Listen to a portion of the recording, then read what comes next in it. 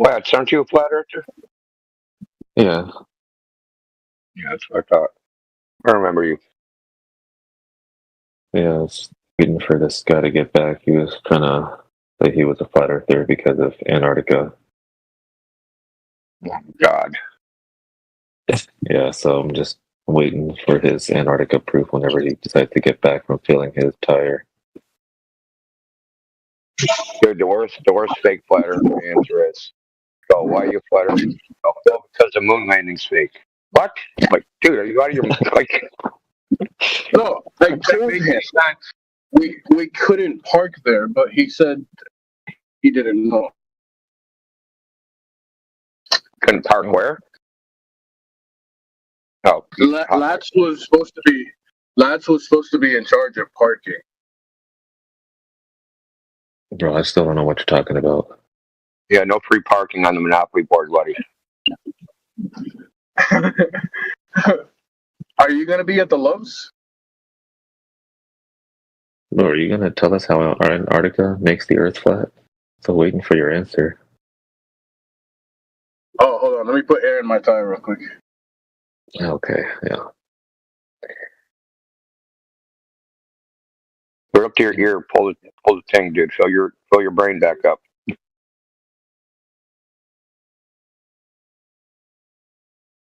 Hey, ChatGPT, why is Antarctica flat Earth? ChatGPT ain't gonna give you any freaking answer. No matter what you ask ChatGPT, no matter how you try to box it in, it gives you like a standard cookie cutter answer to everything. Well, it says under Biden's administration, the Earth has been conducted as a flat Earth. Yeah, okay. With the help of Elon, they have now launched new testimony about the shape of Earth.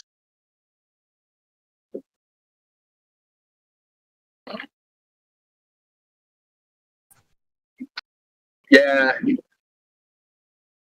Yeah. Earth is definitely Earth-shaped. And flat's not a shape.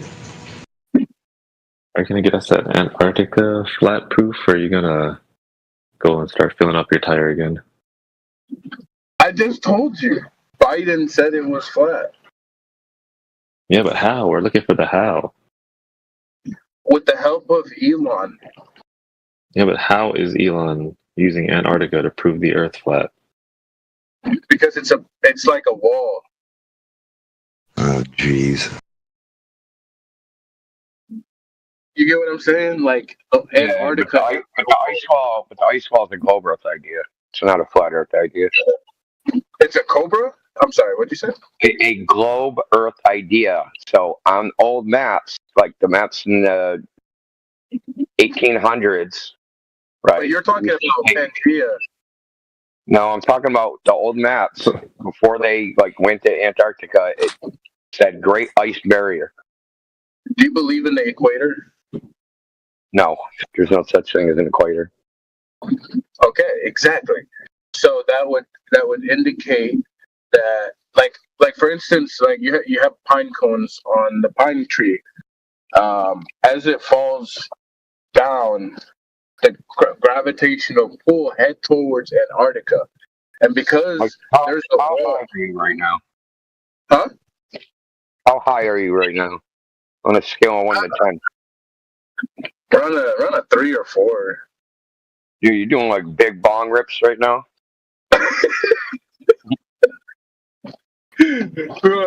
No, I got diamonds. Nothing beats them diamonds. Well, that shit wasn't even invented. Like when I would fucking smoke this shit. Didn't You know even what I'm talking exist. about? Yeah, I know what you're talking about. I've never messed with that. It's not good for your lungs. Yeah. Just get some raw paper or straight glass.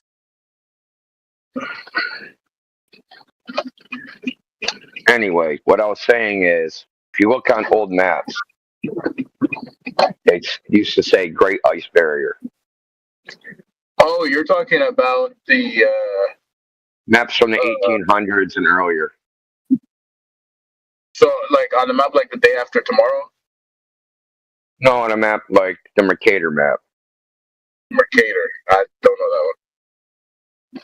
So when you stared at it in school, your entire career in school. If you would have looked at a Mercator map prior to 1900, like 19, probably 10, they would say Great Ice Barrier where Antarctica was. Oh, Or the Great Ice Shelf or something like that. Right. so you're saying Antarctica is like the equator? The equator don't exist. The equator can't exist. Uh, Okay, so the equator should be the place where if you go there on the equinox, right, it should be the shortest day of the year at the equator. Yeah, but that's not the case. Where they say the equator is now, like Quito, Ecuador, or Nairobi, Kenya, if you go there, that's not the shortest day of the year on the equinox. It's actually a month after the equinox and a month before the next equinox. So there's no place that matches what the goal prediction of where the equator would be. There's no place that actually matches that on Earth. yeah, but they discontinued that the equinox. How could they discontinue the equinox? It wasn't selling well, and it was pretty bad actually. And now Nissan's The having some. equinox is right. The first day of spring, first day of fall. No, what? The equinox is the first day of spring and the first day of fall. They discontinued it. They're not selling it anymore. You're on drugs or something. What do you mean? I'm looking it up. I think the last year for equinox was like a 2017. Equinox is an astronomical event, dude. Can't cancel it. What? It was not that good of a car. Maybe an astronom. Maybe like the Land Cruiser was an astronomical. Oh, for I think fuck's this is sake. like a Rich Evans like alt account or something. This is like bad about 1 million. This guy's not even qualified to have this conversation. Rich And Evans. he's not even trying to. Yeah. Can you at least tell us how you know the Earth is a globe? You talking to me? Yeah. How do you know the Earth's a globe? You're obviously not a flat earther, dude, because you're retarded. I just listen. It's flat. It's as flat as a CC. See, the funny thing is, you guys have this bias, this idea, because of kindergarten, they said, well, the people in the past, they thought the Earth was flat and they were stupid. So you have this bias where you think flat earthers are stupid.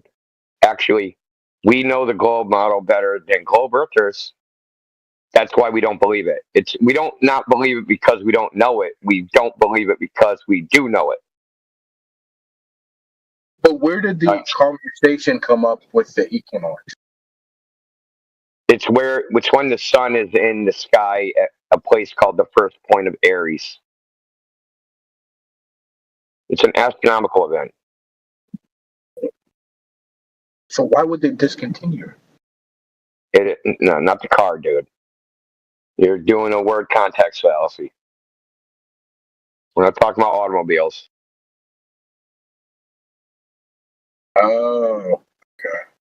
No, I know things are complicated.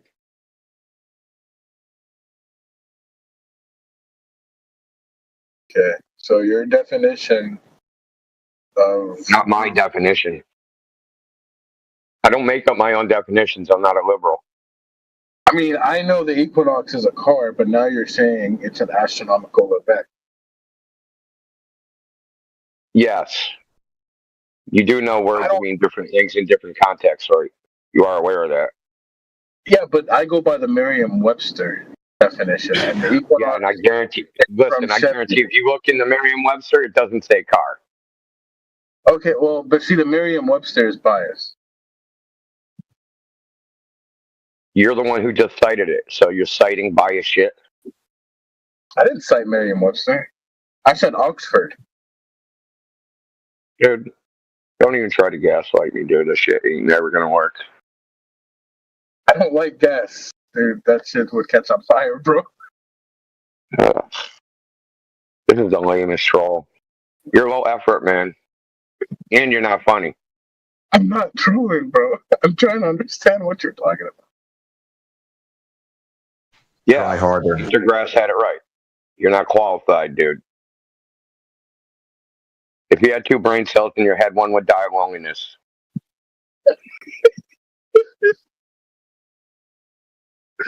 Have any of you guys flown planes? Yes, of you.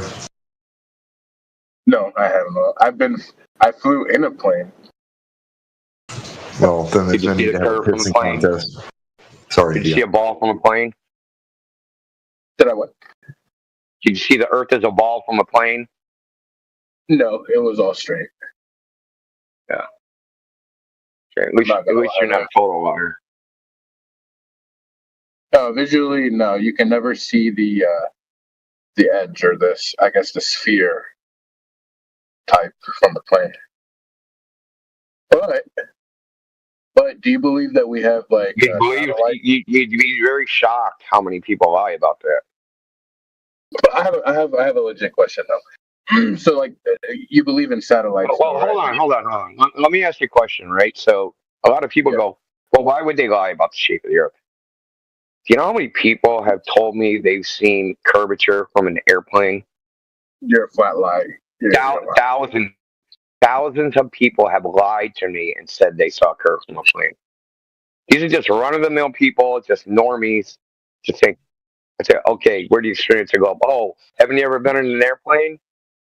Which is an object lie that you can see curve from a plane. Now, why would just normal? Hold on, dude. Listen. Why would just normal, regular people try and lie to say the Earth is a globe, saying they saw a curve from a plane? Just normal people.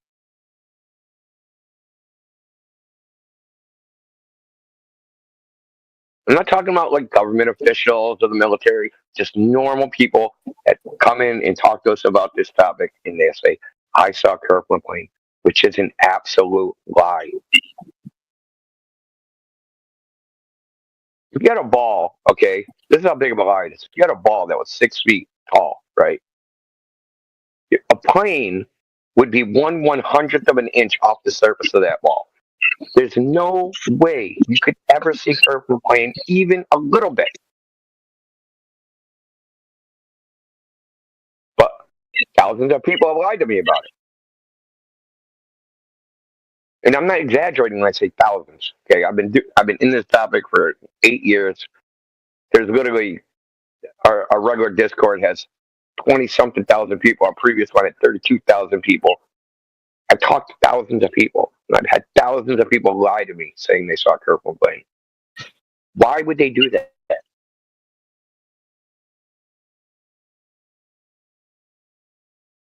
Why would they lie? Horizons. I don't like that you said my trolling is not up to par. Yeah, I know you don't want to deal with that question. Because why would they lie question? That we just have run of the mill people fucking lying to us all the time. They don't know why they're lying. I know why. It's very strange, dude. It's very strange, and I know why. Because the globe is a cult. I know why. The Earth idea is a cult. They're mistaking. And you're in it, and you don't even know it. Listen. They're mistaking their view for views from like what are they called, satellites. So you believe in satellites? If you have a phone, you believe in satellites, right? Why would so I have a? Do you think my phone works by satellite? No, I'm saying, have you ever seen a satellite view of the Earth, or is that like all fake? Well, I don't. Look, I've seen the claim that this is a satellite view of the Earth, but I have no way of verifying that because I have no reference to know if that's true. What is the benefit of hiding that Earth is flat? They're not hiding the Earth is flat, dude. How would they hide that? Exactly. If the Earth is flat, why don't they just tell us? They can't hide it. You can just go outside. Yeah. Yeah, how do you hide the outdoors? Well, you hide it when you're taught that the Earth is spherical, right? No, they're just telling you they're just telling you a different story, right? They're not hiding anything. Your teacher say, "Hey, Earth's a ball," and you're like, "Okay, I believe you."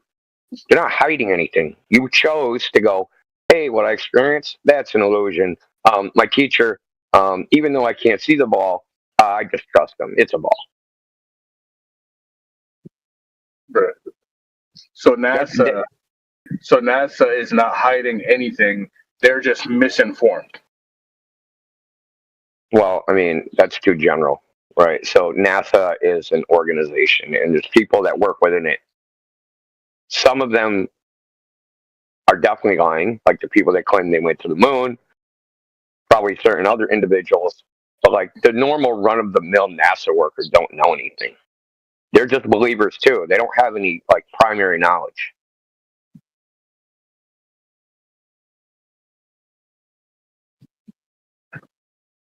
The thing is, who knows? Who would know 100% one way or another? That group of people is very small. Hold on. Is Horizon? You're gonna people explain? work in NASA. That includes all different sorts of people, right? Janitors, cleaners, people working on some freaking widget, animation artists, people that fucking make periodicals that go to schools. So, like, NASA employs lots of people doing a lot of different things. The only people that would know something are the people that claim they went to space. Only 600 people even claim they went to space over a period of 80 years. So it's a very small group of people that would have any knowledge of anything. All right. Has any of them came out and said that Earth is flat? Actually, two. Yeah. A Polish astronaut and what's the nationality of the other one? They would be the biggest troll. I don't know if they're Russian or Czechoslovakian or something. See, the thing is if one person says it and another says that it's not, so one person is lying, right? So at this point, we can't always say that, oh, just because you've been to space, you're correct, right? So one person's lying, one person is telling the truth. One person is trolling, and one person is hiding something. So that's what I'm saying. What is the benefit of hiding that Earth is flat? If I knew that, I'd be them.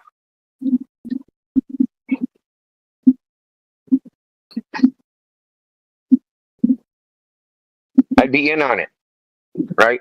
And even the people, even the astronauts that have said, "Yeah, the Earth is flat," they don't know because you have to go like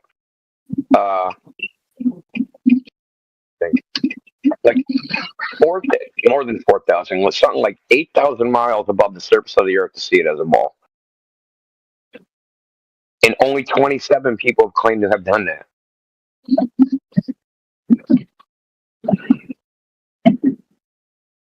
People in the ISS, I hate to break it to you, despite the imagery, if you do the math, that's not high enough to see the Earth as a ball. It's only 250 miles, and the ball is supposed to be 8,000 miles in diameter, right? So they're nowhere near high enough. And astronauts have been interviewed and said, "Yeah, the Earth looks flat from up there." But that's not what they show in their video, right? What they show in their video is not what they see with their eyeballs, according to them.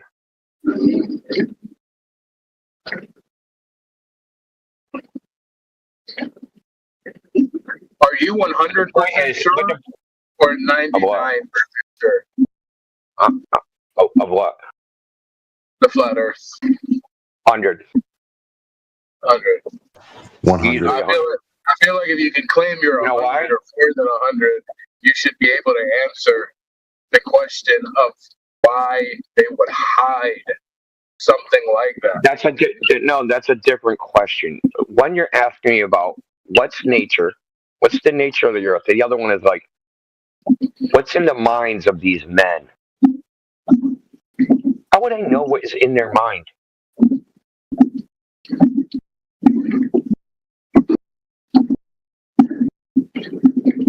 And even if I did, right? Even if like all these people that you think need to be lying, right? Let's say they all went down to the notary public and they signed confessions under the penalty of the perjury.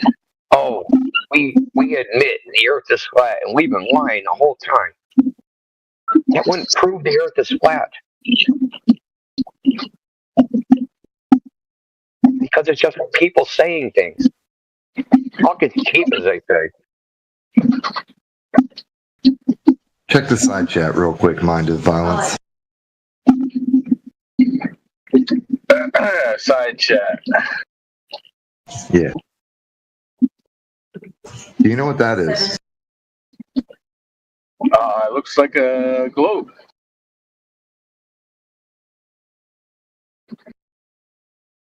That's the Globus Cruciger.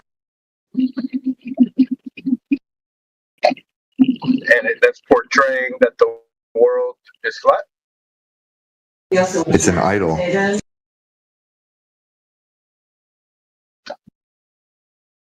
Okay. It's an idol that many people worship. What's the point?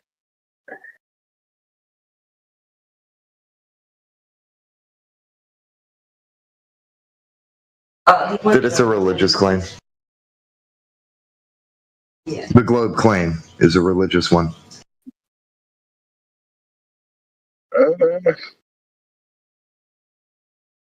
Can you? I don't even know if you can tie flat Earth to religion. Oh, flat Earth has nothing to do with religion, but the globe does.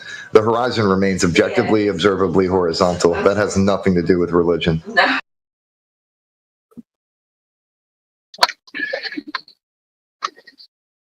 Meanwhile, the globe comes from the cult of Pythagoras, and every king worth its salt has one of those Globus Crucigers. Very trendy. So, I mean, Robot in there, man.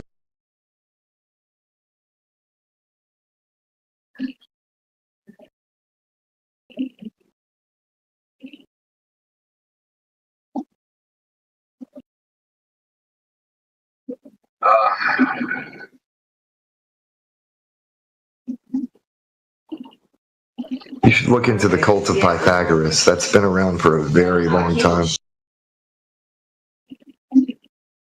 Look, I'm looking at something that you're showing me right now. It looks like a globe and it looks like it's spherical. I'm having a hard time understanding your point. This is an idol of worship. It's I know, a but we're cult. talking about a bird that's flat. Yeah, and you need to understand that the globe is the claim. The horizontal horizon is the observation, and the globe is the claim.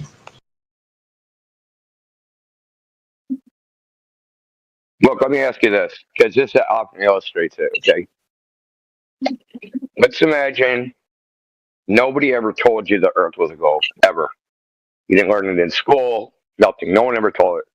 Would you have come up with the idea yourself? No.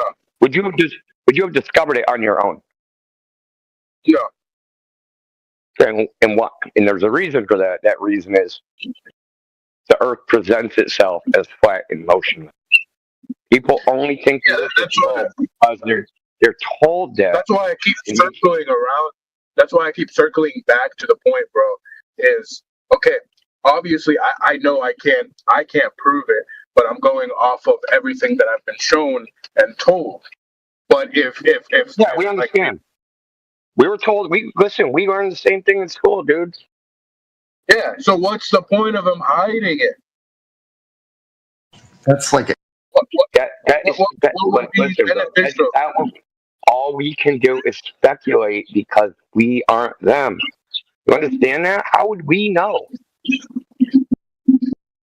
And you can't formulate an opinion.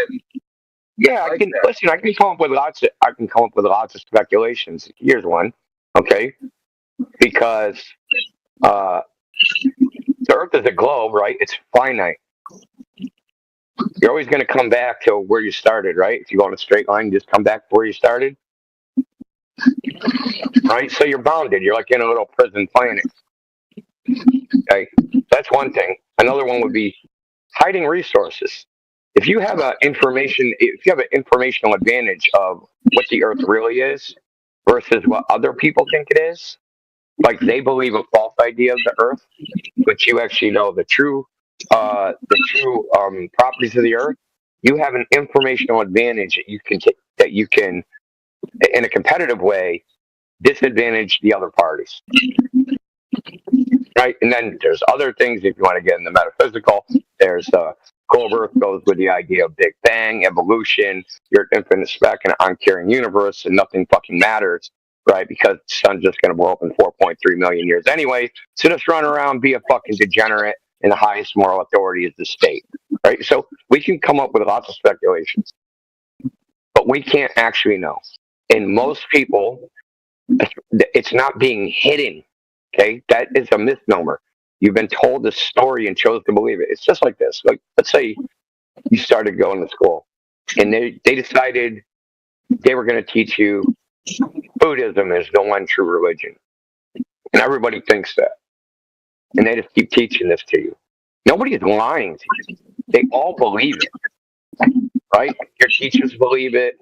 Where they learned it, the people they learned it from believe it, but none of them actually know anything. Because they came to the idea the same way you did. Someone told them, and they chose to believe the person that told them. No evidence to support it, right? There's a few things. You already admitted that you don't have the evidence. That you don't. You already admitted that. If nobody told you, you would never come to the conclusion yourself. That means you don't have evidence for it, right? For instance, if I look at something else.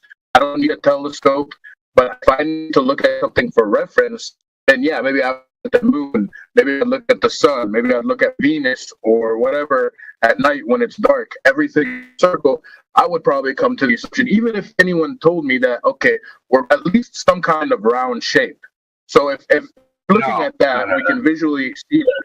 Okay. So why would you think the Earth is like those things? I don't see anything that's different. Why would you like a fucking no? Why would you think that the sun, moon, stars, and where you live is the same thing? I don't see anything that looks different. You don't see it. What are you talking about? Everything in the sky looks different than the Earth. There's not a single fucking thing you can look at. We're talking about. Hold on, dude. Hold on. Why are you interrupting? Listen, there's not a single thing you can look at on Earth and look into a telescope and shit in the sky and go, that looks just like fucking Earth. Not a single thing. We're talking about shapes. You broke up a little bit. They're all circles. They're all. Yeah, but you don't see Earth. But you don't see Earth as a circle. So no, that don't work. Yeah, you're right. You're right. But if I saw something else like different shapes, we're talking about in a world that nobody told me anything about the circle or the shape of Earth. If I was to look without any telescopes and look at everything in the sky, it is all spherical. Yeah. I wouldn't say, oh, we definitely are the sun, but we're probably the same shape. Now, if I started to see other shapes like rectangles and whatnot, then okay, maybe we're something else. But to me, okay. So you've adopted a presupposition, a worldview that you don't even realize you have it. It's called the Copernican principle, and that principle states that Earth is not unique. It's just like everything else. But what is the basis for that? Why would you think Earth is not unique when you look at Earth and you compare it to anything else you see, it's completely different?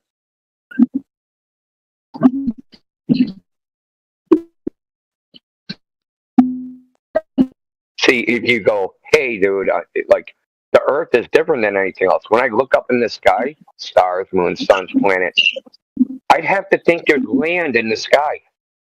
You think there's land in the sky that you can go through and walk on? Okay, so let's say I believe. Isn't that a little absurd? Is the But don't you think it's a little absurd to think there's land in the sky, bro? do flat earthers believe that Earth is a circle that's flat, or just like a Nickelodeon logo No, washed down into a flat? it's not a shape, dude. It's not a shape. So it's a Nickelodeon logo, just Yeah, flat. No, listen. If I ask you what's the shape of a rock, what are you going to tell me? It's circular. Not all rocks are circular, dude. Right. You're right. But I'm trying to come or know where you're at, you know? So, okay, so Earth is not a perfectly circular flat plane. I got it. Okay. No, it's a topographically flat plane, right? So we have mountains, hills, valleys, and we have the ocean. Most of the surface of the Earth is covered in ocean, and water lies flat and level, right? You have to believe that at some point, that you can't perceive the water starts curving. Hey guys, gang, if I'm really bad at arguing, you should come up here and argue with me. No, this isn't like we're having a discussion. This isn't an argument, dude. Okay, right? This is just a discussion. You don't know anything to even debate this topic. I'm just giving you our point of view, right? If you actually, if you restart from first principles, like, hey, dude, I'm gonna start from first principles and rebuild this globe idea. Okay, so where do we start? We start with, okay, what do I observe the Earth to be? I observe it to be a topographical. I doesn't feel like it's moving.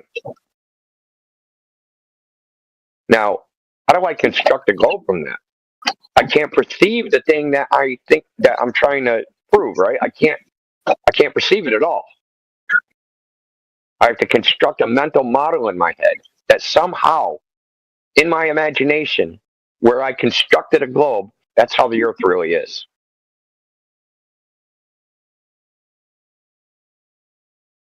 That's why H.L.S. was telling you. It's a religion.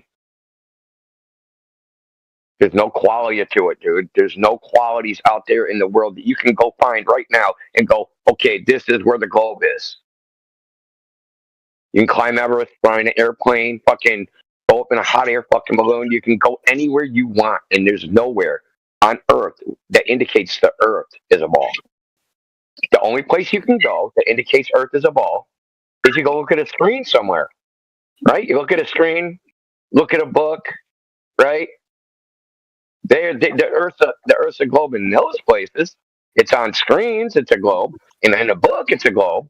But out there in nature, it's not.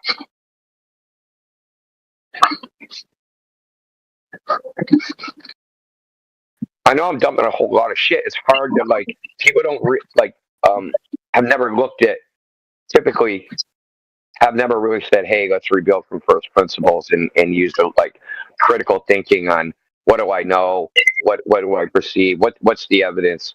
They've never thought about it that way. They've just accepted the narrative that they were told. Kindergarten, you go into school, they go, hey, what's that in the corner of the classroom? You live on a fucking ball. And everybody's like, okay, teacher, whatever you say. Okay. Do you mind giving me some supporting? Do you mind if you can give me some supporting evidence? Like, okay, these are some of the reasons why. I already did. What's this? Well, I already did, dude. That the most of the surface of the Earth is ocean and water lies flat. You know this from experience. Right? Wait, you're telling me water? Water lies flat. Yeah, water is in the ocean. Oceans of the Earth, the lakes of the Earth. It would fall off if it wasn't for it being flat. Where? All to where? I'm trying to understand where water and flat are. Because is the surface of water flat? Surface of large bodies of still water, are they flat? Or are they curved? It's flat. Yeah, it's flat. Okay.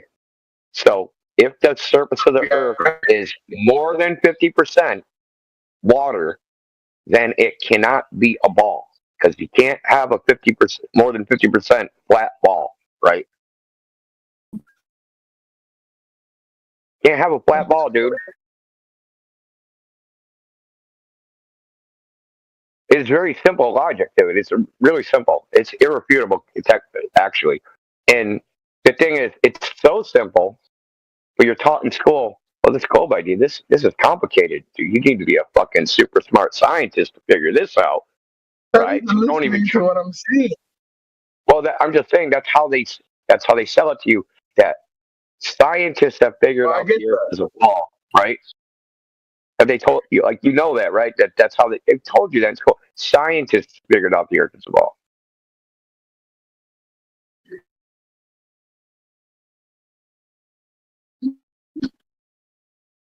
And that you, as a layman, can't figure it out. But you can figure it out, dude. You can just go out and do your own test. The globe makes very quantifiable predictions that you can test to see if those predictions exist in fucking nature, and they don't. I'll give you an example. If you're standing at the beach, like, how far do you think the horizon is supposed to be away from you? Because the horizon is supposed to be the edge of this alleged ball, right? How far do you think it should be away at the beach, where the Earth starts curving, the water starts curving? Just give me a guess. Just based on your experience of you going to the ocean or a lake. Hey, thanks for calling. You can talk. Just say your name and what you're calling about.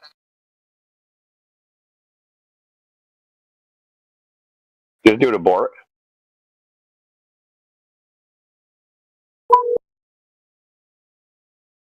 He's calling the global hotline.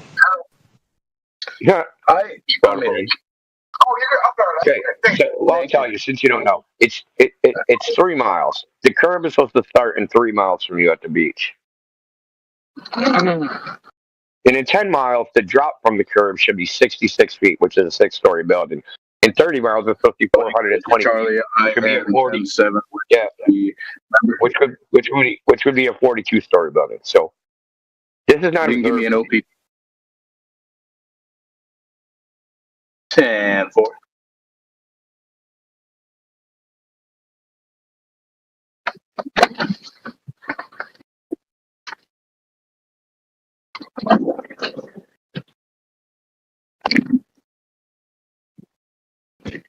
You still paying attention, buddy, dude? Or are you spiraling into cognitive dissonance?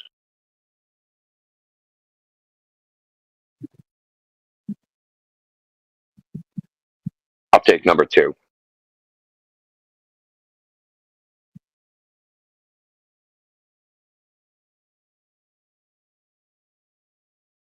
But isn't it easier just to believe what you see on TV?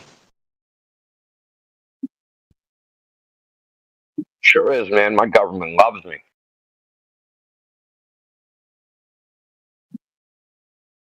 I believe what I see on TV. My government loves me, and they only do things which are in the best interest of me and everyone else. Exactly. And they're completely transparent. Completely. They always do their duty. They never lie. I can trust them completely.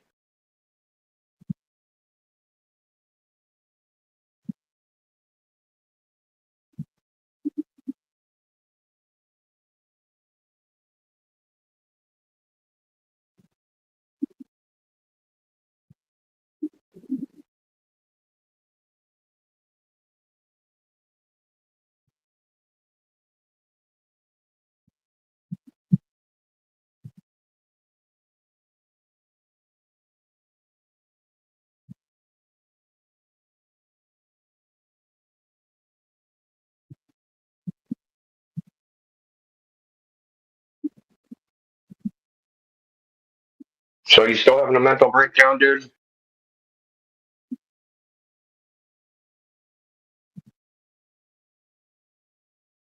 I don't know what's worse. Like, people that, like, spiral on arrival and go mental, or these dudes that, like, they're reasonable at first, and then they just get like a brain cramp, dude, and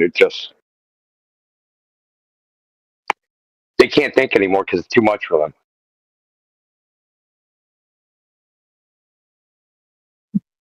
Yeah, I think when he admitted that the water's flat, that's when it started.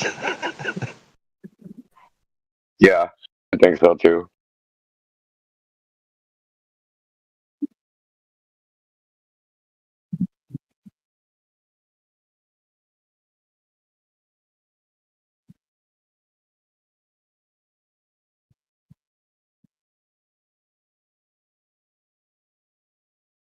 Decap, you ever find Kurt, dude? You find your arch nemesis? How are you doing this fine morning, my fellow globetards? Yeah, did you find your arch nemesis? I did not, but I have someone else here who has some questions. Can he ask you some questions? We're here for. All right, there we go. So yeah, you have any questions? There's an army of them in here. No, this ain't nothing. This is a little group. Well, maybe I'll unmute when I have more questions. Cool. I'm multitasking, so whenever you're ready. I love that Globetard has penetrated the zeitgeist.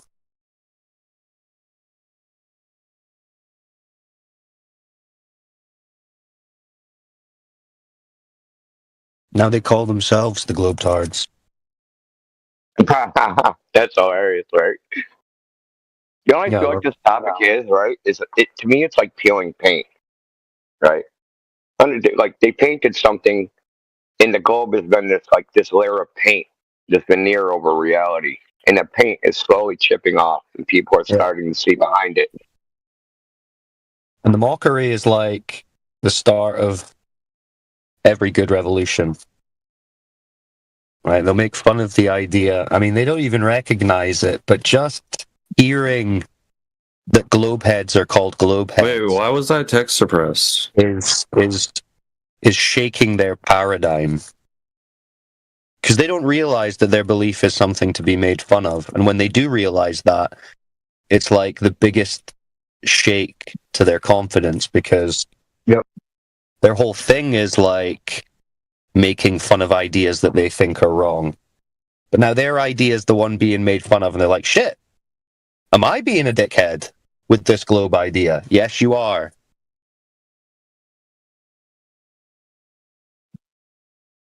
And I'm glad you're realizing it. Very funny. Like they come in, oh, hey guys, I guess you could say I'm a globetard. Yeah, we could, globetard.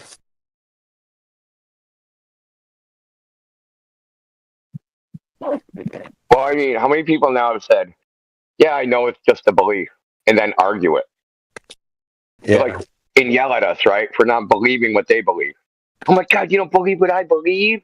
That's dangerous. Do you guys just want to circle jerk, or what's going on? Well, we're waiting for one of you guys to ask a salient question or present some I asked why I was text suppressed. I text suppressed you because you were chat skanking. You keep on insisting that votes disappear over curvature, but you don't even know what the Rayleigh criterion is. You're not even qualified to have this conversation, TY. Yeah, and we're not interested in you coming out asking, I asked if I was text suppressed. No one fucking cares about you asking a question about you being text suppressed. You got something to contribute to the actual topic of discussion? Yeah, why are you saying ships go over the horizon? Have you ever seen that? I've never seen that. You've never seen that? Yeah. Do you mean they sink No, I've into never the seen horizon? that, and I'm by the ocean, dude. Like, for real. I've never seen it. Interesting. Yeah, interesting. I got photographs of a ship 30 miles away from me. And the horizon's supposed to start at 6 miles, so, how'd that work? Light refraction. Oh. So it's almost like the horizon's not the physical edge of a ball that ships can go behind. You're talking about sinking refraction, where objects can appear to sink into an optical phenomena we call the horizon.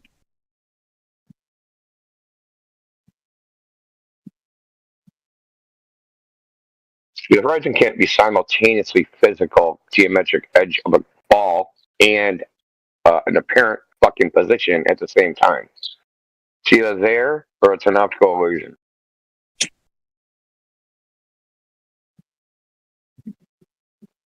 Come on, bro, be real with us. Did you really think Wait, what's the large bodies of contradiction in water that? were curving around a ball? You don't know the difference between apparent and actual? No, there is a physical horizon, but there's also light refraction as well. Like it's How would you know the difference between a physical horizon and an apparent one? What would tell you the difference? well, it's there's two facets of the same, like they're two characteristics of the same phenomenon. Yeah, so I asked you, I saw a boat 30 miles away, and you were like, well, that's refraction. Well, how do you know that? How do you know that the physical horizon isn't 30 miles away?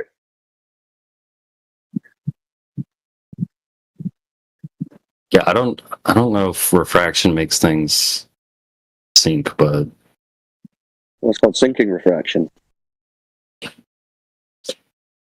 No one brought up refraction, okay? The claim is, well, I did. over the horizon, that's the physical edge of a ball. How do you know that? How do you know that that isn't caused by refraction? And that when I see the horizon 30 miles away, that's the actual geometric horizon. And that the closer horizon's refracted and the further horizon's the actual fucking horizon, the actual edge. How do you know? Can you tell from looking?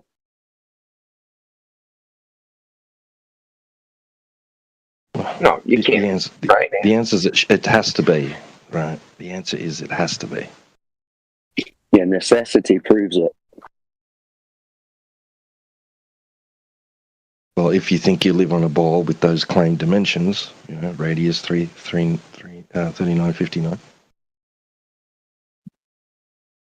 So, TM, do you know we have small scale experiments on known flat surfaces that show things appearing to disappear bottom up behind the horizon, right? Where there should be no horizon at all. Yeah, I was watching that video when you guys text suppressed me. Which one was so it? oppressed, bro. You're an oppressed minority. That's press. You should write your I'm a oppressed majority since most people Not know the that earth is isn't the one round. I'm talking about. That isn't the one I'm referring to. I'm referring to ones that were done on a lake that's 1,000 feet long, right? So the globe model, like so from a 2-inch camera height, the horizon should be 2,600 feet away. So on a lake that's 1,000 feet long, there should be no horizon whatsoever. You should be able to see, according to the globe, all the way to the other side, the shoreline. But there's multiple experiments that show little RC boats disappearing bottom up, cut off by a horizon that shouldn't even exist. So now the horizon is 2.5 times too fucking close. Too close for the globe, at least.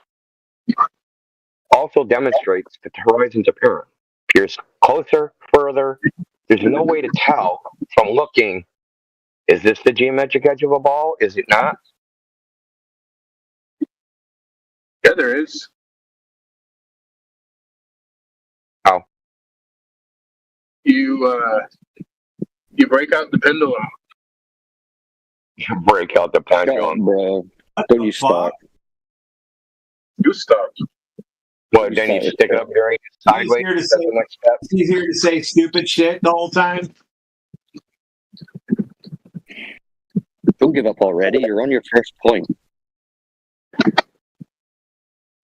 Who, me?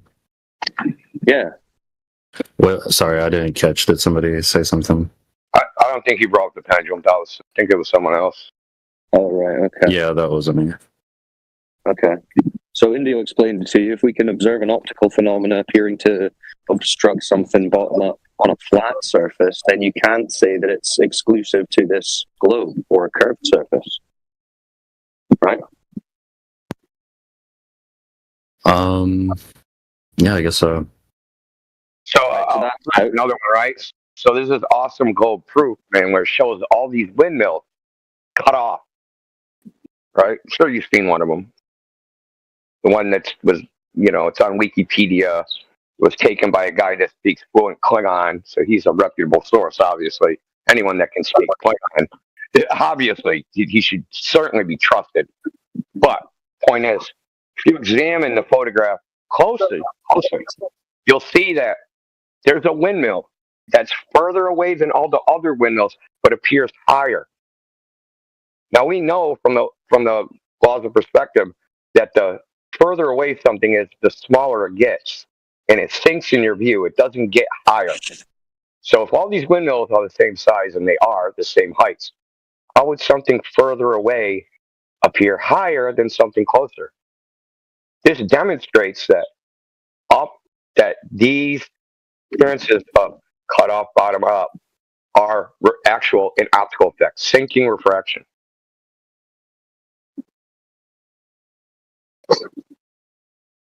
Okay, so Which is I think you documented can in speak the to that. literature, it's not like we're making it up, dude. It's well documented. Yeah, no, I see what you're saying. I'm trying to think if there's any other way for me to argue this, or if I need a different argument. 10 years. Oh, ships over the horizon is Finished. just like a dead issue at this point. There's no.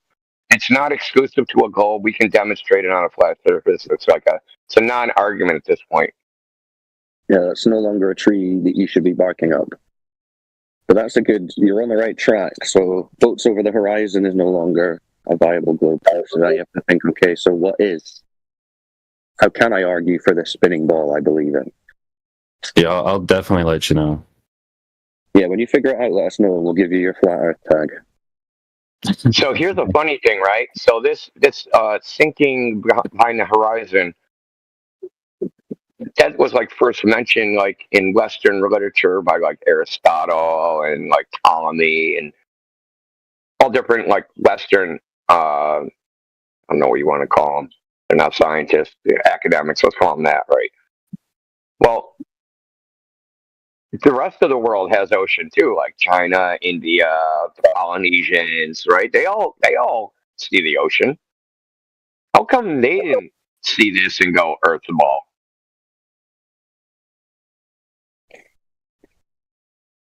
Did like ships only sink on the horizon in the Atlantic Ocean and the Mediterranean? Like it's not a thing in the South China Sea or something? I'm pretty sure this was still debated back then, too. Yeah, I wouldn't doubt it. They didn't know anything about like perspective or anything like that. They didn't have any idea about. I mean, if you look at old art, right, how they would draw everybody almost like childlike, right? Everybody's the same size. There's no like. They didn't have any idea about perspective. They didn't know that light arrives at the eye. They thought like your eye shot fucking light out, and then like somehow it sensed the object in the distance, like touch. Like they thought a lot of like weird things. So when they thought about, hey, how does this happen? They thought about it like almost like orthographically, and like that's not how we see. We don't see orthographically. We don't have a side view of our own head. An illustration of this would be like railroad tracks. If I drew railroad tracks orthographically, there'd be two parallel lines that never converge and they go on forever and ever. But that's not how we see railroad tracks. How we see railroad tracks, they converge in the distance.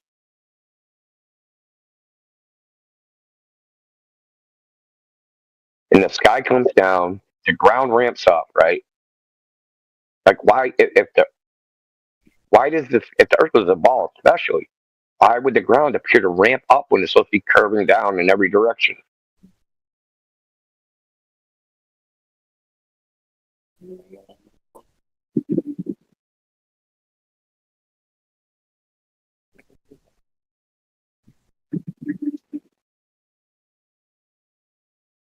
Anyway, the point of all that is like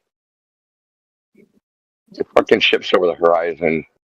You know, I know they taught that garbage in school for fucking centuries. And it sounds good, but upon further analysis, it's just nonsense.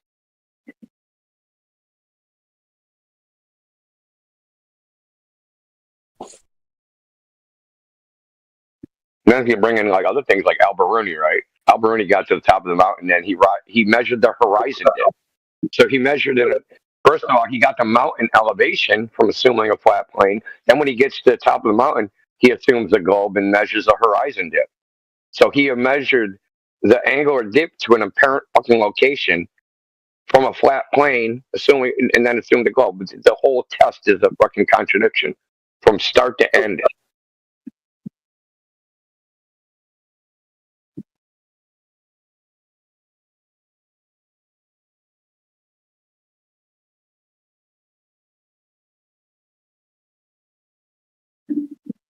Anyway, if you have any other questions, I mean, we could just like, I don't know, we can dispense with it. Like, we've heard all these before, so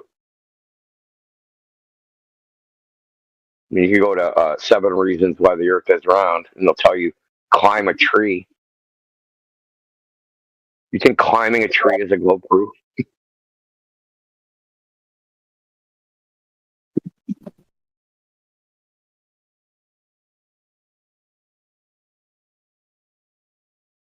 If climbing a tree was a globe proof, and evolution is true, and we fucking lived in trees as, fucking primate fucking humans, how come it took all the way to fucking, Eratosthenes to figure out what's a globe? No one climbed a tree before him?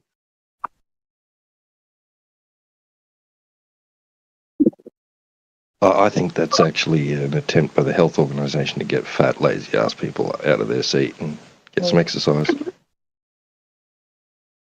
Yeah, get them up there breaking tree branches.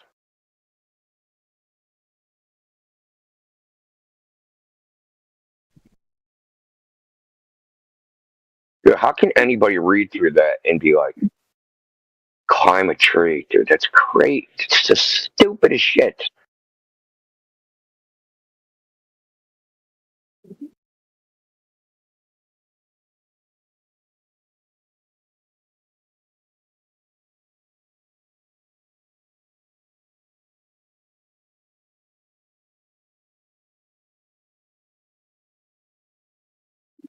Anything else besides ships over the horizon? Want to talk about Eratosthenes no, for not the at all. 9,000th time?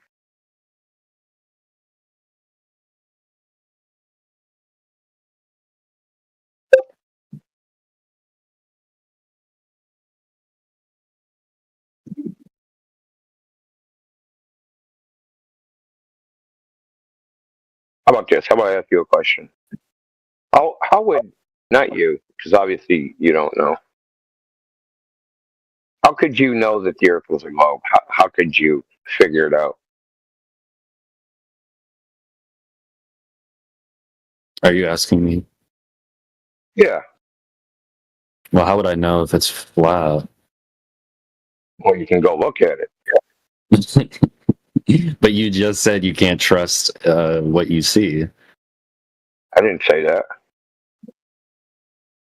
You said horizon's a feature, right? Horizon's a particular feature that it's apparent. But the Earth looks flat. There's no doubt about that. Irrespective of what I'm not talking about the left or right horizon. I'm just talking about if you go to the ocean, you look at the surface of the ocean. Other than the waves, it looks flat. If you go to the Bolivian salt flats, right? They fill up with like 3 or 4 inches of water, and they form like a purple mirror. It has zero distortion. Zero distortion, right? So if it was a curved surface, it would be like a funhouse mirror, right? It would be a distorted reflection, but nobody sees that. And the argument that the scale of the Earth is so large, you can even fucking punch this into ChatGPT or any one of the other AIs and say, hey, would I see the distortion if the Earth was a ball of 3,959 mile radius? Would I see distortion? And at what distance would I see it at? It tells you 0.7 miles. Okay, so you'd start seeing distortion at 0.7 miles, and it would get worse and worse and worse. The reflection would be more and more distorted as it extended to the horizon. So we observe it as flat. We experience it as motionless. We don't have that's why I asked you, like, who would know the Earth is a globe, like from experience, primary knowledge, or how could you? You said a lot. Well, yeah. Like, how could you know the Earth is a globe? Well, you say it's observably flat, but my whole point at first was that it appears that things are going over a curve, and you said, well, it might appear that way, but that's not necessarily true. And I conceded to that, but that doesn't prove that it's flat either.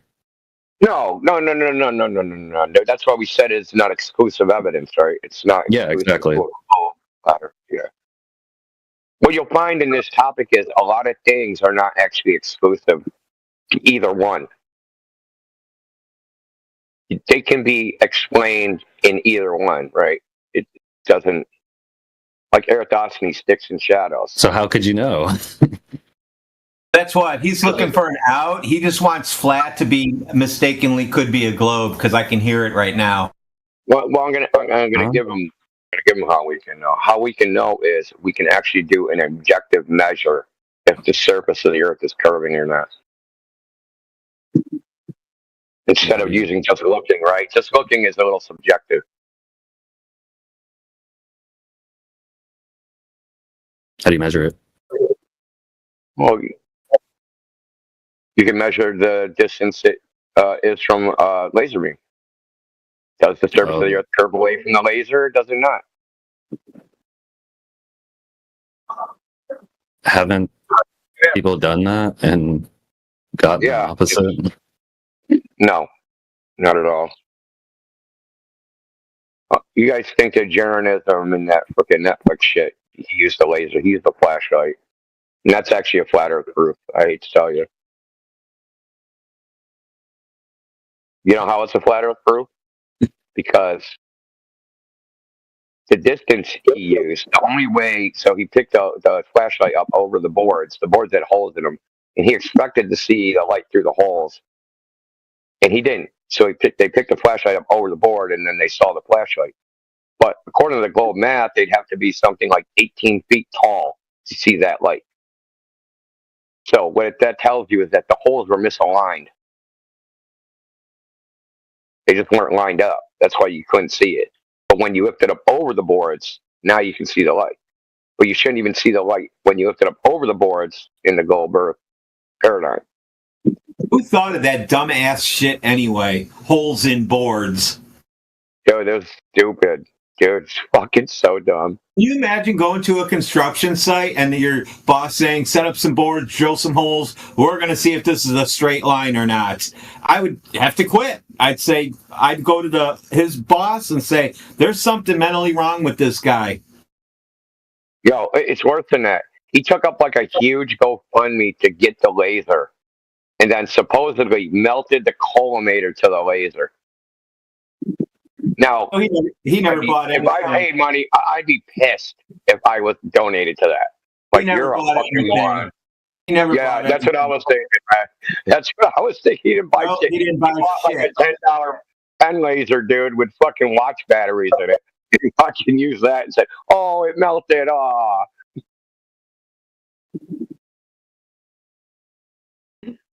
Good, I'm with you on that one, man. He didn't buy anything.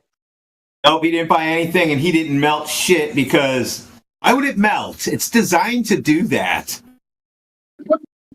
Well, the collimator focuses the light, so it gets super hot, and you're only supposed to leave it on for like, I don't think they get that hot. Well, I remember he said, because after the debacle, he did like a live stream with Bob, and he said that, this is where he went over it. Like, yeah, we didn't use the laser, we used the flashlight because the collimator melted. He said, I left it on too long.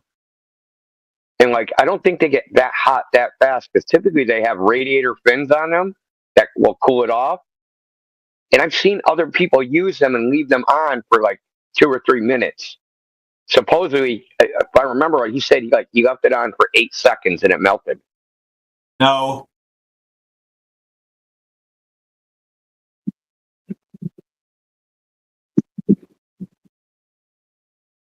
Yeah, there was no laser. These guys are so desperate for money, it's pathetic. He probably went on eBay and bought one that's already broken as is. I could buy a broken laser for $2 off of fucking eBay and act like, oh, I broke the laser.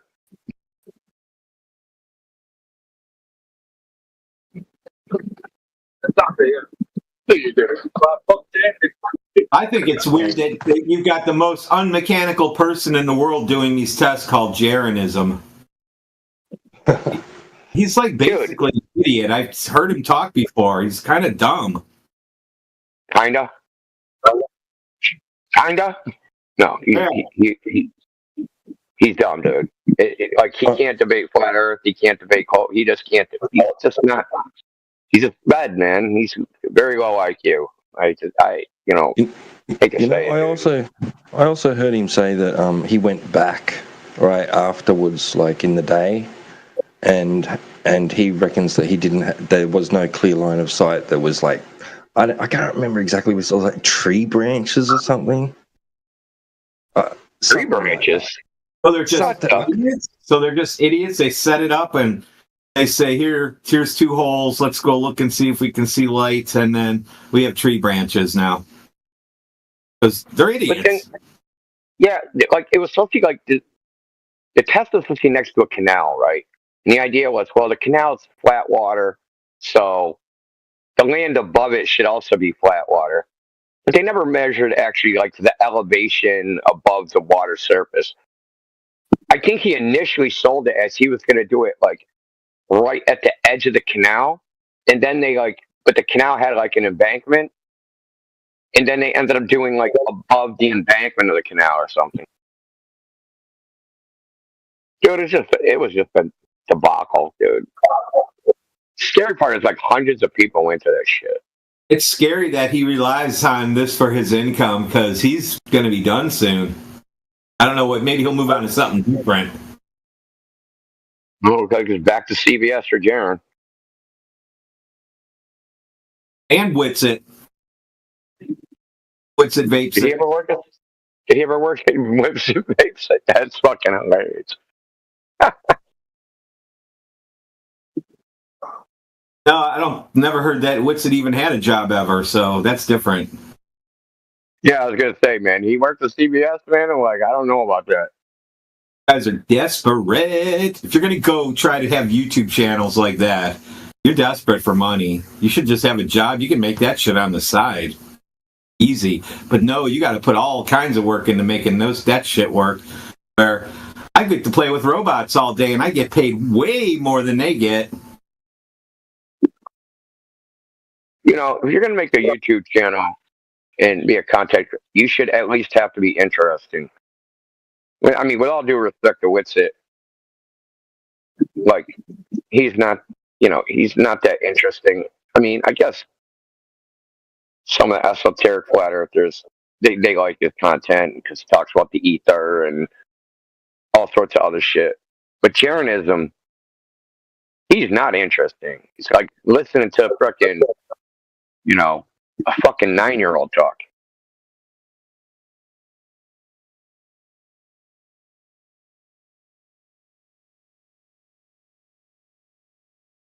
I mean, I think they forget it's like the entertainment part. It's supposed to be entertaining to some degree.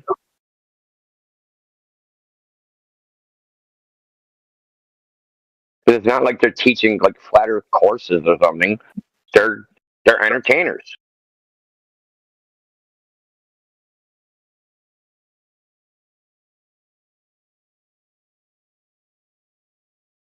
Dude, I'm staring at this wooden gate, dude, that I'm fixing. And it's fucking twisted, dude, and I cannot figure out how to untwist it without taking the whole goddamn thing apart. Fuck. I've been staring at it for like an hour while talking. What are you taking apart? I was reading one of the text messages. It's a wooden gate, dude. It's just like the door to a gate.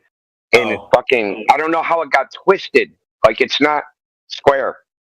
So I don't know how to put it. And yeah, so like there's fence side on one, fence side on another. It's a gate, right? So it's not, the bottom is like kicked out because the whole fucking gate is twisted.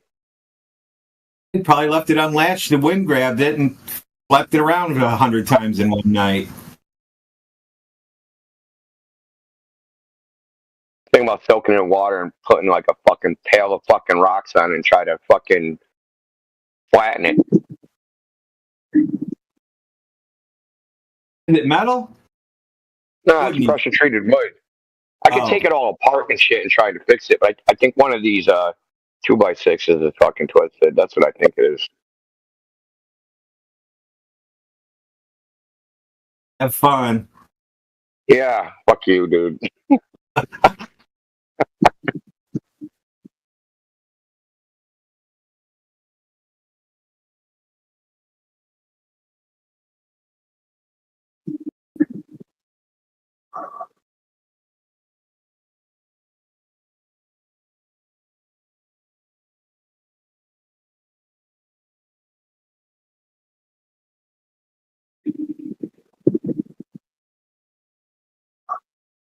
Well, would it be easier just to make everything else twisted with it?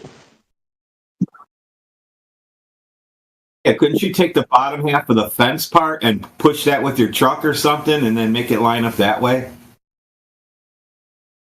Well, nah.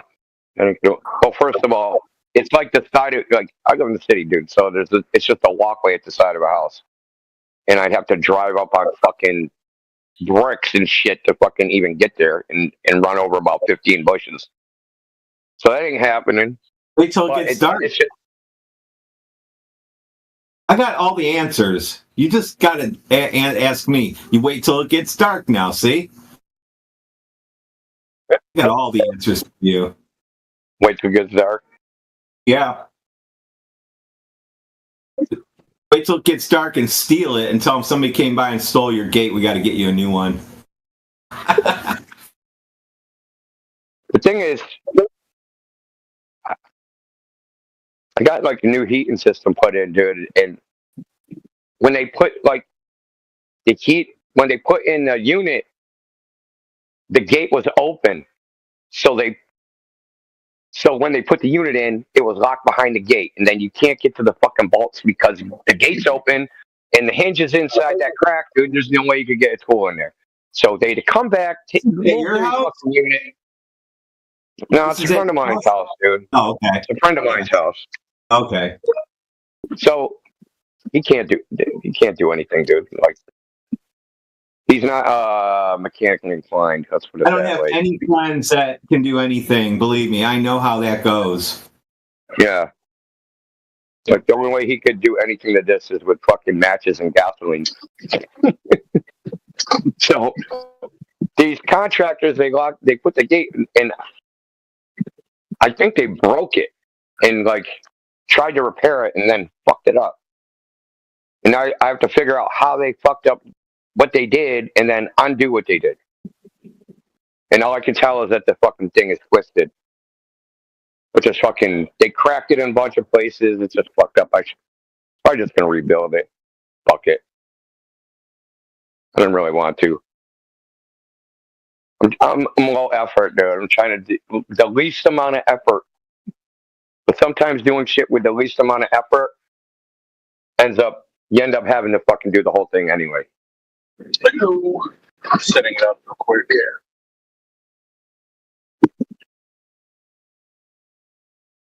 That's why I'm avoiding this one phone call I keep getting, because she's going to want her gate fixed again. It's a gate thing.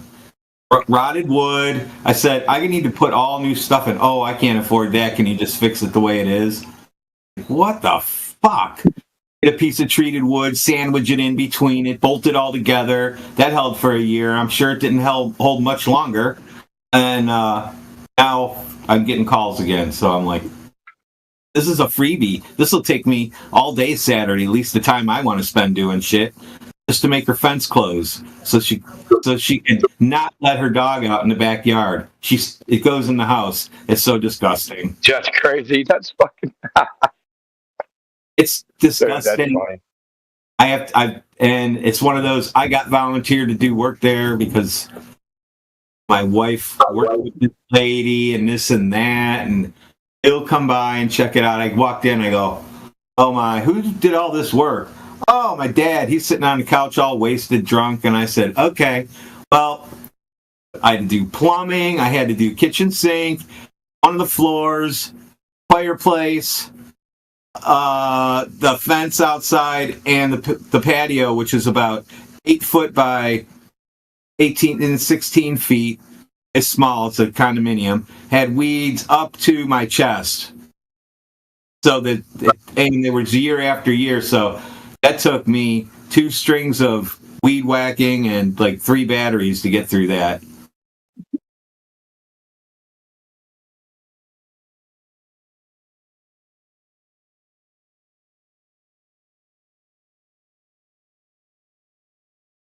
You don't matter. Give up. think I figured out what the fuck's wrong with it. How did it? It boggles my mind sometimes how people fuck shit up like this.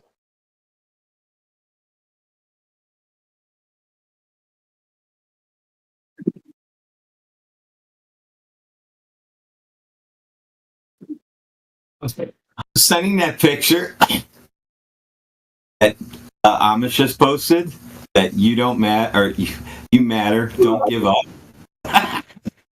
Posting it into one of my engineering chats in my Teams groups here and see what the hell happens.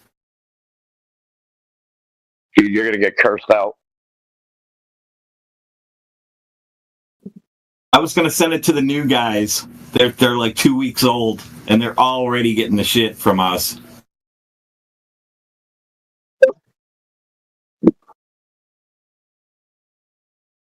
Hello? He finally made it.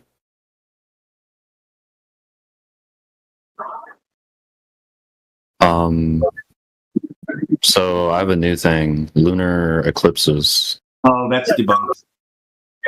Well, let's go through, or if anybody wants to go through it, I guess. Oh, sure. Lunar eclipse. That's great. You'll love this one. You're absolutely going to love this.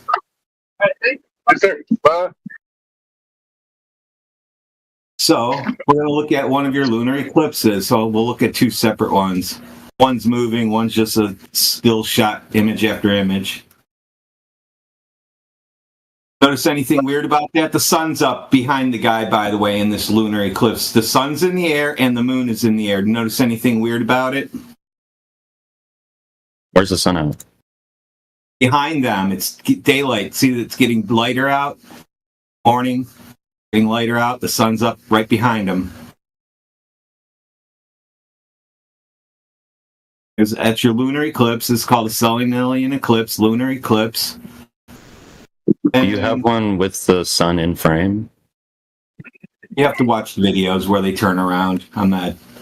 We didn't cut that. We just cut the good shit. I feel like that's important. No, your feelings are like.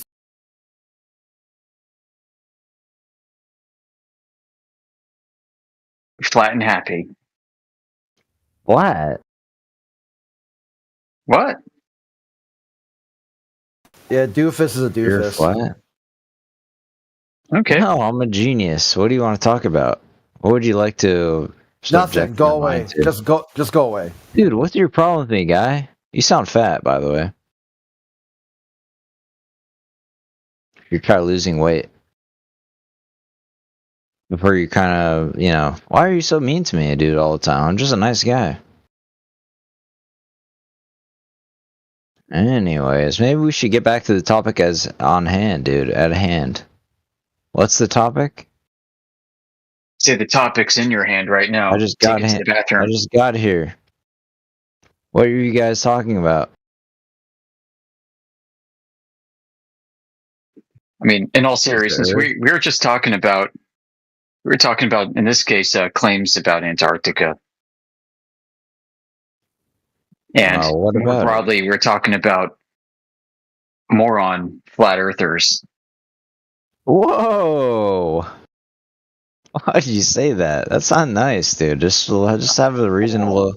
Let's just I have a know. healthy, normal debate. Well, the kinds we're talking about, I think, are incapable of having a healthy debate, to be honest. Well, welcome, big man, to the fucking mystery. I mean, to the show, idiot. Yeah, we were just praising Professor Dave Explains in MC Tune for dismantling these weak arguments from these people representing themselves as flat earthers, even though they're not. Why are you so mean? You're hurting my feelings. I'm sorry if you're one of those people. I mean, Oh, dude, what is your problem, guy? I'm just messing with you, man. Good morning. Dude, have you ever seen a pyramid, idiot? Dude, you've never even seen a pyramid, stupid. You don't even know how round the earth. I mean, I've been out there. The earth is flat, dude. Everybody knows it. Nuh-uh. Well, yes, huh? Well, there Ask you go. your mom. God. Ask your mom Dude, right now. Does your mom know? Dude, Listen, over, ask your dude. mother. Go call your mom, put her on Discord, and ask her if she thinks it is. What? Yeah, you said everybody No, knows it's it is. Go Mother's ask your Day. mom. To bother her with this fucking nonsense. Dude, my mom's not from ancient pyramids times, dude. What's your problem? No. Why would you say that? You said everyone knows Earth is flat. Go call your mom, put her on right now. Dude, and my let's talk mom to her. is a young lady. Okay, she's not an old lady from pyramid times. Okay, what's your problem with me, dude? You got something Okay, you wanna say well, to me? I don't have a problem. Well, I hope you don't. Otherwise, you're gonna have to pay for that problem with your blood. Oh yeah, how's that And gonna I'm work? gonna bury you in your pyramid, my secret pyramid chamber, idiot. What's that look On like? the flat Earth, on the Earth which is flat, stupid. What does your Earth pyramid is chamber look flat. like? Do you Everybody have knows like Earth is pictures flat. of Claudia Schiffer and What? Cindy Nobody's Crawford heard of and that. Is pyramid that some chamber? old lady? Is that your ex-girlfriend? Don't ever I wish. say names to me that are. I wish she was, man.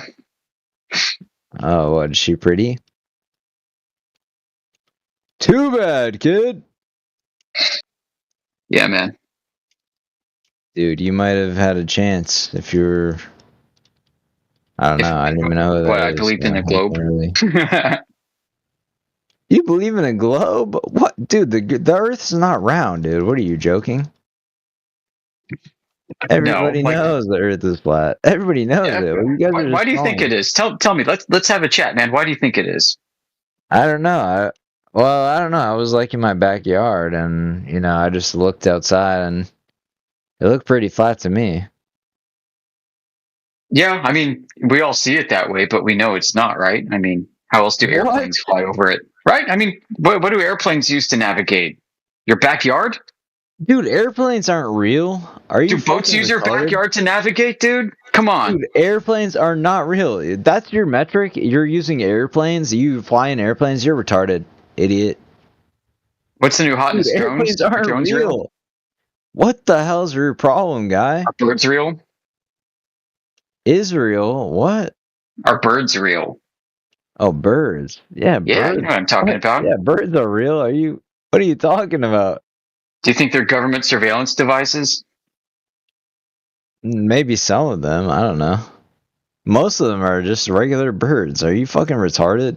Yeah, but what about the ones that aren't? Do they just like follow you around sometimes, looking sus? Not me. I'm just a regular guy. Why would they follow me around? Maybe it's mistaken identity. You never know. Well, who would they be mistaking me for?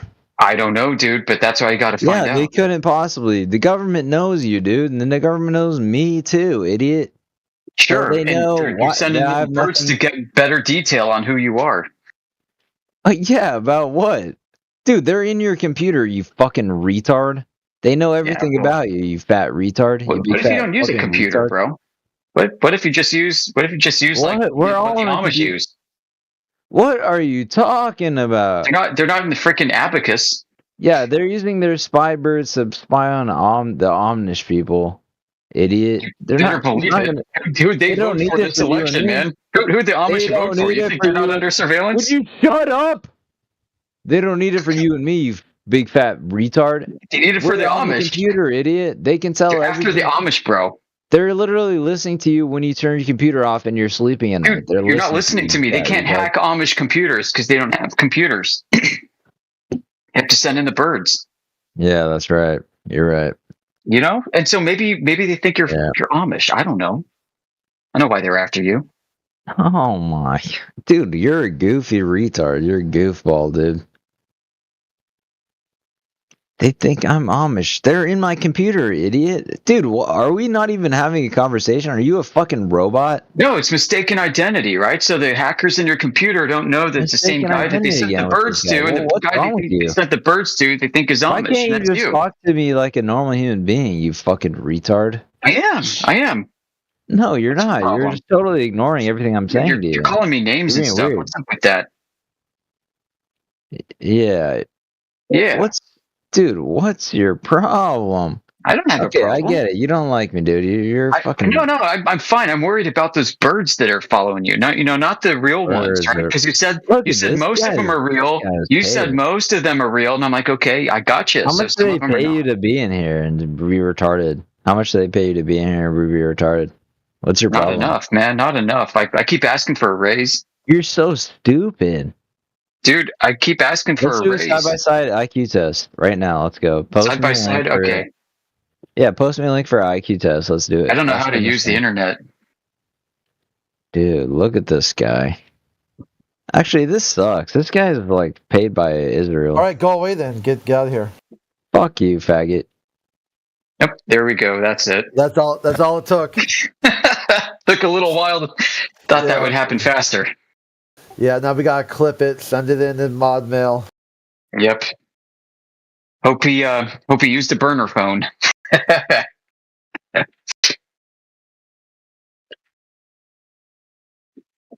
Jeez Louise. That guy was loaded. I don't know about you guys, but it's like 9 o'clock in the morning where I live. That guy's already like 3 sheets to the wind. What is going on? Extreme levels of triggering. Extreme triggering.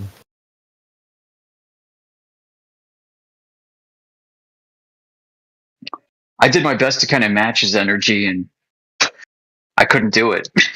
I couldn't stoop that low. Oh, gosh.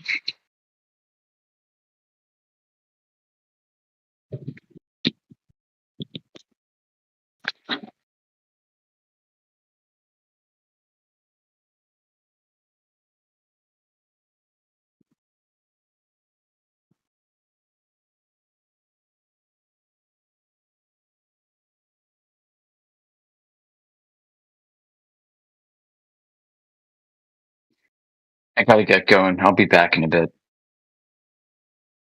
Take care. All right. Catch you.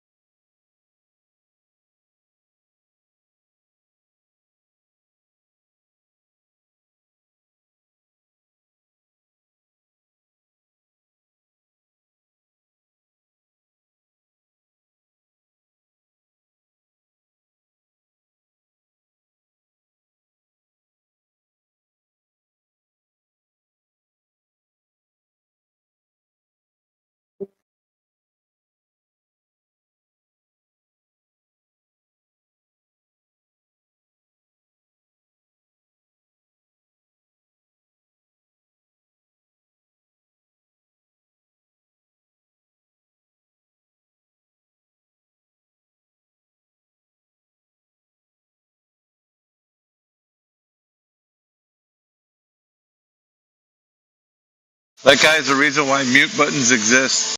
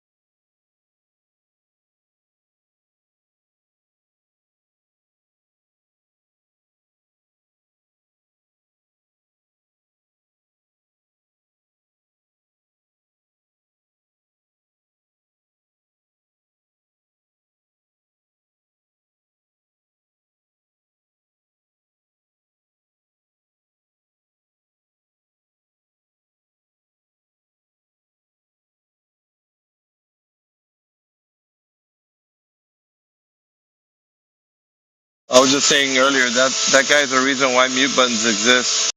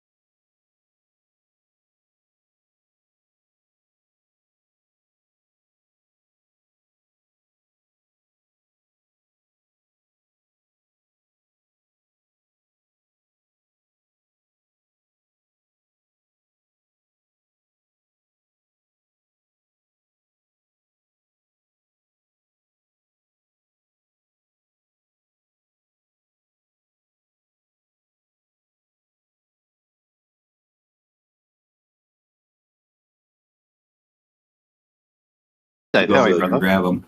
I'm good. I'm currently Yeah, there's still around I'm back. 85% of the What's it selling alien eclipse? Yeah, Sorry? yeah, Go I'll ahead. get the video. Yeah, I'll get I the was going to say about 85. Oh, okay. I'm back. Go ahead. Who cares? Yeah, most people believe in I the do. globe still. I think about 85 to 90% of Did we everyone. miss you? I just put a battery in this fucking car. It's Wow, you know what? You should probably get an engineering degree for something like that. Fuck you. Thank you. You should probably go hump a rabbit. I've got Ewans and Moxas to deal with. There's your eclipse. He posted it for you. This guy will show you. I think he turns his camera around, or you're talking. I don't remember. I've only seen it once. You only have to see this one time to say, "Yep, there's no globes in space." This debunks globes right here. This debunks globes in space. I'm glad you called that one, because this is a bad one for you.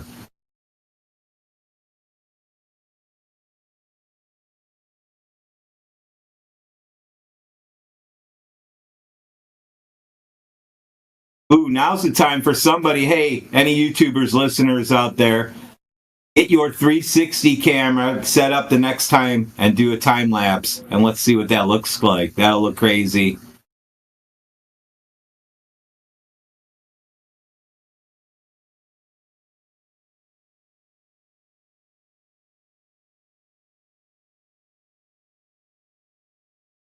Welcome. Got mail.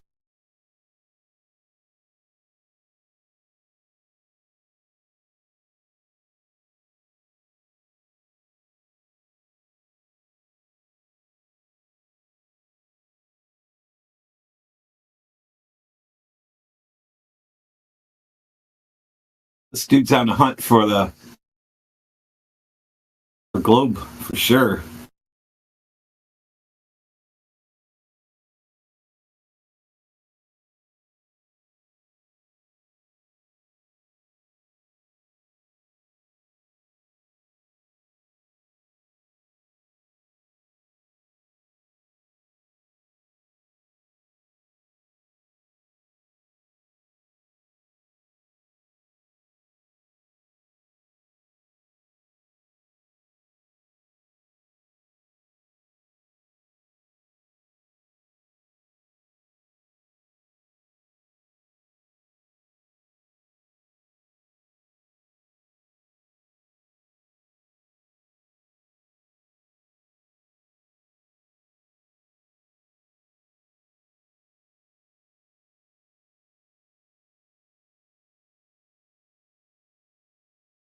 Couldn't have picked a better globe debunk than this one.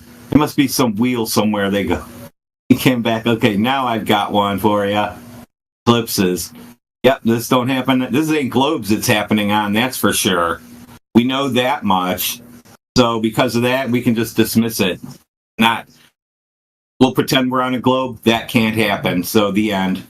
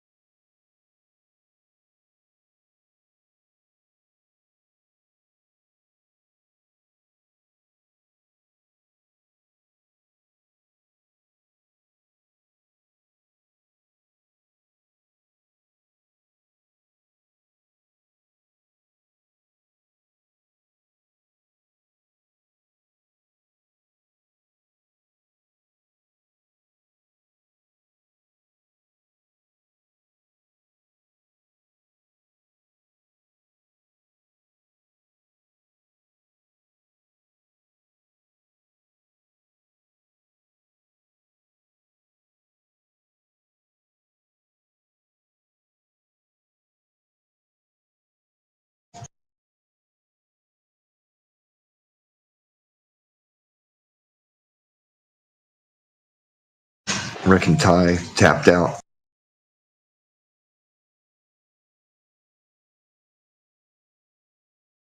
No, he's watching the eclipse video. Oh, he is? Yeah, he's looking to debunk it right now. Hey, well, most of them don't even look at anything we share, so I'm glad he's actually having a look. Well, he had a got you, and I basically laughed at him, and I said, I got you. And here we go. Nice. And that's I the can't end wait of to it. hear his reaction. I pretend I'm on a ball, and I see this eclipse. Those are not balls now in space, because I pretended I was on a ball. I'm on flat Earth. I don't give a shit what it's doing. Neato. It doesn't do anything besides do that stuff. You know, dragons don't appear when eclipses happen because of it. It's not magical, Globers.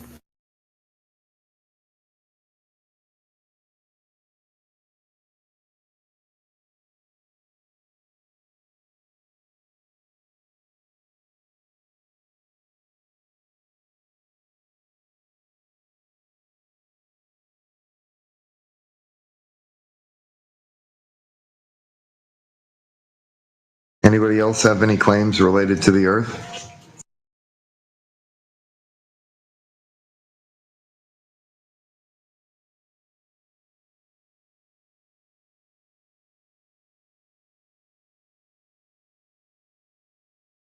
We all used to be Glovers once. That's fair. You still are. But before that, I heard in a meeting today that I'm just going to say blah, blah, blah, you know, all around the globe. And I went, and I was just sitting there, and I had to just bite my tongue and just sit there and not say anything. Not in this one, not in this meeting. A lot of times if it's other meetings, I'll say some weird shit, and people will look at me all funny, like, what did he say? And never ask me about it, though. They know I'm already crazy. They're like, you know too much.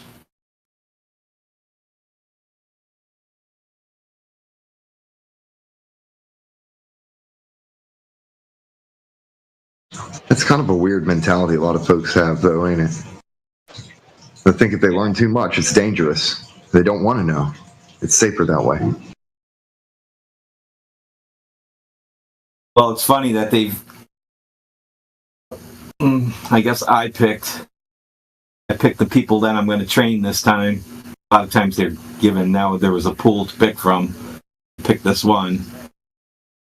And they absolutely love their job now. Because I showed them what it's really about when you're designing automation in a manufacturing plant. We do it all from when it gets plugged in, all the way till you guys see numbers on the screen that are global.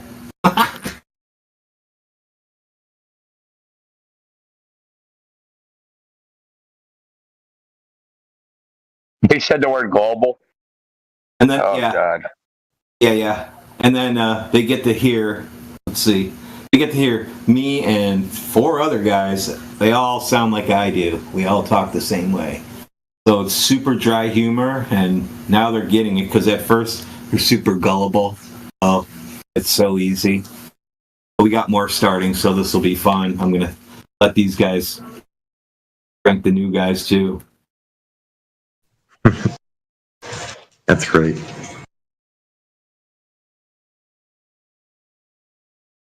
Team building. Team building is follow him as much as you can. Because when I get up, I just get up, and you don't see me. I'm out doing something. I don't always say, come on, let's go. Sometimes I'm at my screen and I'm like, boom, goodbye. Go look at something. Run a ping test, do something. Now, if they see me grab my computer, they follow me all the time.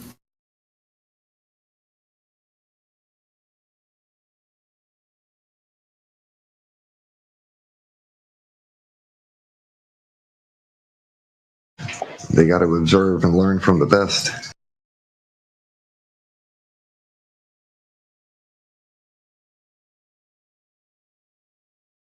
3 smarty pants like me. We're the 3 that started it. Now there's 25 of us, and we got more coming.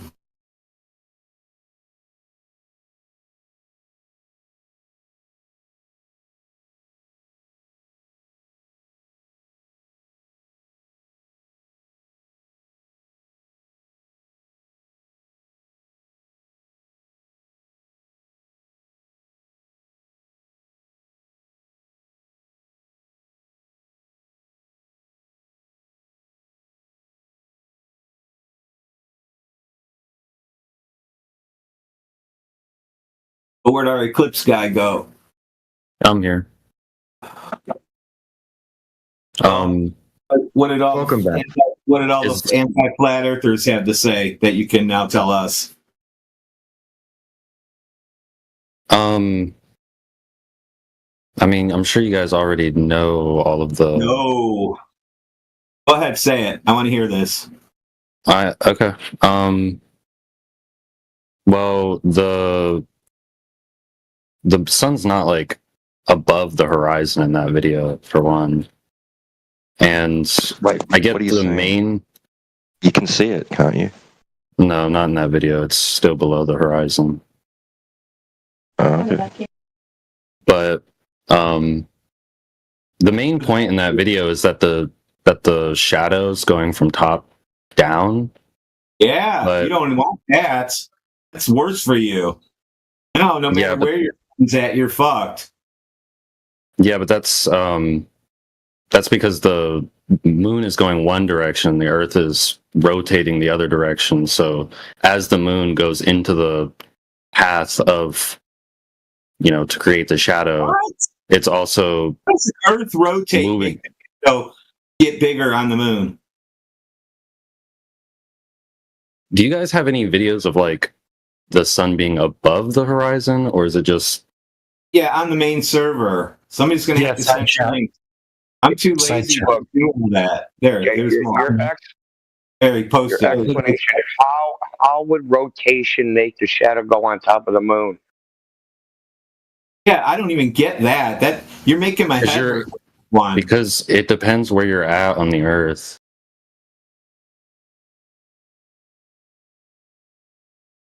It's on the other side of the ball.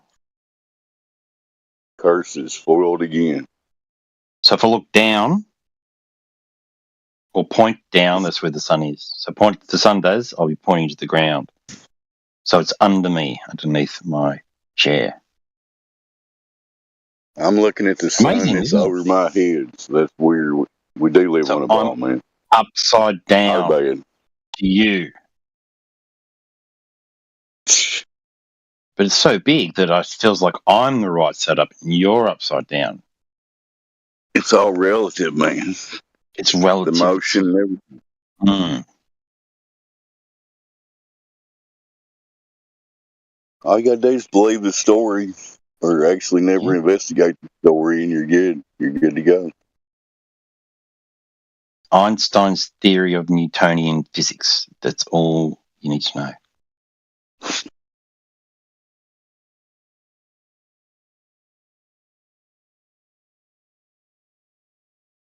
So I guess we got no heliocentric enthusiasts on here right now, huh?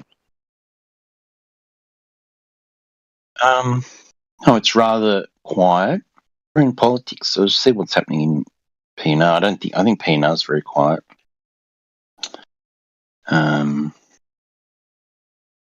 Usually it's pretty dull around this time, I notice, around mid-90, and then it picks up about 2 a.m., I guess. I don't know. Well, since we're on speculation, how about this? Yeah, it is speculation Sunday. Yeah. I got a speculation. What if we come up with a story basically based on the sky, and then it's going to take several hundred years, but we'll like put it in textbooks and we'll teach it to children like it's factual, and then we get all the people believing it. You think that would be a good speculation to do something like that? Would people fall for that? I don't know.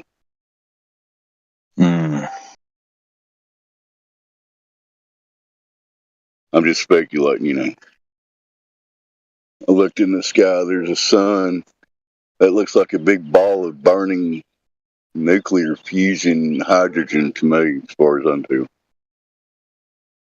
What do you think?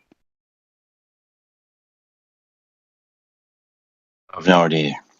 I used to be confused by the sun when I was a kid. You know, because when you're a kid, go ahead. I was going to say, when you're a kid and you're trying to go in as it's sunset, so always watching the sunset. And I watched the moon, the sun hook to the south, and I just thought that doesn't make sense. But anyway, go ahead. Only thing I can 100% say for myself about the sun is I'm glad it's there every day, because I don't think the rest of this would be here. You know, I'm not sun worshiping, but it's definitely an integral part of the system of whatever we're in, right? Absolutely. The energy is Yo, what's up, Rob?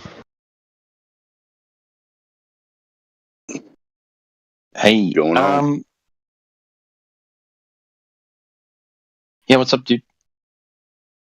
Who's that? Mid-Mackle. Yeah, what's up, guys? We're just sitting here talking about how silly it is to think you live on a ball. Yeah. What are you doing? Well, personally, it doesn't matter to me. I don't really care. Oh, doesn't matter. Why are you? Pretty relaxed. Why are you in this? Because you guys are kind of funny and some of you are kind of chill. Okay. Which one am I, funny or chill? Well, sometimes you're both. Sometimes some of you are not both. Sometimes some of you are one of them and not the other. Fair enough. So it doesn't matter to you where you actually live? Is that what you're telling us?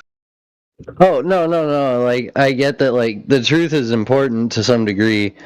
And I revert to Islam, so I think that the Hadith says that the earth is flat, so it probably is. So.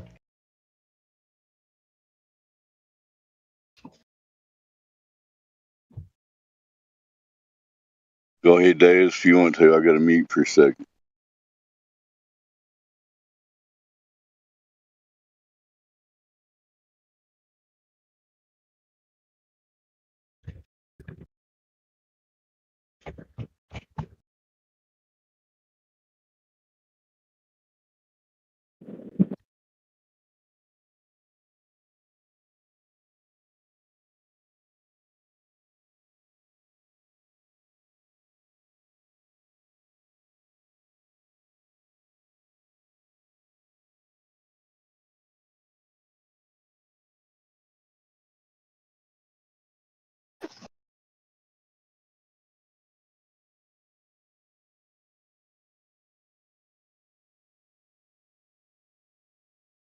I smoke crack through my pee hole.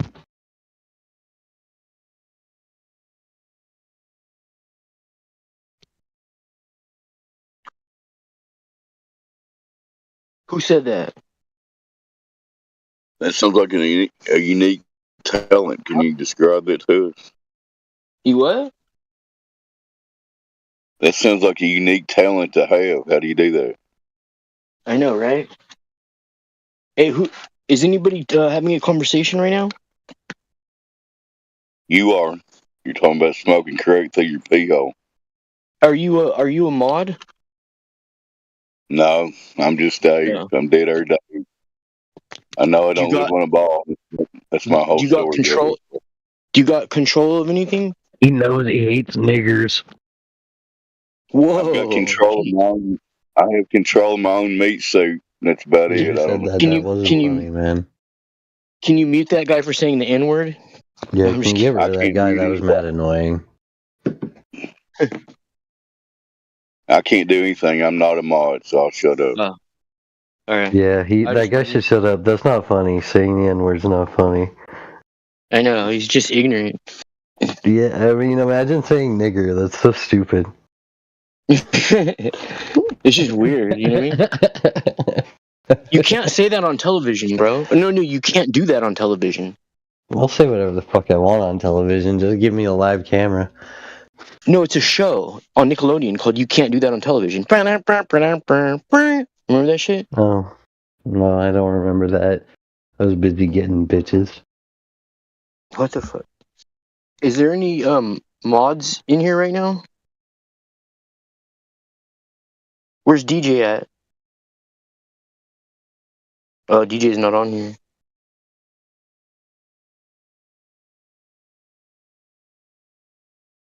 Oh, it doesn't. You're standing on top of it because the sun and the moon are in the sky. So you must be on top of it in that triangle, right? Right on the bottom of the triangle, you're standing on top of the ball. You have to be, right? For it to be a globe. How do you have an upside down shadow now? It's nothing to do with spinning balls in a vacuum. I'm telling you. I can go demonstrate spinning balls in a vacuum and that won't happen.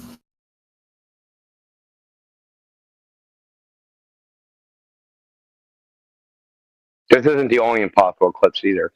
There should never be a sunrise or sunset solar eclipse. They should never exist. Lunar eclipse. No, I'm talking about solar eclipse. Oh. So there should never be one where the sun, where the eclipse is happening at the horizon, right? Solar eclipse, full solar eclipse at the horizon.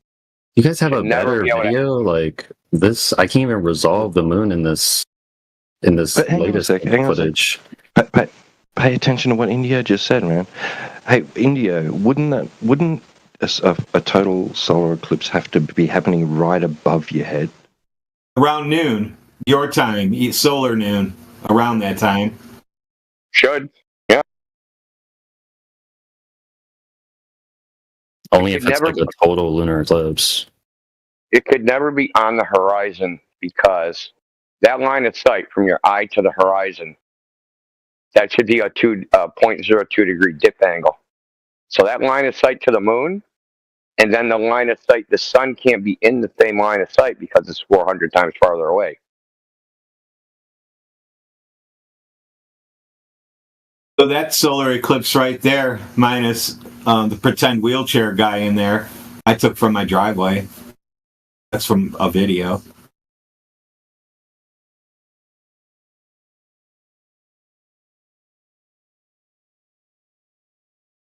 It was like 1:30ish, but if you look, that's like solar noon when I chart it out because, we have daylight savings time and weird shit. So we're shifted by an hour.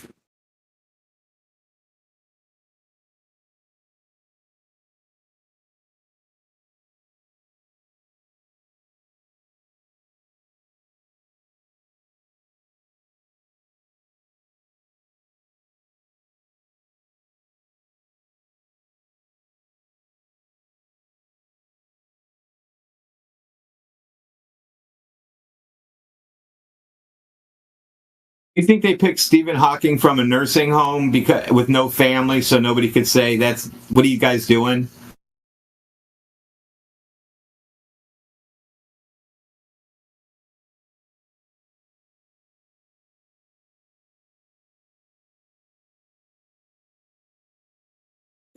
There we go. That's the only way you could get away with that. And there's no way you're gonna let somebody that in your family go up on stage and pretend all that, and then the heat comes down on you when they find out. It has to be something like that.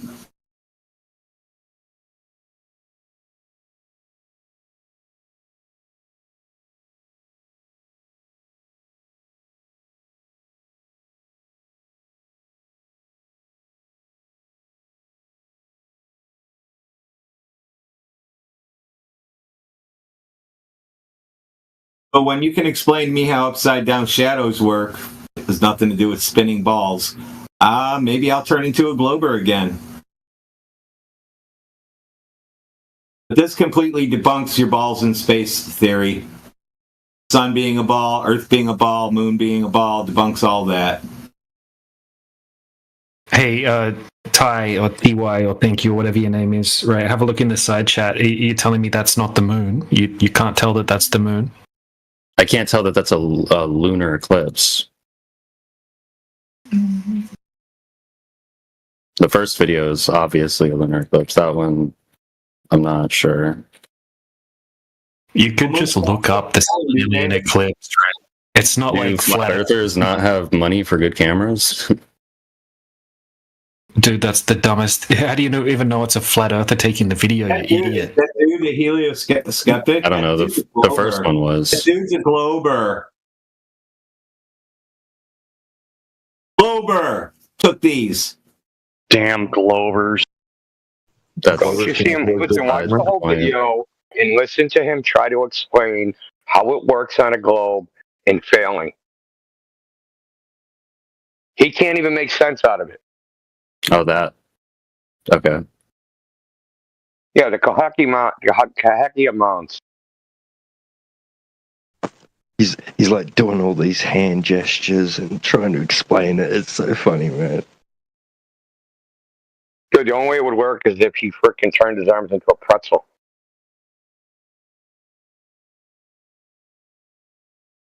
Yeah, flat earthers, we don't go out and shoot these videos. For what? There's enough Globers that love space that do it for us. We just let them post it and we take it apart for them and then they get mad.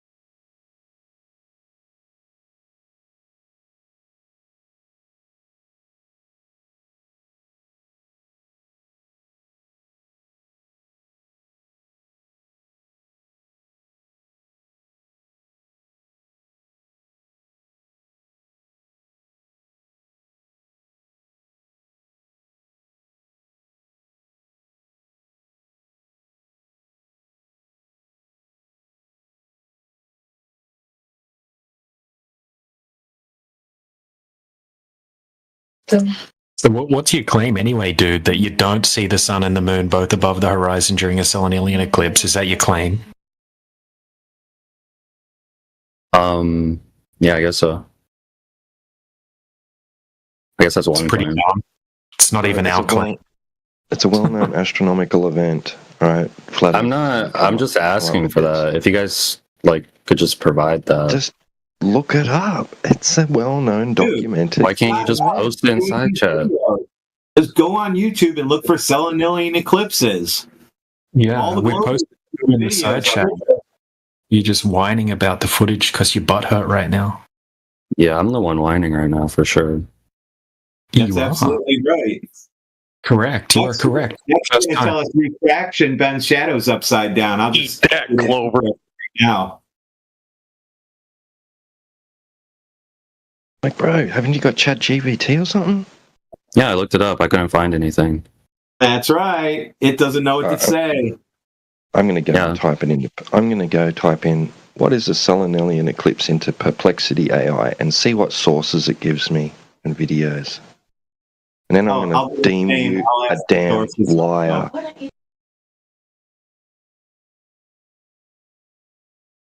Yeah, all of these videos, it's like early morning and the sun's not out yet.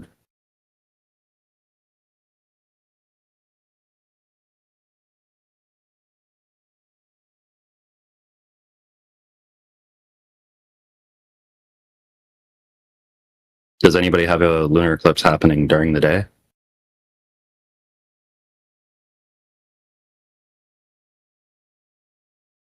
It's not a claim, it's just a question. If anybody here has that, I'd appreciate if they provided it. You can go find your own shit, dude. Right? You want to come in here? It doesn't exist. Does it not exist? Well, look, dude, all I'm saying to you is stop telling us to go do things, right? Go do your own research. Asking for evidence. You haven't. You got it, You're the one that made you're the one that made the claim. Do your own refler. I didn't make a claim. You made the claim. You know the sun is at or near the horizon. There's still no way for the Earth's shadow to be on top, dude. Yeah, because the sun is below the horizon in all of these videos. So what? Because You think it's on the other side? You think it's on the other side of the Earth? Yes, it's below the horizon line. So that means, listen, the only way for this shadow to be possible is if from the antipode position on the other side of the Earth. No, that's a total lunar eclipse. It's not a total lunar eclipse in any of these videos. Why are you It's a interrupting? partial lunar eclipse because you're Why are you interrupting interrupting? me. No, I didn't. You interrupted Yeah, me you right in the did. middle of my. You interrupted me. The only. So is this going to be a new tactic? You fucking spiraling into nonsense. Listen, the only way. Yeah, I'm the one spiraling right now. Yeah, so the only way. Yeah, that little shtick ain't going to work, dude. So the only way that he could see an eclipse come top down from his position in Ohio, right, is if at the antipode position on the other side of the Earth, it would have to be sunset. Because the sun has to be shining to the bottom of the moon, the bottom part, relative to him. That means the sun is on the bottom side of the Earth. No, the moon is moving the opposite, like the path of the moon Tell me is what I going just the said. opposite Don't just say direction. no. Tell me what I just said. Just tell me what I just said back to me. You think because Tell me you're what on I the just said Earth, back to me. No, I didn't say because you're on the Earth. I said to see this eclipse from his position, we can know where the sun would have to yeah, be. that's your position, being on the Earth. So, yeah, that's right. From his position to see an eclipse that looks like this, that means it would be sunset at the antipode. That means the other side of the Earth, it would have to be sunset when this is happening.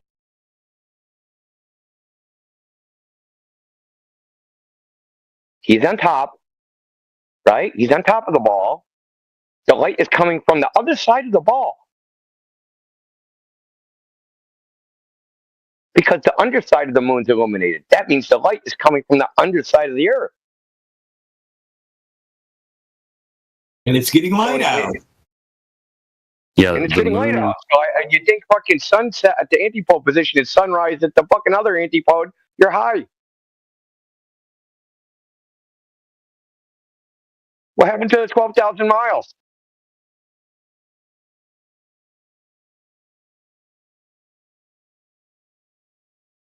Look, you know, the best thing you can do is get a couple props and try to replicate it.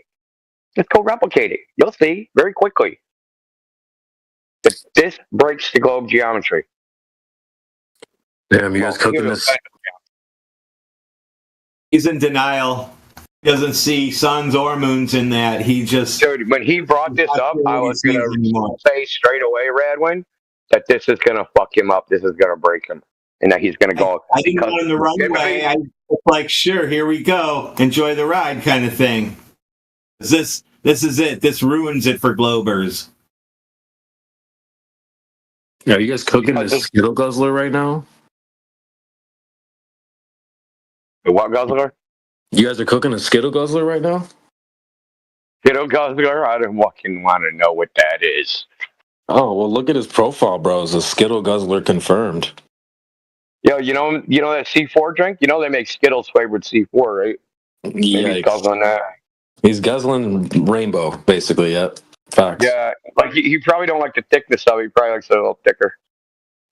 Hey, yo. So, Skittle Guzzler, you're just going to sit there and take that, or what's going on? Yeah, these are really nice arguments you're making. You couldn't even steelman what Indio just said. Yeah, it's almost like he just. He's just thinking about other stuff as fast as he can. Say it. You know you want to say it right now, dude? salad. It was word salad. You know you want to say it. Just say it was word salad because you didn't understand what I said. You'd have no clue what he said. So you guys think you look good right now? Okay, so so let me tell you, the antipode position is the position on the opposite side of the ball. Okay? So if somebody's at the I got dude in Ohio, wherever the antipode position is, probably somewhere in the Indian Ocean, it would be sunset there for this to happen. Stupid. Because that curved part that's on the top of the moon, that's where that person is standing. He's standing somewhere in the curved shadow there. That means above his head is light. For a light to be above his head, it has to be before sunset.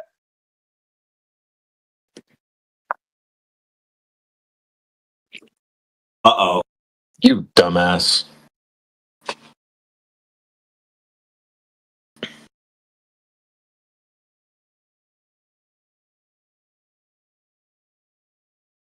What happened to the Skittle Guzzler? Is he still here? I mean, I don't think you guys want my responses. I think you just want to berate somebody. Yeah, facts.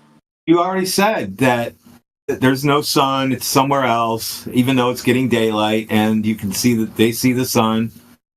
We had one here, and I don't know how long ago. I'm sure somebody recorded it. I don't watch them. I could give a shit. I'm usually doing something else.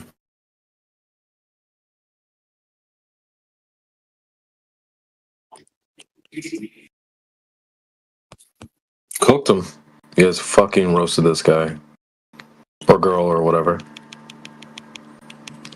Thing. Posted, if you have a mask on, then you wear a round hoop. TV, man, you might want to chill with it. He's going to fucking go cry somewhere and fucking... I know. I'm sorry, bro. It sounds like he's crying right now. Yeah, I am. I'm bawling my eyes out. Well, the fact that you're silent, I'm gonna go split my wrists now. Yeah, probably actually. Jesus. Please stop, guys. What the fuck? Sorry, dude. Are we cooking too hard? Let me. Hey, dude, you can't. Hey, dude, that's a TOS violation. You can't be saying stuff like self harm is not accepted, bro. Don't. Discord will play your account for that, so maybe you don't do that anymore. I don't really care. You guys are just being homophobic for no reason. Who said that? What? This has nothing to do with that. I was saying that you don't need to say another thing. What do you mean? Oh my goodness! I love I would never. I love Skittles. Nobody's afraid of gay people. I didn't think trans was homosexual. How dare you? Yeah, I'm not trans, you fucking dumbass. Yeah, you are. I know that. How would I know that? But it's irrelevant. We're not talking about that subject anymore. Okay? No one has I mean, to you go guys were. That's Hey, obviously that's what you guys want to talk about. Toughen up and take being picked on, dude. Like, toughen up. Yeah. Yeah, I'm here. I don't really give a fuck. What's your next globe proof? That we can just, I wanted to respond to your points, but like I said, you guys just want to berate somebody. you So don't that's have fine. any to respond to. You get an upside down shadow. Poor baby. Yeah, You real said we mature. either want to berate somebody or give you information. Maybe we want to do both. Anyway, listen. Can you refute or adjust what I said? Oh, what did you say? The thing about me being a Skittle guzzler, or No, he's gonna remember that for the rest of the week. Dude, that's like telling a chick her nose is too big, dude. Dude, they fucking start obsessing about that shit. I know. All right, fine. Get your balls together, man. So we can move on from this if you want. I mean, we have even more pieces of evidence that. no, I don't want to move on from that. I mean, you didn't really prove I don't want to anything. move on. Yeah, that proves that the shadow's upside down, and you can't tell me why. In what Yeah, way because did I not prove anything? So the sun is not coming up? Is that what you're saying? So the sun is coming up and it's setting at the same time? Is that what you're telling us? Yeah, is the sun in the sky? Oh my goodness, yes, it's in the sky. Yeah, can you show that? No, I haven't taken any video of it. Okay, The then. sun is always in the sky somewhere, dude. Right? So where is it in the sky for this shadow to happen?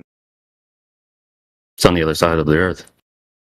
Yeah, dude. That means its sun is setting at best over there, right? On the other Well, side. it's in the morning, when it's getting light out, the sun is setting at the same time.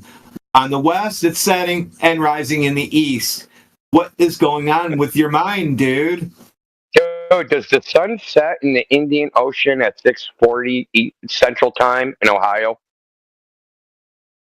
No.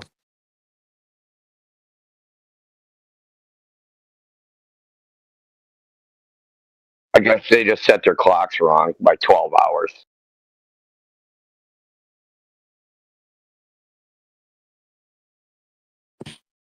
He's still thinking about Skittles right now, or? Come on, dude. I'm sorry, dude. I'm sorry. The silence is killing me. Yeah, I guess you guys want a reaction or something. You No, said you just were going to saying. respond. So Dude, TY, On the what? You guys aren't saying anything. You're just all yapping. You're just I all did say dogpiling. You're just yapping. insulting. It's very childish. Yeah, but you're not addressing the substance. You're not addressing the substance of the issue. Yeah, there's not much substance to address, I guess. Where is the sun? Where is the sun for the shadow to happen? Where? Below the horizon. Where is it? Where is it noon for the shadow to happen? What? Where at this eclipse time for this shadow to look like this? Where is it noon? Where is it noon? What does that mean? He doesn't speak English, guys. Where on the earth in your globe idea would it be noon? I don't know. Okay, where would it be sunset? The other side? Okay, you just confessed it's sunrise on this side. Thanks for playing, dude. Hooked.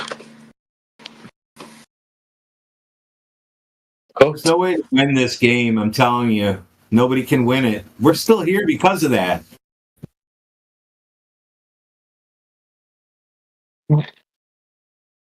But you think the sun don't light up 50% of the earth, dude? You just said that. So, do you have a video or video of the sun being in the sky at the same time? Yeah, dude. You already confessed, dude. You confessed. So you said this is a game and it can't be won. Who just said that? No, not with rhetoric. You can't win with rhetoric. You can only win with substance. Yeah, I'm not using any rhetoric. I'm only using substance. You didn't make any that guy way down. I'm asking. I'm just asking for a video, but you even confessed that it's sunrise. You already confessed it's sunrise when you said it's sunset on the other side. Yep, that's how celestial bodies work. The Earth isn't a celestial body, by the way. So, do you have that video, or you guys just gonna keep? Video what, dude? You got all the evidence you need, bro. Distant eclipse is impossible for it to be any sort of daylight from where he is. It should be pitch black. Cool. Yeah, it's pitch black until the sun is in the sky. Is it light out? It's just on or off. It's a light switch. No, there's twilight, dude. So there's civil twilight, astronomical twilight, and nautical twilight. Have you ever heard of dusk till dawn? Yeah, I was being sarcastic. Maybe you're autistic.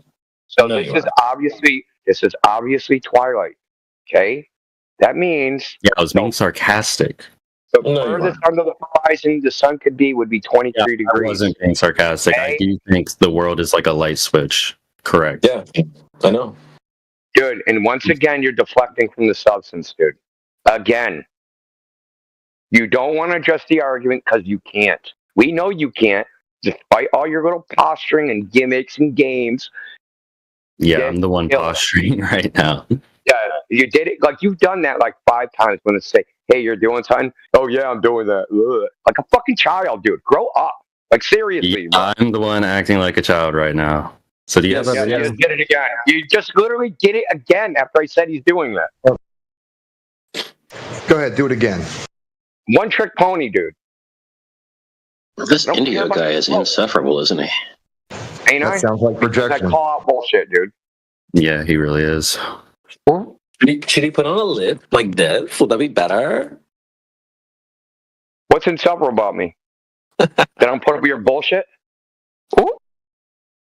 That you're not able to engage in civil discourse. Oh, he's not being nice enough. You're being nicer. No, hold on. I am not engaging in civil discourse. I've asked you direct questions you didn't fucking answer. And you you guys called me gay. So, who's you guys? Oh. Bro, do you... What? No one said that. No one said the word gay. What? Huh? No one... They claim you were trans, too. No one actually said You that. said Skittles, dude. The rainbow is all sorts of shit, remember? Wait, Ayo? You don't like Skittles? Anyway, this is another gimmick to get away from the substance of the topic. Another one. Listen, dude. Just address the issue. Calling me a Skittle guzzler is a gimmick to get away from the He's going to be subject. thinking about this for the rest of the week. Where is the sun? Just answer one question. Where is the sun? For this It's below the horizon line. Oh, yeah. You don't Where? talk about the How eclipse far in below? here. They don't You believe have- in it. Where have is the a sun? video? I don't fucking know. Do you have a video of the sun being in the sky during a lunar eclipse? That's a red herring. It's a red herring. It's not. I've been asking for it the whole time, and you were willing to give it, but then you couldn't find it. So now you're like going in circles. No, I didn't say anything about that. Now you're just lying. Okay, that's fine. This guy doesn't even know where the sun is. He's a joker. This is so dishonest. He's on your side, dude. He's listened halfway through the conversation and he thought your argument's my argument. Because he's just a home team homer, right? Just like, hey, Flat Earther said X, so I'm gonna just root against it. Retard. Anyway. What are you talking about? You. I just want a video of the sun in the sky. Why? To prove your claim. It's already proven. No, it's not. Okay, does the sun set at 6:40 in Ohio, right? When it's 6:40 in Ohio a.m., does the sun set in the Indian Ocean at that time? Yes or no? What does that have to do with the lunar eclipse? You won't answer. That's what it has to do. I already answered it. You can ask it again. Listen, I already did. You're not answering. That's what okay, stop. That's what it has to do to be lighting up. Bear, shut your fucking mouth. Let us engage. Let us engage in civil discourse. You fucking. Who's talking to you? Knuckle dragger. Knuckle dragger, bro. At least I don't guzzle Skittles. So you're engaging in civil discourse by interrupting the key point. That the only way the moon can be lit up from the bottom is if the sun is on the other side of the earth. That's the only way. And we can demonstrate the sun clearly cannot be on the other side of the earth because it's twilight in Ohio. Did you fail high school? Oh, he's hurting, bro. Yeah, address what I said. Oh my gosh, really? You just addressed I already what he did. said. I already did. I addressed it. Okay. You're afraid. Do it again because we must have all missed it. Why should I? You can't do it. Yeah, fake ass posture and bullshit, dude. Are you guys live streaming right now? Yeah, you're cooked. Yeah. Yeah, we are. And you're cooked. We always are. How many viewers? I bet you guys look real good right now. We do look great. He sounds about pretty fucking stupid right well now. done at this time. It's well done. Oh, he's But it's between 30 and 40, 24 hours a day, 7 days a week, day after day, week after week, year after year, dude. And that's and plus on Rumble, there's probably like freaking 20 on X. So you probably got 100 people listening to you freaking make an ass of yourself. Not including the people in here. Hey, what's up, Cartoon? You were speaking up earlier. You want to say something? Yeah, 304. What are you doing out of the kitchen? Cartoon. I gotta ask, how do you not know where the sun's located? Like, genuine question. How do you know? Look, I know where the sun would have to be. Listen, I know where the sun is located in this video. It's right beyond the horizon. Okay. What makes you believe though it's like flat? Like what terminology? So you ask a question, I answer it. In the middle of my answer, you interrupt and ask another question. Typical woman. Which question do you want me to answer? Flat Earthers are rude. You guys can't even remotely have a civil discourse. Which question would you like me to answer? Okay, like hypothetically, how do you believe it's like flat? Like, is it like the circumference? Oh my God, it's not a belief. Belief is accepting what's without evidence. Well, let me ask you: is the Earth a pure flat? The 304 left, bro. She gone. She boot scooted, bro. Tapped out too fast. I mean, we had cats and dogs in the background. Don't come back. Come back. You didn't hear her cats and dogs in the background, bro? She had to probably go get some more cat food or some shit. Oh, yeah. Guys, make sure you invest in Chewy. Is Chewy? Yeah, is it a public company, dude? I'll fucking go all in on that shit. We need to invest in Chewy. Dude, I'm serious. Is it a public company? I don't know. Can you buy Chewy stock, dude? I'll sell all my shit and invest it all in their stock. Dude, honestly, they're gonna blow up. Are their Skittlegusts still here?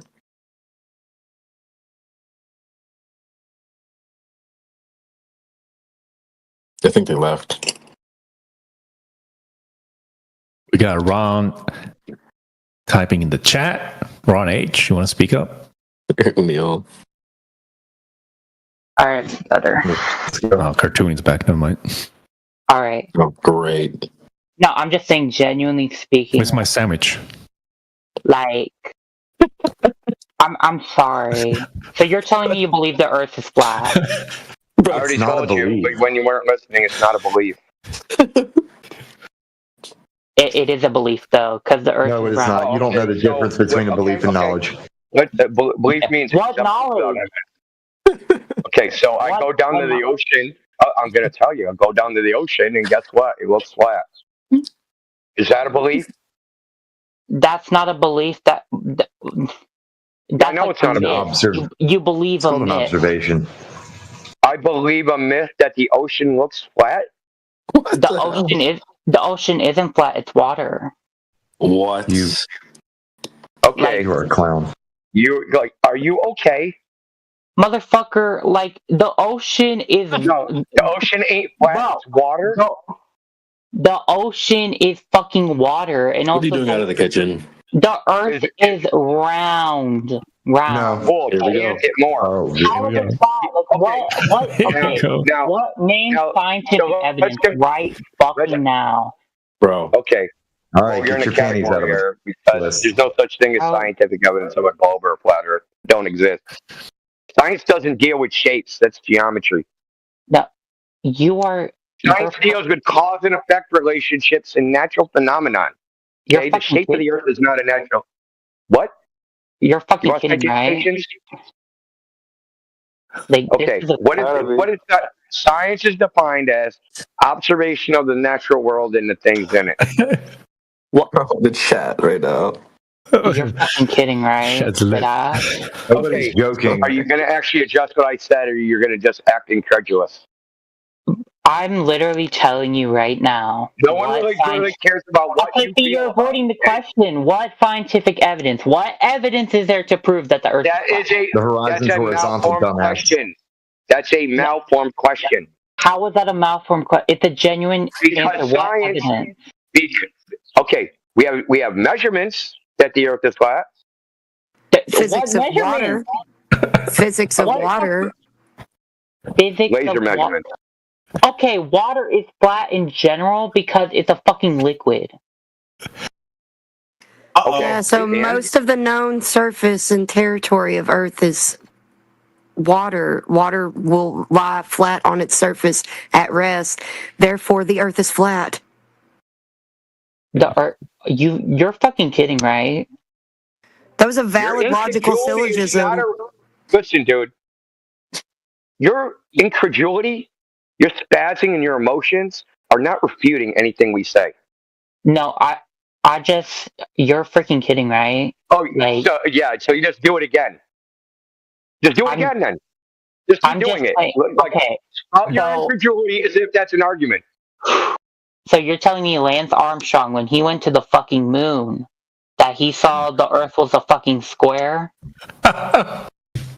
That's a very stupid question. Can you please just address my logical syllogism, please? What? I'm asking for evidence. Picture fucking evidence right now. I did. Watch your fucking mouth. Okay, I got picture evidence of Santa Claus. You want that? Motherfucker. Okay, you know what? This explains a lot. Ohio education system's No. Oh my. Yeah, as if that was the argument. So is pictures of Santa evidence of Santa? Yes or no? No, because Santa's a mythical fucking person. No. I think India went flat, so you should hook up, given how insufferable they both are. The pictures prove the real. Yeah, maybe I am. Maybe I will watch. Santa isn't real.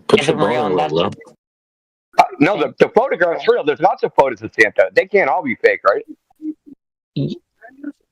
Okay, so how old are you? Out of genuine curiosity. No, listen, you don't understand. This is the form of your logic. I'm just asking how old you are. This is the form of your logic. I'm 52 years old. Why? Oh my fucking god!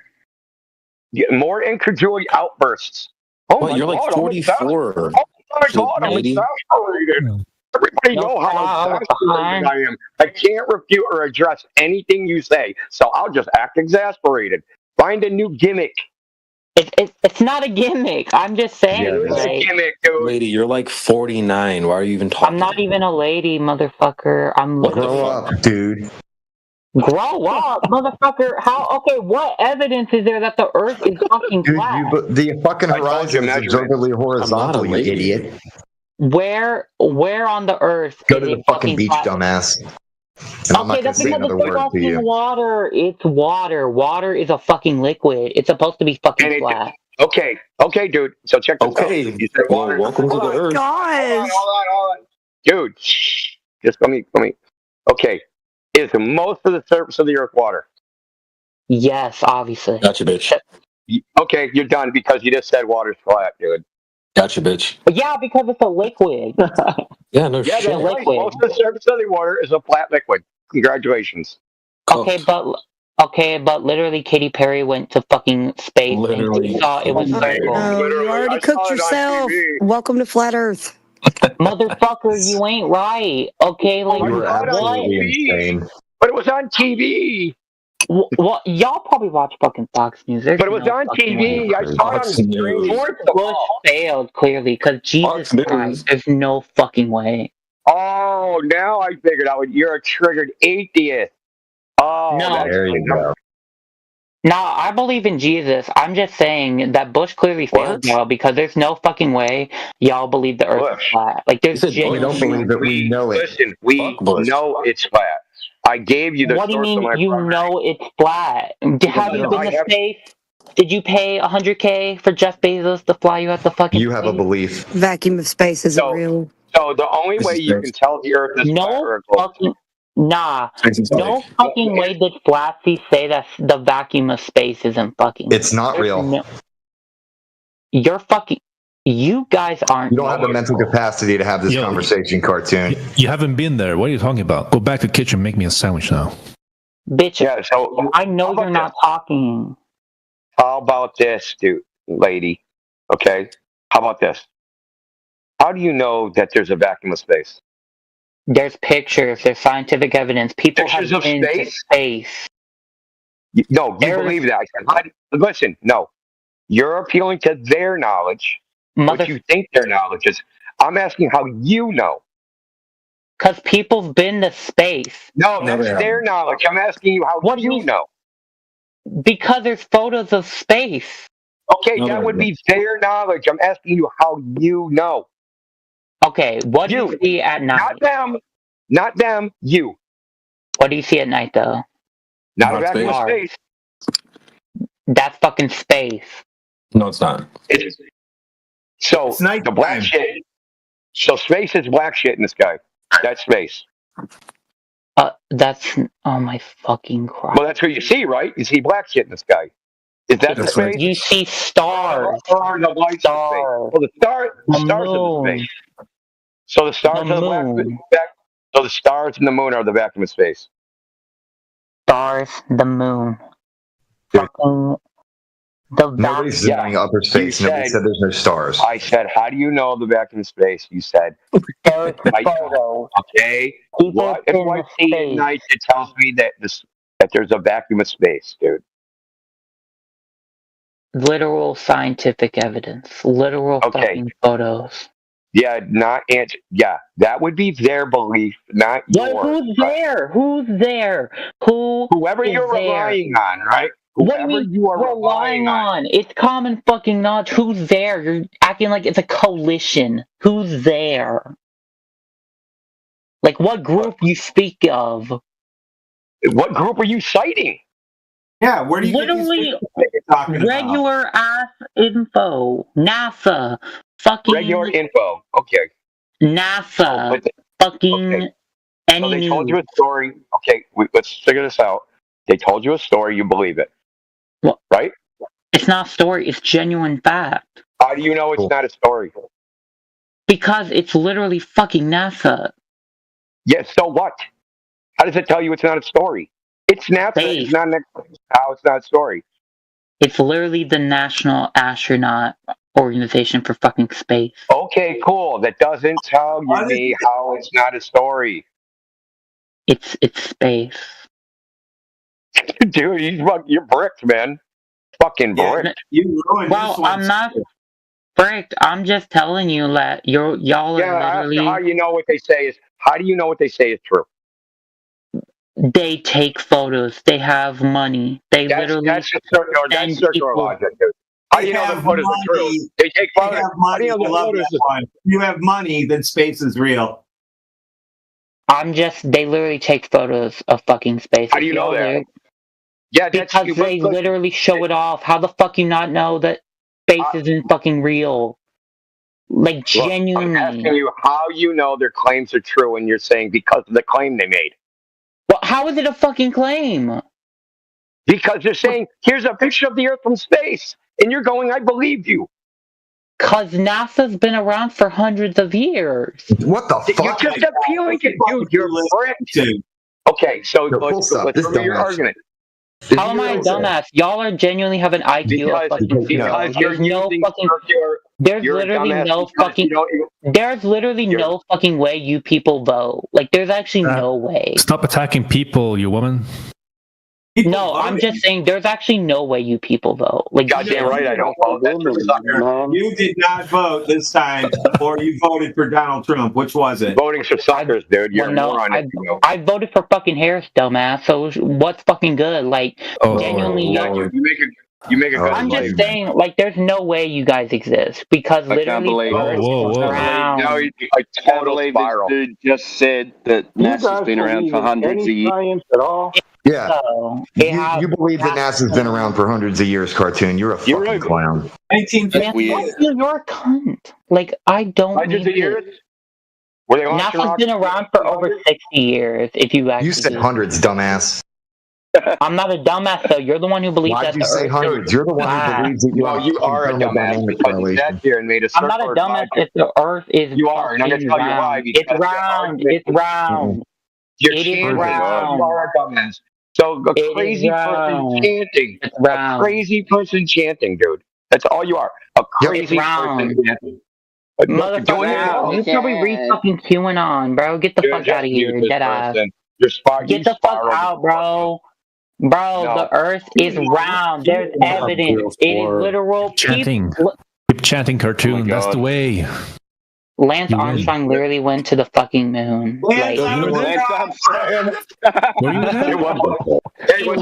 saw the fucking Earth. Somebody go to Skittles right now. Was it pre-steroid Lance Armstrong or after? Did you figure your high heels on the moon? Was it 18 speed he went to the moon on? So Lance Armstrong won the Tour de France.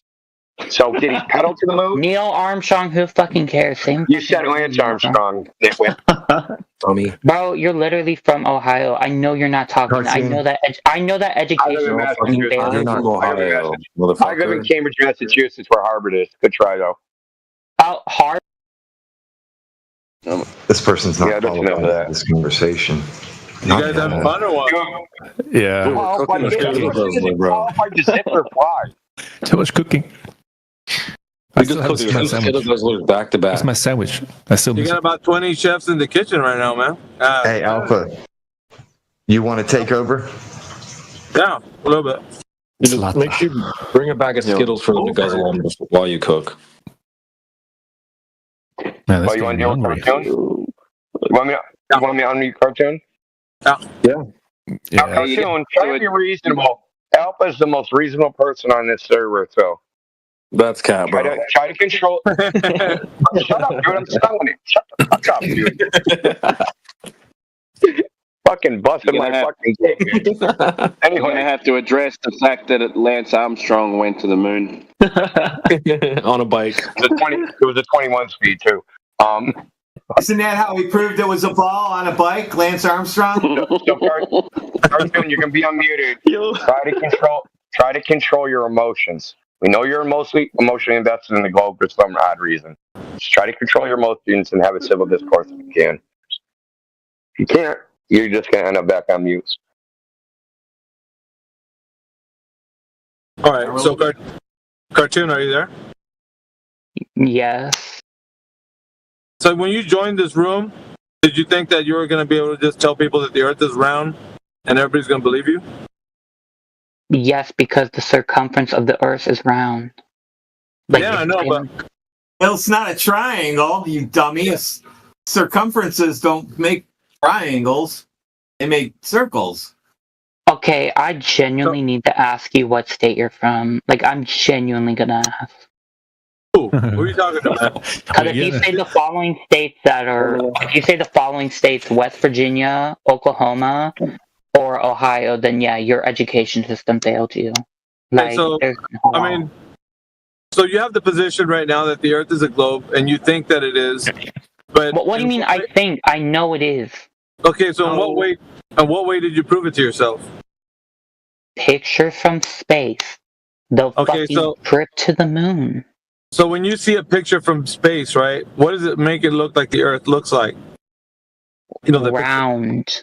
Okay. Round. All right. So when you go outside, can you compare that image to anything you see outside?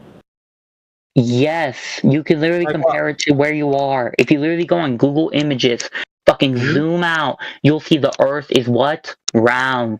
No. I'm talking about where you're at. Yes. You're local. So when you walk outside, you see the image that you have that looks like a globe outside? Yeah, because not everything is flat. Where outside, though? I'm asking you, where outside? A hill. Yeah, but you're looking at a hill. That's not the Earth, that's a globe. They're showing you a picture of a giant globe, right? And you think the hill is a giant globe? That doesn't make sense. No. I feel like you're trying to trap me here with this I want you to use, Republican your logic. I want you to use your logic, right? That's all we're doing.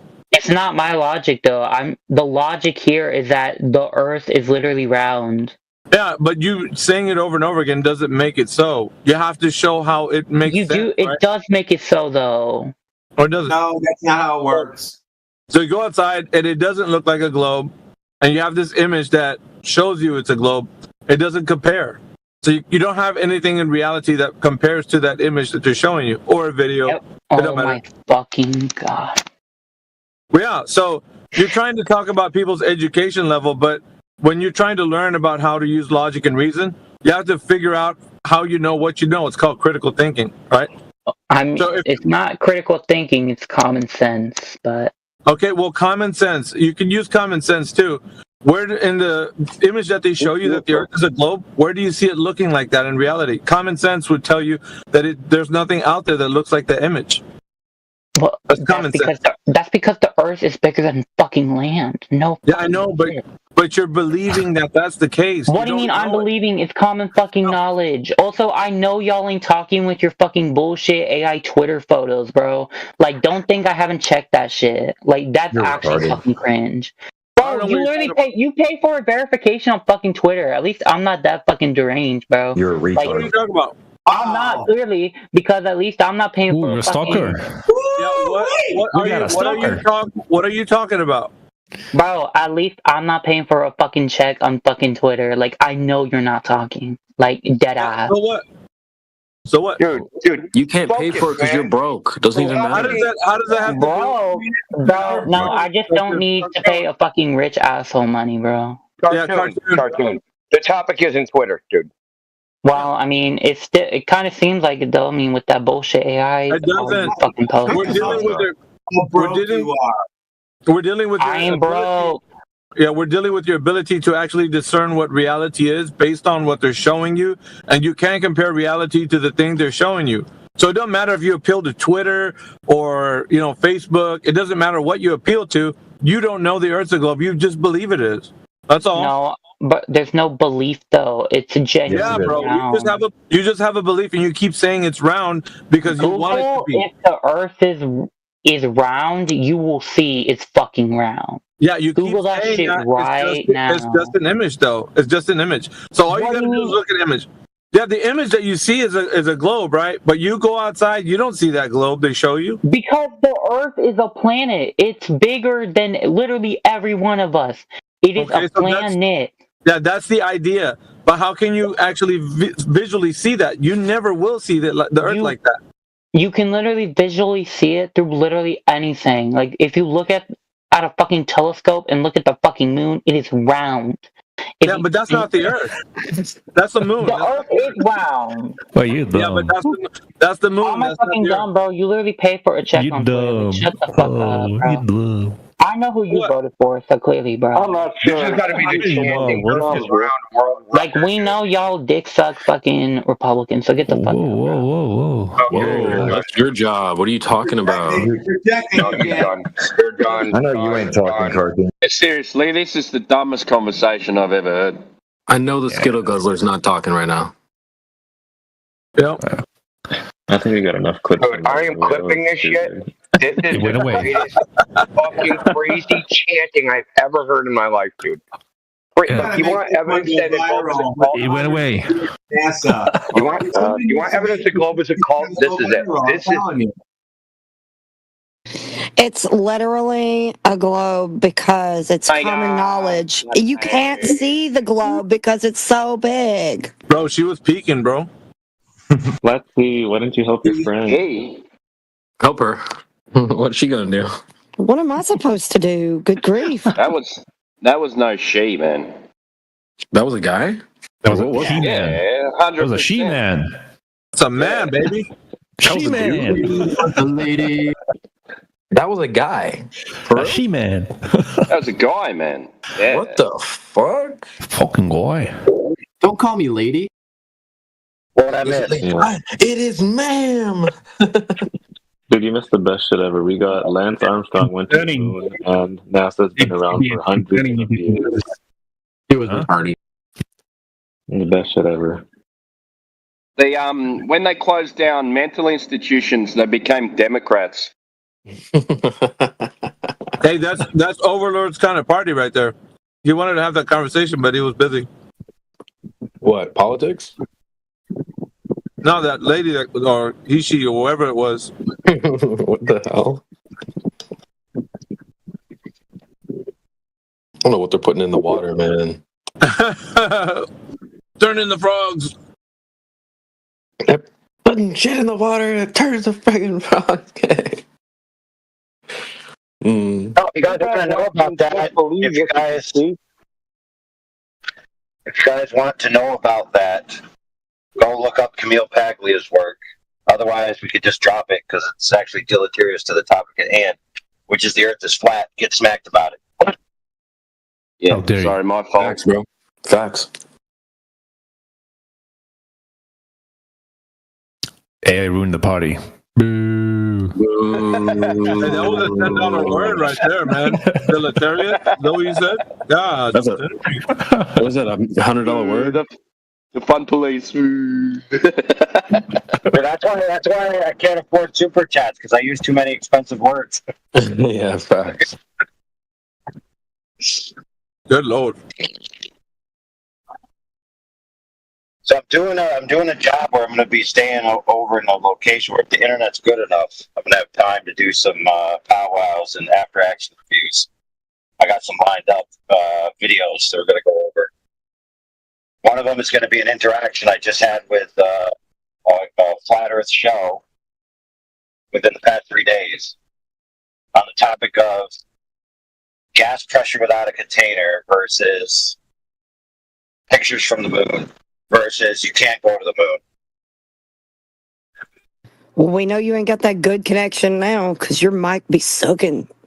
Yeah, I don't know what you think a good connection is, dude. You'll have to wait and see, I guess. Where's your sexy mic? I packed it. I'm bringing it to where I'm going. Hoping it'll be good enough. But I don't have time. I'm actually about to be going to somewhere in Georgia for 2 weeks for Sterling's job out that way. and we're going to be staying in a camper Airbnb with Booger and maybe his daughter Shar, but it's just it's pretty great. Dude, Rad wouldn't be having a pretty shitty mic on the regular too, bro. So nowhere in my league, though. But to be fair, he's nowhere in my leagues, and he's light years away from Elijah's leagues. Oh yeah, Elijah, shit, boy. Yeah, Radwin's always in a lab. He sounds like he's in a lab. Yeah, he does always sound like he's in a lab. But you and Elijah probably right there together with crappy mics. Nah. Damn. Elijah's not as bad as Elijah's. No way. Yeah, you're gonna sit there and take that? Well, I mean, what do I expect from someone who doesn't know how to cook Southern food? Oh shit! I do know how to cook Southern food. That is a lie. You are a liar, sir. Damn. Drama. Matrix is here. Matrix is here. There's a way to settle it. There's a way to settle this. You're gonna cook me some Southern food, then I'm gonna eat it, and then I'll know whether you can cook it or not. How does that sound? Yeah, you're gonna. If that actually could happen, you would be blown away by my cooking. It is amazing. If you survive. If you like squirrels. Pagana, the globe is the claim. The horizon, the horizontal horizon, is the observation. The globe is the claim. An outlandish one at that. Who are you talking to? About that. I heard someone saying they're going to clip out this awesome interaction that I missed, so hopefully that'll come out and I can watch it. That one's probably going to go viral for somebody. This dude's trying to say the claims that the Earth is flat when the horizon is observably horizontal, and that globe claim has never been proven. Well, AI, did you hear why I'm going to clip it? That person has the world record for chanting Earth is round. Must have said it 50 times, at least. And Lance Armstrong took so many steroids, he made it to the moon. Bro. Just went into a straight chanting spiral, just like, Earth is round, Earth is round, Earth is round, Earth is round, like 10 times in a row, man. It's crazy. Is it gonna be like that clip? What do DJs even do? Oh, there you go. Oh, bro. Oh my goodness, dude, that's a great We should idea. do it, yeah. Can we could take that clip, what do DJs do, and then just like jump scare Earth is round right into it with a bass drop.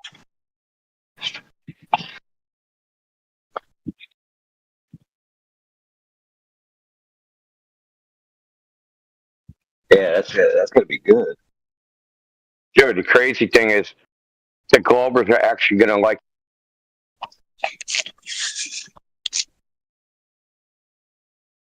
Yeah, go on. Yeah. They won't even be ashamed that like they're in a cult. They'll be like, "Yeah, man, that's how I feel. Earth is round. I just want to chant that shit over and over again."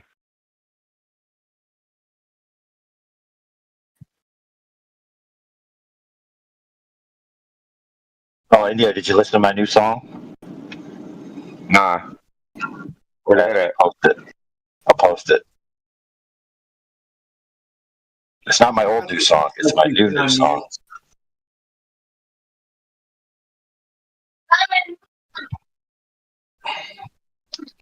This one's about refraction. Once you hear it, you'll know why. Ooh. Let me. All right, how do I do this? Oh, files. Give me a second. All right. Audio.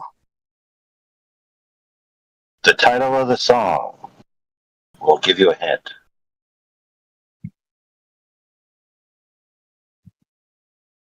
Release us from the suspense. All right, I posted it. Should be uploading for you guys right now.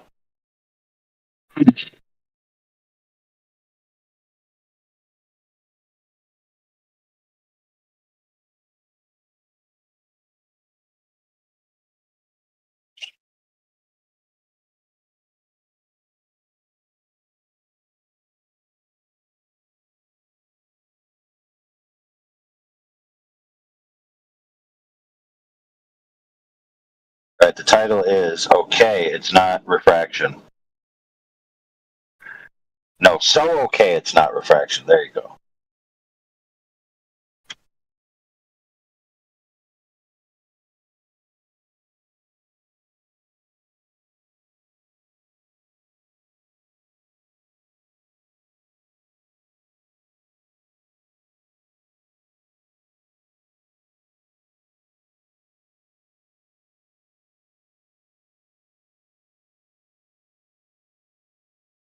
I think I'm going to come out with a new show called Fed Up.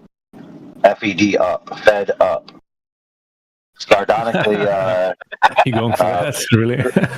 yeah, sardonically critiquing the arguments that the FED panel puts forward and that their accolades proper in other venues, and how they're a lot of times absolutely incapable of parsing out any of the particulars or even understanding what they're saying, and they just chant it like it's some kind of, magic win-all catchphrase, and some of the arguments don't even prove the proposition. So, yeah, so we're gonna get some spite. You're going to have an 8-hour show about their 4-hour show? No, it's going to be more concise and precise. I'd say you can take like half an hour then, get it overdone in half an hour. I found that 2 to 3 hours is like what most people can handle if you're really going to do an extended show. Like after that, like you need like an intermission and yeah. As long as you can get through 2 sentences without pause. Yeah, well, we did some beta tests in our main server, and it worked out great. And I think the main content was about 2 hours, and we did a lot of stuff in that 2 hours. I mean, a lot of stuff. And then we had about an hour of just chit-chatting afterwards, not before. Okay, one more time. Afterwards, not before. That way the people who just want the deets can get them and then go about their day, because they don't want to hear a bunch of dudes talk, personal, whatever. Like, if they want to hear that, they'll hang out. You know what I mean? All right, nigga, watch out. I gotta close the door. What? Sorry, I was talking to my cat. My bad. Well, according to the FED panel, I gotta ban you now. What? I'm sorry. What'd you say? That's right. I was gonna say they want equal standards. They want equal standards across the board. So if you call your cat the quote unquote permutative, Did you hear that? No way, you guys heard that? disambiguated N-word, then that's the same as being in a show that's broadcast, public, and caveated. That's funny. I didn't know you guys heard that. That's what you called your cat, didn't you? I do call my cat that. Yes. Oh, Lord. I wonder how many people just shook their head when they found out that CB's a cat person. Dude, they're better. They're just better. Dude, you can leave a cat and, generally, your house ain't going to be tore to crap and poop everywhere. Yeah. Dogs kind of, they can be dumb sometimes. I don't know. Yeah, CB likes a challenge. Dogs. Cats are like women, kind of, Just, I'm in training mode at all times. The challenge is keeping that kitty litter. It's going to smell like shit. I hate pets. At least with a dog, you can just let it outside and it just goes in the same area, and then you just go. With cats, you got to leave it in the house. Yeah, you answered the question, brother. You have to let him outside. Right. And if you don't, he's gonna shit all in your. He's gonna shit in the house. You know what I'm saying? You know what that means? That means you can't go on vacation. Everything you do, you have to plan around the dog. I can't stand the fact that I know dog people, and we're trying to do anything, and everything they talk about is, we have to do this about the dog, that about the dog, what about this about the dog? I'm like, dude, you're all allowed to be human and, go about your lives. You don't have to be a prisoner of a dog. I know, I literally just dog sat over the weekend. That's crazy. So now you're doing it for other people. So you got a cat, so you wouldn't have to do it. Now. I mean, I don't mind. As long as I don't have to take full-ass ownership. Yeah, it's good if you get a house in Malibu, look after their dogs, stay there for the weekend. That'd be Right. all right. Facts. Malibu, that sounds great. They have this thing here where it's called PetSitters.com, and you get like people that just go, they want to travel around Australia or something like that, and they'll go, oh, okay, well, we're going on holiday, we need someone to look after the dogs, and they've got police reports and stuff like that, like you got all their details and stuff like that, like, and they come and stay in your house and look after your dog, and they travel around the country like that. I don't know whether I feel comfortable doing that, but it seems to work for them.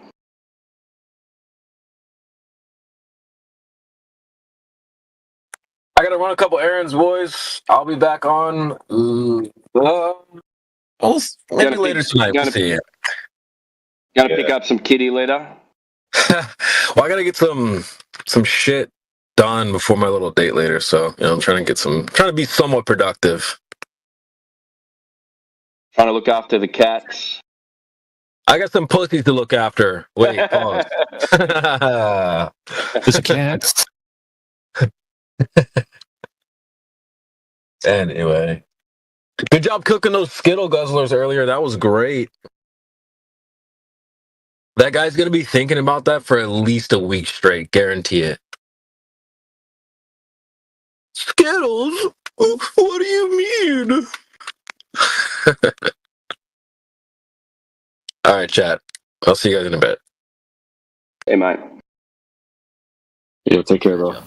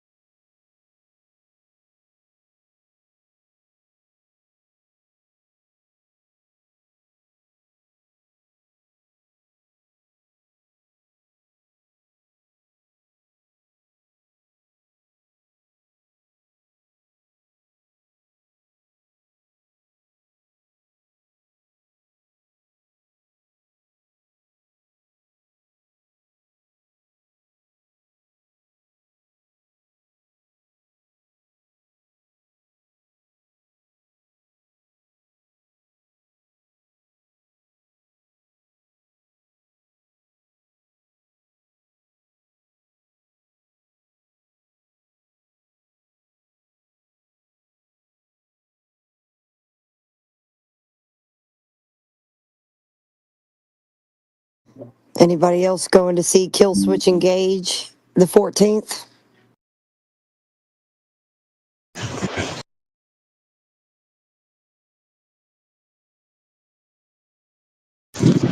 I haven't heard that band in forever. I'm gonna go see Dragon Force in September. That should be fun.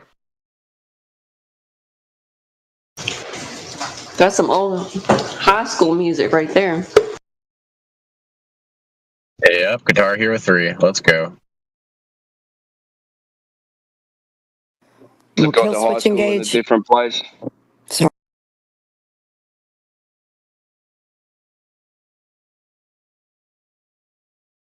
Oh, it's cool. It's gonna be at like a little venue, a little theater with like, I don't know, like 2,000-3,000 seats.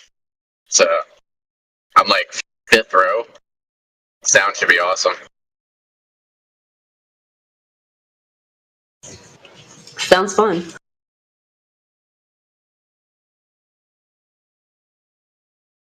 Where's that at? It's in Vancouver, at the Queen Elizabeth Theatre, Canada. That's way up.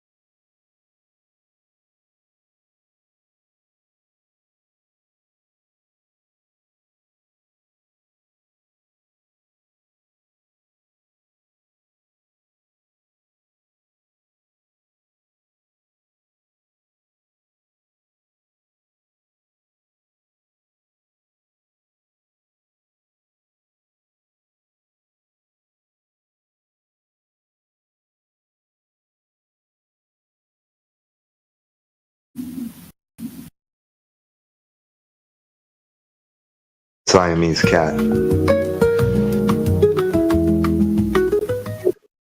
Oh yeah. What's up? What is your favorite proof for your worldview? A lights on the sky.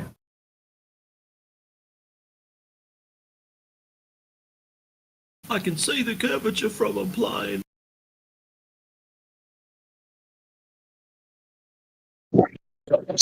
Lance Armstrong went to the moon.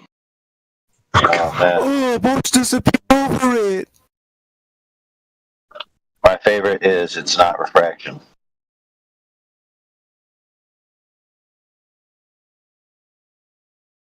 I have the capabilities of playing that out loud if you'd like, Overlord. Alright, as long as it sounds good.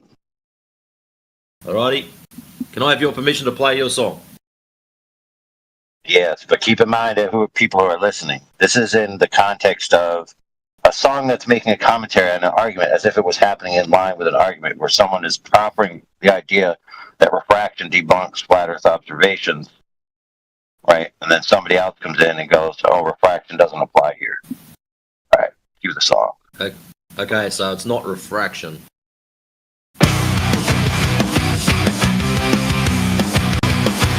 Refraction? Not refraction. What about all? Oh my god. I'm not fight. I just wanna know. Kill it. Kill it. Refraction. And what the heck It's not coming through? Yeah. Heck no, dude. It was breaking levels, bro. No, it's breaking levels because whatever you're using is not a not loud enough. Like a mic, not a mic, but what am I saying? A pass through. It's interesting. All the other sounds go through, but that one doesn't. I wonder why. It was like auto-tuned dubstep rock. We've had this problem before of trying to play songs. So how are you trying to play it? I worked it out. Matrix, do you have Crisp turned on? Noise suppression? No, I shut all that crap off because it does weird stuff. Okay. I'll give it a try through mine, see if it works any better. Just got to find the song in the side chat. One second. Yours was doing it the other day, DJ. It was stopping and starting with something. Oh, it was doing it the other day. All right, never mind. I won't even try. You guys remember the good old days? You just take your output with a cable and you put it right into your mic input with the other end of the cable. Problem solved. Straight through. Easiest thing in the world. They have virtual machines that can do that for you. On a PC. You know what? I don't know if they have them on an Android. I should look into that. Yeah, you can use programs like Voice Meter. There's a whole heap of them now.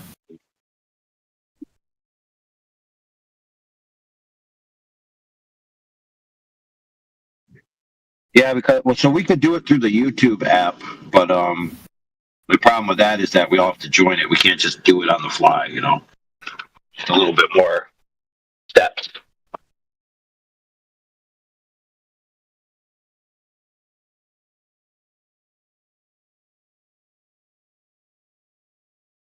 Or do we have a radio? Do we have a radio bot in this server that we're allowed to use?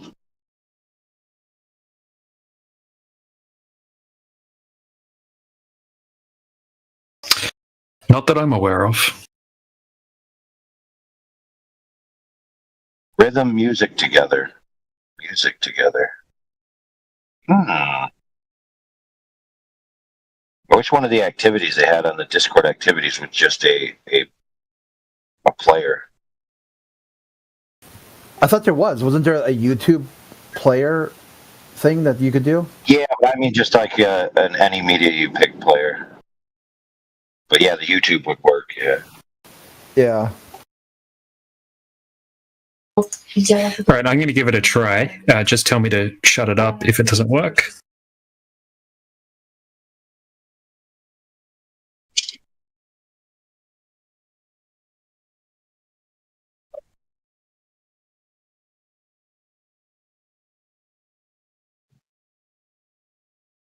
It's not working. It's wonderfully silent. Try unmuting yourself, DJ. There we go. It'll work now. This is what we'd call the sound of silence. No one can hear you scream in space.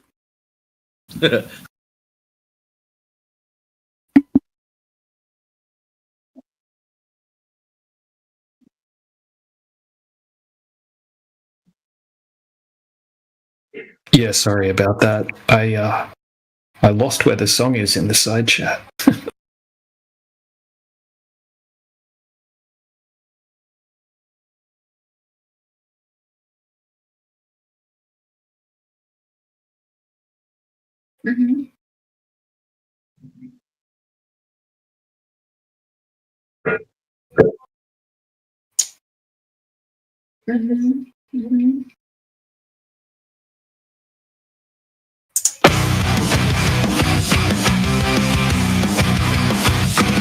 So hey, it's not refraction. But what about all that wibbly wobbly light? Look, I'm not here to fight. I just wanna know if it's not refraction, then what the heck is it? Oh! Oh! Yeah, you just kill it. Kill it.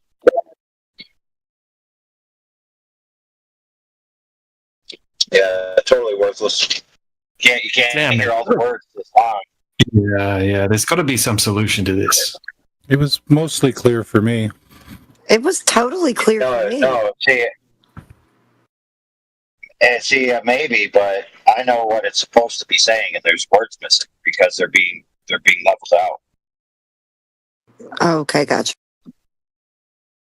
Like the machine that's doing it just can't understand, go from high peak to low peak. It just cuts it off. Czy to nie tylko ty tak czujesz, ale... To make it shareable, you kind of have to make a YouTube video and just share the link to that. To zaufaj temu, wiesz, to nie jest przypadkowe. DJ, you're hot miking. Yeah, hot miking in Polish. Vivace. Why are you here?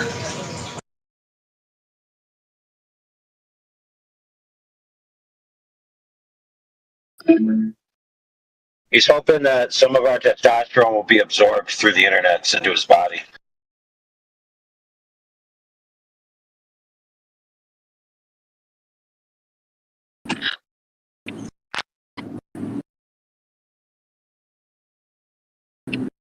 Would that be meiosis or mitosis?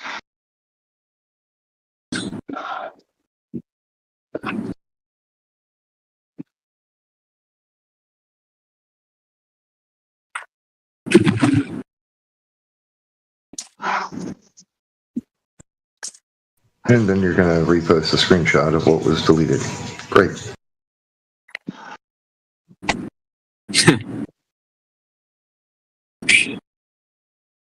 That's like one of those guys who's like, well, flat Earth is irrelevant and doesn't matter and it's pointless and nobody cares. Yet I'm going to be here and just keep coming. You ban me, I come back. You tell me to leave, I come back. But I don't care about it. Yeah, here's the best one. Peter's over there saying, I got permabanned because I'm too good at destroying Flather scripts. They banned me out of jealousy. And then he says, can I get unbanned? I go, am I jealous? He's like, yeah.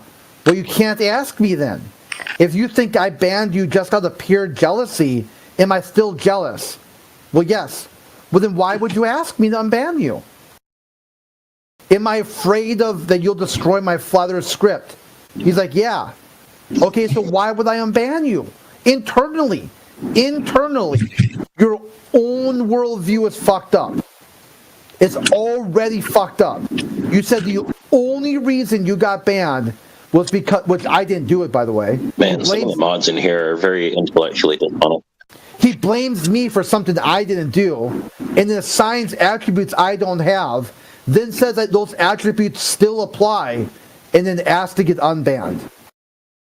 Like, dude, how many inception layers do you have of back-to-back logical contradictions, logical breaks in his own worldview internally? Do you have to filter through just to figure out what do you want? Peter, what do you want? Do you want to get unbanned? Then give a reason, an argument. Why should you be unbanned? Crit, I think someone's trying to get in too. He said some of the mods in here are intellectually dishonest. The Siamese cat. Who said that?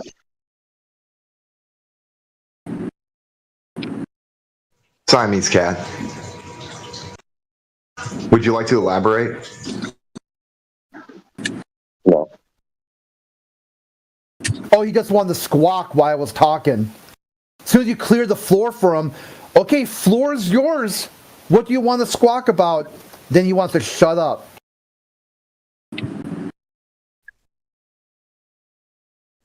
If I ask your single mom to give you permission, can you speak?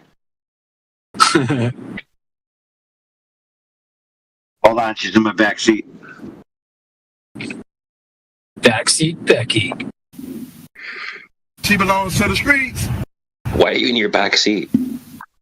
Making sandwiches. Dude, I ain't letting her stain my front seat, dude. Good grief.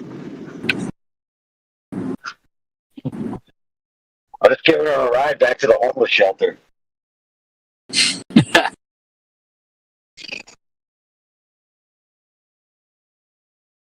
Back here, I got like the triple thick protector.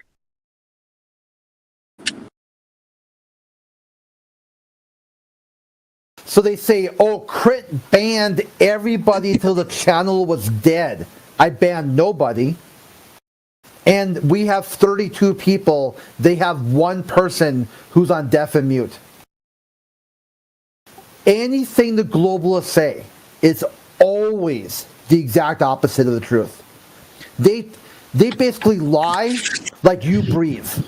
Wait, Toby. Like the normal person just You there, breathes Toby? in and out. Their lies just roll off their tongue without any scruples behind it all. They just don't care. They just invent full facts out of nowhere.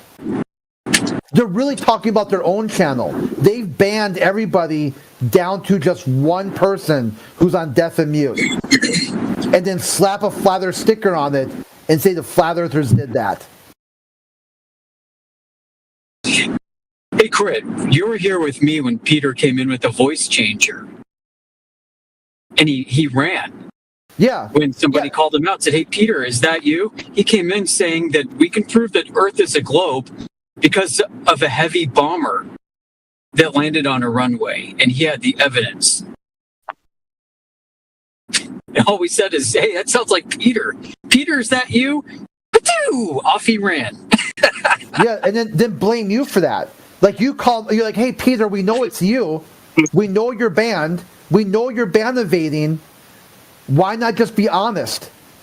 Boot scoot boogie. Just bounces. Oh, look at the time. Gotta go. I'm like, you're not cloaked, dude. You're not cloaked. We see you coming a mile away. Why He was keep pretty your adamant that you couldn't worldview? prove that Earth is a globe with a fully loaded 747. It had to be a massive, heavily loaded bomber. Their worldview requires massive levels of trust, massive levels of honesty and respect. They wrote about this. The experts in the Globe said, don't lie. If you engage with a flat earther, don't lie, because this model requires trust in experts, requires trust in system of authority, requires lots of leaps of faith. It's too complex. It's not possible for one person to grasp the whole concept. So if you go in there and lie, you're damaging the heliocentric model. Don't do it. If you can't help yourself, don't engage. Full write-up about this on space.com. Oh, go ahead. They failed to listen to their own experts. Again, look what happened. Yeah, their experts are like... go ahead. This. Yeah, they teach them their own globe lore. We have to teach them with their own experts. And they live in abject denialism. Fuck. No, I got them. Now I'm doing it. No, I heard you, Amish. I don't know, maybe it came in broken for other people. Yeah, Amish just said that they live in their own denial. They'll tell the flat earther to listen to the expert. They don't listen to the expert. It's just one cope spiral after another. It's just one constant claim the counter, like claim, contradict, claim, contradict, claim, contradict, and then blame you because you're not buying their bullshit. They're not buying their own bullshit. See, they don't really care at the end of the day if the Earth's a globe or if it's a flat Earth. What they really care about is mind and thought control. They don't want you to think something other than a globe.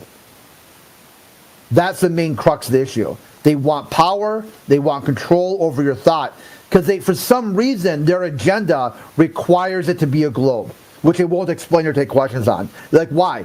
Why does it have to be a globe? Because they got this globalist agenda. They can't push a globalist agenda without the globe already in your head. If you're like, hey, it's a flat Earth, fuck your globalist agenda, then their goose is cooked. They've got no globe to push a globalist agenda with.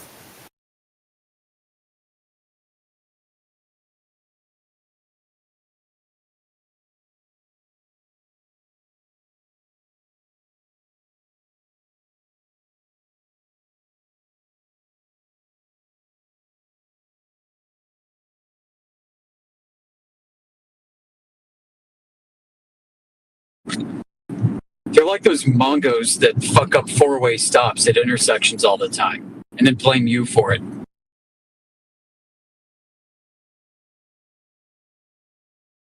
Mongos? What's a Mongo?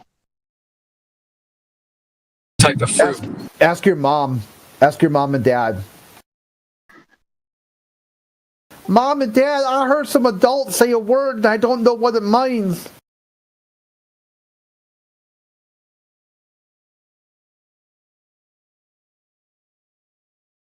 Very mature. Very mature, mate. Okay, why do you care? Yeah, it's a fruit, so what? Like you?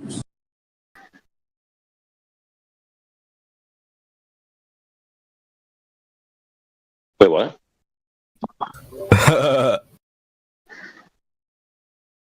Can you say that again? Sphincter says what? Dude, a Mongo is a guy with a beanie hat, a big gut, and a too tight fitting shirt, whose knuckles are dragging backwards as he tells you, "Oh, it rains diamonds on Uranus." Anal canal. Yeah, it's it's some dude who can't figure out how a four-way stop works, but told you that they found Neptune with perfect mathematical predictions. And you ask them, well, can you show me these math? And they're like, well, Uranus Daddy. Part.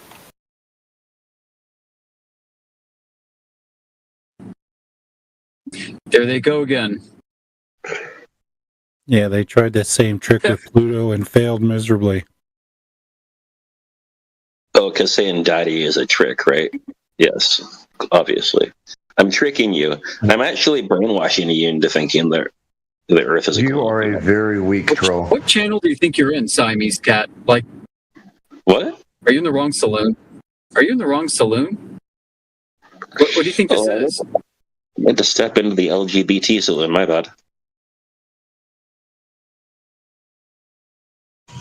That tracks. That tracks.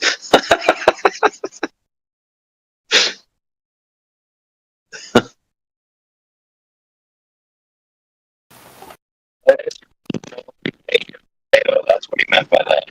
That being said, when you put that image on a plate, the plate is round and flat with upturned edges.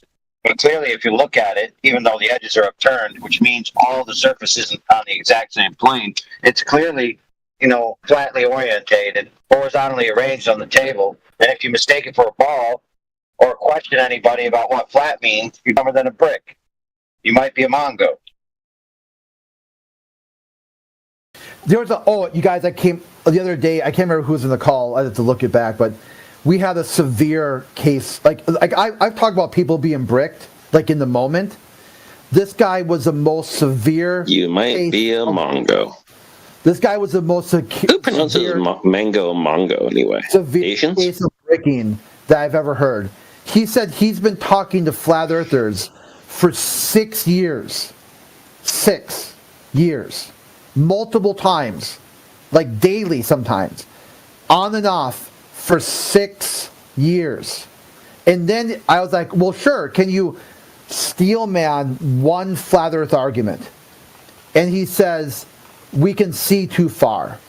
I'm like, well, didn't you just say that with a powerful enough telescope and enough refraction, you would see the back of your head? And he's like, well, yeah. I go, so how is that you see too far a flat earth argument? Is that your globe earth argument? I go, okay, give me the best concept. What's the best idea that you heard? What's a steelman flat earth position? Name one. He said he's never heard any. I'm like, so 6 years you've never heard one flat earth argument? Not one. He's like, nope, never heard one. In 6 years. He's like, yep. Literally a brick wall. That guy is a brick. Anyone who talked to him in the last 6 years, you're better off talking to a brick wall. Nothing sunk in. Not one single thing sunk in. And his only thing you could think of, we see too far, was actually his globetard he was talking about.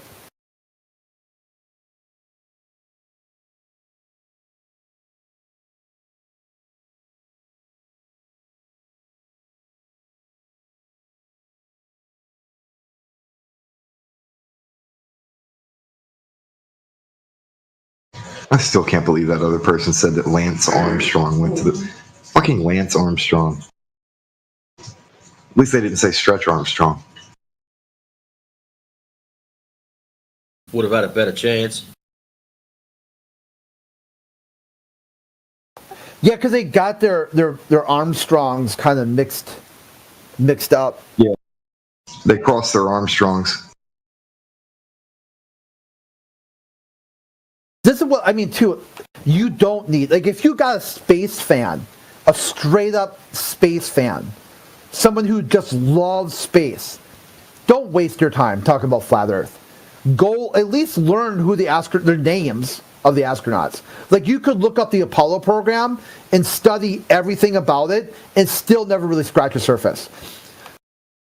You could spend the rest of your life, every waking hour, it could be a full all-in.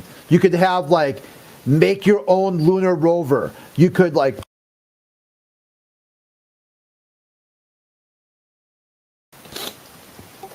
you could go to air and space museums, all of it. You could spend the rest of your life learning about just the Apollo program, maybe just Apollo 11, and never fully grasp all of it. You don't need to worry about flat Earth. So if you're coming in here talking about, how come you guys deny that Lance Armstrong landed on the moon? and we're like, the fuck? Just get off Discord and go look up this Apollo program and come back when you're smarter, kid. Just come back when you're smarter.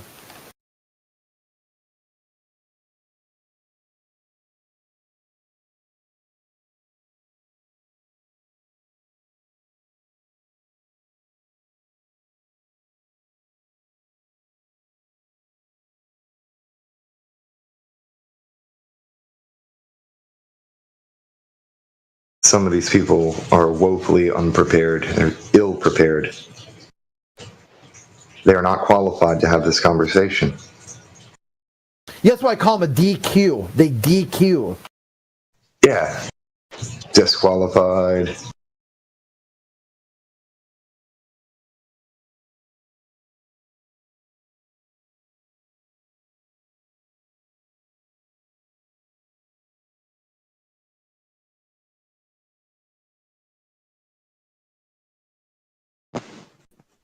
No one has got to be trolling there, saying Louis Armstrong went to the moon.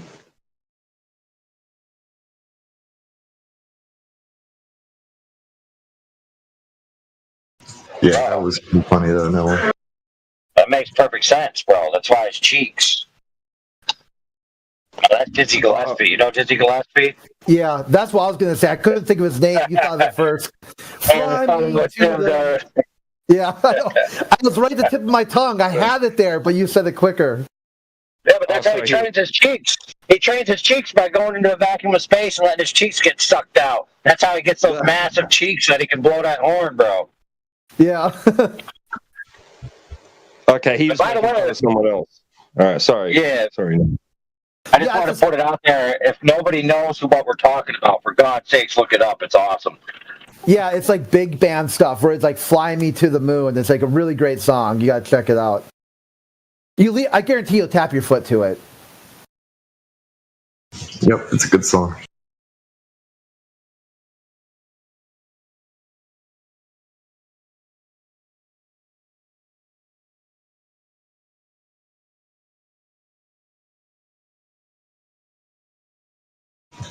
Classy. He's a legend for being able to blow that horn so crazy because he makes his cheeks inflate so big he looks like one of the crazy frogs. That's where live music was much better than recorded. Like recordings could never quite grasp the full experience.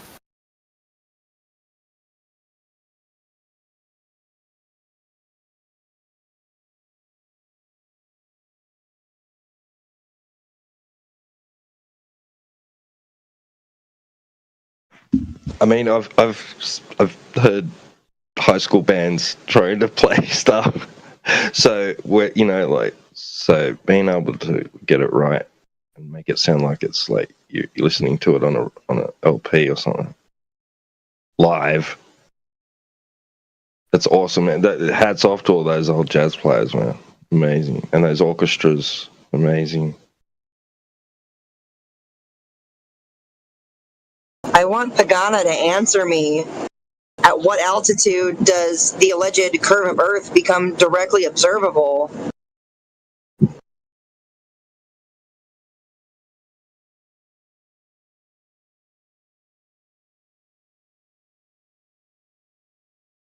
Cat got your tongue, Pagana? Come on.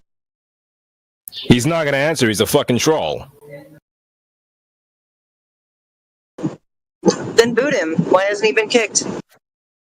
That he's getting called out by a gal. So you're like, hey, here's a woman willing to talk to you about something that you pretend you want to talk about. This might be a chance for you to talk to a woman who's not your mother or sister or relative. Will you mic up, or will you just stay an incel? I mean, you've got a chance to stand up for yourself, right? You've got a chance to defend yourself and defend your knowledge on this topic. And if somebody asks you a question, you're like, oh, I'm not even on that argument. Well, that's somebody asking you a question isn't an argument. and you just haven't answered the question. So it's kind of weird. You know, I mean, you've got all this knowledge about, you know, what the Earth is and all this, but you can't tell me at what altitude the alleged Earth curve becomes directly observable. That's kind of weird.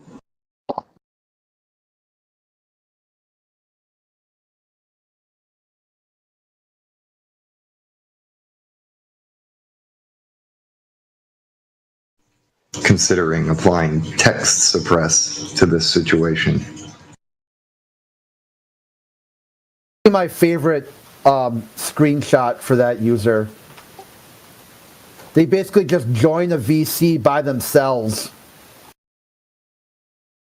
and just sit there. Flat earthers are dumb AF and just sit there all by themselves. See what we got. How many people we got here? 30 something? All right, Pagana. Here's your chance. You've been text suppressed. This is your last resort.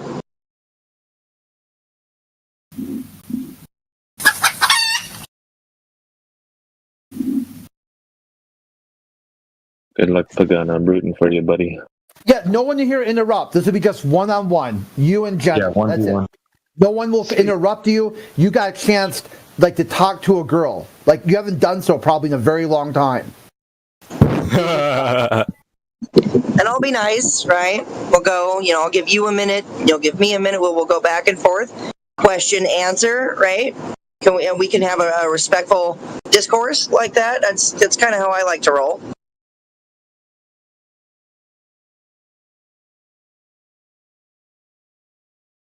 Maybe gotta bribe them.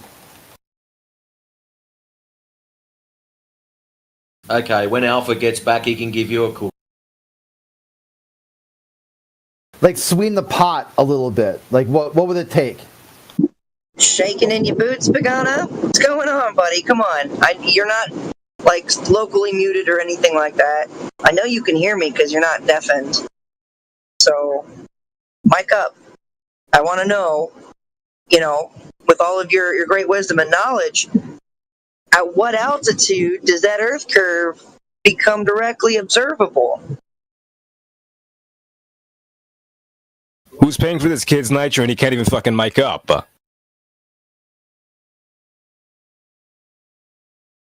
Oh, that's fucking hilarious. Old boy's got nitro and he can't even mic up.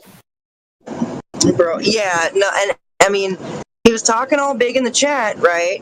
Talking a big game. It's like those videos that you see of, like, the dog that looks all cowardly, and then as soon as they're behind the fence, they're bark, bark, bark, bark, bark.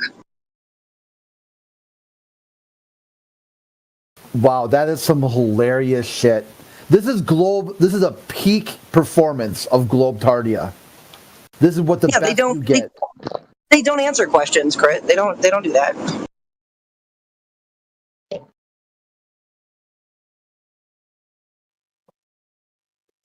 I mean, in their position, why would you answer a question truthfully? At all? Hey, Ghana. Cat got your tongue?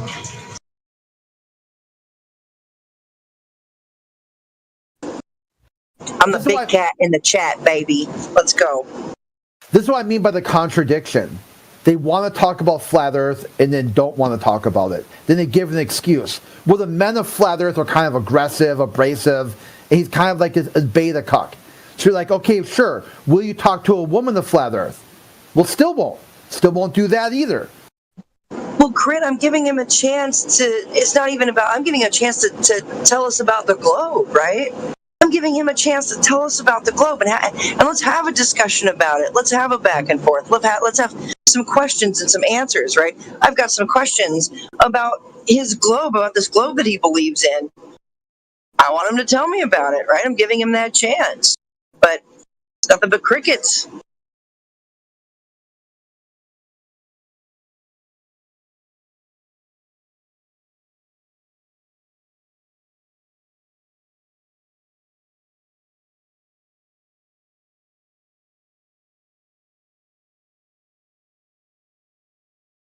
Welcome back, Nathaniel.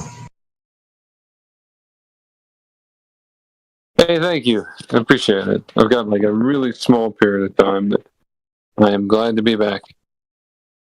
Welcome back. Right. So Nathaniel said he used to be a flat earther, but went back to the globe, but agrees that space is not as we've been told, and NASA is full of shit. Is that correct? Oh, sorry. Excuse my language, Nathaniel. That's how it goes. Not a big deal. I'm actually away from the children this time, although they might show up. I've got a half an hour. Yeah, remember, still just Nathaniel, sorry, asked to set a boundary. He did ask that while he's part of the chat, that we try to curb the swearing. So I earlier when he was in here today, I said, that's a good idea. We should all practice some control with the curse words.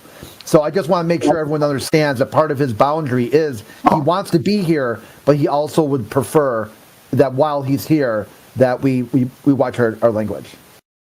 Yeah, I sure appreciate that. I mean, obviously, I did a bad job because I was like talking about a man being sodomized to death. So that's disturbing for children. NASA is full of poop. All right. Right. Okay. So what was it specifically that made you doubt flat Earth after you had already looked into it? Well, let's see. I know evolution's nonsense, right? And then I came to believe a young Earth, and this is all progressively. And I started as an atheist. Now I'm a Roman Catholic, for better or worse. But so when I had young Earth, when I realized that one, it had an interesting effect on my mind where it shrunk down my worldview to where it actually became very personal. It's like, wow, I only have, 1,000 ancestors before Adam. And so I had this sense like God, starting from like this nihilistic atheism to the point where now we're like God is heavily involved in like human events. They're all affected very closely by him. And so I came to believe a flat Earth for the same reason, because it's the kind of cosmology that God, the real God, loving all the things we know about God, from philosophy and theology and from faith and all that kind of stuff. That's the kind he would make. And I think that I still probably hold all the most important aspects of it. And I don't feel very strongly that it is global. I was talking to a man here from Eastern Orthodox, and apparently out east it's still that's complex too, but it's still very possible to be. But I read a book called Flat Earth, Flat Wrong. I read about half of it. Obviously, a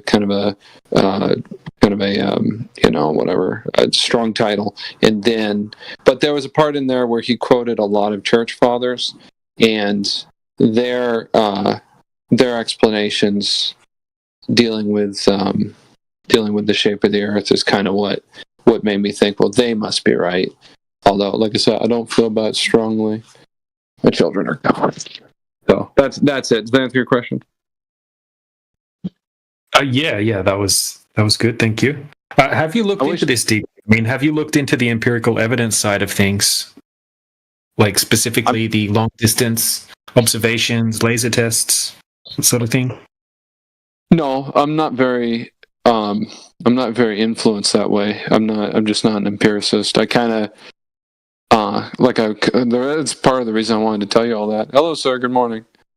You can sit right there. I'm just on a phone call.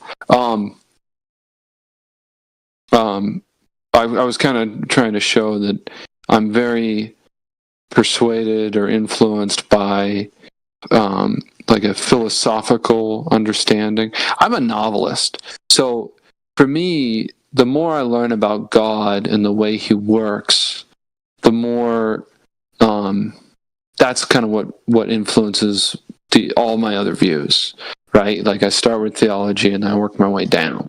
But that's also why I say I'm not very attached to the globe. It's because of the authority of the church fathers that I read that I essentially believe it in, because it's just not that significant to me. The shape of the heavens is much more important to me for whatever reason. I guess because that's where I want to go. Does that make sense? Full stop. Trying to let you know when I'm done answering your question.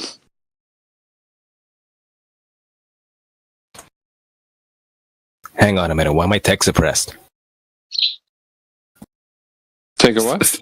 Sorry, Nathaniel. Yeah, I was listening to you. My wife came right at the end of when you were talking and asked me a question. So apologies. I can't I'm glad. Yeah, look, it's good to have you around here. If you have more time, right, I'd love to go through some long distance observations, right? Just go over some of the 101s you might not have looked into, right? Because you know we're a bunch of empiricists here, and you'll find that we don't speculate too much, right? We can pretty much back up everything that we say with video, high definition videos, or citations, that sort of thing. So yeah. I mean, when time we should go over some long distance observations that are literally impossible on a globe. Sure. Yeah, I'm content to do that. I mean, when I was looking into flat Earth, those things I did find persuasive. Trying to think of the biggest thing that slowed me down was probably the idea of inertia, but I did end up abandoning that because what I said to myself is, well, here, and I think now I'm a geocentrist, right? I think the Earth is at the center of the universe, and I work with a lot of people who are big into academia and science and that kind of thing. And I also believe it doesn't move. I think the heavens moves around it. And that's enough to be like a crazy man to a lot of people. Yeah, we definitely agree on a bunch of things. I think, I mean, if you haven't had the time to go over some of these observations that have been done over the years, then, I mean, maybe that's all you need to see. Could be. Sure. Well, I'm content to do it. Here I am. I'd really like to figure out. I'm terrible with technology too. I mean, I could tell you all about the French Revolution, the SARS, economic theory, but man, making computers work drives me crazy. And I'm trying to pull the clip from your live stream and then publish it. But I'm still gonna keep trying. So if you want to go over those things, it's fine. I'll publish it. Here I am. Yeah, I mean, if you've got 5 minutes, I could go over a simple observation just to give you a general idea of what I'm talking about here with these long distance observations. Yeah, I think it would. I think it would help me make my point that we have to be more reasonable and work together because, I really don't like the way people are controlled and manipulated right now, especially economically. So I'm just kind of my son showed up and then disappeared again, so I'm kind of back and forth. So visual things are going to be hard. You might have to walk me through it. And when you say geocentrist, and then you said Earth is the center of the universe, do you mean as in universe, as in vacuum of space? No, I said that earlier. I don't believe in a vacuum. I believe in, I guess, probably the ether. Is he okay What's here? ether? What's ether? Yeah, can you define that, please? Sure. Okay, I'll take him. Sorry. It's my son. So the ether, my best understanding is, and it's probably unfortunate that most of my cosmology relies on materials that... Say again? Calculation? Speculation. Oh, yes. Yeah, speculation. Yeah, exactly. It's the same thing that, St. Augustine was working with, except he probably had a better understanding of, Greek mathematics and stuff like that, which is, I think, where a lot of the globe stuff comes from.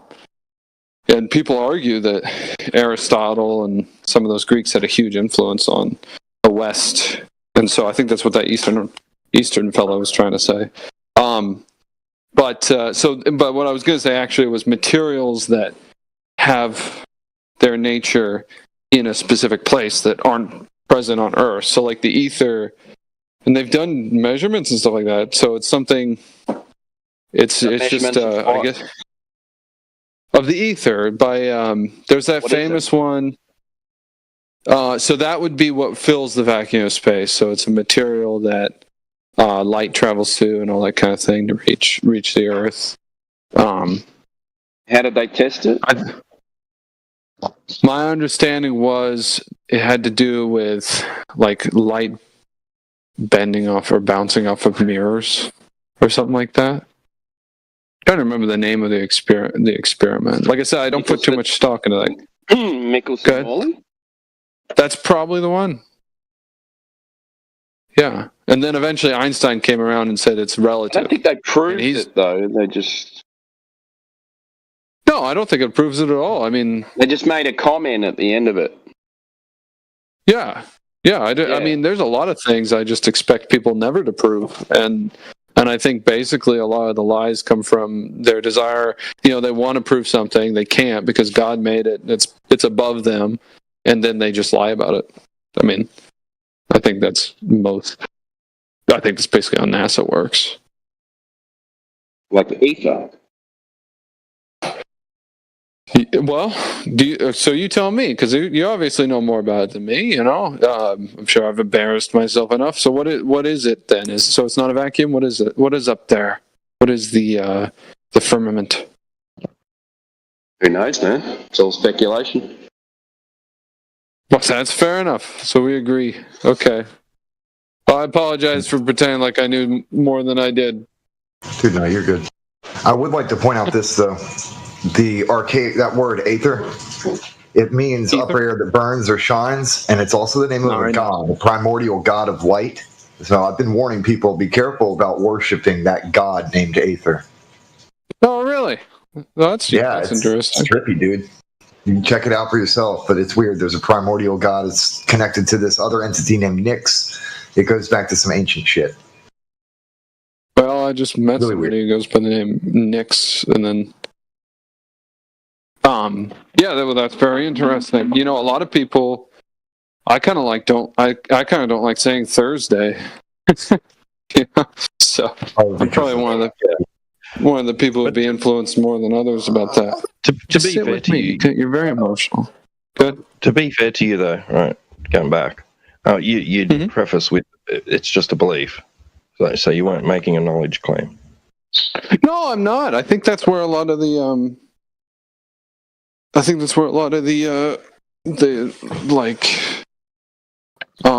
flack comes from is being so certain that it exists, or they say that we like know what it is or can know what it is before, seeing God at our judgment, that kind of thing. Now, I don't think there's anything wrong with trying to find out in a humble Christian way. I mean, I do support the people. Like I said, I do a lot of work with, for instance, like the Kolbe Center, and they're really good, and they're a bunch of geocentrists and stuff like that.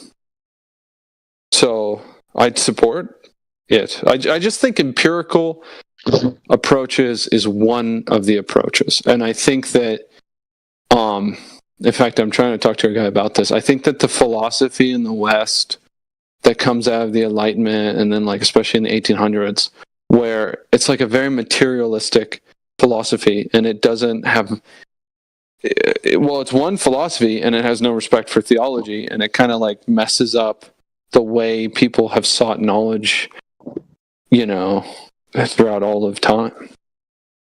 You know what I mean? Like, we can know that there is a God. We can even know that he's in heaven. And those things are more important than the ether. And the ether's fine. I mean, or, pagan gods or whatever we want to know about. The material of the heavens or the nature of the firmament or the water above the waters. Or water above the firmament, I guess. I'm really interested in that. What do you guys make of that? The water above the firmament. There was one church father that says essentially, if you go to the end of what you might call space or whatever people are calling it, past all the stars and stuff, that there's essentially like an ice wall or a crystalline wall. And I've meditated on that. That's fascinating. What do you think of that? Whoever wants to talk about it. Okay, mad speculation Sunday show. Yeah. You guys don't like speculating at all? Is that the case? Well, let me ask you this. Save it all up for Sunday. There you go. I didn't hear that. We save it all up for Sunday. Oh, okay. So it's like organized by topic. So on Sunday, you guys talk about speculation? Yeah, speculate on Sunday. Go for it, mate. All right. What do you guys do today? Because what is today? Today's Monday. Just any other day. But I mean, like, yeah. So we just reserve Sunday for anyone that wants to speculate, because people do like to speculate.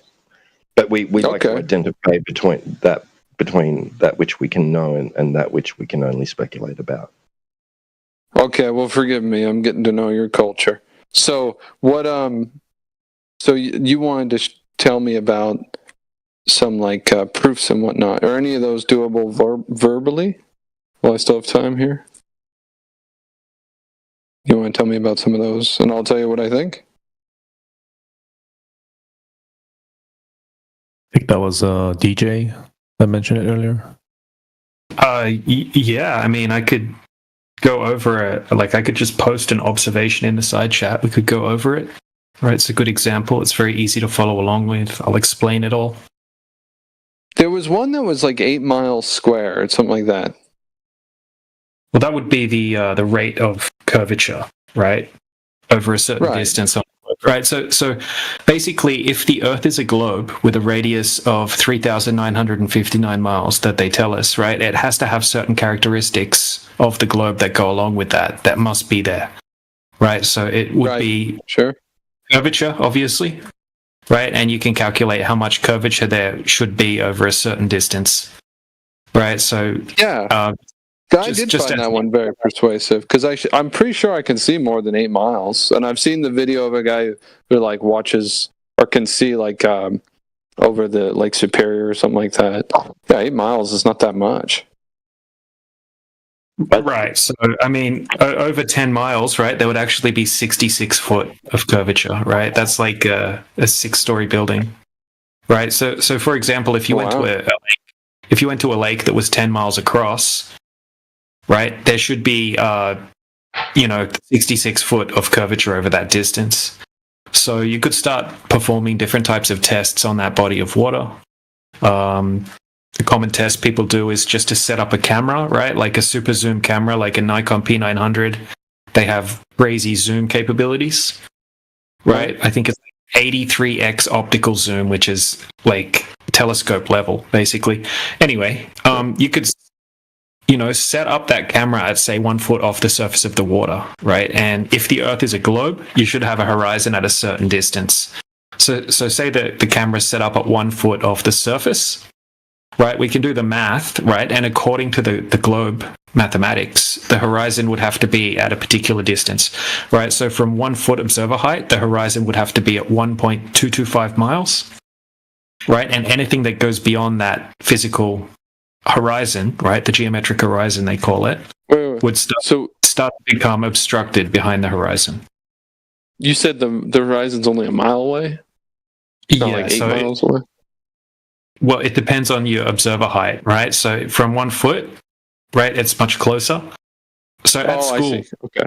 Yeah, so at school they taught me that if you're 6 foot tall, you're standing at the beach, you're looking out over the ocean, the horizon would be at 3 miles. Right, so if you go lower, it's closer. If you go higher, right? So to have an 8 mile horizon, you would have to, it's not a long distance, right? Well, most people think, we can't see the curvature of the Earth. It's too big, right? We're so small, and Earth is so big, right? That's kind of what most people think, but they haven't actually done the math to work out that. Yeah, I have not done the math. So you said, somebody said it's like 5,900 miles. You said is the radius. It's 3,959 miles, right, from the center out to the edge. Yeah, like a straight line. And everyone agrees on that. I guess they would have to. Yeah, that's the R value. It's like the core fundamental behind all the globe Earth math, right? All the distances to the planetary bodies. It's pretty hard to get putting things in space, right, going to the moon, all of that stuff is reliant on the radius value, the R value, gravity, I mean, everything basically. So if that core variable's wrong, right, then all the math is kind of wrong for the entire So is that number 3,900, I believe you said? Is that used, like, where do I find that? Because I don't often look at formulas for gravity or anything like that, and I don't trust NASA. I already told you that. So I'm just wondering how many things are dependent on that. I mean, to calculate the distance to the sun, or to calculate, how big a planet is, or anything like that, it's all kind of based off the radius value, right? To calculate like their orbital mechanics, to calculate like when they're sending their satellites into space and everything. Distance between two masses. Between two masses. Yeah. Yeah. Is there is it used for anything that's not what do you call it, cosmonautics? Anything that's like on Earth? Like as a cell company using it. Good. What you'll find is that most industries utilize the Earth as a flat plane. Yeah. Right. That's what I always thought. Yeah. Yeah. Like I know an aerospace engineer, and he told me, he's a globe earther, right? But he told me that all of the calculations that they use when they're designing the aircrafts assume a flat stationary plane. Right, I remember that one was. Yeah. What I'm wondering is if like, you might call it speculative, but I do like understand and approach the world a lot from the point of view of like human society and how it runs, and so I wonder if that one factor or math number is if it's possible for NASA to lie about that, and then it doesn't really, like all these industries and whatnot, they just ignore it anyways. You know what I mean? Like I wonder if it because if I found, I don't know what to say about that. So if I found out that NASA lied about that number, I wouldn't be very surprised. And it wouldn't necessarily. Go ahead. Yeah, see, that's what I want to know. I want to know if somebody else. It's basically the size that they tell us the globe is, right? So, like I was saying originally, the globe has to have certain characteristics that go along with that radius value that they all agree on. Okay, right. So you would have to have that horizon at a certain distance for starters, right? And what we find is that we cannot detect this geometric horizon that should exist, right?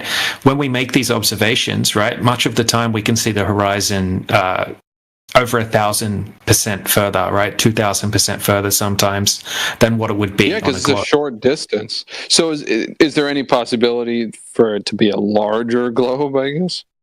Or is that just preclude globe at all? Then you got to change. Then they'd have to change everything. Distance to the sun. Yeah, all those things. Yeah. Well, I mean, the measurement of gravity. Yeah, the entire heliocentric model would be. They would have to rewrite the entire education system. They would have to admit they're lying about space. They're lying about the moon missions, all of that stuff, right? The distances between locations, even, right? Just going from A to B, right, from country to country. No, that wouldn't change. That wouldn't change at all. Why would it just make it places that we haven't been to? So the known Earth, the known world could still be the same. But the way it works is the path of the sun, right? The circuit that the sun takes over the Earth wouldn't change. So if you inflate the size of the Earth, that circuit would be shrinking. So all the angles that we get to the sun or to the celestials would shrink into a narrower and narrower pizza slice wedge, right? Like your field of view would shrink. So everything about their claims would be destroyed. Yeah. Yeah, so look, just taking it back to the long-distance observations quickly, right? So we have countless amounts of very high-quality long-distance observations and laser tests right? That they're not explainable at all, right? On a globe, we can see magnitudes further than you would possibly be able to see, right? So I did want to show you one of them if you got time to have a look at the side chat.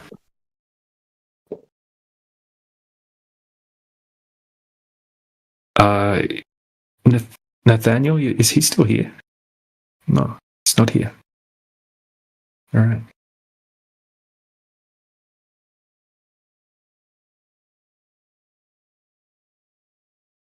Maybe he's processing the size of the claimed globe. I know he's got a bunch of kids running around, so. Yeah. But it's like when you hear that stuff, right? When I first heard that there should be this much curvature over this short distance, I was very surprised. I was like, "What? Is that true?" Yeah, I think most of them are pretty surprised, right? They don't even believe us when they hear us tell them the actual, drop over distance rate or the horizon distance. What? No way. Where are you getting that number? That can't be true. Earth's so big.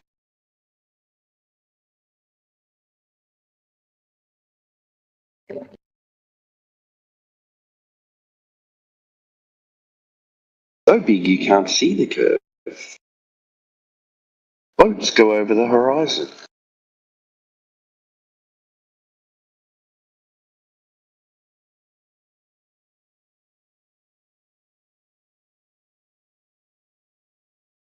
You're a very calm person, DJ. Thanks. Because my wife's sitting in the room, I have to stay calm and being judged. Yeah. That'll change. Give him a couple of months. Shut the fuck up. I was once calm too. Only once?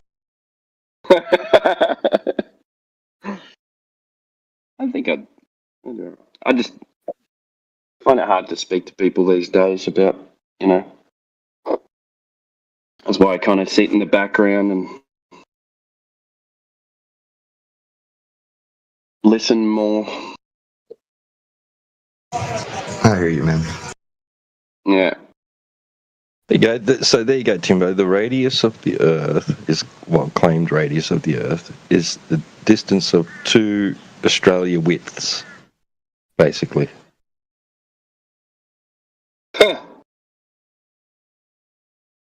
Yeah, it's crazy when you think about it like that. I was thinking about that the other day. Like, what's the distance across Australia? How many miles is that? Roughly 2,000. 4,000 kilometres? 2,000 k's. Yep. 2,000 miles. 2,000 miles. 4,000 kilometres, yeah.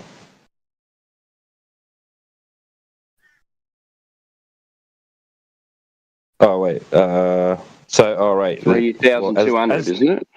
Yeah, 3,290 as the crow flies. So I guess they're saying the shortest route.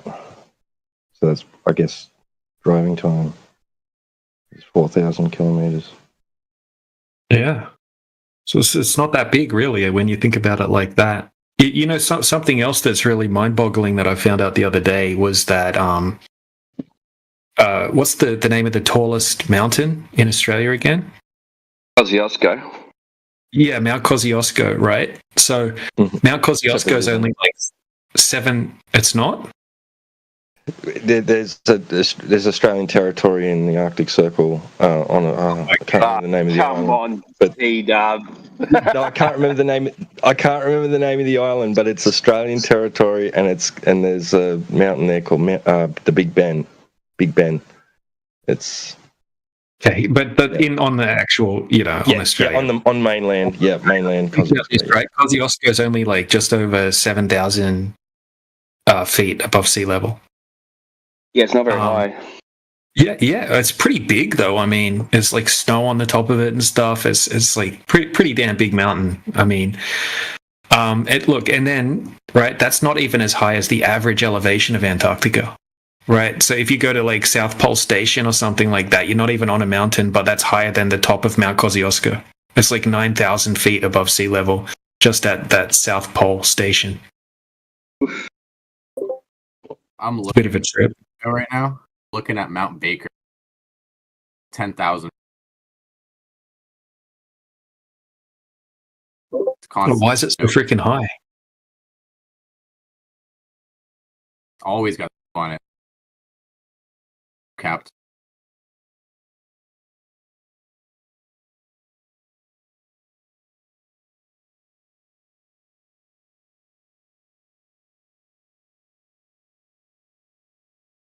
I found myself speaking to someone the other night, and then they just said something, and I just said, "Sorry, man, I can't talk to you, mate." Like,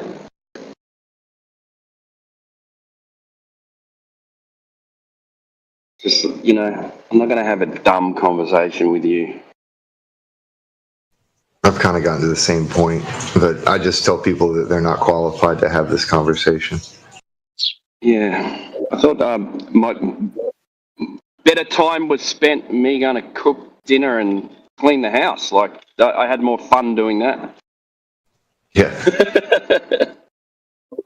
I don't know how Indio does the numpties. He just keeps them in rotation. Oh, yeah, brother. Well, check this out.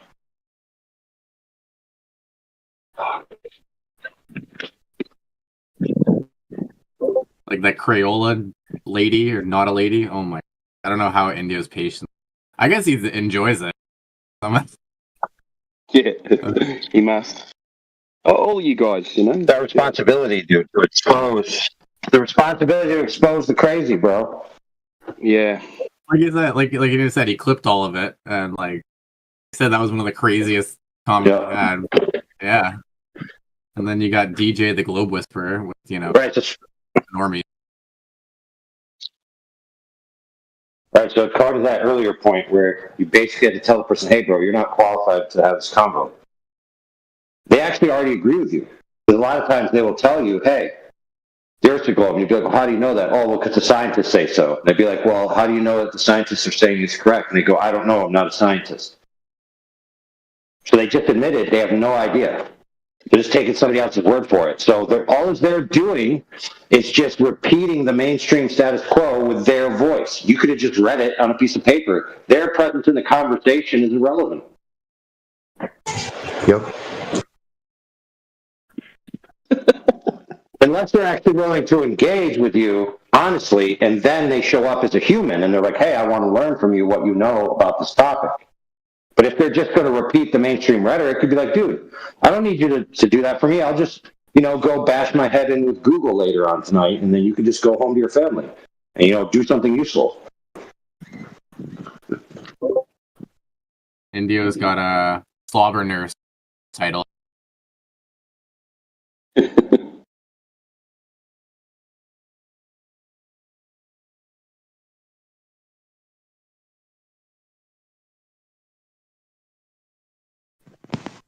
I hear there's good money in being a slobber nurse. And a Glober too. Just starts Jeranism. Look at his subscription account now. You can get $50 an hour easy doing that stuff.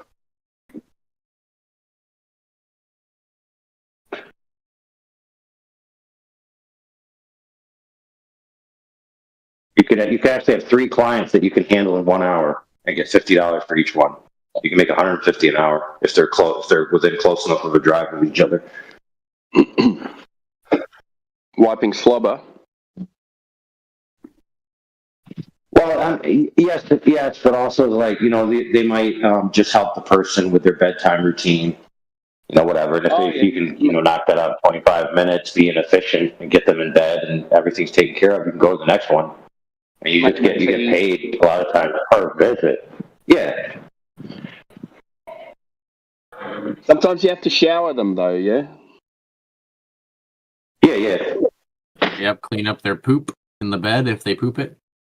Yeah, so it's real work. It's real work, and sometimes it takes a little longer than other times, because there might be more things going on some days than others. But you can make good money if you have a good client base and you treat them well. Yeah, I'm a plumber. I'm not scared of poop. Oh, we're talking about poop. What happened? We're talking about money, bro. There's money in the poop. Yeah.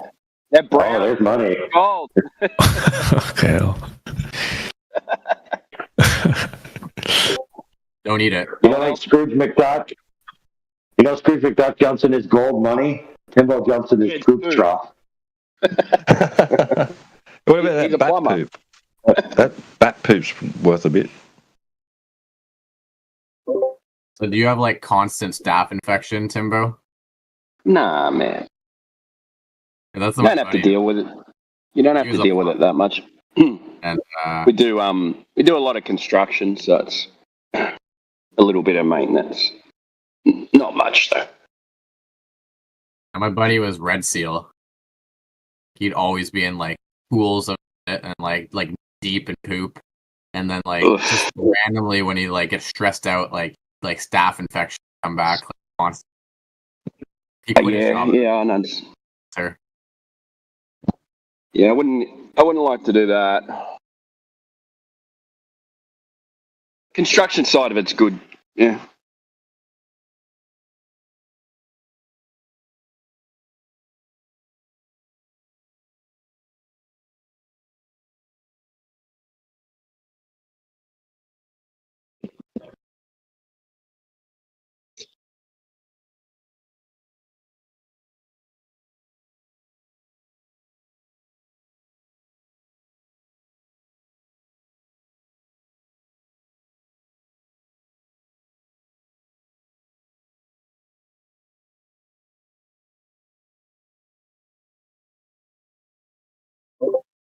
Guess who's pew pew mail?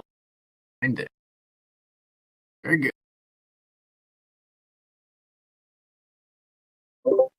Right before the election.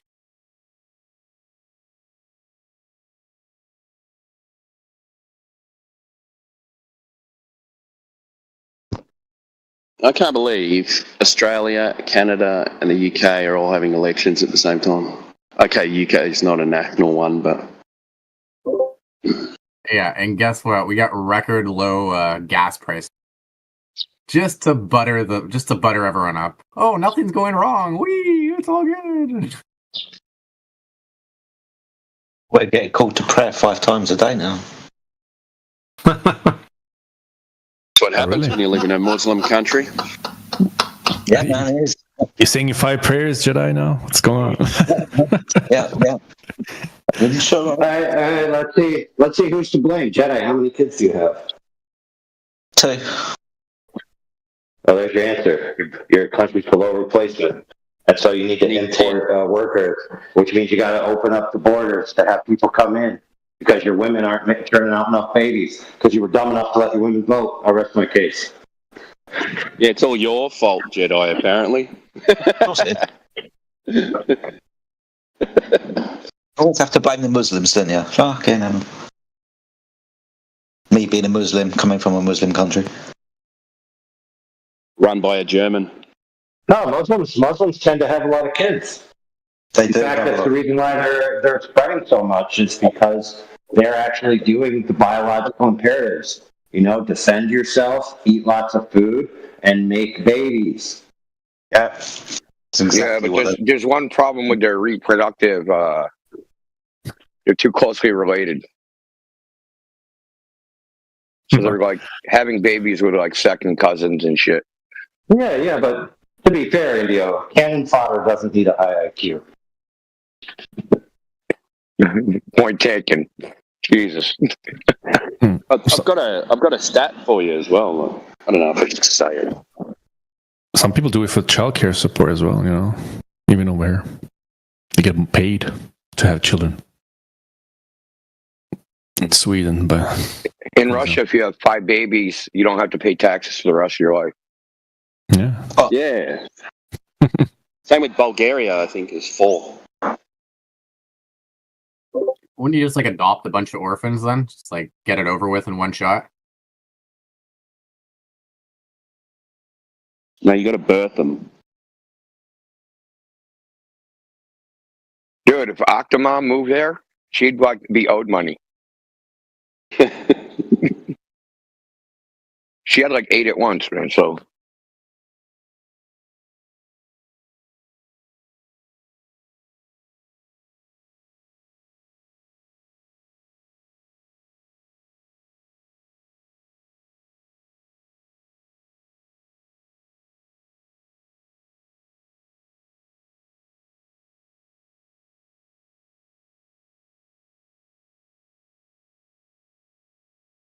What's up, guys?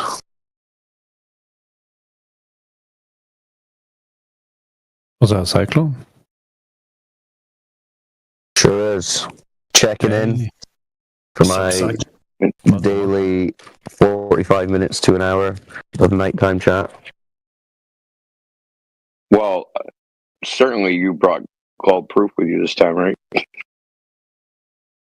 Well, I've left it up to, let me see. Did you leave it in Donald's house? I knew it. Nuckin' Futz, he's got it. At least he said he did. Or was it no one? I spoke to that no one guy the other day.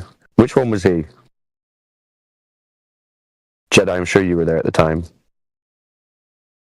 I was there. I'm trying to remember. Yeah, I called him out. I can't remember. Probably no one important, dude. Well, it's just because I see him.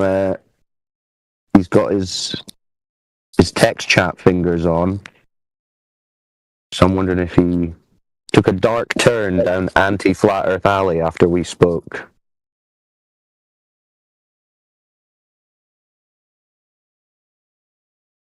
Let's say you know one.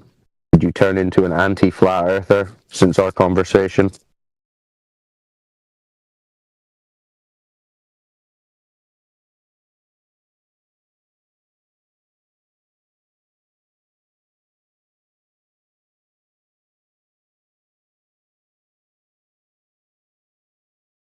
He said he can VC in a bit of work.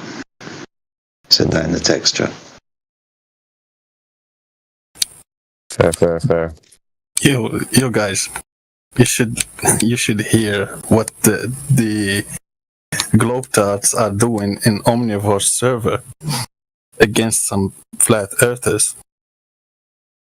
They are claiming a circumference of the equator and comparing it to the distance from the equator to Polaris or to the North Pole, and saying that that would be the radius and the distance between the circumference of the circle doesn't match a flat circle.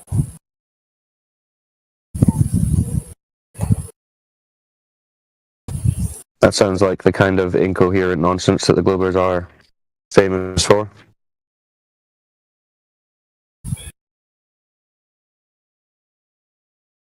So what measurements are they citing for that claim? I don't know from where they got those measurements, but they say that, and they can have those measurements, that the circumference of the equator from the ships navigating and planes and those things, like if they are making a perfect circle around the equator.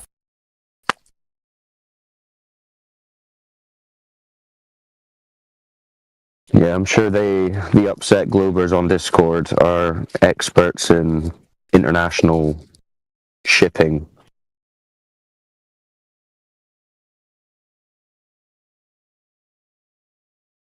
Their only experience with international shipping is getting their waifu pillows from Temu.com.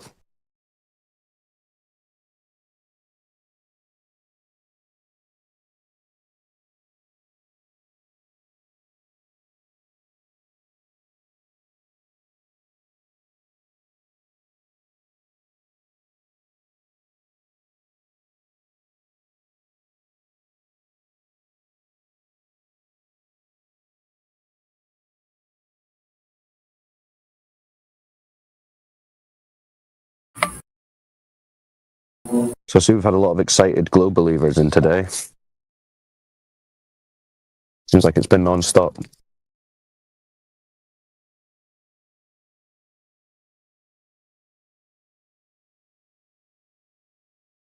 bunch of them are still standing.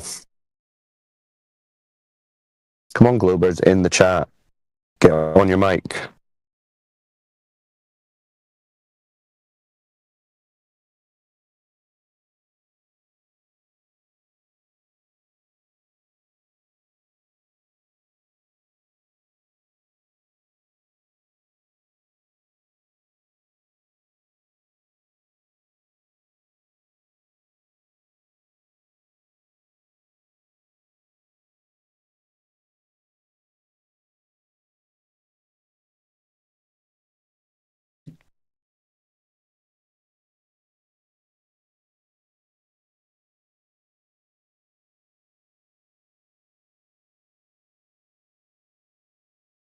Hey, Rambo Jesus is back. I remember speaking to you, Rambo Jesus. What's up? That's a great name, isn't it, Rambo Jesus? Yeah, it's pretty good. He's another one I remember having a conversation with, and now I can't remember which one he was. I seem to remember it was a pretty reasonable conversation, at least the beginning of it. Did it go sour? I can't remember. Rambo Jesus, you have to remind me. Was it more Jesus than Rambo, or more Rambo than Jesus? No, our conversation was pretty. I thought I was just, just asking some questions, trying to, ascertain what you guys understand and stuff, like what you believe, and just asking questions, trying to learn. Yeah, that's right. I seem to remember you were pretty chill. Okay, so from our last conversation, what do you remember? What did you understand? What did you take away? Any thoughts? Oh God, I wrote notes somewhere. What was our main contention about the flat? Sorry, so the two biggest takeaways that I remember, and I still need to ask one of the medical physicists about it, because you mentioned that they don't use Newtonian physics, or not Newtonian physics, the Newtonian theory of gravity in sort of like higher level physics. They use the theory of relativity, I think is what you said.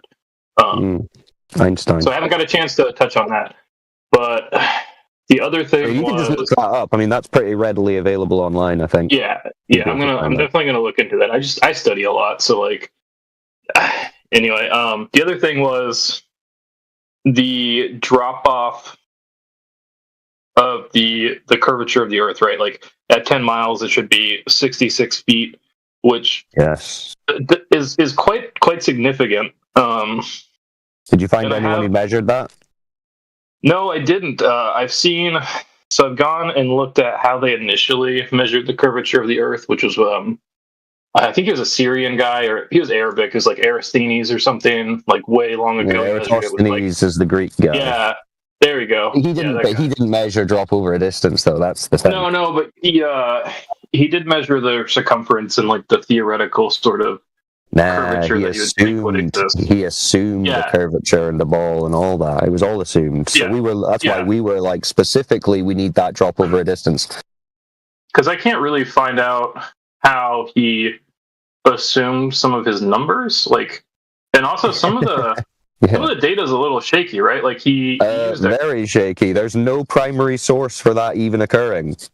And it just appears in textbooks. Yeah, and even what's alleged is kind of shaky, right? Like he used the rate that the theoretical rate an average camel could travel in a day, and judged the distance. Is that what Alexandria? Yeah, sometimes it's camel distance. Sometimes it's some boy with some poor guy in the desert just walking it out. I mean, it's the whole thing's a mess. Yeah, but, and then Hey, here's another one you probably didn't pick up on. He measured an angle 300 years before they had angles as a unit of measure. That's a classic. Oh, is that the angle? The degree wasn't it? The degrees, like degrees wasn't even a thing at that time. Was it not? Interesting. No, it wasn't introduced to Greece for another 300 years. That's fun. I'll have to dig more into that because I only read a couple articles about it. But yeah, it just makes some assumptions. Given all that, don't you think it's odd that they tell us that we can send a robot to Mars hundreds of thousands of miles away, play around with it, remote control, but they can't measure 66 feet of drop over 10 miles? Yeah, it is. like I said, those two things align. How can those two facts coexist? It is what it is. That's a fair enough answer. It just is what it is. Death Glob. Just accept that we ran to the Mars and we ran to the Moon. Accept that there is space. Accept that Earth is a globe. Just accept that. I do have a question, and forgive me if somebody's answered this or if there's been an explanation that I've not heard. Does the Earth rotate? Yep. No. It does. It doesn't rotate. Nah. Unless you can prove some rotation. Well, I was thinking about that, and this is not something that I know a whole lot about. But I was thinking of the Coriolis effect. The Earth's motionless. So, wouldn't that preclude hurricanes from forming? Like, wouldn't that make it impossible for a hurricane to form? Because that's like the Coriolis effect is what causes, at least in theory, causes hurricanes to form. In whose spin theory? in a certain direction. Whose theory is that? I don't know who it is specifically, and I could be wrong. That's just some vague story that you're hearing in passing. It sounds like what they say is that the rotation is supposed to affect the direction of the hurricanes, but even that's not held for. Yeah, it aids in the fuck. I'm trying to think. Except, like I said, I don't really know specifically. It's all right. Well, let me bring this up real quick. So you have cyclones and anticyclones. Yeah. Cyclones spin one way, anticyclones spin the other, and the distinction between them is an anticyclone is high pressure in the center and low pressure on the outside, and a cyclone is low pressure on the inside and high pressure on the outside. That's what determines the direction of the spin. It's not. That's what I was trying to say. I just couldn't word it right. Yeah. I mean, it's like an old wives' tale. Mechanism. Like, just be honest, you can never figure out the causal mechanism of that anyway. But it's like an old wives' tale. It's like when they talk about the toilet, flushing the toilet, and it'll spin a certain way. It's just an old wives' tale. Hey, Timbo, you hot micing? Who's hot micing? Was it? If it was typing, it might have been me. I'm sorry. Yo, you're hot micing. Sure. I don't know. Someone was. It's all right now. So, hurricanes, Coriolis, DJ Indio, one of you guys want to spare some wisdom on that? I mean, where is it? It's another, like you said, it's an old wives' tale. Yeah, I would say it's general. Theory in hypothetical situations, but like it doesn't exist in nature.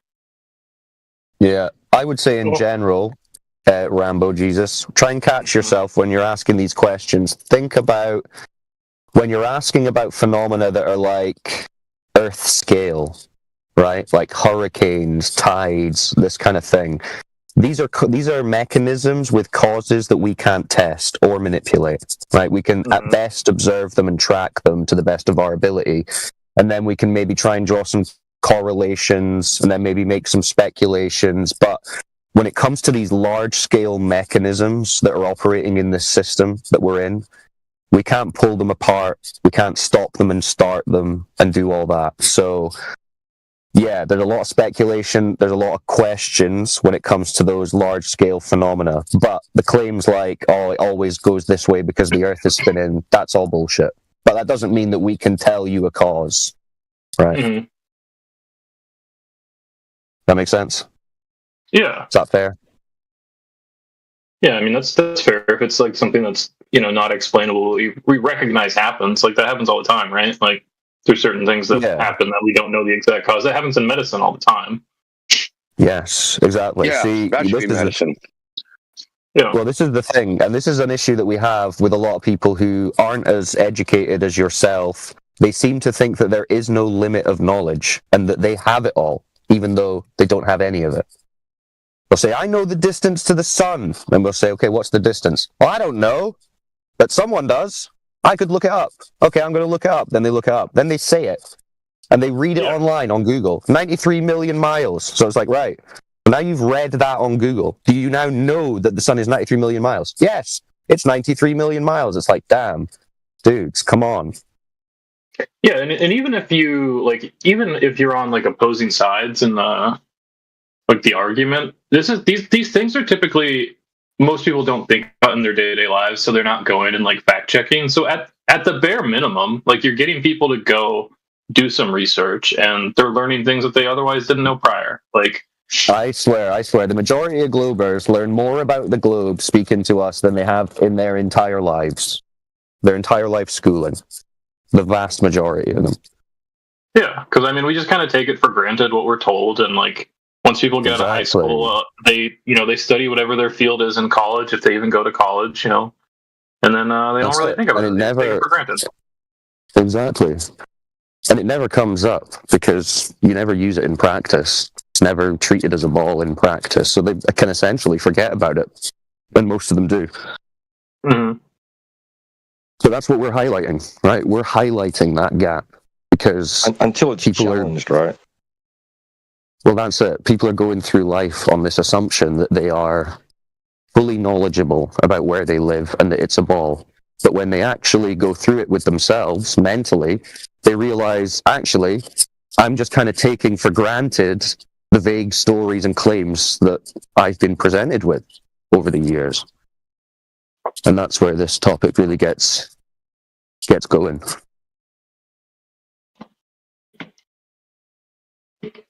So what else, Rambo? You've got good thoughts. Keep us going. I mean, the only other thought that I had was kind of in the same vein with the Coriolis effect. So I'm in the Army. The Army paid for medical school and all that good stuff. I have an HPSP program, and nice. When I went to my OCS training was actually in Fort Sill, Oklahoma, where they have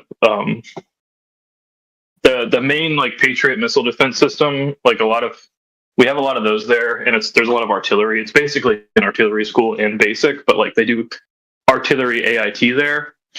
And I know that they have in their artillery handbooks, and when they do fires, they do account for the Coriolis effect in their calculations when they're aiming, either long-range missiles like Patriot missile defense systems, or they're just sending fires downrange. So, you guys know anything about that? I mean, are you sure about that? Typically, the manuals I've seen, I haven't seen a Patriot missile manual, but I've seen the artillery manuals. It'll say something about the Coriolis effect. Typically, like in the beginning of the manual, it'll give you like an overview, and it'll say, "Hey, Coriolis effect, you got to account for it." But then when you look in the firing tables, it's not there.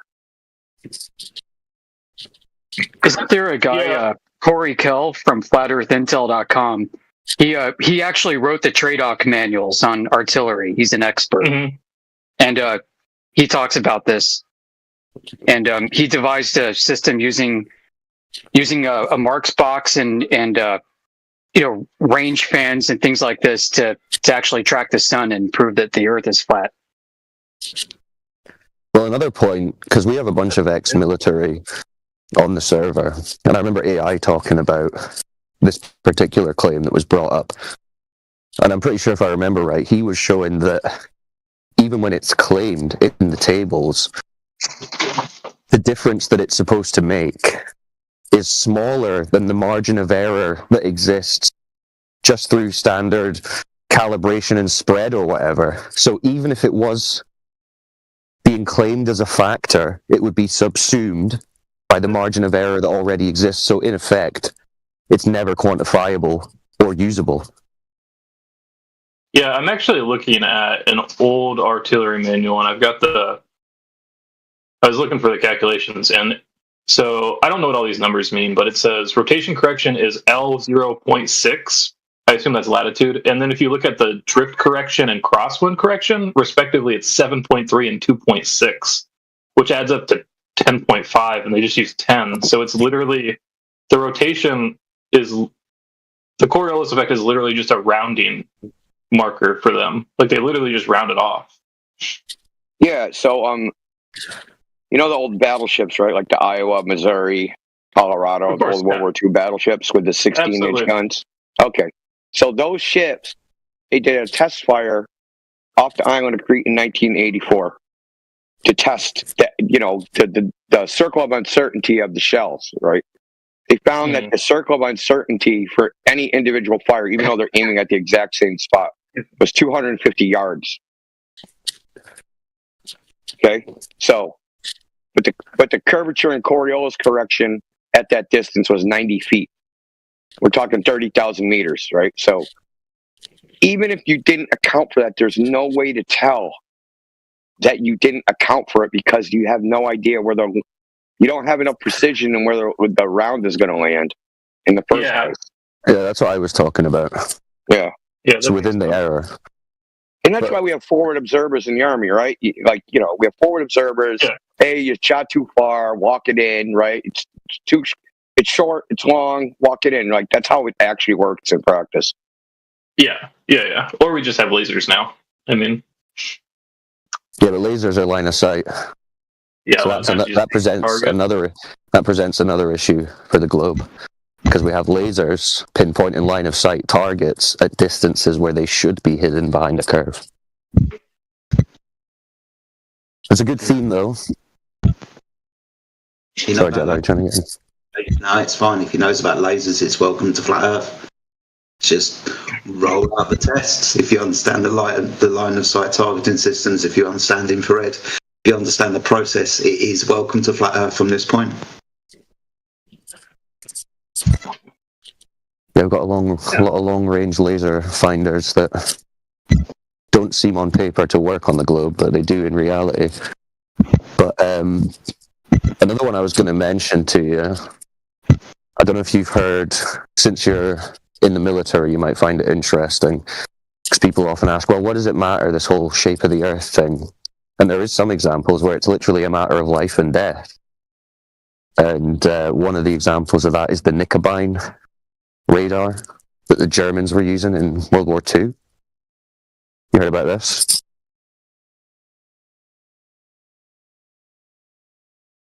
I have not. Sorry if I cut out, like I'm coughing, so I keep muting my mic. Got a little bronchitis going. Oh no. Well, either way, this Knickerbein, this was how the Germans were. Yeah, the tone, just the composure, like everything. Dude. It was all wrong. It was all wrong. Yep. Acting skills. My line of work should have intersected with what you do, man. Like, that's honestly, I think I would have probably been. Yeah. I mean, amazing in that field. Basically, like a glorified police officer, you could say. Yeah. I wouldn't need to put my hand on somebody's wrist. I could just tell by their demeanor, dude. I was like, dude, you're a fucking liar. Yeah. There's nothing. Your body language is screaming liar, dude. Like, there's nothing in there. And it's true. You go to school to learn all these techniques, but I mean, you get screened in because you kind of got something already that you already know how to read people and stuff. So, yeah. I mean, I was so desperate to like talk to somebody it's been so slow this morning. I'm like, all right, I'm going to entertain Humble Age for a bit. And you're like, no, let's shut it down. I'm like, all right, I'm with you on this. Let's shut it down. This could get really stupid. Dude, I was roasting him like a Hawaiian pig, dude. Like, seriously, there's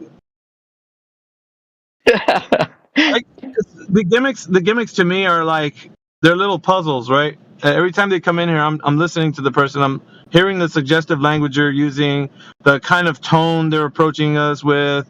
Everything matters to me. Like the way they do it, the style of how they're doing it. And over the years, dude, there's a bit of discernment that I've gained from like when somebody is, let's just say it was Joe Coffey came in here and was saying that, I could hear him. I'll be like, okay, cool. Ask the next question. But this guy, no, you could already tell. I'm just kind of wondering, because I was thinking the other day, like, can you help me out with the problem? And you're like, oh shit, like. Yeah. He singled out Rayleigh Criterion off the bat, and we know where he likes to hang out, right? He likes to hang out in these servers with a lot of Humble H type of people.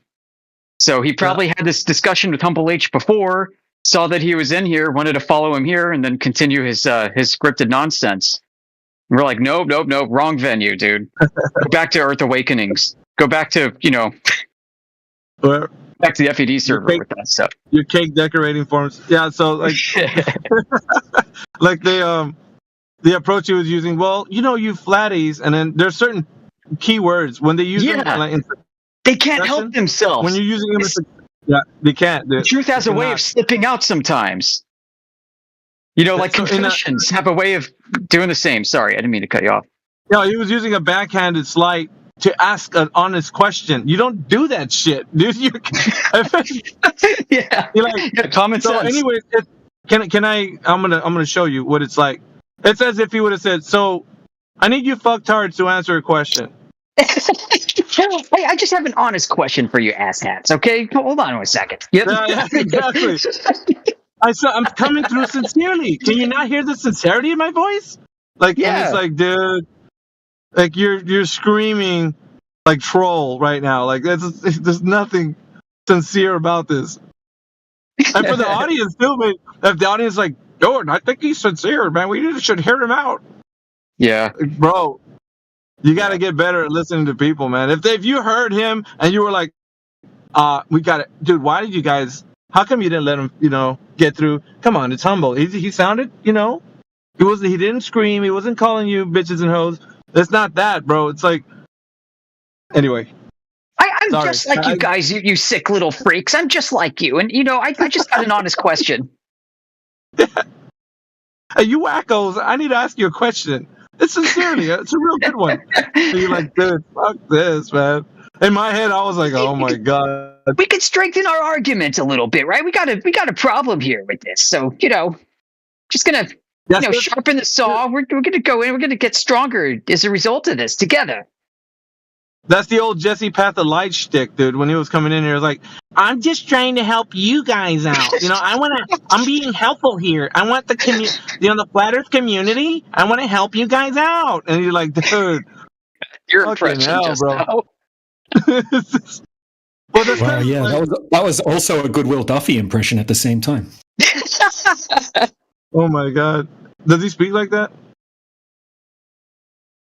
Yeah, well, that he was saying, somewhat he speaks like that, and he was saying that he's doing the final experiment to help flat earthers. And people from his church said, why are you spending all this money when you could be helping like hungry people? And he's saying, well, actually what I'm doing is I'm helping flat earthers stop wasting their time on this so they can start making money in life. And that was, buy my book on you know what? That was weird but that was weird though, because it was true. So the true earthers that went over there, they converted over and said, Earth is glob. So now they're getting cashola. You know what I mean? Like, maybe not a lot, but spooky. Dude, that is weird. That whole thing weirds me out. Like, this is like an operation, man. This was not just a guy who decided to conjure up a mission trip. This is an operation. Well, because you got to think about it like this. If they were to ask anybody in this room, right? Just for example, Duffy would have been like, okay, I really want to choose one of you guys from 27 because you totally opposed to like the globe Earth understanding. So I'm going to pick one of you guys so that you can come in because you guys are pretty hard nosed, right? If he was to do and he said he would find out that, 24, like whatever, Indio or whoever, what do you think the response from Indio or me or anybody else would be to him? That the 24-hour sun does not produce any evidence of the Earth's geometric shape. Why would I go over there and see a sun swirling around my head for it? Who cares? It's not going to tell me that the Earth is a globe, dude. Like, that would have been the straight-up conversation. Other than it just being a trip to go and have fun on the ice, but, like, even that is like, why do you want to take your shirt off with other men? Like, that's kind of cringe. Yeah, that was weird. If there's one thing we could criticize ourselves at as a community 24/7, we probably should have been a bit harsher with the azimuth equidistant map earthers than we were. Yeah. We would drop hints like, look, it's not, the map isn't it. That's not what we think. We allowed a lot of that to persist. And what are we talking about in here? Yeah, I was actually on it. Why don't you chill out and listen? Yeah, just listen, dude. So I was like that at the beginning, man. I was honestly like, I was at a certain level. I was just already starting to talk about it. I was like, dudes, we cannot be talking about the sun spiraling. And I would always talk about it. So I was like, dude, the sun if it does what it says it does, and I would go over it. I was like, what happens when it goes to the equator and it's straight across? How does the spiraling motion work out to be that's what it does? If that's not what anybody observes. So you can't say, and then furthermore, when it goes far past the equator and it goes into the south, it does the opposite looping. So it's like it's not doing the spiral motion you're portraying over this AE map. Anyway, I mean, yeah, I mean, a lot of us new to the topic, we're new to so much. We didn't even know what to think. And we relied on the expertise of those who'd gone before us to help guide us on the path to follow. And it turns out a lot of those people were way wrong. Yep. You know, and a lot of those people did update their knowledge base. The original creator of that Sun Spiral cartoon, I know who he is. He's disavowed it. He doesn't like using it. He hasn't used it in years. Oh, yeah, speaking of all the other arguments, so like when it comes to the gas pressure argument, like what we're talking about, and I mentioned it a couple of days already, but they don't have a way to measure beyond a certain altitude, Amish. This is already like it's this argument has legs, bro. Like there's no way that they're going to show what device is measuring the air pressure, because from what I'm reading, and you know, they put a bunch of articles in. The articles even tell how they're not. It's too difficult. There's a lot of variables that would not give them the, you know, the direct measurement, so they wouldn't be able to give a measurement anyway. Even if they tried, there's something to it. But listen, I've seen studies from the 60s and 70s on so-called atmospheric physics and meteorology, and there have been a bunch of sounding rockets that they claim to have launched and gotten all kinds of readings from. I mean, and you know, air pressure is just one of many different things that they claim that they built sensors to detect. And there's all kinds of exotic crap going on up there. So, according to them, right? Is any of this independently verifiable? No.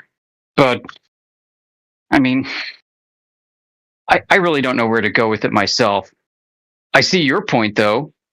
And then I hear people like Brendan, and I'm like, how come he isn't leaning into all this old research?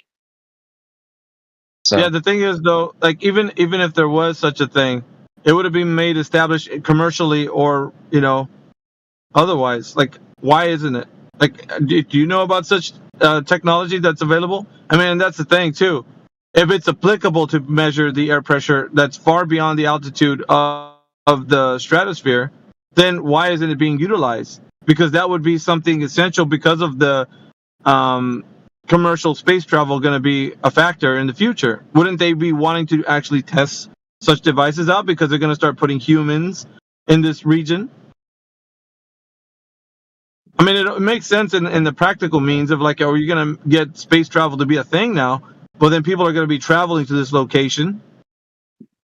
Wouldn't you want to know what the air pressure is up there? I mean, right. At a minimum, I mean, they seem to be more concerned about the radiation effects than anything else. Like even at high altitude, not in quote unquote space itself necessarily.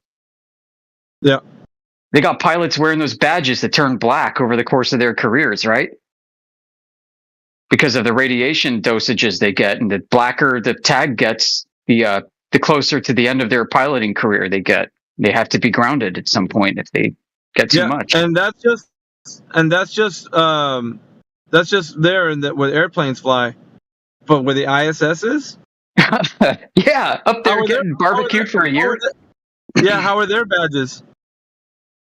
Yeah, they should be melted to their bodies too. Like, I mean, seriously, so much wrong with that. Yep, that's the thing, and it's like, why don't we have more knowledge? Dude, I'm telling you, we're getting fed a load of crap. One thing I keep wondering regarding the ISS like this, Miggy, is, you know, the ISS is claiming to do a full orbit around a globe every 90 or so minutes. So it's tracing an arc, and everything that is free floating inside the ISS should at some point hit the ceiling. Why is everything in the ISS also following a geodesic arc? And how is, you know, I could imagine, like, if you're attached to it, then you'll experience the centripetal force of rotation pulling inward, and you'll be held in place. But if you're free floating, as the ISS arcs down, you're going to collide with the ceiling. And doesn't everything just eventually rise up to the ceiling because it's going in a circle with all that tangential velocity?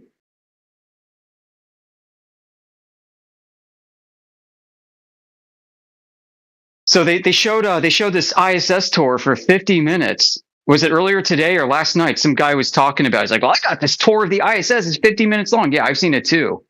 50 minutes. I mean, that's more than halfway around the ball.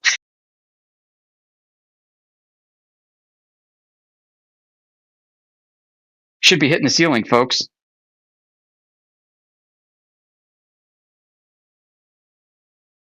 Yeah. Anyway, I mean to derail, but yeah, regarding air pressure up there, I don't know who's actually verifiably measured it. The means to do so is not meant for us. They said they have a device on the ISS, Amish, that's doing that. But yet, if they do, like when they have that device, they still say it would be too difficult to actually measure because of all the different solar winds and things that got to factor in for that. So it's not easy to say that they can get the air pressure at that region. Even if with the device they have now, that's not available, for smaller satellites.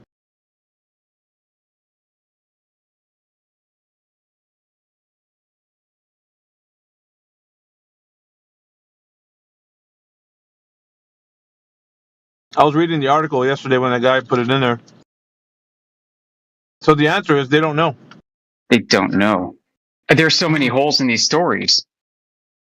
Like the Hubble Space Telescope has no means to adjust its elevation. At least by their claims.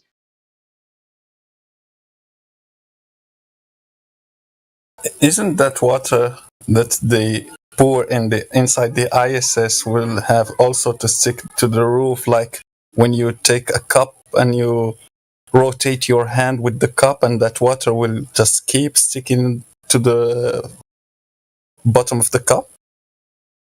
Yeah, it should. Just like swinging a bucket in circles.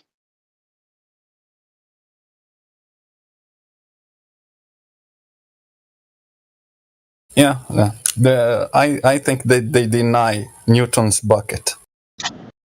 Who even throws water around like that on all that expensive equipment? What the hell's the matter with those guys?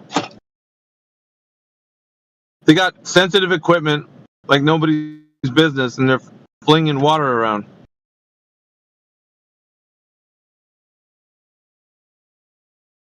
I don't know. There's so many problems with the ISS, like with their idea that it's a craft that's up there that's that's causing that microgravity, weightlessness and shit. Like, can you imagine the type of I don't know what you call it, dementia that you would get from actually trying to go to sleep in that environment without feeling pressure? Pressure is required for sleep, my friends. If you didn't have that, you'd go bananas. Imagine not able to have that, and you were just like in one of the buoyancy chambers. You know those buoyancy chambers? People hallucinate. They do. When you can't feel pressure. Yeah, I was thinking that. Pressure's required for sleep. You know what? That should be a huge point too. It's like pressure's required for sleep. If you didn't have pressure and you were in a buoyancy chamber, you'd go insane. You'd be so disoriented you couldn't get your bearings.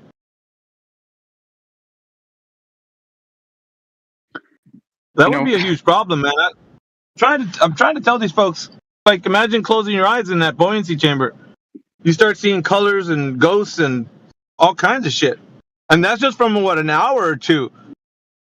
We're not talking about months to a year in that environment. Add to that the oxygen toxicity that you can get from breathing pure oxygen. They don't have that. They don't claim to have that, though. Yeah. But what I'm wondering, though, I mean, they've got this centripetal acceleration. Their beds should be on the ceilings. they're going to do like 5 orbital passes around the Earth while they're sleeping. It's plenty of time to be migrating towards the ceiling of the ISS, but they don't experience that or do that. Yep. So big problems. That's what I've tried to say about the vestibular system. Can you imagine in a 0G environment what the endolymph, what the liquid in your ear is going to be doing? It's going to be lifting off. It would stay lifted off, Sonny. Think about it. It's like on one of those like a roller coaster. That's why they call it the vomit comet. Exactly. It didn't get that name just because. Imagine feeling that feeling all the time for months on end. Like in skydiving for 6 months nonstop. Yes, nonstop. Yeah. You'd feel a constant tumbling motion. Like you wouldn't be able to realize, you wouldn't be able to sense like what level is anymore. What you would have no reference point. You're accelerating. My stance that you would be vomiting, and you would vomit until all the liquid would be dispelled out of your body. It's fatal.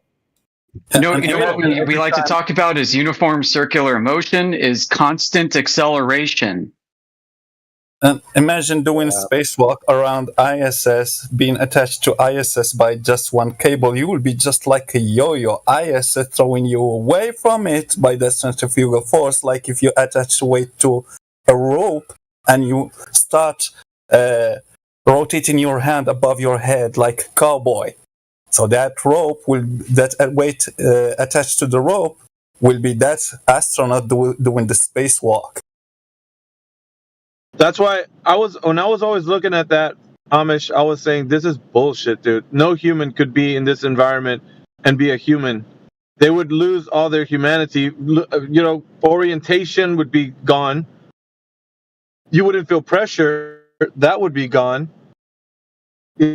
Imagine all those things being alien for months. The body that was so conditioned to live in this environment, because it's just practically think about it. When you're up and about all day long, you're walking, and you sit down in a chair and you relax. What happens to you're sitting down and you have a different orientation, right? So that now you're resting. You put pressure against the chair that you're sitting down on. So that it gives a sense of comfort. But what if you've never had that sense of comfort that your body needs to like have the muscles relax? They're in a constant state of like disorientation. I mean, it would be chaos, bro. Do you have any idea about their claim concerning the depressurization of the spacesuits? Well, I mean, they're talking about like how they depressurize when they're going for a spacewalk, or Well, yeah. So there are gas molecules that get trapped within the fabric, within metal, within steel. Okay, so like a rocket on its way up to outer space is going to be ramming into gas molecules that'll get embedded within its materials.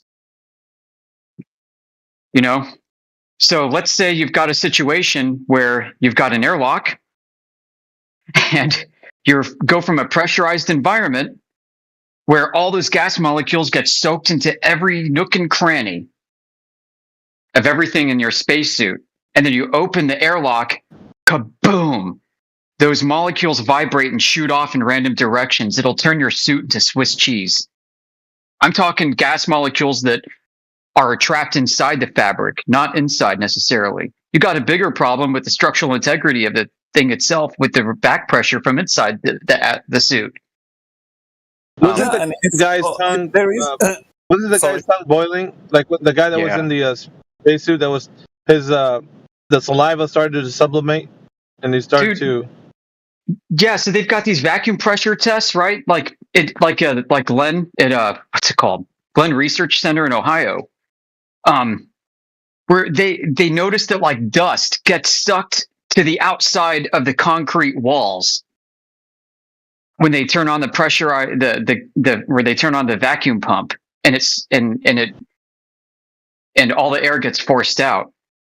That the negative, call it negative pressure, is so great, it causes dust and things on the outside of the chamber to get stuck to the outside of the chamber. What is that? Electrostatics? I mean that's involved, but it's just thermodynamics, man. These there's an empty void and things want to fill it. Air wants to go rush into it. Like the movie Alien. Mm-hmm. Remember that scene with the movie Alien when she poke a hole on the window in that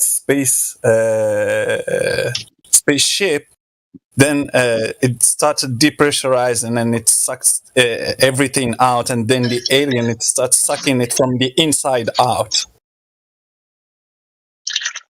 I mean, that's the idea behind all this, and this is the reason why I was saying, why isn't there any pressure readings when you go really high in altitude?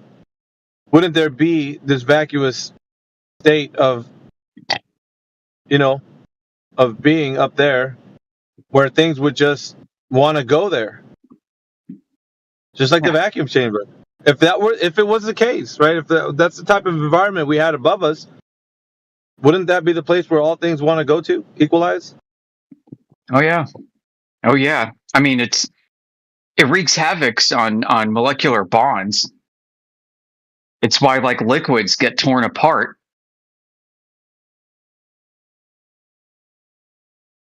Interesting. Yeah. So even solid things would have some trouble in an intense vacuum. But leaving things in that intense vacuum, it's just hearing the kind of like the space lore and all that it does to the ISS and how the ISS is in a decaying orbit for over 20 some odd years. Come on, bro. Like that's... They got refueling missions for the thrusters. Guess what doesn't have thrusters? The Hubble. And it's set to be in a decaying orbit and just magically isn't. Like their own literature suggests that its altitude at like 450 miles is going to be subject to atmospheric drag. In addition to other things causing drag. But atmospheric drag that thing should have tumbled to Earth and blown up already. The things that get me are geostationary satellites. Oh. How do you get to a place where you position a satellite? It goes all the way to the place it needs to be, and then it like uses the space brakes, and it just pauses right there. It stays there. Yeah. Like it doesn't move at all. Like it's there. Imagine and something it's right idling above a fixed place on Earth, rotating with the Earth. Yeah. That's geosynchronous. Actually, geostationary. There's a difference between them. There's like the Lagrange point where you can supposedly park yourself at, and you're under the influence of perfectly equalized gravitational fields. So you can like watch Earth do its thing from an absolute reference frame. But then there's like geostationary, geosynchronous orbit where you're rotating with the Earth so that you basically have an asset that's right above a particular point on Earth at all times. That's not as far out. Watch me pull a rabbit out of my hat next. That's the thing, though, man. They can tell you that and have this idea that it can occur, but how do you go from the speed that they're acquiring to that speed of nothing? Yeah, there is nothing happening because you have retro thrusters. Really? Let's slow down, man. We're going 25,000 miles per hour because we have to leave escape the Earth's gravity, but yet we didn't escape it because we're now in a geosynchronous orbit because of the Earth's gravity. Huh. That's weird. Yeah, the gravity's too weak up here now. Yep, you had to get there by going in spirals. It's like we had to escape gravity, but in actuality, we didn't escape it because we still have to leave this payload in a geosynchronous orbit. So when we do that, it's fine. Don't worry about it. We'll just drop it off. It's like when somebody jumps out of a car while it's in motion and they just start walking because they're matching the car speed when they jump out. Yeah. It's like a movie. It's just like they weren't bothered with the tangential velocity of the car because they matched its speed when they jumped out. They jumped out fast enough that they just stand still. So stupid.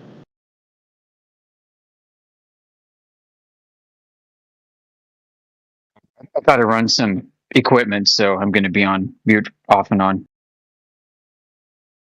Yeah, cool stuff, man.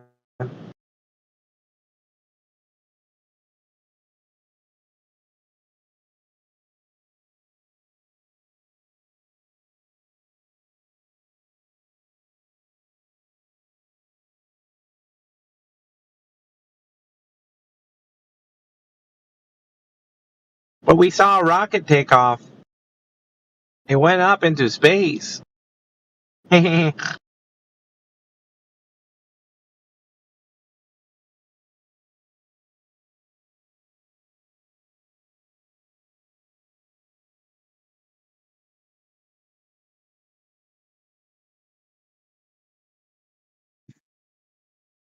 there's anybody that, like, quote unquote, knows what might be going on, but still doesn't know what the figure of Earth is, I think it might be people that work at what's called payload integration facilities. This is where the stages are assembled for final liftoff. It's where some people speculate. Hello, Speculation Sunday, not making a positive claim here to back up. People speculate a chain of custody is lost on these payloads.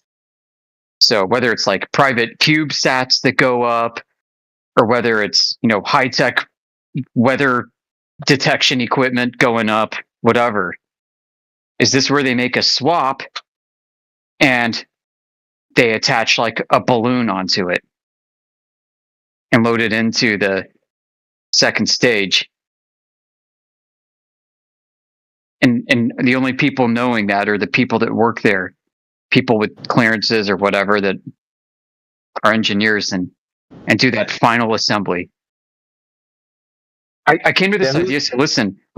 I got these public schematics of the fairings. These are like the housings that the payload goes into when it separates from the rocket and gets deployed. These things are like 3 times, 4 times as big as the payload is that's depicted.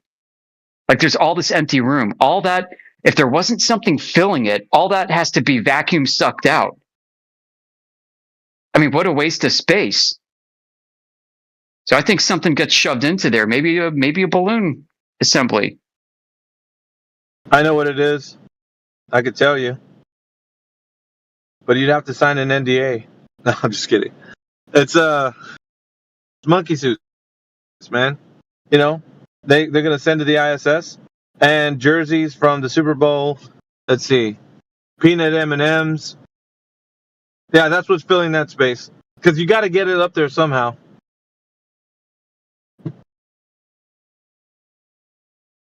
There isn't anything, man. I'm kidding. I'm running some noisy stuff. Are you at work, Amish? No, I'm at my house. I'm at home.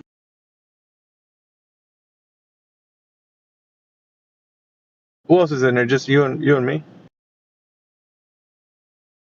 So with all those telescopes and everything they have, they can see Mars, they can see like Jupiter from close. They can claim that Jupiter is a ball using those telescopes. But still, ISS, they never been able to take a shot of ISS from here on the surface, taking a shot of the guy waving to us from the ISS. Those scientists, one of them will just go to the window and wave to people. We can see it with your telescope. The telescope that you use. Isn't the cupola facing the Earth? Sorry? I think it is. So the cupola is facing the Earth. Yeah.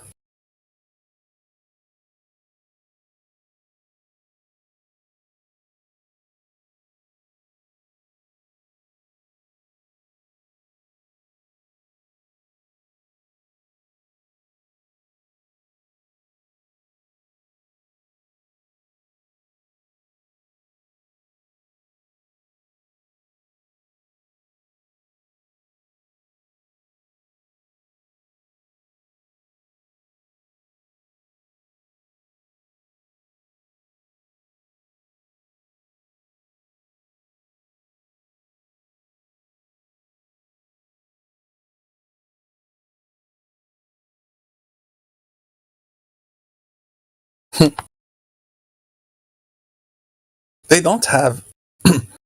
They don't even have telescopes in ISS, powerful telescope or something like that. They have cameras attached to ISS.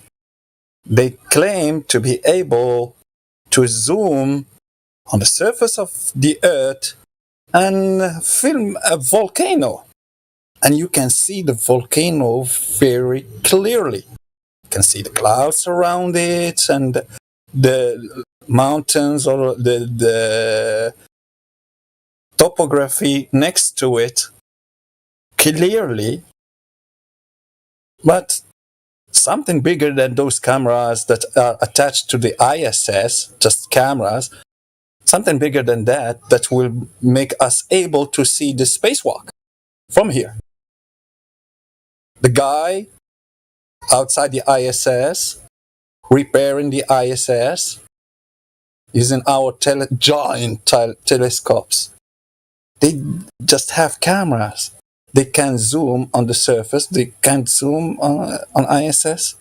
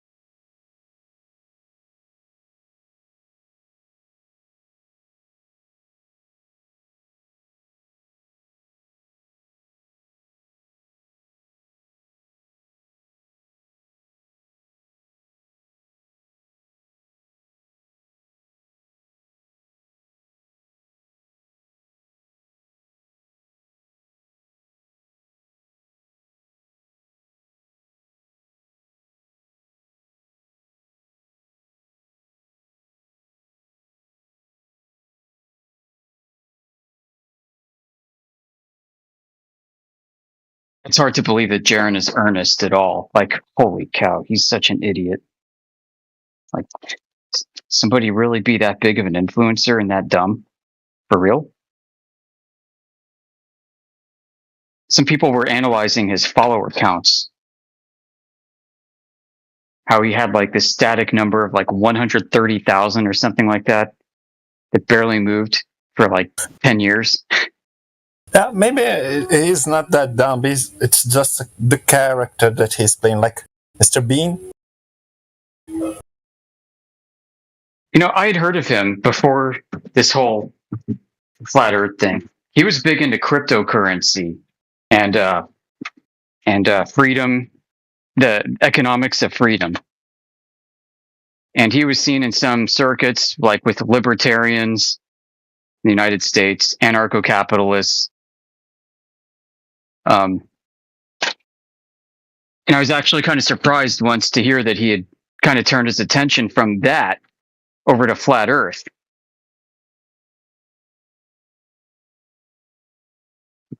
So he's done pivots before, just over a longer arc of time than people might realize.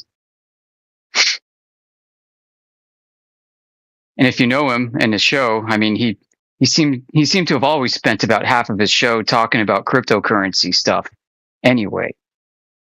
That's because what he began doing. He began with that.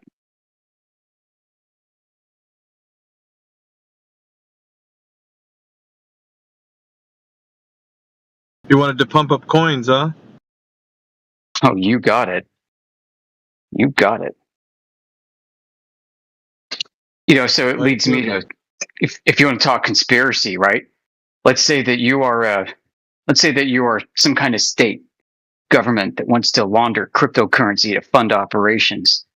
You put out influencers out there to pump coin, then you move your funds through the pump coin, and then they get dumped. Yep. No trace of their existence. Nobody looks at them ever again. Standard procedure. Yep. That's how you move money, folks. Yep. Pump and dump schemes are not necessarily to get rich. Nope. They may serve and probably likely do, and most likelihood is obscure for placing unsecured funds into a system and then withdrawing them promptly. And then the coin is meant to collapse so that people lose interest in it. Nobody looks. Some people capitalize, but just by sheer luck. Nobody really knows except for those propagating this coin. So the interesting part about it is that the ones who benefit most are the ones who develop the coin and or mysteriously leave. Yeah, so, who knows who they are? Yeah, it's always like, well, we don't know who did it. Some guy in our team randomly got up and the developer, one of the developers took all the money, guys. We tried our best. We don't know where they're at. They're contacting. It's like, yeah, the freaking apologies that come after that, and you're just like left holding the bags. You're like, dude, I just invested $2,000 into this coin. They don't give a shit. That's how it works, bro. Let's say you got to move like $2 million worth of stolen loot, right? You got to pay. Yep. You got to pay 10 people who helped you out. You find a dope, an influencer. You get them to sponsor a pump and dump coin. They pump up the coin. You move the funds. The coin dumps. Everybody gets out. Nobody looks at it ever again. Yeah, it's clean. The fastest way to move money in large quantities. Yeah. Like, and this is probably going on, like, you know, the dark web is being used to transfer illicit information around. And we all know who's behind a lot of that.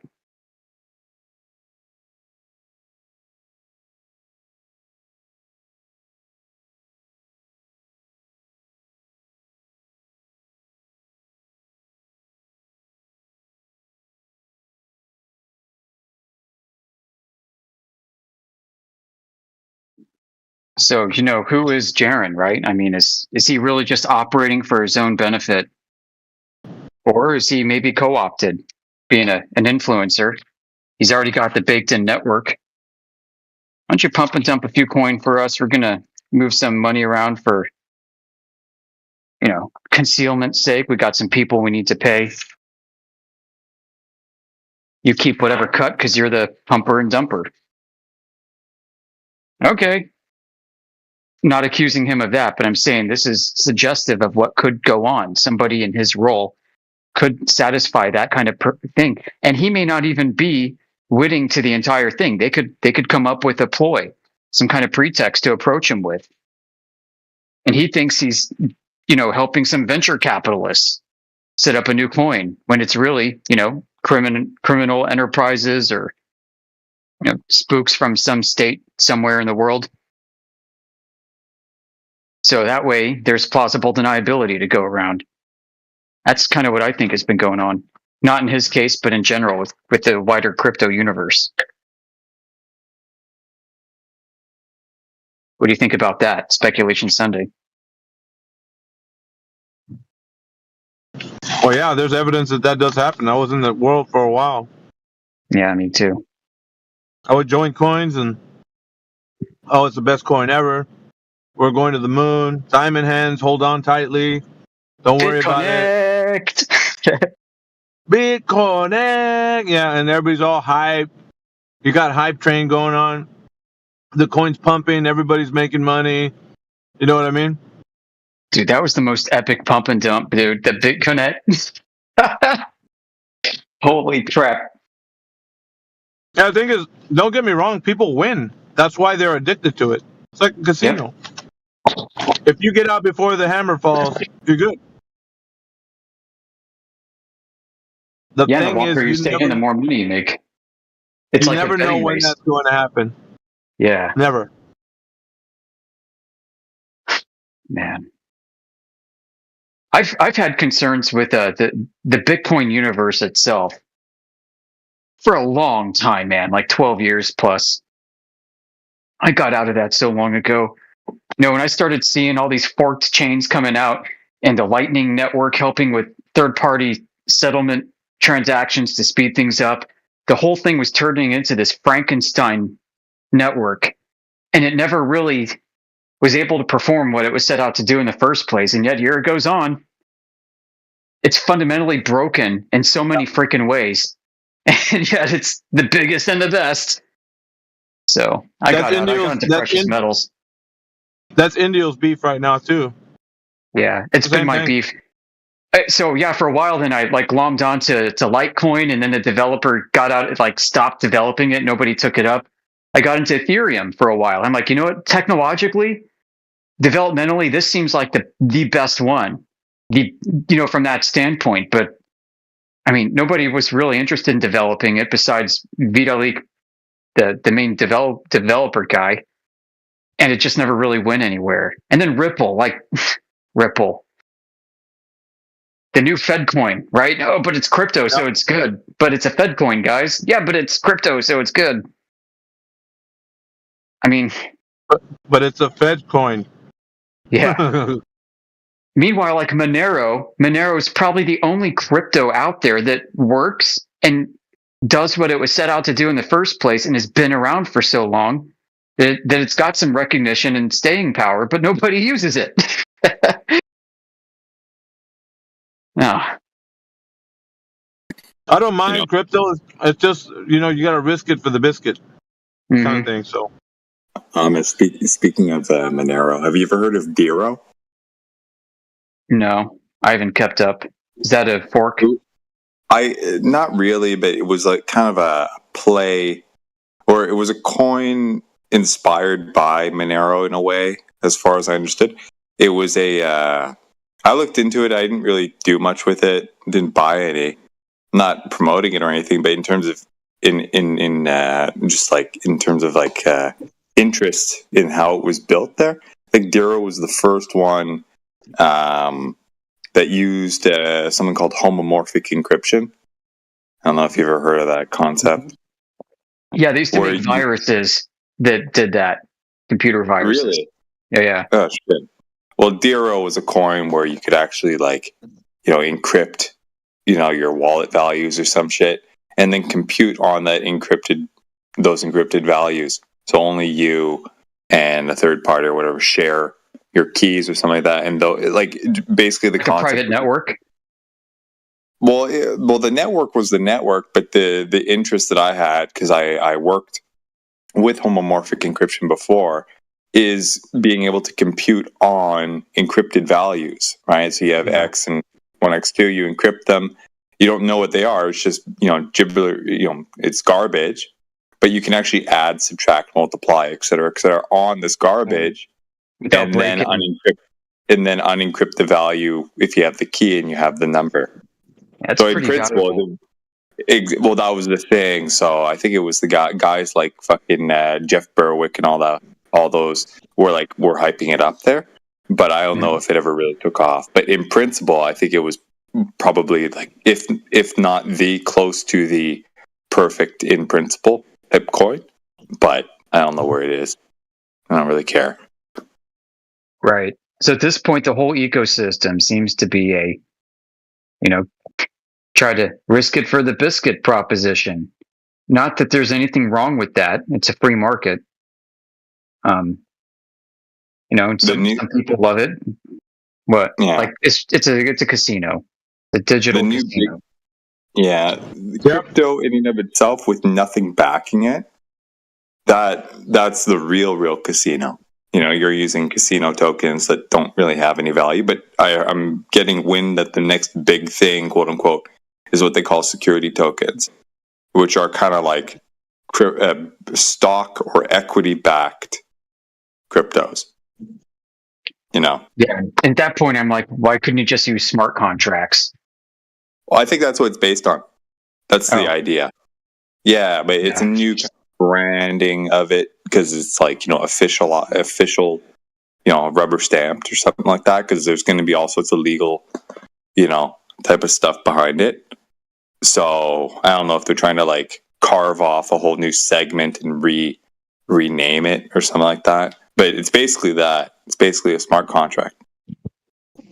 With that being said, something that's kind of been interesting to watch from more of a programmatic standpoint is, how Bitcoin, the cryptocurrency, this unassailable triple ledger that it is, can be reconstituted, recreated out of the 8-page paper that the original creator had developed. So what exists right now is free and open source. Anybody can use it and test it and whatever. There's no excuse for the financial industry not to have adopted this, or for the government to adopt this for interdepartmental, interagency transfers of money to perform accounting. It can't be messed with. There's no reason. In theory, that you should be able to hire. I mean, you think about all the money that they spend on just servicing tape backup systems at the Department of Health of people's medical records on reel-to-reel devices.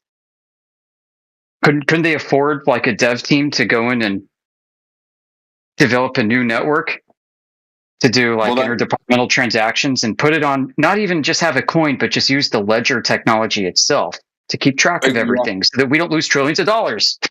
The blockchain in principle is perfect in a way. It's chains of blocks of accounting connected to other blocks of accounting.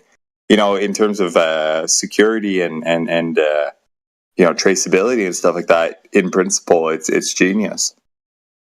You don't really need too much of the other fluff like the peer-to-peer networking and all that. You can build something privately and have it in-house and then connect your system to it that every transaction gets logged on this thing. I was using an HR system at some point that was blockchain based, something called Workday. It's pretty big.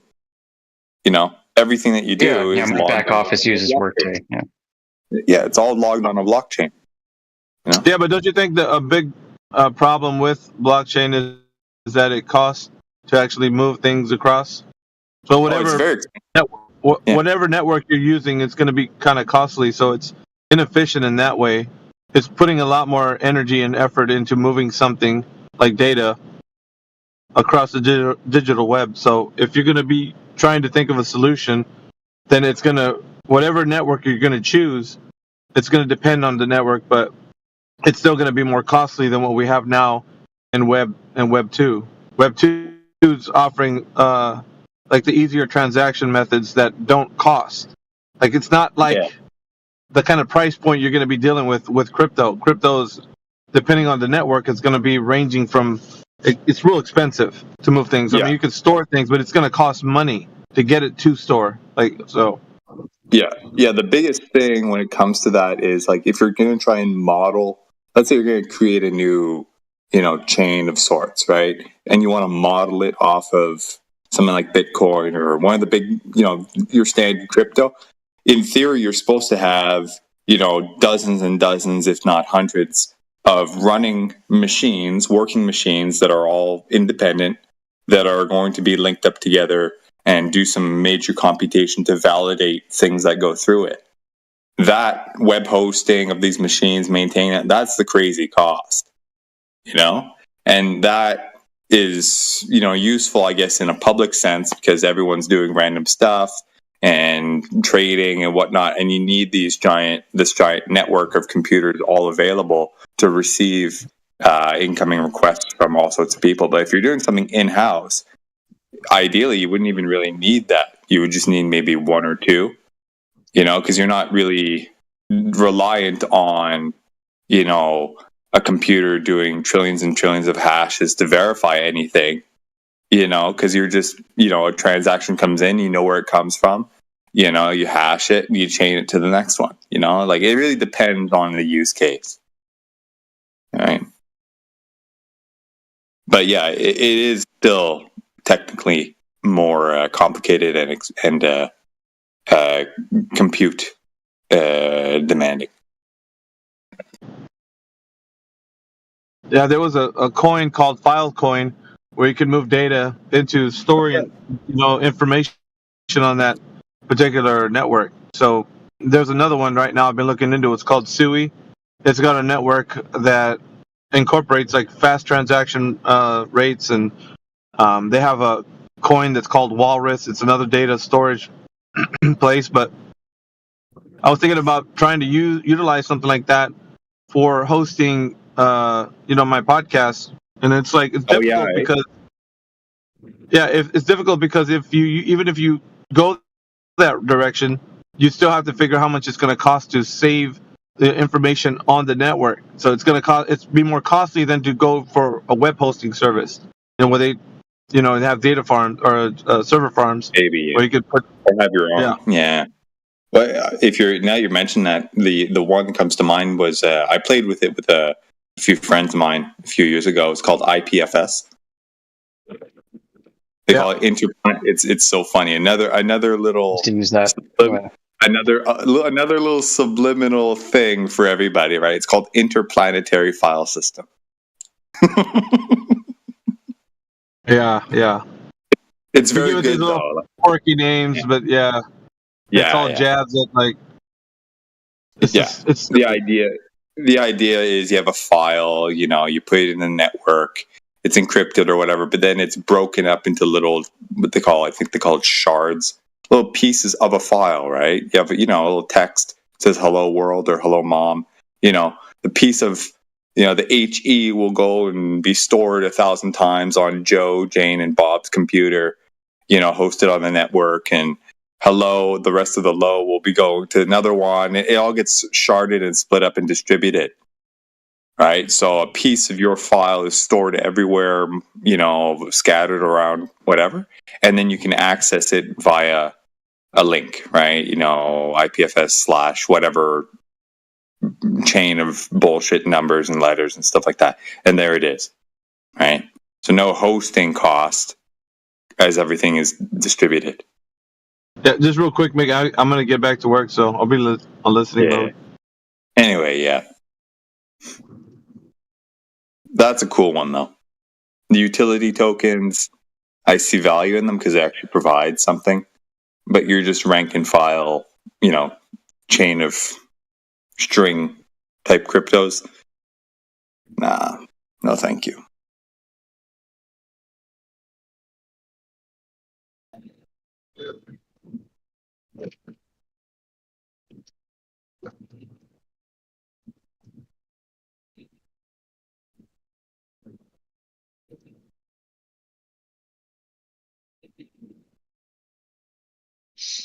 I don't see much difference between cryptos and meme coins.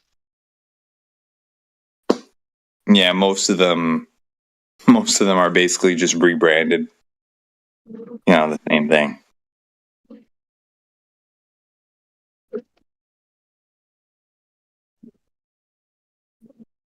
Sorry to derail Amish. But don't you think? But don't you see how the natural development of all of that is that basically every business is gonna develop its own crypto. Either develop its own crypto. Either develop its own crypto to kind of adhere to the standard business model that's gonna turn into that, or everyone's gonna adopt or connect to a one standard of crypto, right? Either they do their own, or everyone kind of gravitates, no pun intended, to a new standard. Everyone's touting XRP and shit like that these days. It's everyone uses XRP now. Oh, well, that's the new business model. Oh, okay. It's one of the two, I think. I foresee a middleman service showing up to provide a foreign currency exchange and then automate it. What's the other one? You said XRP. What was the other? What do you say? XRC? No, was that you said one of the two? You said one was XRP. I didn't hear what was the other one. Oh, what I meant was because the guy said, it's there's the new standard is going to be everyone builds their own crypto, right? And I said, well, every business, McDonald's gonna have their crypto, 7-Eleven gonna have their crypto, your local laundromat gonna have their own crypto. Right. They'll have their own chain. I've heard there's some work being done on multi-chain chains or something like that, where it's you have a chain like Ethereum or something, and somebody else builds on top of that a branch or a branch. Ripple's though is actually building that payment. Well, exactly. There you go. Right. So Ripple would have that, and somebody would create a version of branded to their company and use that specific branch. Yeah, Ripple right now is building the bridge between especially overseas payments, which uses their XRP ledger. Yeah, cross-border shit. Yeah, and it's usually because XRP is a lot cheaper for transactions, way faster than the SWIFT. So that's what they're saying, that XRP Ripple's gonna be mostly the main. The adoption. It's crazy because I actually think, maybe it's a bit fringe theory or whatever, but I actually think all these cryptos and meme coins, and if it goes the route that everybody's going to develop their own coin, your local laundromat is going to have their own coin, because heck, why not? I think it has the potential to really destroy the concept of coins and monetary system. It really has the potential to destroy the concept. If everybody has their own coin, then they're literally worthless. Everything's going to become worthless. Yeah, normal, like money. So money were made to destroy the concept of using gold and silver. And trade. And money were before that money were just considered equivalent to how much you have in gold in your country. Now it's not the case. Yeah, Necros. I think he meant to use the word currency, or what we call fiat. Currency, sorry. Fiat currency. Yeah. I mean, fuck. There's quotes. There's a quote going back. I think it was J.P. Morgan. Right, gold is money. Everything else is credit. Yeah, money, I think that's currency, stupid. I think and even gold is fiat not are money. different things. I think seeds are way more valuable than fucking gold. I see that. You can't eat gold. You can't eat gold. You cannot eat gold. No, you can't. But you can trade it for something. You know that somebody did. Why? Make, right? Because the reason they say for it is because gold. But why can you trade it? Hey? Because it holds conceptual value. Well, it's not conceptual though. Well, it is abstract, but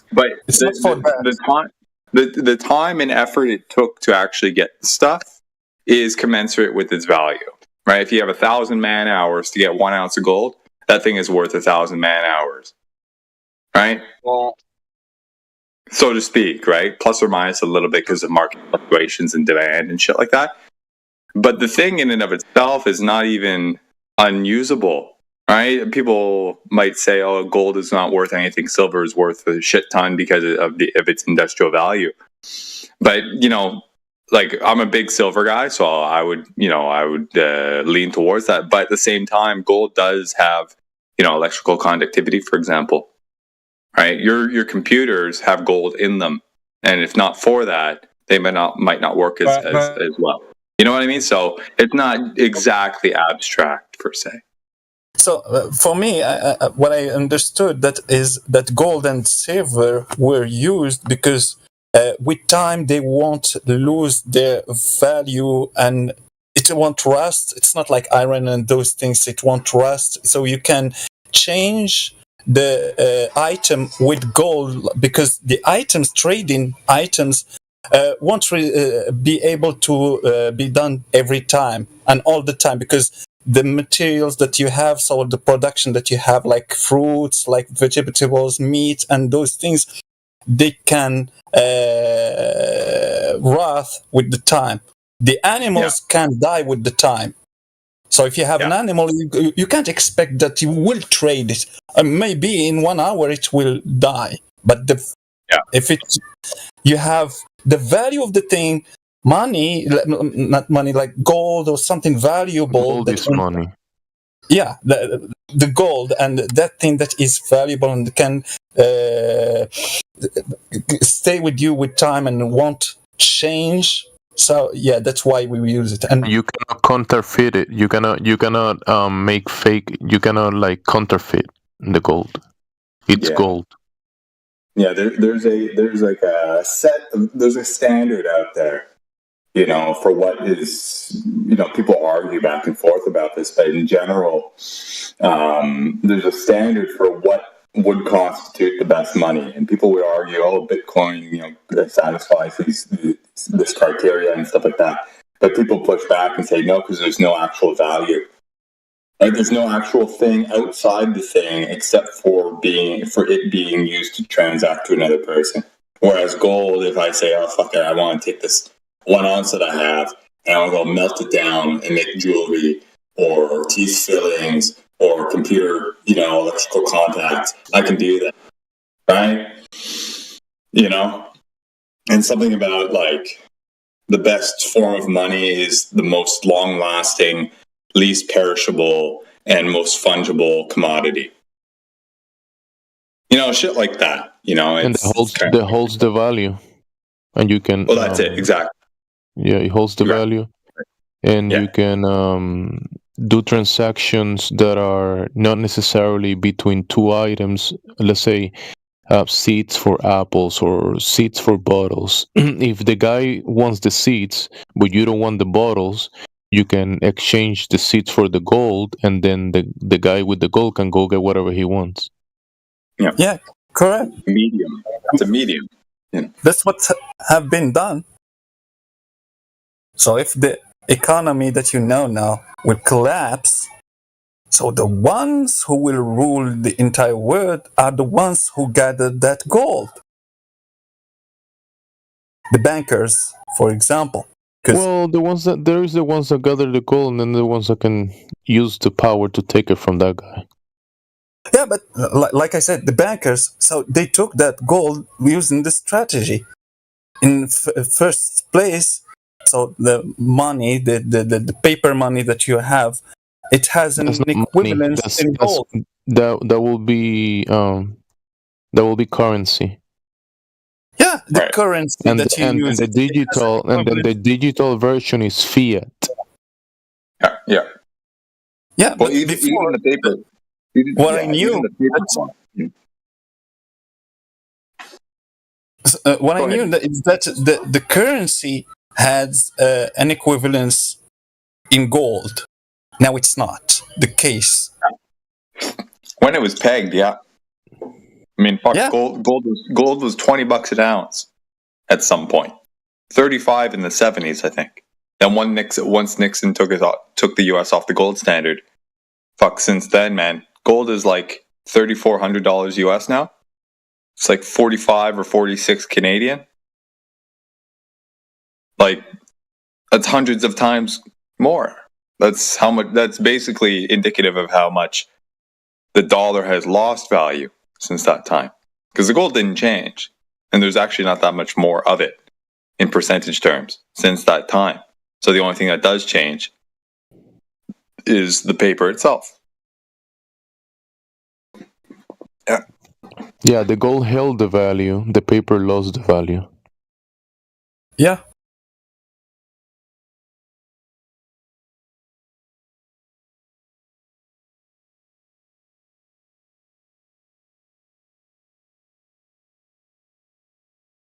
Oh, there is some who gave people paper and they took the gold. That's a good trade. Yeah, that's a good trade. So like I said, so those people will be the richest ones if the economy that you know today collapse. I mean, it's a good. I wouldn't say it's a good trade because in reality, a good trade will be that both sides benefit, and not one side gets scammed. That will be a good trade. I think he meant like for that party. Yeah. So if you mean that, no, that is not a good trade. Trading gold for paper, no, that's not a good trade. Yeah, at some point, somebody's left holding the bag. That's not exactly, fair. But at that time, the person needs the paper because he has to pay his taxes, for example. Well, oh shit. Well, it's even. Right? The guy's happy. The other guy's happy. But with that being said, it's almost it would suffice to say that any time anyone gets into gold is a good time because we all see the trajectory of the paper.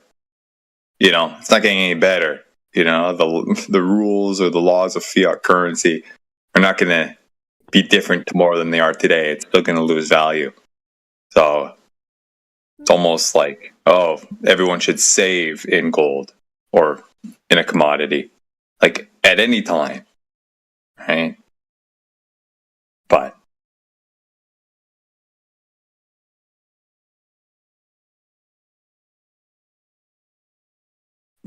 yeah.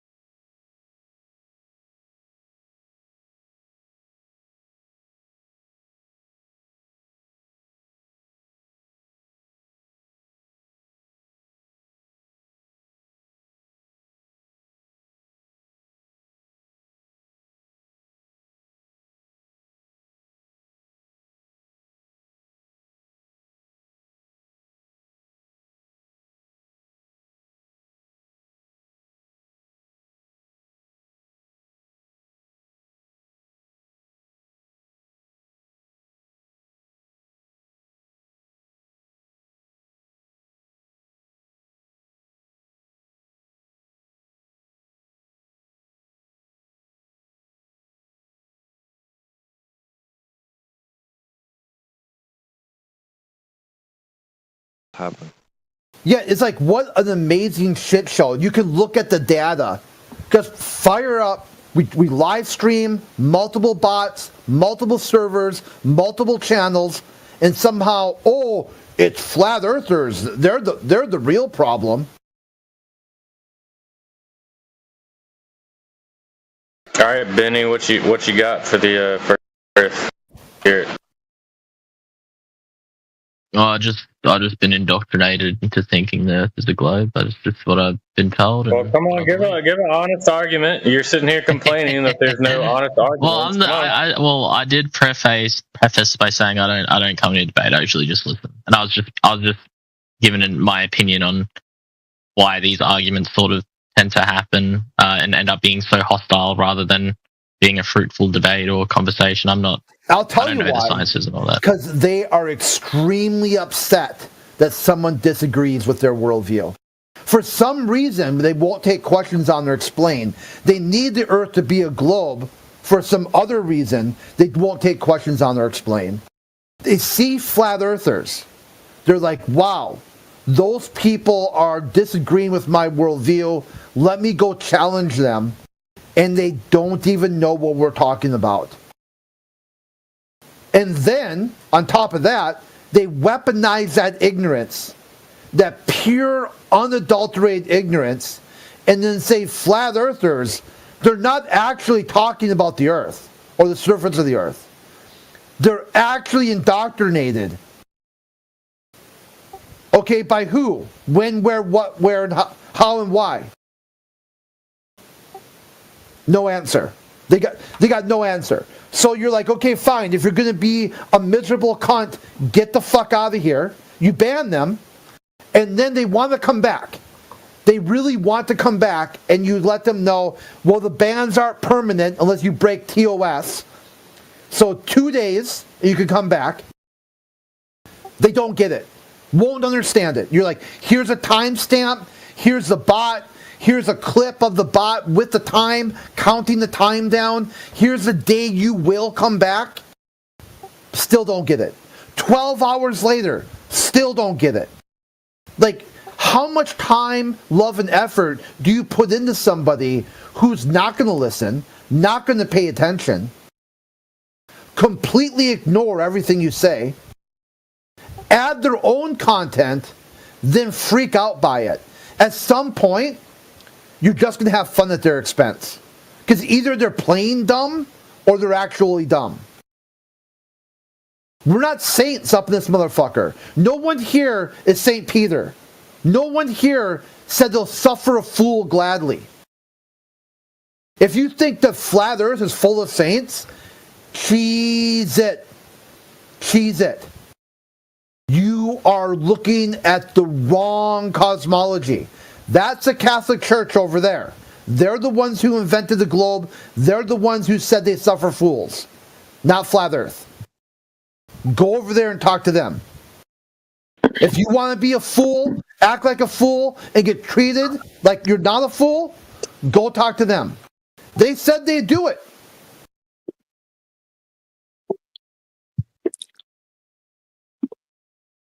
Yeah, the government school system, they'll take 13 years of your childhood away just to teach you about the globe and dinosaurs and a whole bunch of other theories that you can't prove, like evolution, right?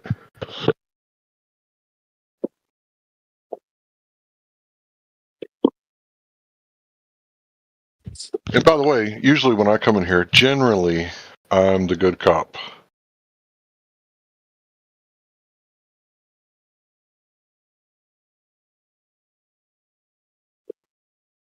So, you saying that all flat earthers just piss and vinegar, I would disagree. A stereotype fallacy.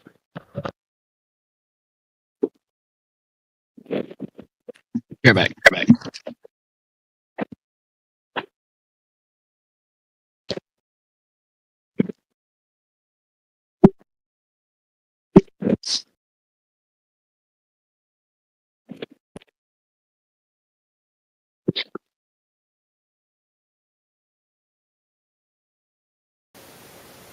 I was thinking about this conversation this morning that you said about the atheism suing the Apollo program. I think you got a good one too when you talk about the model of of cosmology, the patriarchal model. Oh yeah, I got that from somebody else. I don't remember who said it first. I want to say it was you who said it first. The cosmology of the patriarchy.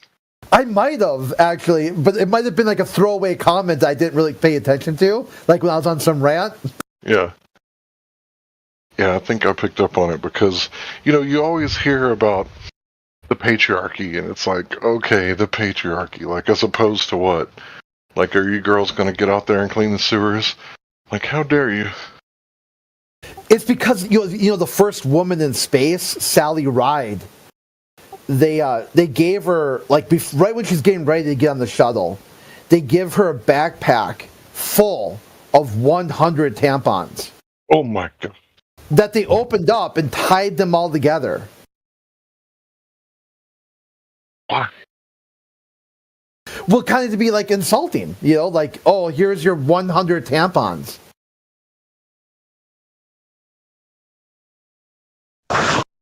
Look at that. Look at that. After all these years with all of a sudden NASA's confirming they discovered a new planet beyond Neptune that wasn't there before, changing the way we look at the universe. Isn't that awesome? A planet just mysteriously appeared that wasn't there before. That's amazing. Good return on our investment. I believe every word of it, too. It must be true.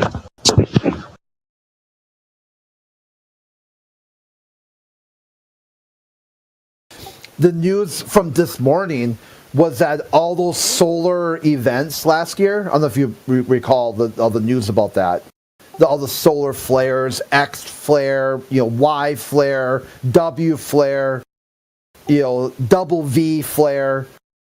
They said they added 2 more rings to the Van Allen belts. And you're like, okay, so are they going to be able to fly through it now? Are they saying they're canceling the moon mission? There's 2 extra radiation belts that weren't there prior to 2024. Wild. And then the other guy in the one document, funny thing happened on the way to the moon. Well, I don't think we knew they were there, so we just went through them. Yeah, you just blink.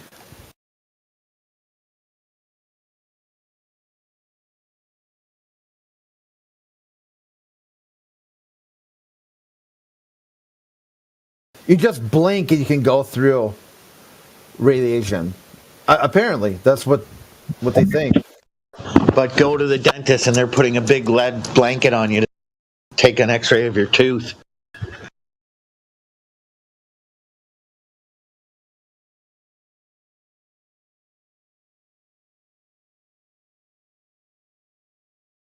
Yeah, meanwhile, the walls of their module were paper thin or something. Yeah, they could poke a hole through it. Yeah, be really careful. It's just like Mylar that you could just poke your finger through.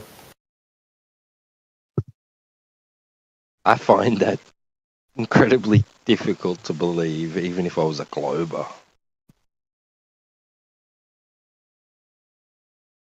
Wow.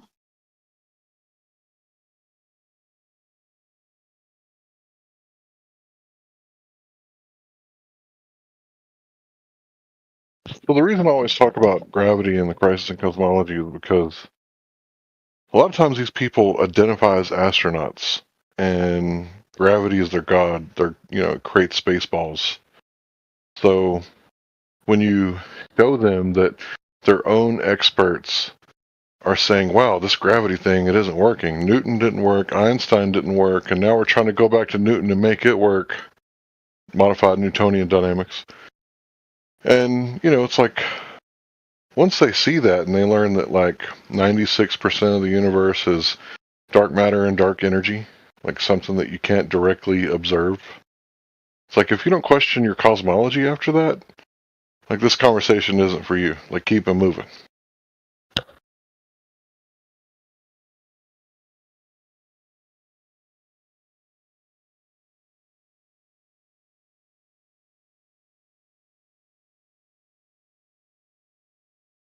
They're like, space is expanding. Well, gravity's contracting, so it's going to slow down, right? No, actually, it's speeding up. It's like, oh, well, gravity's just really weak. Actually, it's not a force.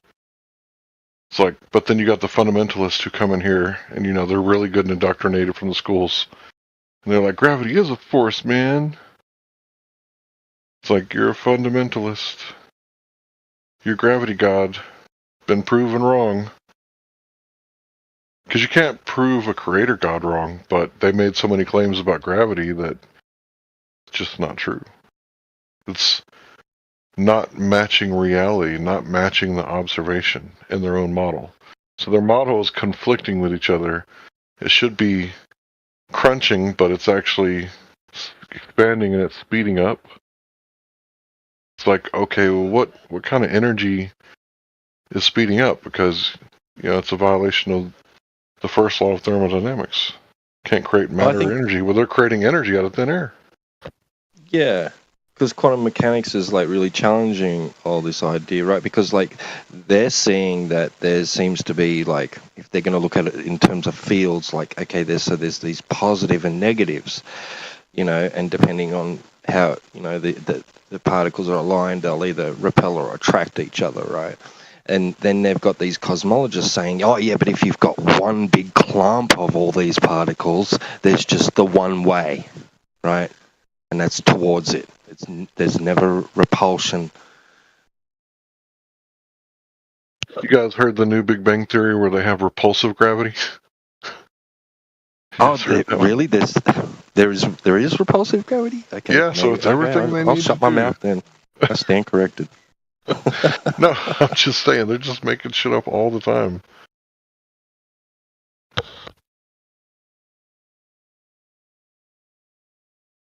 They're like, space expanded faster than the speed of light. And then energy expanded. And then with all this, like, expansion, there was, like, coalescence from energy into matter. It's like, okay, so what made the matter just clump up? It's like, well, just lucky electrons and neutrons. Just lucky.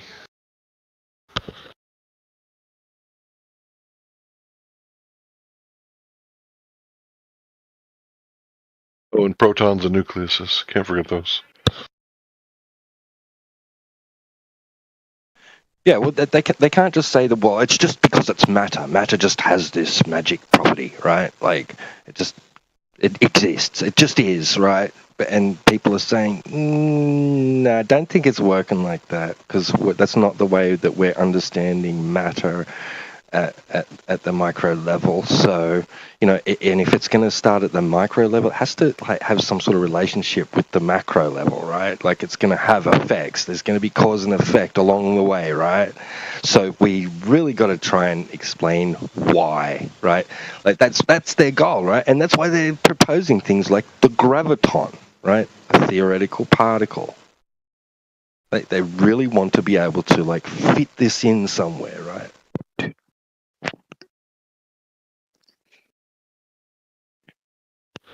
The funny part is that the normies, they think this is all like, natural science. Like pseudoscience. Yeah, it's pseudoscience, but they think it is. Yeah, no, the cosmology is not a real science. It's like metaphysics.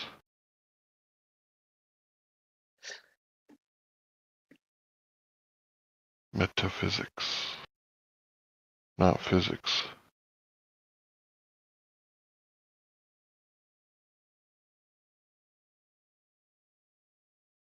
I think these anti-flat earthers, they're just going with the most effective tactics available.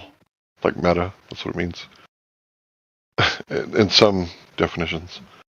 So it doesn't care if they're telling the truth or if they're, talking about conflicting ideas. Like, they just gotta say it with confidence, right? So these con men, these confidence men, they're always like, no, gravity, refraction. And then there's graphraction. But where's the map? Where's the map? You never seen a map? Not the one that works for you. No. Whatever map I've ever used worked for me really well. What are you talking about? Yeah, but how would you fly, say, from North America to Russia without going over land if it was flat? Without going over land? I guess I couldn't because I'm on land. Wait, let me get a photo. What? Give me a sec.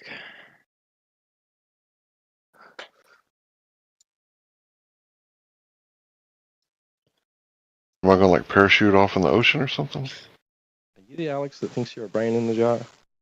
Look, if you... Like, how do flight paths work? So I don't understand. Well, I mean, other than the towers giving the pilots directions on, where to go to stay in their lane so they don't hit somebody else, pretty much just a straight line, like back in the Wright brothers days. But that's not how it works, though, because there's always two paths of directly going somewhere in a sphere. Posted your flight paths map. I posted your flight paths map for you so that you weren't confused and putting some weird shit up there. I posted what the military used in World War II. Are you saying the shortest point between A and B is not a straight line? It's two lines? No, on the sphere. I'm not talking about the shortest. I'm talking about direct. Oh, you're talking about flying over a model. Nobody flies over a model. We're talking about flying over the Earth, right? Wait, one sec.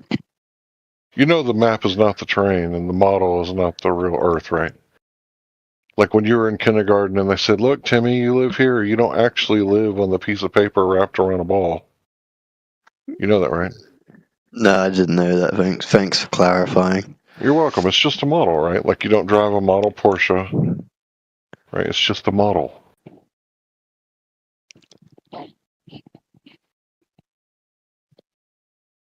You don't think model Porsches are worth like 60 grand, do you?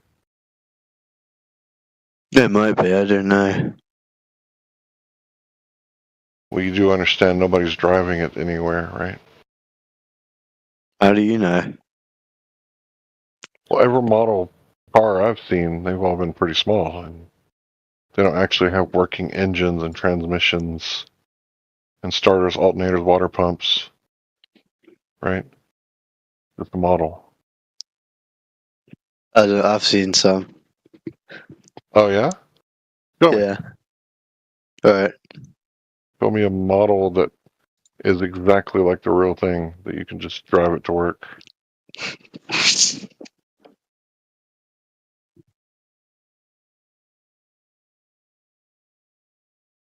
Go ahead, I'll wait. You're not talking about a replica, are you? No. Do you think people drive models?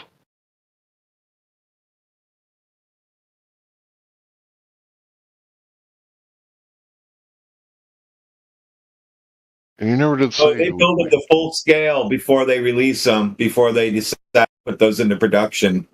They don't make a model and then start producing cars. That would be a prototype.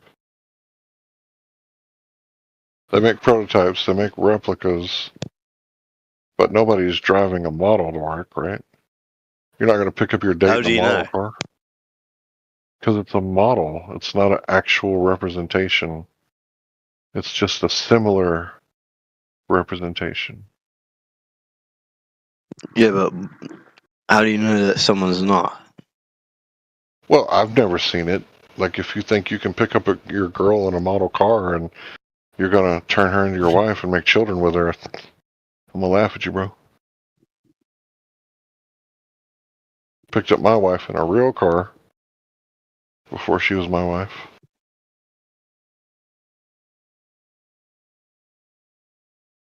What does she believe about the shape? She thinks the government's full of shit and she's never experienced the Earth like a globe except for when she turns on the TV or opens a book and see cartoons.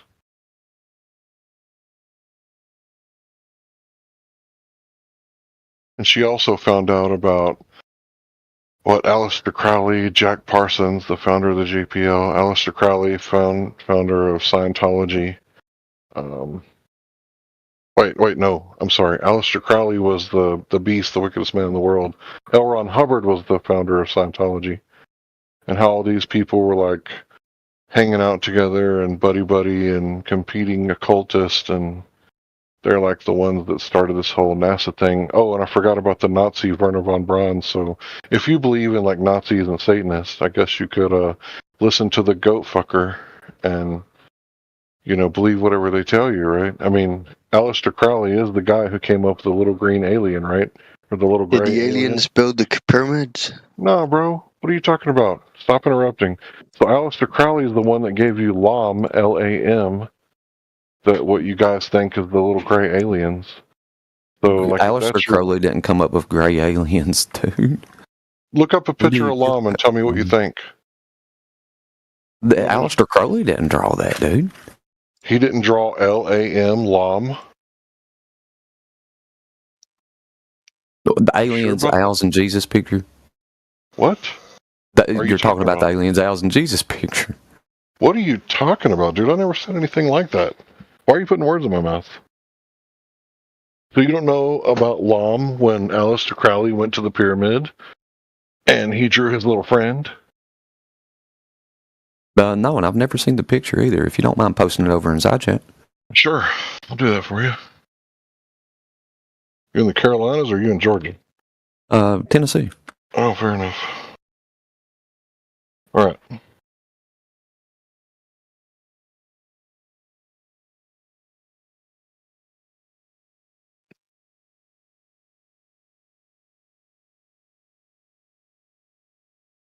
Aleister Crowley. I did post the link. Oh, thank you. I appreciate that. Is that you in the photo? No, that's your little aliens. The guys that you think are coming quintillions of miles away just to probe your anus. It's what you learned on TV, right? I don't remember. I mean, you may have watched that when you were that as an alien, bro. I didn't. He wasn't saying that it was an alien. Is it a human? No, that's. It might be. It might be a deformed one. That was a representation of, like. Oh God, how do I explain this? Megamind. Give me a second here. It's a representation of the beings that he thought put us here. Like not beings that he was in contact with. He thought these were the beings, what they would look like. Not. No, but people do it all the time. Like he didn't say, "Hey, this is what they look like." Like I'm not sure if you've read the books, but that's not what he said. He knows they look like. It's a thought, dude. But you're saying because if you pay attention to his rituals, man, like pay attention to the one that he was doing on his east balcony that that rabbi did before him in the 1700s. Whenever he was doing that, you can't see the beings that he's messing with. Like that's the reason why he laid the obsidian glass on the eastern balcony, is so that he could see the footsteps of the invisible beings. Are you talking about 1800s?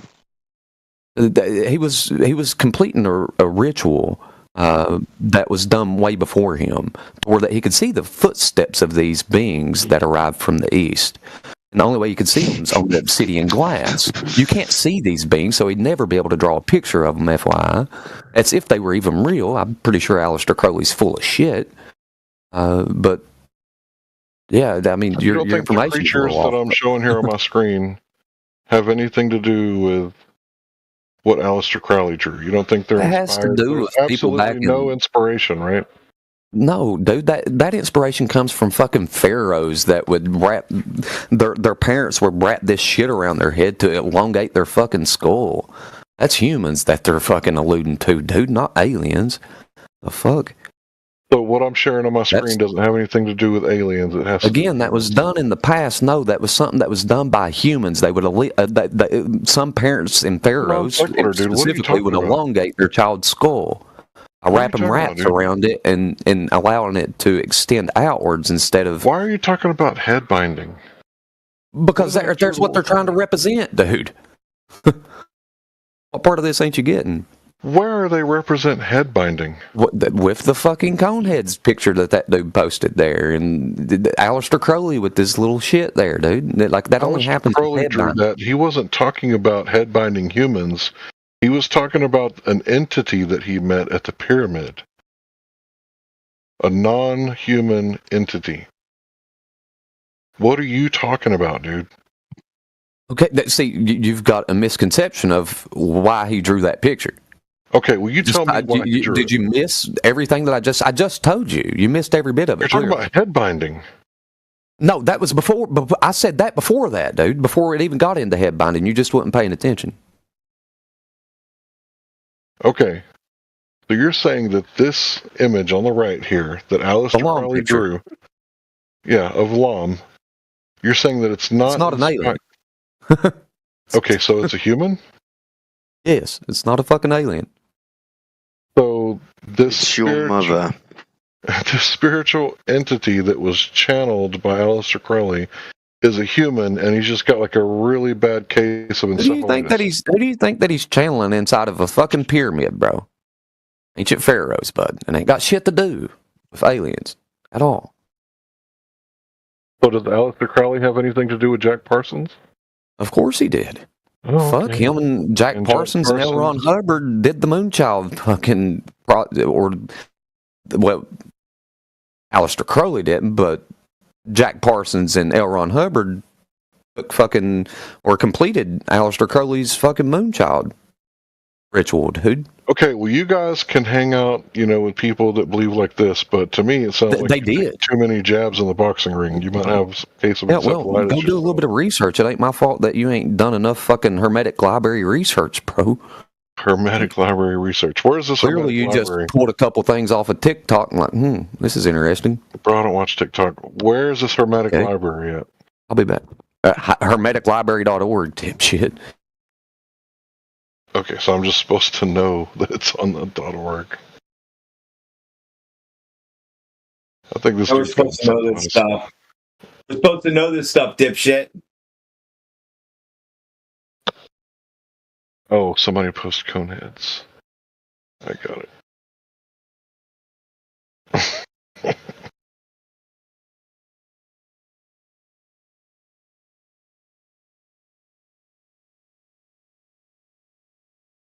Well, I don't believe in Nazis, or NASA, or Jack Parsons, or L. Ron Hubbard, or dinosaurs. Any of those. Cuckoo Crowley. Where's World War II fake?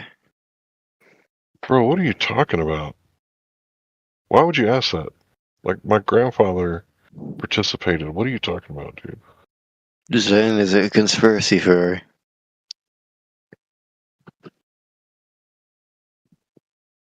So do you think a massive war that took millions of lives didn't exist? I was asking you. Well, I'm asking you. I don't think so. You don't think it existed? Thin ice. Oh, yeah. Stupid. Yeah, there's something wrong with him anyway. You can hear him when he talks. Yeah, I think these people spent too much time in the boxing ring, took far too many jabs, and they got brain damage.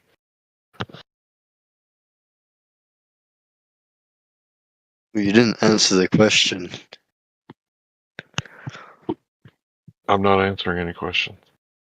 Not about World War II. Can you read the title of the room? You see where you're at? Okay.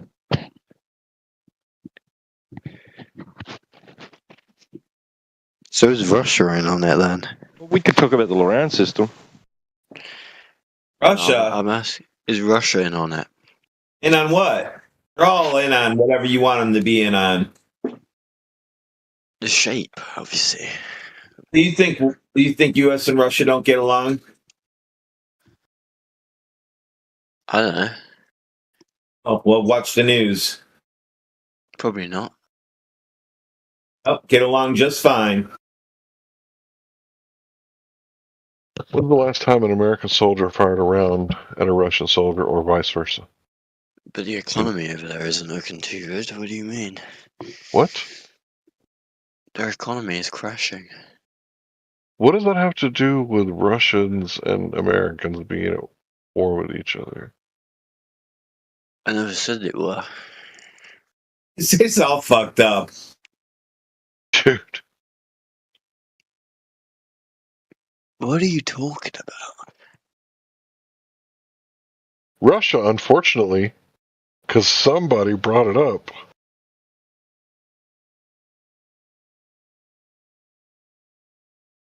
Do you guys got any evidence of curvature other than, like, turning on your TV and go, I believe what they show me on TV?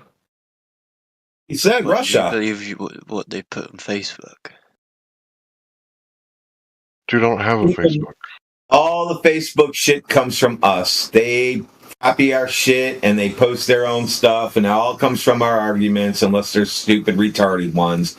And those are just globers pretending to be flat earthers.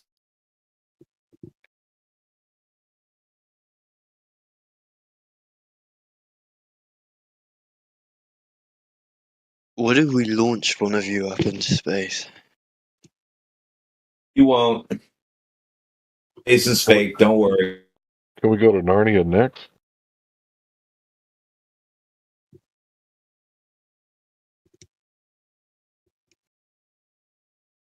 And go down the list. So that was launch you into space. What's next? Climb a tree? No, I was going to ask about the map, actually. I posted your flight map for you already. Yeah, I was going to ask about it. Where's the edge? What about it? It's from the U.S. government, World War II flight map. You might want to talk to them about it. Where's the edge? That's why I said I didn't make it. You might want to talk to the guys who made it, or talk to the military. Ask them, where's the edge? Well, you're using it as your map. He's talking about the edge of that map. I don't see an edge. I didn't say this was my map. I said this is a U.S. military flight map from World War II. Has nothing. You want to know something about flights? You posted some retarded-looking thing, so I posted what they used in World War II to estimate distances.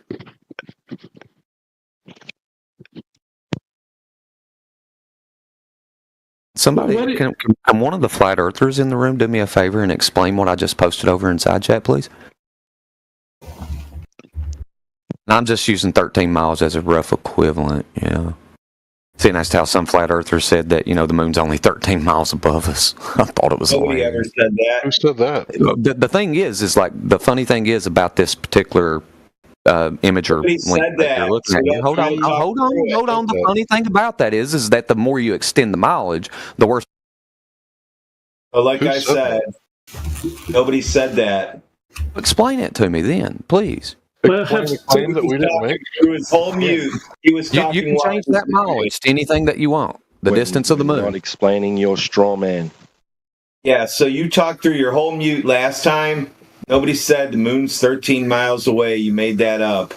Only use 13 as a reference. You can make it whatever mileage you want. 13's as low as it goes, and the higher it gets, the worse it is for you to explain this. Okay, so and I'm giving you a shot here at 13 miles. I don't need to explain anything. Explain how you can see the light of the moon. Okay. And I'm just going with 13 miles here away, right? But you say that whenever the sun moves away, further away, that you can't see the light because, it just doesn't reach that far, right? So the further the sun gets away, if it's able to see the clouds, if it's able to shine in the clouds above me, why doesn't it reach me if I'm that little red dot? Okay? Please explain that away. Because it turns off. Yeah, the sun turns off. That's the dumbest shit I've ever heard. Who said the sun turns off? Yeah, that wasn't us. That was one of your dumb Glover friends. I want y'all to explain this. Please explain it away. Why are we going to explain a straw man? Hey, can you explain? That's not a straw man. You have to give me some kind of straw man. You want us to explain your straw man. Take a look at the image that I posted. Do straw man. We don't play that here. What are you talking about? It's not a straw man. I'm going to post my photo. I'm asking you to explain. Are you interested? Are you interested? I'm asking if you're interested in it. Are you interested? I'm going to post a photo. Are you interested? I mean, I'm interested in somebody explaining this to me. Explain you, me. Explain. No, this is my photo. Pay attention. This is my photo, okay? Now explain why the sun is not lighting the bottom of that cloud. Yeah, please do. Yeah, you see the horizon? You see the sun? There's a huge cloud there. Now explain to me why is not lighting that cloud? Yeah, why is not lighting that bottom of that cloud? Explain that. The sun's not underneath the clouds. That's pretty easy, bub. What are you talking about? Are you trying to disprove yourself here? No. Explain to me why your diagram is not working. How's what diagram? Yeah, how's my diagram not working? The crap that you did posted is not working with my photo. All right, Miguel, that's good. Anyway, that was get back to your way to man that you don't have. Do you know what a triangle is, Mr. Strawman? Yeah, actually, you can see one of them in my photo there if you pay Great, attention I'm to going the to give you a 45 degree test real triangle. quick. You're going to answer this test. I'm waiting for you to answer mine. You did post a diagram. Notice how you just keep asking questions and you're not trying to give any kind of I don't take explanation, tests. bro. I'm your master. I don't take tests. You're not a master, bro, at all. Yeah, Like, answer that question. I posted. Answer the question. What the fuck is that? Oh god. Notice how you can't fight the argument. Why would we choose to engage with your straw man? It's not a straw man. I'm asking you. I'm what a literally fucking asking triangle is first. to explain Did it. we make that argument, Tennessee? Is that something we brought up? You did make a claim. Did I make a claim about a 30-mile away moon? Are you Again, the further the distance gets away, I'm trying to help you by putting 13 You're not miles. helping me by Further, giving me a the straw higher man. it gets, the worse that this gets for you. You are giving me a straw man, sir. I did not make Explain how that's a straw man. Because you can't explain it away. Straw man is that why? when. Hold on. You asked a question. Do you really want to know the answer, or do you got verbal diarrhea and mental constipation? Tell me how I'm straw man. Shut your mouth. I'm going Answer to the tell fucking you. question and get to it, bro. Bro, you got like some serious mental constipation right now. I know that you're Waiting like for you. You just lacking. keep beating around the bush. Shut up. It's real According to his picture, the sun is 3 miles above his head and the moon is 13 miles away. No, that's according to the photo, bud. Like I'm trying to help him out here. What I'm asking is if how far away is the moon to these flat earthers? Now, if I'm able to see the light of that moon in the sky, and the sun's as the sun moves away from me, why does the rays of the sun not hit me on the ground? It's in the sky, and you can't measure the distance to it. That's the dumbest argument. You're not even listening to the argument before you start. Yes, I did. Yeah, hang on. What's my argument? It's not an argument. It's a question. You're asking a question. Yes, I'm asking not shutting the fuck up to hear the answer. So ask a question and shut the fuck up so you can hear the answer. I've been waiting for 13 minutes, bud. Literally. Okay, there's a problem with trying to get the height to the celestial bodies. Because the only way you're going to do it is by measuring an angle to them. That's what you're going to do. You're going to measure an angle. The problem is that if you go up in height, so you go up 5-6 miles up in the sky, and you take an angle to the celestial body, it's going to be the same angle. So you can't get the height to the celestial body. It's just an apparent location. That's all you have. This is nothing but a straw man thing that you're trying to take us down. It's just a dumb argument. Okay, so where's the dumb argument? If the moon, I just went over this with the flat earther. He said that the moon has to be at least 13 miles away because we can send the hot air balloon 13 miles up into the sky. So if we can send the hot air balloon up there, and flat earthers have done this. Okay, give me a chance to argue it. Flat earthers have done this. Okay? Nobody so said if you can't see the moon from that hot air balloon. You're like Professor Dave, who draws a disc in space and claims that's what we think. So if that light is 13 miles away, as the sun gets further away. Who said that? Okay, Who said that? Here's the Who argument. said that? The argument is this. Said that? Dude, Who said that? Who in here said that? The argument is the further that the sun gets away. Who said that? Who? Stop and listen. Who said that? Now Who in here said that? Do you know what a Stop straw man and is? fucking You're listen. talking to You know what a discount straw flat man earthers, dude. Clearly. Someone's know what a trolling straw you. man Stop is? and listen. The thing, you're getting trolled. It's somebody who thinks the Earth is a globe, and they're fucking with you because they Nobody realize here you're said that. asking a bunch of stupid questions, and they're just having fun at your expense. Nobody in here said that. Do you know what a straw man is? You know what it means to put words in somebody's mouth? Like, hey, remember the time that a globe earther said that the toilet flushes because the Coriolis effect? You explain that. Explain how the toilet flushing. Explain it, bro. Come on, Tennessee. Come on, Tennessee. Where you at, bro? Yeah. Explain it. Explain why that one guy one time said the Earth's a globe because of the toilet flushing. Go ahead, bro.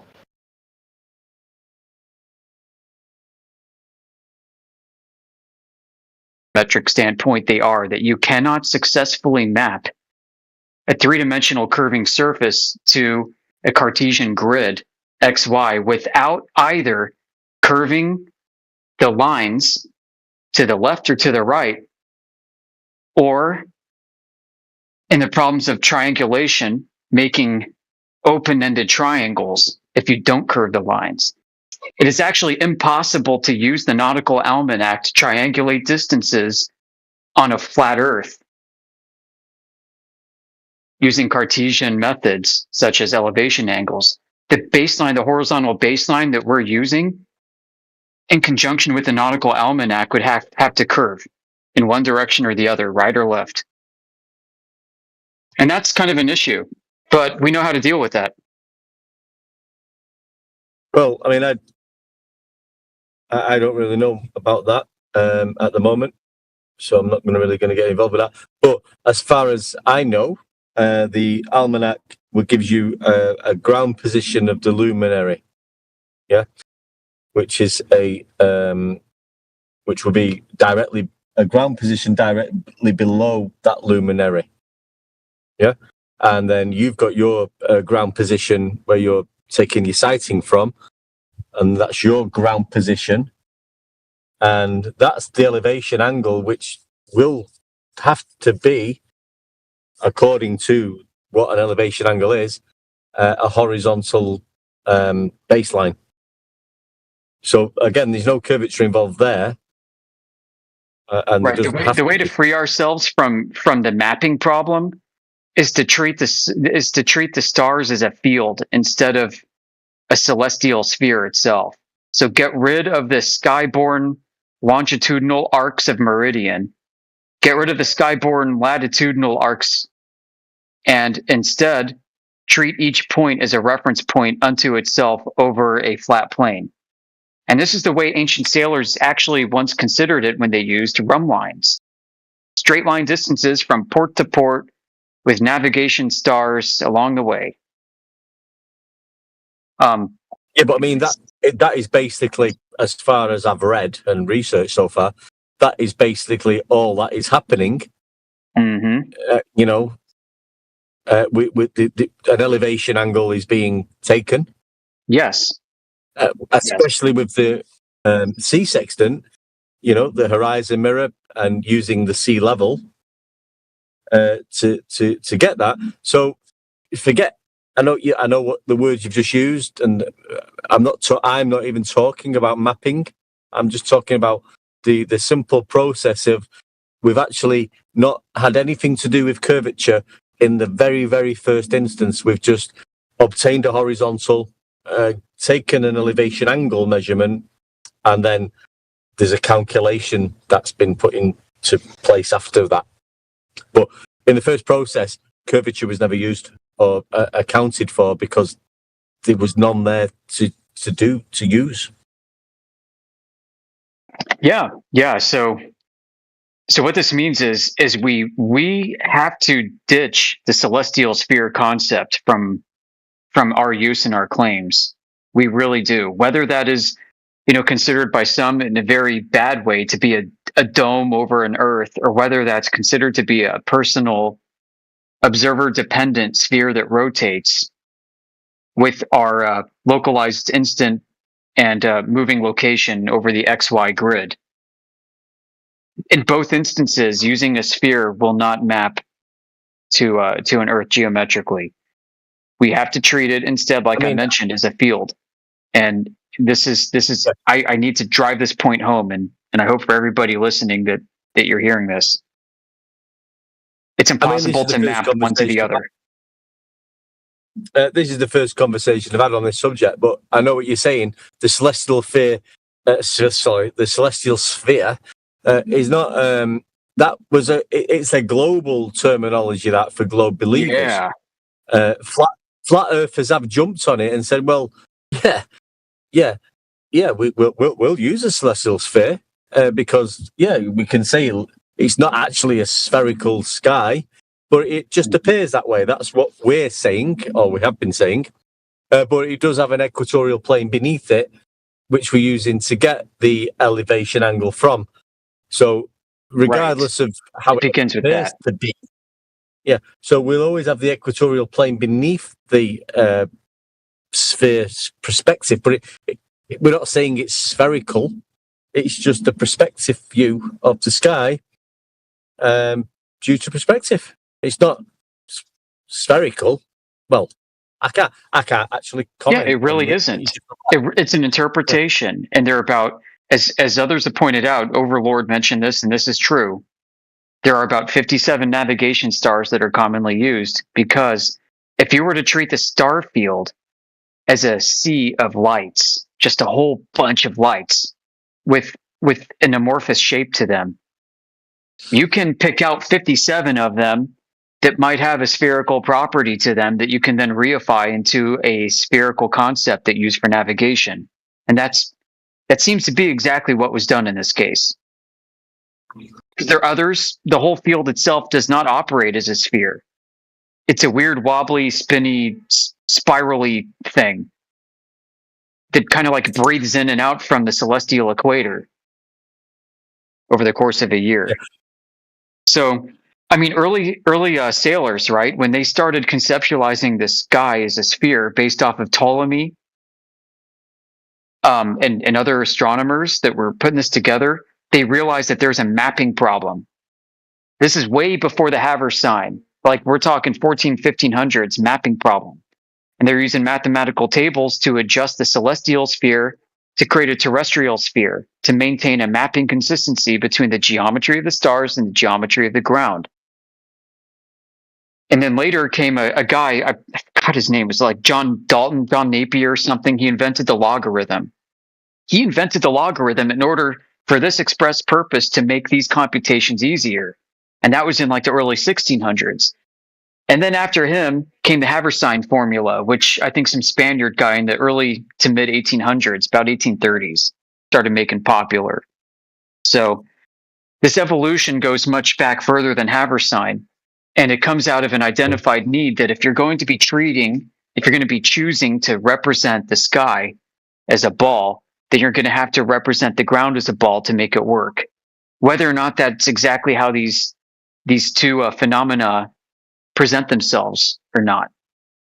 And we know for a fact that Earth doesn't measure it this way, and the sky can be treated multiple ways because nobody can really measure and determine what that is, which means you could treat the sky flat as well. So are you essentially saying that nautical almanacs only work if you assume a spherical Earth? 100%. And you shouldn't use a nautical almanac and try to translate that onto a flat surface. It just wouldn't work out mathematically. Yeah.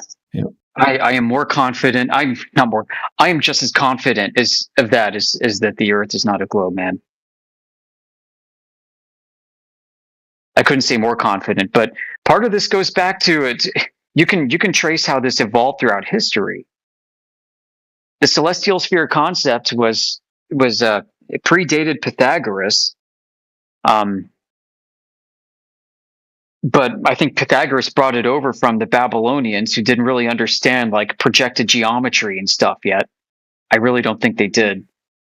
So they looked at the sky and they tried to figure, okay, well, what is this? This is like the universe. These are holes punched into a canopy, and it's the universal light, uncreated light of God shining through these holes and manifesting themselves. I mean, they had all kinds of crazy ideas, but they said the sphere is the most ideal form and shape. It is perfect in form and function. It's one face, one side, infinite angles. Da da da da da da da.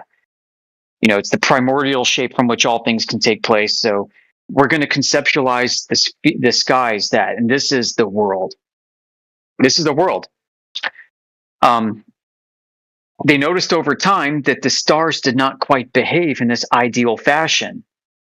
So they started cherry picking ones that did. And they started coming up with different vectors of geometry to describe all the inconsistencies, which we now have between 11 and 14 of. And in Big Bang, exterior heliocentric cosmology, they have those 14 vectors laid out as orbits and diurnal cycles and nutation and precession and all these other things going on, and galactic disk reorientation. I mean, it's crazy, but those are all the same things, just retranslated from the ground, looking up at stars and noticing that they don't behave in an ideal spherical fashion whatsoever. So it was a preference. It was a choice from the beginning to idealize the sky, the stars at night, as a ball. And the only way to make that work is if you idealize the terrestrial realm you live in as a ball too. That's how this whole thing happened. That's what we've been saying for ages. The celestial sphere is just a perspective view, and they brought that down to the ground.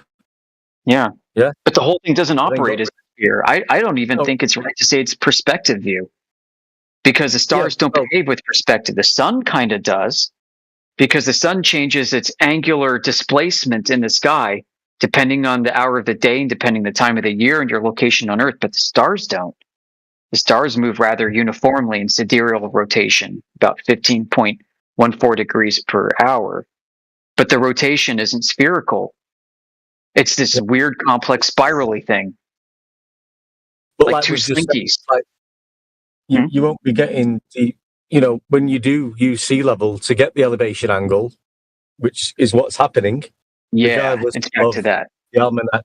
Yeah, so I mean, you get down to the basics of everything now. The back to basics. So we're using an elevation angle from sea level. Yeah, we don't know anything about them stars really. We've got the celestial sphere name, and we've seen about perspective, and it appears to be, we can look at a star above the horizon and say, well, it's not actually at ground level. It just appears that way because it might be further away, and that's the way it appears. But we don't know anything about the stars really, because everything that we've been told about the stars and the lights in the sky is associated with a heliocentric model, which is a lie. So nothing of that can be true. So, but what we do know is that when we use the sea sextant at sea level to get the elevation angle, it's got nothing to do with curvature. We're not measuring curvature any time of the day, never have been and never will be, to get positions of where we might be lost at sea. Now, and it's worked. For some reason, it's worked. Now, regardless of what you've just said about the almanac, the first process is we are measuring elevation angles from sea level, which has got nothing to do with curvature, and we're using the sea for a horizontal baseline to get the elevation angle. So that's got nothing to do with curvature. We're not taking any curvature measurements. We're not using any curvature measurement tools, and we're finding a point on the surface of the ocean within a degree. So that in itself is telling you that the Earth is not curved because we're not using curvature. We haven't got a curvature measuring tool. Now, when we get onto the stars and the sun, that's a different story, because there's a lot. Well, what do we know about that? I mean, I don't know anything. This is magnificent things in the sky. No one can tell us what that is. Yeah. So I know what you're saying is absolutely precious that people need to hear. And if I can re-articulate it, right? We're using Euclidean geometry tools. The proof lies in the method and the tools we're using, angles. An elevation angle is not necessarily an arc. So the arc is an interpretation and a choice, like I've been saying, like a record on repeat. And there are certain stars that behave as such that you can construe a sphere, like I mentioned. The Nautical Almanac does in fact quite build a sphere, but there are other ways to interpret this that are valid. So, bringing it back to Earth, when you're using the elevation angle, whether it's with a sextant or with an attitude indicator on an airplane or a compass on an airplane, you are using flat angles, whether they're horizontally or vertically oriented, to ascertain distance and bearing and doing your triangulations of distances. There's another process that is being considered on top of this in the first place. It tries to map this to balls that people see, whether it's on a screen of information like in modern airplanes, or whether it's on a globus that some navigator has in the back of a ship that he's drawing arcs of lines on. The mathematics are taking Euclidean straight line measurements and distances and contorting them. This is a fact. And we have to put the onus on everybody else who's claiming that Earth is other than what we experience and measure using our Euclidean means, that it's actually curving. The onus is on them to show us otherwise. Show us that the 60-to-1 ratio holds true in every instance for every star, for every point you can navigate on Earth. Because that ratio was derived from assuming that the celestial and the terrestrial are both exhibiting the same type of geometries. You cannot get that ratio otherwise by converting from a sphere to a flat Cartesian plane. It's impossible. We should not be relying on that for our own claims in this community whatsoever, because you will not be able to triangulate distances with it. Yes, go ahead, DJ. All right, because I don't know much about this particular topic, but okay, so to do celestial navigation, right, you're going to need a clock, an accurate clock, a sextant, and a nautical almanac, right? And obviously the boat. Yeah, is that right? Yeah, that's right. The clock, noting the time of stars is important. Yeah. Okay, but so you don't actually need a boat. You don't need a boat unless you're using the. If you're out at sea, you can use a a bubble set. Yes, you don't need a boat. Just being critical. Oh, okay. Yeah. Okay. Cool. All right. Because the example I was going to give was on the ocean. So, yeah. Okay. I get you. Okay. So the nautical almanacs assume that the Earth's a sphere, because after to do the little charts or whatever, what are they called? You have to like draw it out so you can get the angles and then do the math to work out the charts, the distance. Let me pause here. So you get the angle. Yeah.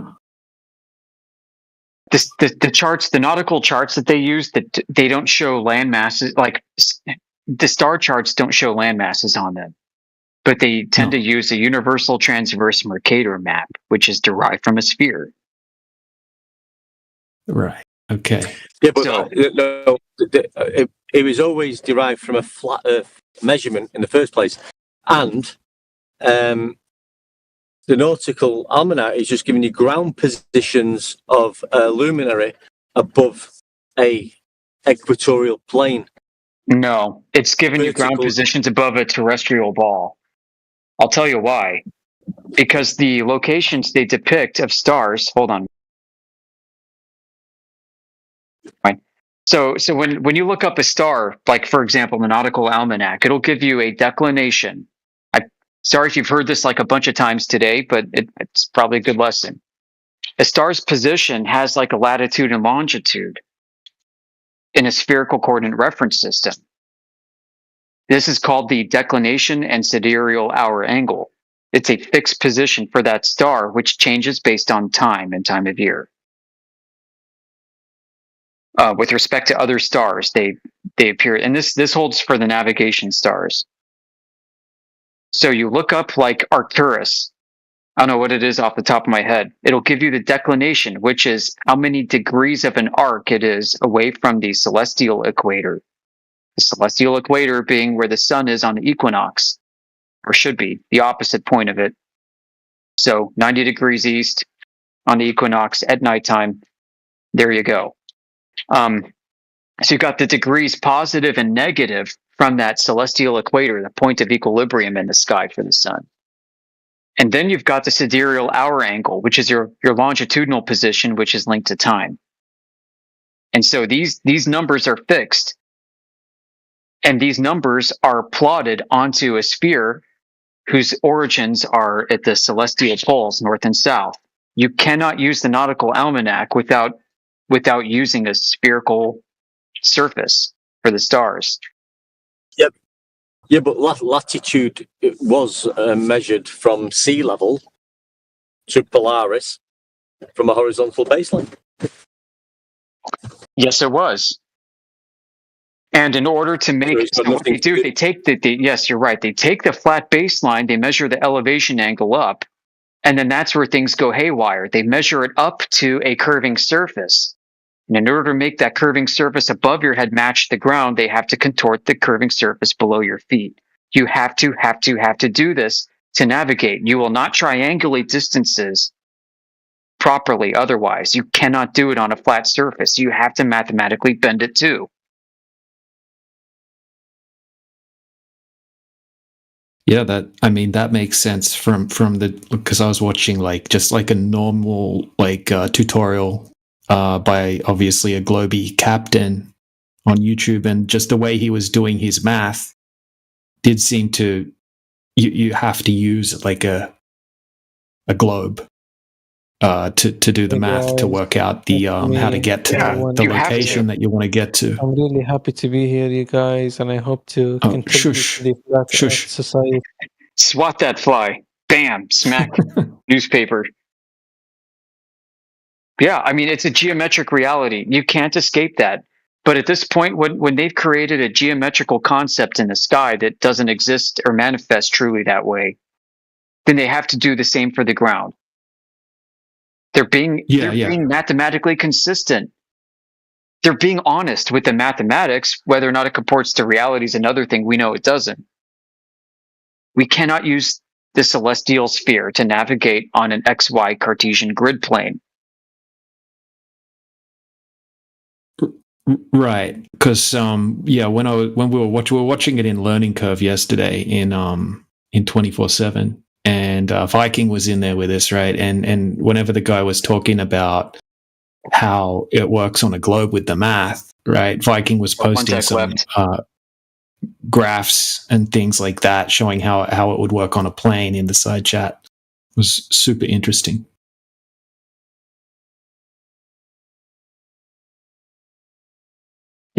Yeah. So, a lot of people in the flat Earth world would look at this and try to come up with ways to conceive of the celestials in a way that'd be compatible with an XY flat Earth on a Cartesian grid.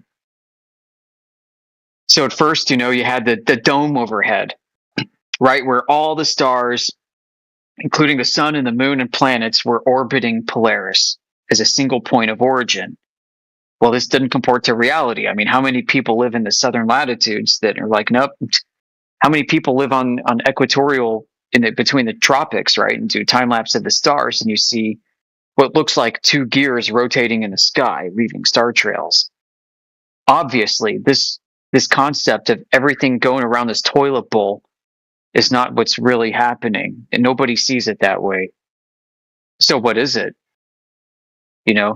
And early sailors, early people figured this out and were like, you know what? We can conceptualize this as a ball, whether or not that's what it really is. It's a useful and ingenious tool. Like it is an amazing tool that you can use. You can use it to great effect. But in the philosophy of mathematics, this is a concept called underdeterminism. Multiple different conceptions can explain what you see and may be just as equally valid as the one that you prefer to use the most.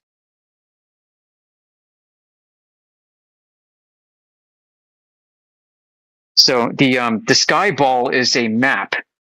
When Pythagoras, when Ptolemy, when they looked at the sky and envisioned the heavens as a gigantic ball, that was a map that preceded the actual territory. What's taken place since then have been thousands of years of corrections. You could say culminating in the works of Helmert, who took astrogeodesy to the next level and applied mathematical concepts to apply all these different corrective methods to explain why the sky ball in its ideal form doesn't exactly match. And we've got today this geoid model, this EGM 96 lumpy potato Earth, which is really taken from astronomical observations, which means the lumpy potato Earth model is really a lumpy celestial ball model. And it's only a celestial ball because people conceived of an ideal ball in the first place and distorted it. So the lumpy ball could really be a lumpy plane, a lumpy potato chip, a lumpy Klein bottle. Who the heck knows?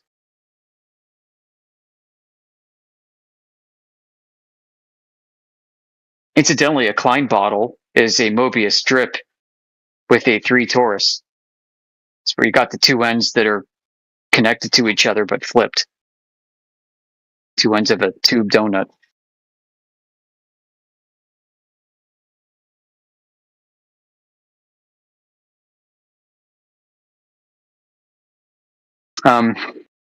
If you change the map, if you reinterpret the map, you choose a different map, you could get a different reality if you continue to reify existence in new and exciting ways. So how should we conceive of the stars? So I've got the mathematics behind this. I don't know. I'm still kind of new at digging into CellNav. I've got spreadsheets and stuff I created to help me do all the computations. But I talked about this yesterday. I used and applied traditional celestial navigation with the celestial sphere from a nautical almanac, and I took some stars and I calculated the distance from Tokyo to Santiago and came up with 10,770 something miles, and this was conformal to WGS84. I went into Google Earth and I drew a measurement tape, and it was down to like within 10 miles. Like I'm like, wow, this is pretty cool. And then I did it without assuming the sky had a spherical geometry, and I treated it like a field, essentially like a plane parallel surface to the Earth. And I got 15,000 plus miles. And I chose these locations for a specific reason. Number one, it's freaking long, but number two, it crosses the celestial equator, which creates some complications if you're using a dual origin coordinate system, as is the case here. Because at the celestial equator, you need to switch from using the north celestial pole to the south. So you switch from one projected geometry to a second projected geometry, where if you were to picture these as like two gears that rotate against each other, the meeting point in the middle is your crossover point. And then you flip from one hemisphere to the other on a flat contour, on a flat map. But treating it as a one continuous plane resulted in like 50% overage of what we commonly accept as the true distance between these two locations. So why else is this distance important to use? Well, it goes over the Pacific, man. Like there aren't a lot of places out there that you can verify these lengths with. I've been saying a while, like my hunch has been in Speculation Sunday mode. If there's any funny business going on, it's not at the poles, it's between the tropics. Well, here you go. Here's where a majority of that distance takes place between the tropics, along this so-called, diagonal across the sphere or diagonal across the map. And in there, you've got about a 5,000 mile difference in length. Which one is right? Well, somebody who might be cocky comes in and says, well, we can use GPS, right? And uses the speed of light computations. And, so it's absolutely accurate. No, it doesn't. It doesn't just use the time of the time of flight of signals. It uses that in reference to what ultimately was from the Nautical Almanac, WGS84, a ball Earth with a radius of 3959 miles to match the sky ball. So GPS is not offering an external critique of that distance. It's only an internal critique of that distance to validate itself that itself is internally consistent with itself. Mind me asking a question? Sure. Okay. I think I heard you saying like about maybe like 10 minutes ago that you're as confident as you are that Earth is not a globe in the star almanacs being derived from a globe. Is that right? Yeah, exactly. Yep. Okay, then DJ piped in after and he was talking about like how to do celestial navigation, and he said like, yeah, and you agreed with him that one of the necessary things is having the almanac, right? Right. Affirming a globe. Yep. Sorry? Yeah. The almanac is self-globe affirmation. Yeah. Okay, that's a necessary thing to do accurate celestial navigation, right? Well, it depends. I mean, how do you validate its accuracy, which is the point I'm onto right now. Okay, because it just seems like a little bit of a contradiction. If you can clarify that, that'd be great. Right. So you can calculate distances accurately within its own referential system. So how do you So let me ask you this: like, how would you externally critique somebody claiming that the distance from one place to another is a certain number of miles that's arcing around a ball? Well, that's the whole point, right? They claim that there's a curve, and this is actually what I think one deck said it earlier. I want to interject that point, but I couldn't talk. But he basically said there's no curvature measuring tool. He said there's no curvature measuring tool, but then he also said there's no curve, and it's kind of counterintuitive. How can you confirm? Not measured. What's that? The curve is mathematical and conceptual and is not measured. Yeah, The absolutely. way to actually measure it is with planar geometry, to do a planar survey, to shoot laser beams straight and validate whether or not the drop over distance is actually there. Because listen, an XY map does not communicate anything about the Z-axis in the third dimension. And you can come up with models to conceptualize problems that you see within the XY that don't adhere to an ideal form as aberrations that take place in the Z dimension. But unless you actually go out and measure it, you can come up with an infinite number of explanations for the aberrations between XY relationships on a Cartesian grid happening in the Z dimension, unless you actually measure what's happening in the Z dimension. So let's go actually measure what's happening in that Z dimension by using, in this case, Euclidean geometric principles and methods and processes, tools. And let's see which one's right. And so this is leading up to the point is the only way to make sure that we can validate this is to measure drop over distance. That's the end of my entire rant. Appreciate that. As I was saying, and I agree with you. You said this about a few minutes back as well. You said that the onus is on them, and I absolutely agree that the onus is on whoever makes the claim. If they claim that the Earth is a globe or with curvature, they should be able to establish that by some sort of way. And like the one deck guy was saying, there's no curvature measuring tool, but it doesn't make sense to also affirm he's that. Kind of wrong about that. What do you mean? What's the curvature measuring tool? Angles. Mm. Yeah, you ever play with unit circles in trigonometry, like in 10th grade? I wouldn't say I was playing, but sure. Let me post you something. Let's see. I busted out a straight edge and a compass, and I used a compass to draw an arc. Right? You can think of this as like the curvature of a globe. So I drew an arc, and I was able to use flat angle measurements to get the radius of that arc if it were to complete a circle. Thus, I was able to measure the arc length. And I was able to measure the radius of a circle using flat angles. It's kind of obvious when you think about it, like what do you call an azimuthal heading if you're a ship? You measure in degrees, right? Relative to east, relative to north, depending on your convention. Use an angle, a subtended angle, to measure degrees of arc, and that's how much you're rotating. Think more in terms of omega, perhaps, than theta. I don't know. Let me pull this up. 1 second. I have to go through my whole iPhone history, and this was a couple months ago, so it's like, oh my gosh, it's like tons of kids' photos, this, that, and the other, da da da da da. So hold on. So I'm going to post a series of photos I took, and I think this should shed light onto what I'm talking about. All right, so there's one. Okay. Let me post another. Again, I used a compass. And by the way, what's a compass? A compass is a sharp point and a pencil that subtends to an angle that you open up, which is kind of part of the point, but also beside the point. Let me go find the others. All right, I'm just going to drop the rest in all at once. If it's in your photo album, you could try using the search function. Yeah, well, I'm almost a boomer, so be patient. All right, so here we go, here we go, here we go, here we go, here we go, here we go.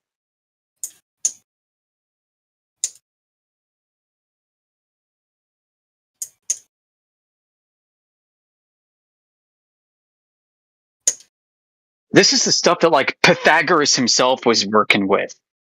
So I did not use any measuring. I mean, yeah, you see my protractor in there, but I didn't use anything. I used only ratios to do this. I didn't use any absolute standard of measurements at all to perform this. You could have erased all the numbers and tick marks on my protractor and I would have had the same results. Can you break down what you're doing here? Yeah, so I drew an arc and I thought to myself, how could I use angles in order to get the focal point or the point of origin of this arc length if it was a circle? And is it possible for me to actually ascertain arc lengths from this? The answer is yes, I can do all of that. I mean, so, you know, I had one guy point out, well, your line A to B is a chord, which, you know, reflects a sagitta of the central angle there. And he said, how do you know that that's happening on Earth? And I said, well, I could have actually easily done a tangent point above the curve so that it's touching the top. But I mean, I was just doodling. I was bored at the office when I was messing around with this. The point is, I'm using angles to measure curvature, dude. Yeah, that's all fine, like, you know, mathematically and conceptually, but that's the whole point of the forced line experiments in real life. It's really hard to get that chord line, you know? Well, yeah, with forced line, the problem is not the mathematics, it's the physical constraints of the methods and materials you're using. Yeah, because there's nothing that can be straight, like over long distances. It's all going to... Right, through temperature changes, through, imperfections and the design of bolts and the joints, the weight of the thing itself causing sag. Yeah, so that's a terrible way to do measurements. Honestly, I don't know why people are hung up on this. So what's your way? Because I just see use lasers, like what's already been done dozens and dozens and dozens and dozens. Use light. Light refracts. Oh, it does. Tell me more. No, that's it. Really, that's all you need. Yeah, no. Tell me more. Light refracts, and we don't have like. Yeah, how? We don't have accurate temperature pressure kind of like readings through the optical corridor to know exactly what the path of the light is. So we can't assume that's straight. Well, we can test the displacement of the light from where it should be, from where it appears, and see if that's within a certain margin of allowable error. We don't have to be so precise with this, do we? I mean, it depends on the distance. It's scalar. Yeah. There's going to be a critical angle at which that light will absolutely obstruct and be obliterated by a physical surface. There's no known mechanism of horizontal gradients that can cause a gentle curve of light to happen over a distance, especially with any relationship to Earth curvature. That is quite a claim. Like, the claim is that there's a horizontal gradient whose increasing optical density just happens to conform with the right arc that is required to bend it over the edge of the Earth. And that not only is this happening with the laser, but when we have long distance observations, it's happening trillions and trillions and trillions and trillions of times with every independent ray arc of light that meets your eye from all possible angles over a field of view that you see before you, effectively rendering a flat image from a curve in 3 I don't know dimensions. about all that, but we don't have a control. We don't have a perfect vacuum environment without atmosphere where light doesn't refract. So it's again like an unfalsifiable thing. I wouldn't argue that it does refract. I don't think the law of refraction applies at all. Something else is. I mean, that's on you. But if it were as simple as you're making it seem, I feel like this wouldn't be like people wouldn't be, disagreeing. It would be very, very intuitive.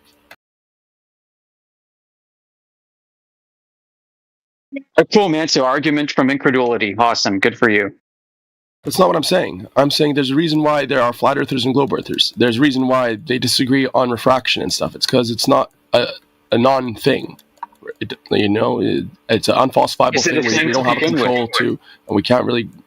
Huh? Do you know what refraction is? Do you know what the claim is and what the ratio represents and what's happening physically? Oh yeah, I mean, of course they rely on their reified value of R for it. 7/6 R is terrestrial. No, refraction itself has nothing to do with R. Refraction itself is just the bending of light. Yeah, so I asked, do you know what that is? What the ratio represents? What ratio? It's a ratio of different optical densities. You're talking about index of refractions? Yeah. Yeah? So, yeah, do you know what that represents? Yes. At an electromagnetic level.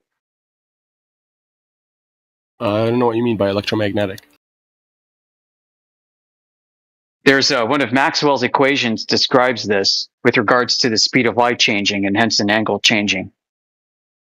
It's based off of the properties of the material and its interaction with light at the how much that light, how much a photon actually interacts with the material's dielectric and magnetic components. I mean, I feel like you're overcomplicating it. It's just light, the speed of light in a vacuum relative to the medium. I'm not overcomplicating it. What I'm telling you is you probably don't know what you're talking about. I barely know what this is. And most people making these claims should probably not be talking about it as if they do. Projecting a bit. It's really I'm not. Very simply stated. I barely know what refraction. this is. Hold up. The index of refraction is simply the value of the speed of light in a vacuum relative to a medium. Yeah, and you have two different media of two different optical densities. What you need is a constant change of optical densities that comport with Earth curvature to produce a flat and level image from every arc of light, reflecting off of every trace of every surface in front of you, all conspiring together to lift a curving surface in 3 dimensions to produce a 2-dimensional flat image. That's the claim. There has to be something present within the weather, within the environment, within the medium itself that's doing that. That is a tall order. I put the burden of proof on the people claiming that that is the case to demonstrate that that medium that we're witnessing the light doing this in is actually being that in itself. And when we use lasers and the people are just like, oh, refraction, just throwing it out and stuff, I mean, they don't really know what they're talking about. And I guarantee that we can shoot lasers that don't comport to either Earth curvature or to claim refraction effects that should be taking place in a horizontal fashion between point to point, source and destination. There's something else going on because the optical density change in the air is so minuscule. We're talking the 10,000th place because it's always expressed as a ratio of 1 point something to 1 point something or to 1 itself, which is a pure vacuum. Air is so sparse, so thin, so not full of stuff that what we're seeing more than likely has nothing to do with Snell's law, but has something to do with something else. There are other effects. There's light can reflect off of the surface. Light can interact with gas molecules and bump into things and do things, but It causes scintillation, causes the intensity of light to change from dim to light to dim to light. It can cause the light to warble around a central axis. But causing this continuous bend is just, I don't know. I mean, you can simulate this in a fish tank with little prismatic particles called sugar or salt and shine a laser through it and watch it bend, but that doesn't necessarily mean the light that you're seeing is doing the same thing as a collimated light through that medium either. So the onus is on the globe to demonstrate that there is this terrestrial refraction in the first instance. And I just don't see it happening with lasers. I mean, we've got the combat laser test. It was done with like Northrop Grumman in conjunction with the University of Ohio in Dayton and a whole bunch of people where they shot that 149 kilometer laser transit off the coast of Maui, or off the mountain of Maui, to I think an island, or I forgot what the target was. I mean, the target was a big freaking telescope, and it was measuring where the light was hitting within the telescope, and the target grouping of 3 different wavelengths of light were grouped close together when they should have been spread apart. They should have dispersed according to wavelength over distance if there was any atmospheric refraction, and it didn't. And this is a military study. There have been multiple masters and higher ups doing data analysis on this, trying to develop optical refraction or some kind of optical distortion models to explain what was going on with respect to Earth curvature. And they've all had to basically bulk fit and construe errors and add data and backfit data into models that weren't proven in the first place to make it make sense. In a similar fashion, there's the NATO Sapphire trials where they were operating infrared the whole time. And that's quite interesting. Military surveyors taking infrared theodolites, infrared telescopes and emitters, and posting them across the Chesapeake Bay, and intentionally posting one of the emitters behind what was said to be the curvature of the Earth over a body of water. We should not be able to see this emitter in infrared at all costs. We're doing it in the dead of night. We're doing it every night. We're doing it over months. We should not see this bottom emitter at all because it's hidden behind Earth curvature. And guess what happened? They saw it every time. They not only saw the emitter in infrared, but they saw the tripod it was on, and they saw the ground the tripod was on, and they saw the shoreline below the tripod and the ground that the tripod was on. It was flat. It was confounding to them. Where's the refraction there? They didn't know what to do, man. They had to actually take the to make it work on the globe. They had to say that the temperature differential between the water at the marine layer and the air was 2 orders of magnitude greater than what it should have been, or different than what it should have been, than what they actually measured. What they actually measured, 2 orders of magnitude difference of temperature to cope with the globe, and the globe not matching results. So where's this refraction? I don't know, man. There are other things happening. It's not the law of refraction. You don't have an interface between 2 different media of different densities that causes a discrete angle change in the gas. Guess what? Gas itself doesn't have a surface. You need a surface. The reason why you need a surface is because you need to measure how the surface normal and the angle the angle of incidence is hitting that relative to the surface normal in order to measure the amount of angle change to the refracted light. You don't have that in a gaseous, burbly, turbulent medium at all whatsoever. The surface normal is always changing, if there is one. Like you might have like some vapor, some humidity or something, I guess. And over time, an increasing optical density because of that. But is it horizontal? I don't think so.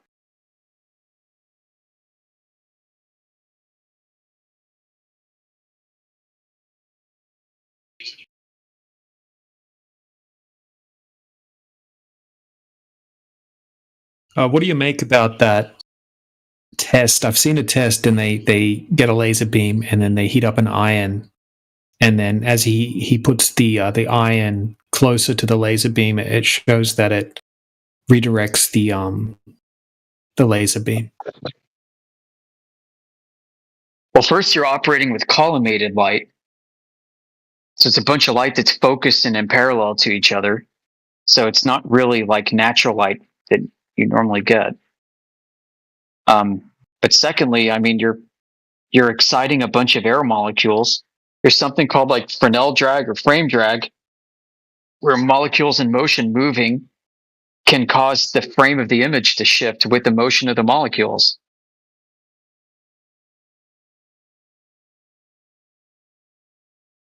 So it's kind of like a vertical conveyor belt, and you're tossing apples onto it, and the apples are moving up and then maybe falling back down again, but they're moving up and falling and moving up and falling and moving up and falling.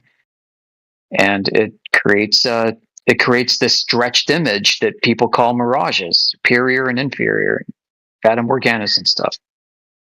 And you don't think that they could be caused by temperature differentials, like temperature differences? Oh, it is. It is absolutely. Yeah, man. Yeah, temperature is the main reason for optical distortions, for sure. Yeah. So, I mean, is that because the refractive index in the cooler air is higher than the refractive index in the warmer air? I guess you could put it that way. I mean, but is that Snell's law? Is that a surface normal? It's definitely not. It is a change of optical densities. Yeah, these are called a gradient index medium. GRIN. Yeah, exactly. And any website, like an EDU website, will have a specific section on Snell's law, and then they'll have a different section on what they would call atmospheric refraction, which is essentially a series of mirage effects based off the temperature gradient, which would change the index. Right. Gradient. So the index changes, right? The index absolutely does change. But what you don't have is a contact surface. So there's like, so depending on the medium, depending on the angle of light relative to the surface normal, you have the angle changing and bending. And is there a way to trace this, where an observer sees light, can you walk the dog back to the source of that light through the index of refraction using Snell's law? So if I'm seeing an object through a gradient index medium, and I know that object is bent somewhere, somehow, can I use Snell's law to trace that ray, that conceptual ray, back to its source?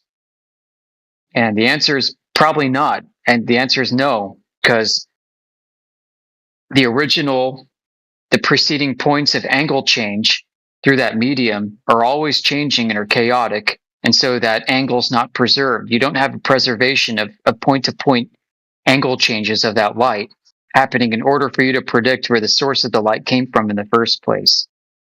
Yeah. So you'll hear the phrase like n sine theta is not conserved through a gradient index medium. That's what it means, that you can't back engineer ray light through a medium. You can't predict. In other words, you can't predict like where a laser light will bend through a chaotic atmosphere. It's been a big problem for like optics and military applications and lasers and stuff. That's why we don't have laser beams shooting down stuff all the time.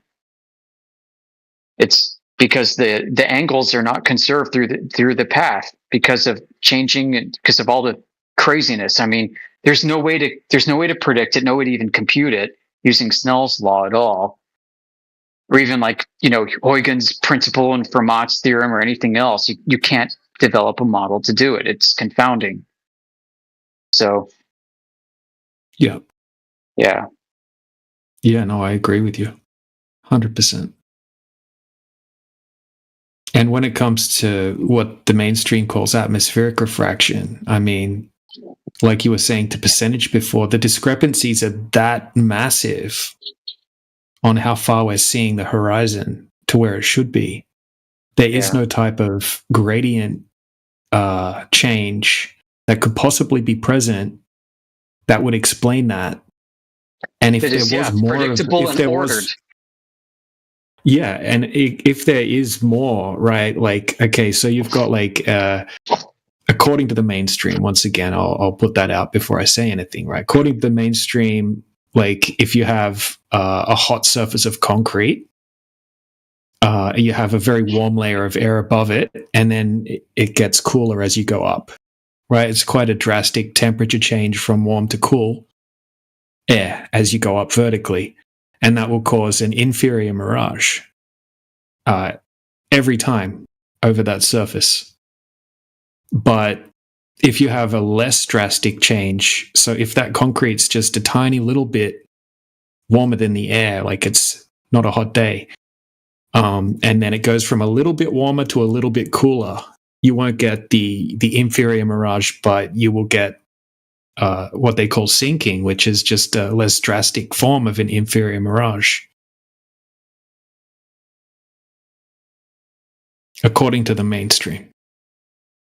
I mean, yeah, they call it that, but what is really happening? I mean, it's... Yeah. No, that's why I keep saying according to the mainstream. Like, the citations will say this, and even that's what I'm saying. Like, even according to the mainstream, which is what the Globers are kind of going off when they're making this claim at the end of the day, if they're being honest with themselves or they actually know what they're talking about. Like, most of them will just say refraction. They have no idea what they're talking about. But the ones that do know that they're talking about atmospheric refraction, according to the mainstream, and the different types of mirage effects, right? If they say there's higher refraction on a particular day, that would just, you would have very noticeable miraging effects. So when we present the black swan, we don't have, like, especially the 8-foot black swan, it's a great example, the night swan or whatever they want to call it. We don't have any visible types of mirages, right? So we can tick all the mirages off the list. The only thing it could be is some looming, right? But because of the discrepancy on how far we can see beyond where you should be able to see, it kind of counts looming out as well. So yeah. So what I've gathered, like, they can't explain it with their claim of refraction. It doesn't account for it, is what I'm getting at. Right. So what I read into this is what they're saying is the presence of a flat horizontal surface in front of you, seeing well beyond the presumed curvature of the Earth, a mirage, because everything that they're describing that falls under what sounds like atmospheric refraction is a form of mirage. Mm-hmm. Yeah. Or combination. Yeah, exactly. Right. So is that phenomenon validated? Is that really what are we seeing? How do you... It's quite strange to call it that. Because it'd have to be like a weird kind of Fata Morgana kind of situation. And I think that's what they're happy with saying and explaining it as. But then when you pop on an infrared filter, do you see the same thing or not? Well, these observations have zero characteristics of what the mainstream defines as a Fata Morgana mirage. So it's true. Yeah, the conditions present don't match. Yeah, exactly. I mean, I have an image here of the oil platforms on a different day where there clearly is a Fata Morgana situation taking place. If I can find it.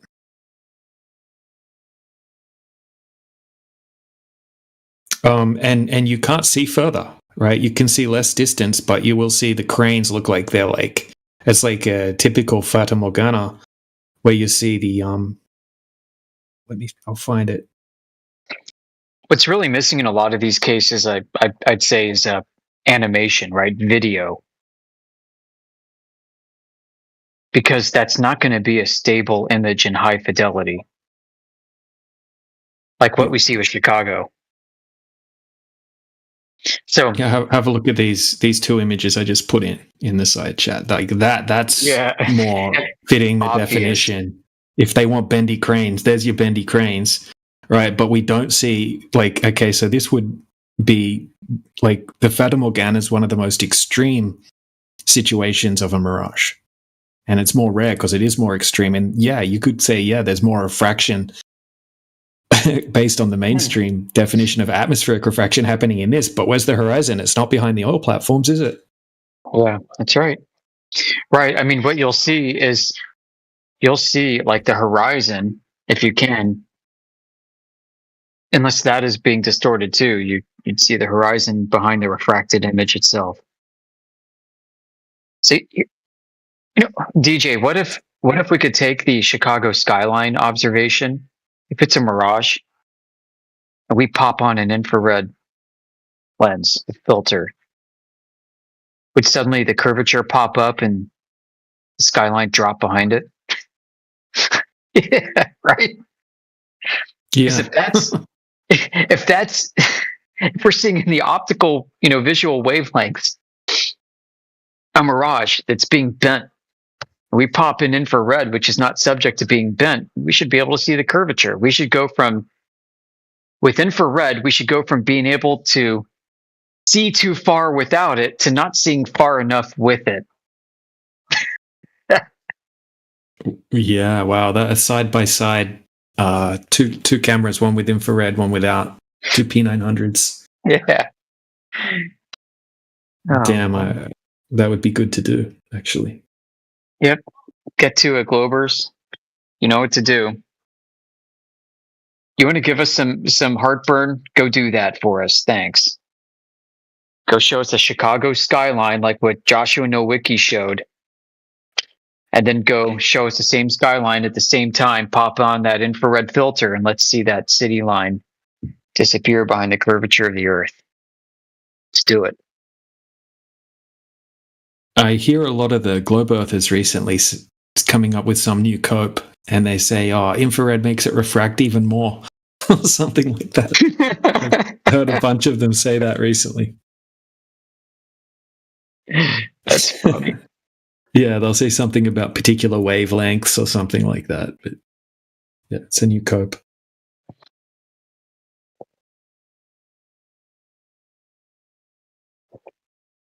Oh, look, VaxWax keeps sending me DMs to join his server. Chill chat. Why would we do that? I don't know. I just don't know.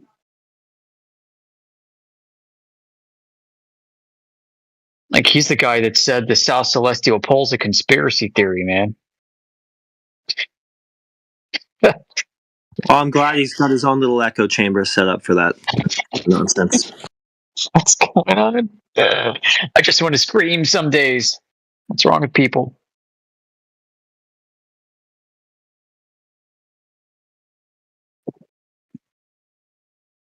Oh, well.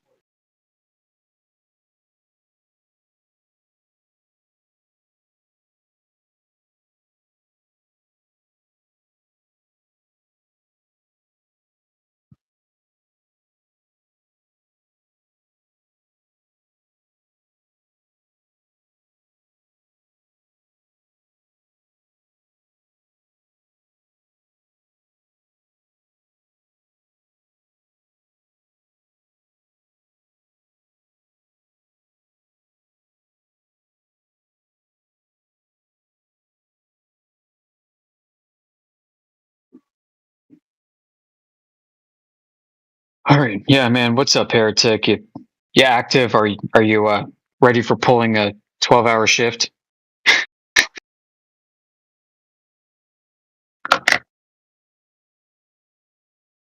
What's that? Are you up? Are you ready to pull the next shift? Ready to do a shift change for 12 hours? I just barely caught that you were talking to me, so apparently not. Okay, yeah, go brush your teeth, man. Yeah. Put on some deodorant. Get ready. It's ready for work. Shit. Sunday nights tend to be pretty active, I think, for whatever reason. So, could be lit.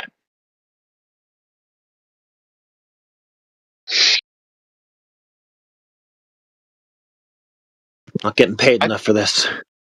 No. The labor of love doesn't pay. Man, my allergies are off the charts. I've been inside most of the day and I'm suffering. I need freaking eye drops. Yeah.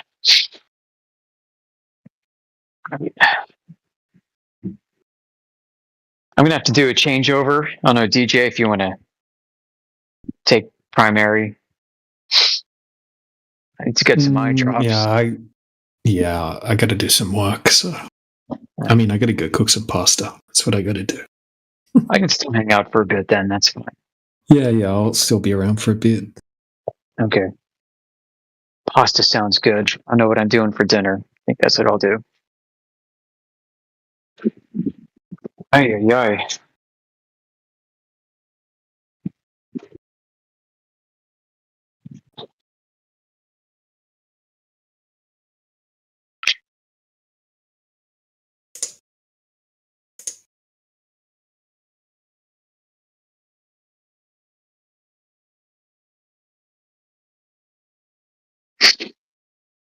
Yeah, so going back to a prior conversation, I guess it might be worth pointing out. Yes, the Nautical Almanac creates a globe for the sky, a sky globe out of the stars, even though they don't behave that way.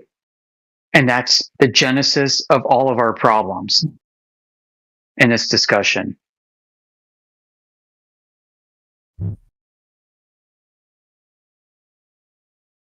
I don't think a lot of flat earthers have figured that out. Don't the stars just move 15 degrees per hour? Well, it depends. I mean,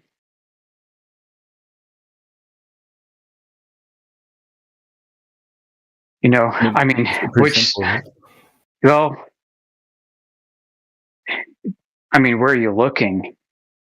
Anywhere in the sky, any time of night. 15 degrees with respect to what? Like you or where they used to be? 15 degrees translation? with respect to around Polaris. Or I guess some spot in the southern sky if you're down there. Not all stars do that, though. Well, Polaris doesn't.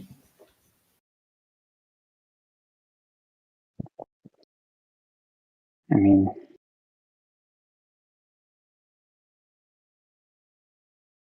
not all stars are used for navigation. The stars themselves don't appear in the same place that they do every night. So you can't really trace or logically conclude that they connect to where they used to be. If you could like remove the sun and observe the stars all the time, you're not going to trace circles. They're not even going to trace ellipses. They're going to trace spirals throughout the year.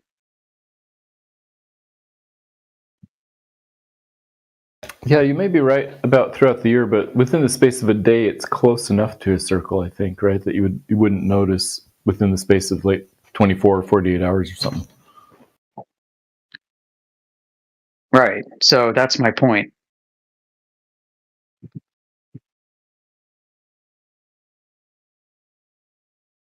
Yeah, I've never thought about the path of a star throughout the whole year. That's interesting. Yeah.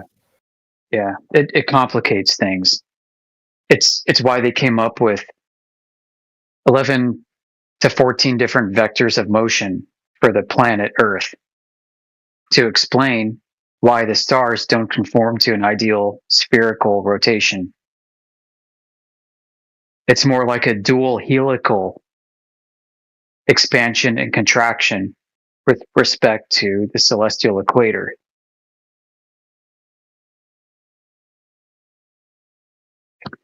It can be simplified to a sphere, and that's what the human brain does. Looks for simplified patterns and recognizable shapes of things, like, looking at the clouds and seeing dinosaurs and stuff. But whereas celestial navigation has never really departed from treating the star field as an ideal sphere, the field of geodetic surveying has departed from that, and they noted that stars don't really appear in their ideal apportioned time and place above the surveyor at certain times.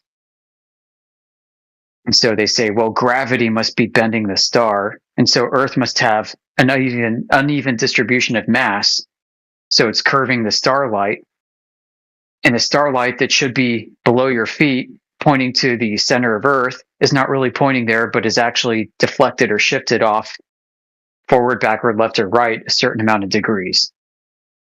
And this is happening everywhere on Earth. And so what they construed out of that is the lumpy potato gravimetric model of Earth. EGM 96 is a popular one. But that's based off an interpretation that could easily describe a very not ideal celestial sphere, a celestial potato.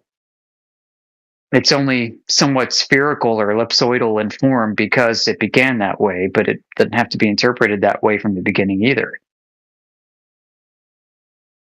And over time, over the past several thousands of years, navigators have picked out several stars that appear to have been very reliable in their constellations. 57 of them out of millions and billions and trillions and however many stars you can see, depending on conditions. I guess they're fairly bright ones. But, you know, if you look at a chaotic noise pattern of a bunch of dots on a screen, you could probably draw a fairly accurate circle, a very smooth, even contoured circle with a fixed radius, and hit a whole bunch of points. It's like the Texas sharpshooter fallacy. You know what I mean? Yeah, I've heard of that. Yeah, so like picture Yosemite Sam pulling out his .44 Magnum and blasting a bunch of holes in a target, and then drawing a circle around the holes that are clustered together near the bullseye and saying, those are the ones I meant to shoot. You can do the same with the stars. You pick out these stars and say these conform to a celestial sphere, this ideal form and shape that Pythagoras is known for, and say, let's use those to celestially navigate. Let's treat Earth like a terrestrial sphere itself, and we got a great 1-to-1 mapping ratio without any distortion. It's an interpretation. The sphere itself begins as an interpretation and a choice. And then selecting stars that work best for you is a choice. All along, it's a choice, it's a choice, it's a choice. It's bias and preference, bias and preference. So the ball that you think you're standing on is also a preference. So the map preceded the territory. And that's why people believe in a globe.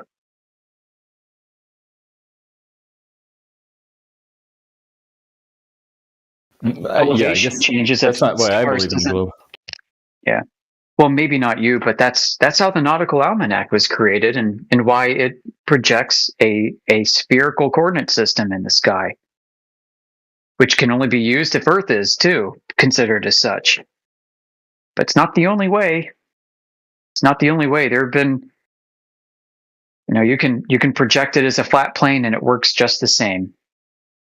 You get different distances than you would if you projected a sphere. You do get different distances. Not in all cases. Along meridian lines, they're the same. You start crossing longitude as you go across with the latitude, you get different distances. How do you know which one's correct? Especially when those distances can only be adjudicated over extreme distances and scales that a lot of modern systems and tools struggle to deal with. Well, I'll tell you how to deal with that. You measure drop over distance. Show me drop over distance conforming to the globe. Then I'll believe you. I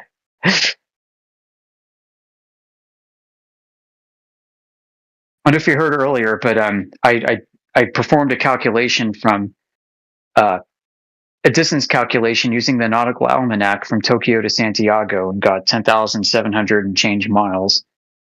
And then I did it by altering the mathematics to assume a flat planar sky. Well, not really, but just taking angles to the stars without assuming a spherical coordinate grid with dual origins, crossing the equatorial line. I got about 15,000 miles.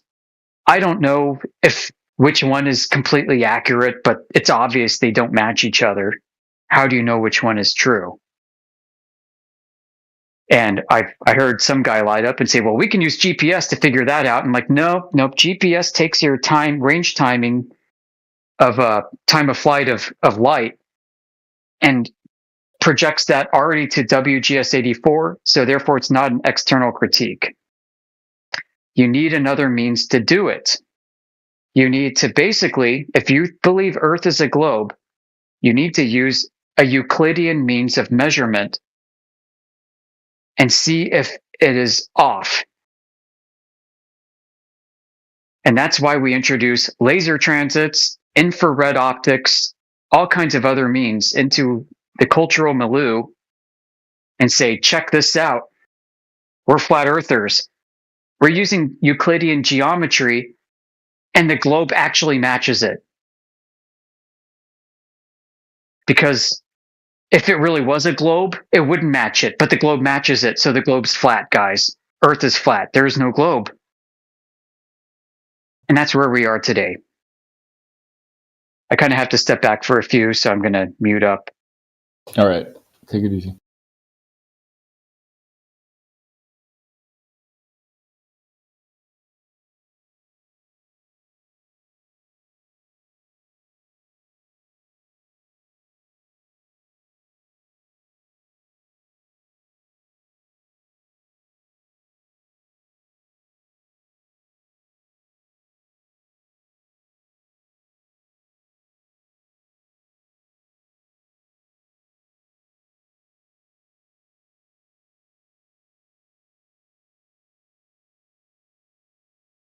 You get a chance to look at that group chat, Matthew? Let's see. Where is it?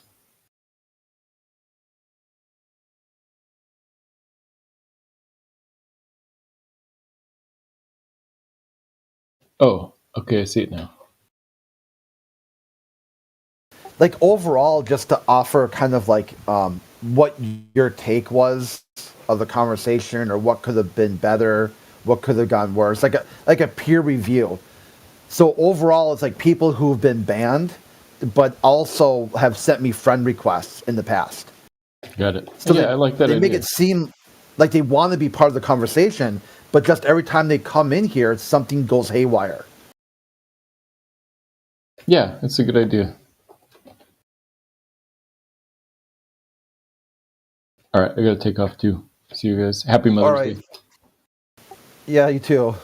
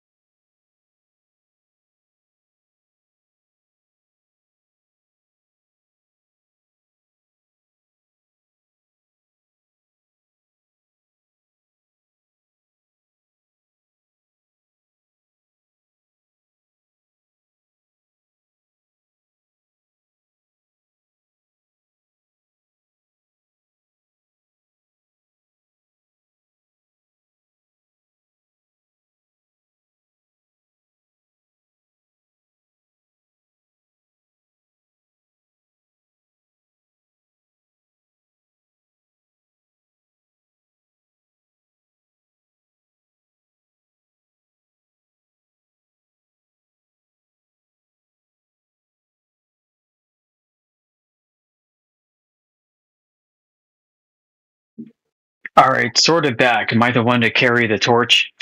Fine. Roll call. Who's with us today? Let's see. Crit. What's up, Crit? I know DJ, you're active. Heretic just went on deafen because he's like, oh man, that Amish dude's voice just grates my ears. Who else we got? Yep. Regulars. Okay, nobody brand new. Although Johannes Midgard's here. He doesn't come by that much, but he is absolutely a known quantity. What's up, dude? Thanks for joining. There you go.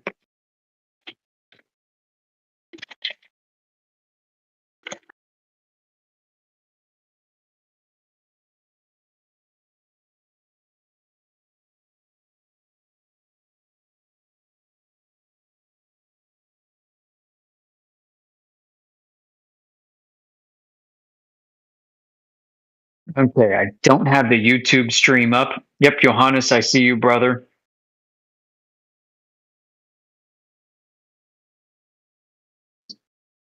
And let's see what's going on in text chat. We got DJ. Whoa, yeah, look at that. I think, is that video from Heath Carmody's website? Interesting fellow. He's neither a friend or a foe. He's kind of a neutral party in this discussion, but he wants to show you that from a 2.7 inch observer height, you can round it up to 3 inches, to give the protagonist a little advantage. From 3 inches observer height, you're seeing a shoreline 13.8 miles away. How is that possible? And by the way, it's quite cold there. You don't have a big temperature differential between the marine layer at the water and the air above it. So what you going to claim? Mirage?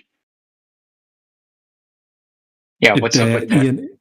Yeah, where's the geometric horizon that must be at around 0.6 miles? Where's it gone? Yeah.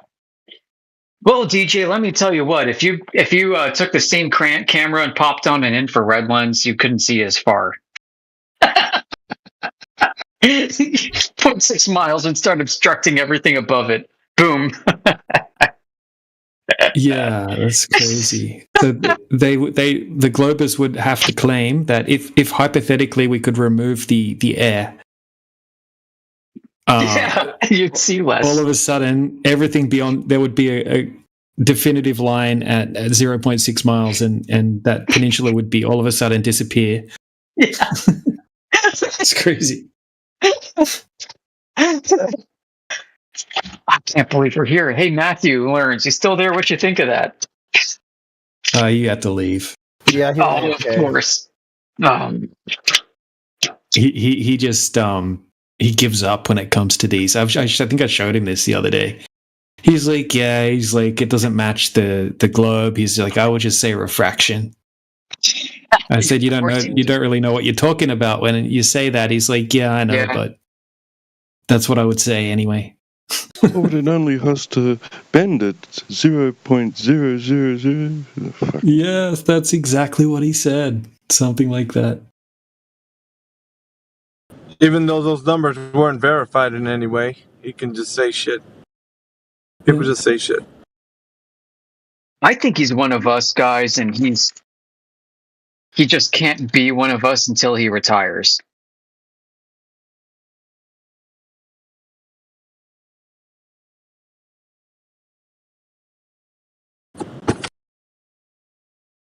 You've been going ham on that Speculation Sunday, Amish.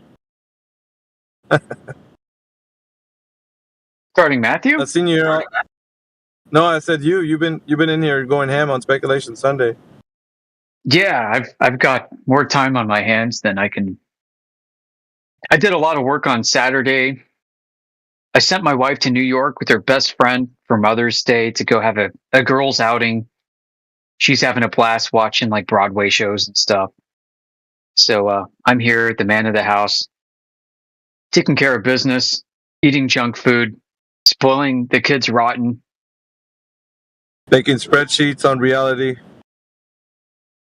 Yeah, that's a good time for me. That's what I do in my free time. Hey, percentages in here, man. You should tell them about the perspective you have on what the plane of the Earth could essentially, with the way that it's mapped out. What could you think? What you could think of it like? He's gonna be like, you see, I told you. I don't think we've talked to him about that. Yeah, I don't know what you're talking about. You guys talking about wraparound Earth? Yeah. See, I told you this before. It's Enochian cosmology, but you used a different word. I think you went with Pac-Man, but No, I went with wraparound. That's the one that that the PR team verified. PR focus groups responded best to wraparound. You're in a think tank now, or what? I am a think tank. I don't know. Yo, percentage. I got a question. Like, I have no idea about this, but how does Islamic culture, heritage, and scripture regard and tradition regard? You cut out the end there. Regard what? Grabbler's got him. He spoke too much. He said too much. They were like, "Yep, it's high time we take care of this guy." We're at the climax too. There was an agent at the door. The agent had good timing. Yep, they always do.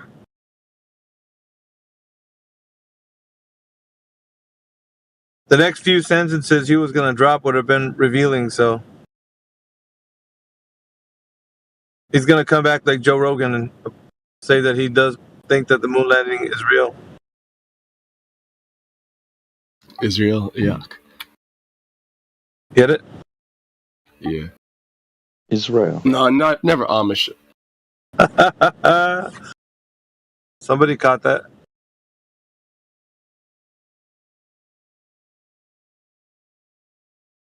Amish is yeah. Well, if you don't know, He sure as hell ain't Amish. That's for sure. Yeah. On computer and internet and stuff. Humble beginnings. Yeah, but you don't notice the billionaire walking down the street. You notice the millionaire walking down the street. You know what I'm saying? Yeah.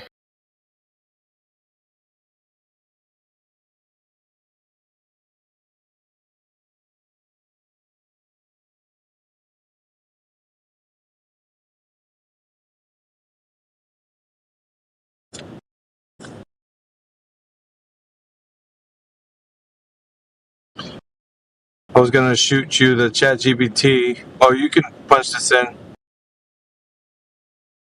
Give you the.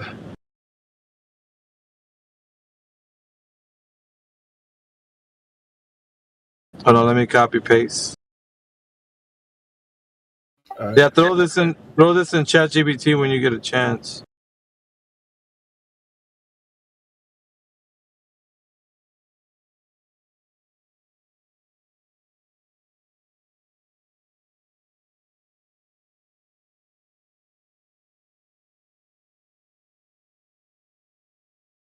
All right, I'll post it in text. All right. Just copy paste that.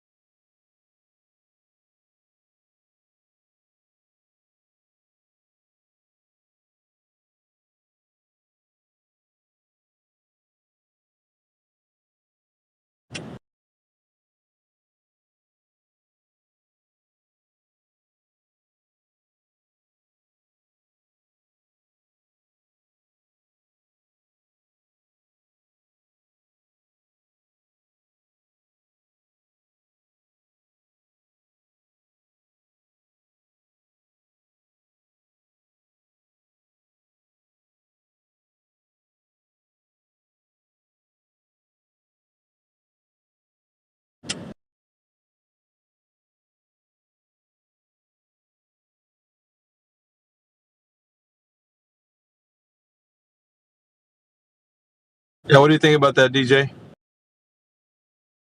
Yeah, it's interesting. I'm just reading through it now, trying to digest it into my brain. This was I was talking about people, the Enochian cosmology. This actually follows that. It doesn't break it. So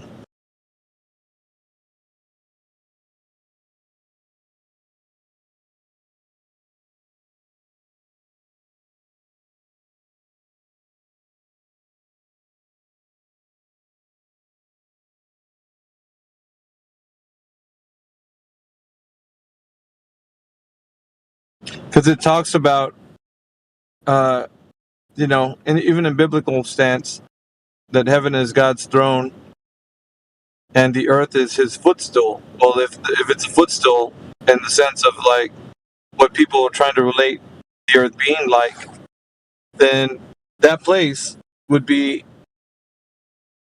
contained. It would be a realm. So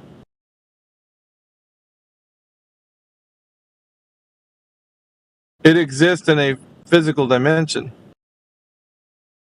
as we know it, as what we consider finite. I mean, we're only using the words that we can describe reality with. So Interesting. It's asked me at the end. It says, "Would you like a simple Python visualization or a deeper dive into how this affects cosmological observations?" I'll post what it's come up with.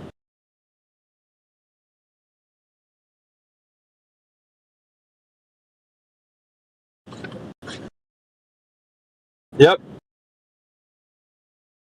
I remember what in the what heaven looks like in the book of Revelation. It's essentially a cube.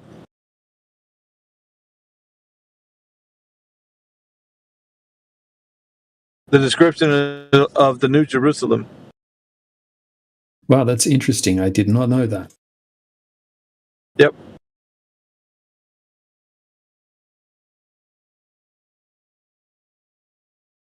So, and if you talk about the four corners of the earth, the four corners of the earth would sit on a plane at the very bottom of that cube.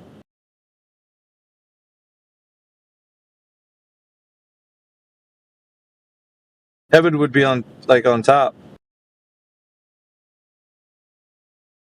Earth would be what's inside of that cube. The realm inside.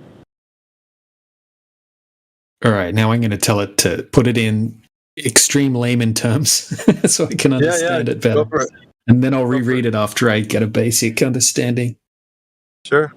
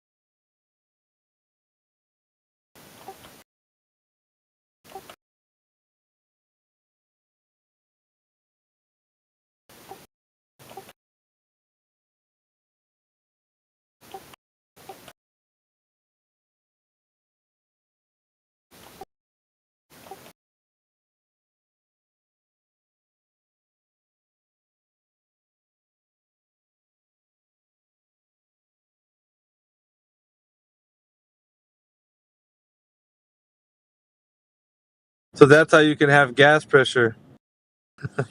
But it's contained within the system, so the system's containing it.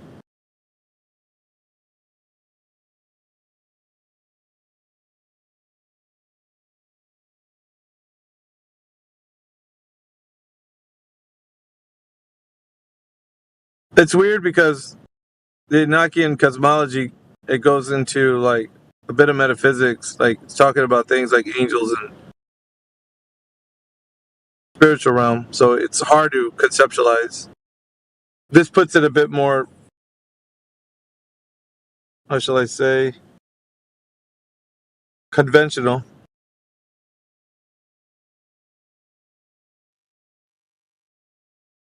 But even after all that, it's still speculation. Feel me? Yeah, like kind of Dante's Inferno, where it's like one human being who's had this look, this observation that's beyond human experience. And how do you articulate that to other people? You know, that Plato's cave analogy, like how would it come across? Like you've seen something that no one has ever seen before and never will. And how do you articulate that to them? You just do the best you can. Yeah, he was using analogies that was far exceeding his vocabulary. So there wasn't any way he could talk about things appearing the way they do, except for the best way he could describe it within his, within his timeline. So these astrological concepts were far beyond the ponderings of human minds. It's even far beyond our human mind. Like, I mean, if you try to think of the mechanics of the way things operate, like why do they operate in the you're never getting to the end of that. However, thinking of a space that we exist in that's not like a how can I put it? Basically, the concept is able to be done in a video games, like so video games can assimilate this idea, right? Essentially, you can go from off one screen and wind up back on the other side. So it's not without human reason that this idea is possible in like a digital realm. But the physical realm, like the way it represents, you wouldn't be able to substantiate it because you have to be able to provide evidence of this type of thing happening. Like portals. Like, how are you going to demonstrate that shit? You won't be able to. It's just yeah. It's not observable. Yeah, it's not. You can't. Which is why I think yeah. Okay, yeah, sorry if I may. What I think is why it was important that he gave a forward-looking view. He said, right now, what I'm saying, I mean, if I'm, like I steel manning his position, what I'm saying right now sounds batshit crazy.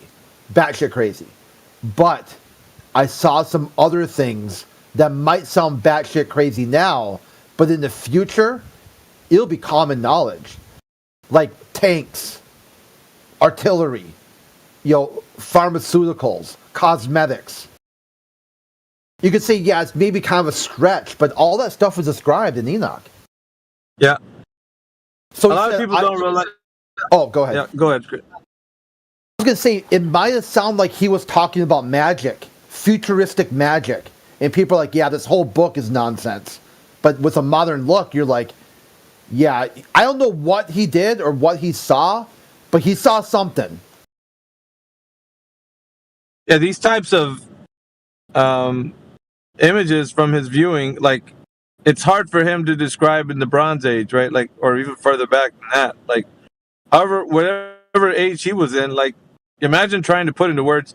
Because I was thinking, because he had to describe this to his son and the scribes and everybody that when he could return, like, so they could put it down. And can you imagine the conversations that ensued after this? They must have thought he was out of his gourd. Like, to a certain extent, like, okay, we know that you had this experience, but I mean, I don't know if you're tripping on shrooms or, like, were you drinking early in the morning or, you know what I mean? Like, how could you relate that to somebody that it doesn't sound crazy? How are you going to square the circle? It doesn't make any sense, like, physically. But today, like the concepts that we have, digital concepts, these things can be not only just imagined, but you could put the physics within like a computer engine. So the engine could mimic the idea that you have, which I think is curious, right? Because it's like now you have this computer program putting forth an idea in the digital realm that you couldn't do in the physical realm. So it's almost like if the idea is there and you could actually show how it operates, it's kind of like math, right? Mathemagics, like how Superman can leap over tall buildings and stuff like that. So this kind of idea may exist or may not exist, but it's still, the idea can be put forward and then you put it in the digital realm, just like a globe. A globe exists in the fantasy, so does a concave earth, so does any other kind of idea. But in the way that Enoch's describing, it more mimics the thing that is being talked about, like in this example. So Enoch's description doesn't fit any other thing but what I saw when Amish was showing this in the way that he did. I'm like, dude, that's basically what Enoch's saying. He's like, the sun's operating as it moves across the sky, and then it goes to its chamber. So does the moon, and the stars do as well. They have their own places they go. So it's like, but if they're going someplace, that means they're not continuing to be moving. They're actually arriving and leaving. You know, like there's something happening that we can't perceive. It's just, it's crazy, dude. Like, if you think about it in this kind of system, I think it seems to have coherency, not to us, let's say, but maybe from a creator's perspective. I can see all of the realm. It never will leave the realm because everything that's physical within the realm operates as in a loop. So it doesn't need to leave the realm. So there was a struggle. There was a struggle because within this realm, there seems to be an idea that you could want to try to leave, as in the war within Babylon, right? They were trying to escape. They wanted to build a tower that was big enough to leave the system. And everybody gathered together and unified, right? And they were like, we're going to do this thing, you know, and you had, what's-his-face, Nimrod, leading the charge, you know, getting everybody on board with this idea. So, you know, with one language, they were moving forward and trying to do this, trying to build a tower big enough to leave the system. But yeah, their efforts were of naught because, you know, the creator destroyed their plans. But at the same time, he was even saying, is like, if we give them time long enough, if they come together, they're going to figure it out. They're going to try to leave. Doesn't it say they'll become like us? Yeah. Well, that was the, he used that in the sense of, yeah, saying that they're, yep. So, yeah, like in his idea, he says in there that the angels were teaching people how to use, I mean, okay, like, I'm trying to remember, was it a wand? Or no, a stick or something like that. A stick of thunder or a rod, or was it, yeah, I think it's rod of thunder. Yeah. Tell me that's not describing a rifle. Chariots. Yeah, there's thunder, like Zeus thundering. was using. Yeah, thundering chariots, moving fortresses. Like that's not a tank. Yeah, there's descriptions in there that far exceed Enoch's ability to describe. Like what you have to use something in your own life to describe what you see. And like if he's seeing a modern like World War II, like the Blitzkrieg, what would someone's takeaway from that be? You have Thunderbirds too. Yeah, that's right. The Thunderbird for fighter planes and bombers. Yeah. Yeah, all those words that are just beyond metaphors. They're descriptions. Yeah. So it just appears that, and I'm going back to the reason why I even posted that and I wanted DJ to check it out, is because if this system that we're in doesn't have a way to leave, like as in, you know, let's go travel to multiverses and other worlds and other shit. You know, people are thinking that they can go out of this system, but it's like the system doesn't allow for that. Once you go one direction, you're just going to come back around to it's like, it's unbounded. So you can never, unless you transcend this physical form, however, your consciousness, you know what I mean? There's a lot of talks about like what happens when you pass away. people on the one side will say nothing really happens, and some on the other side, yeah, you consciousness goes somewhere. It doesn't just stay. But nevertheless, the physical side of you, the meat, flesh, and bones, that doesn't leave. That stays within it. Because it look where we're at. We're on the ground level. So if we were meant to go somewhere else, we'd have the ability to, physically go somewhere else.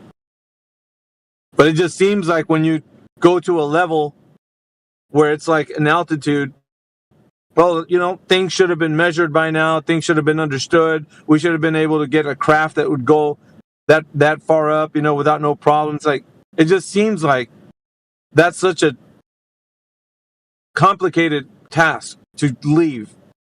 If you wanted to, like, as a globe Earth, to leave the system, it's not easy. You know what I mean? Like, it's fraught with problems. So I don't know. It's just, this seems to make a lot of sense in like this system that you can't just get up and go. Like, there's nowhere to go. You're inside of something. It was like Mario saying, "Yeah, I'm leaving the video game. Be right back." Like, where is he going? He's in a system that was designed for him to be in. So no matter where he goes and jumps and hops around, he's not going to leave the system. He's always going to be within that construct. So yeah, essentially we're in a construct. We're within a system. It's a physical realm, right? It's not digital, but it made sense to me, because Enoch I lean on the cosmology as far as my speculations go.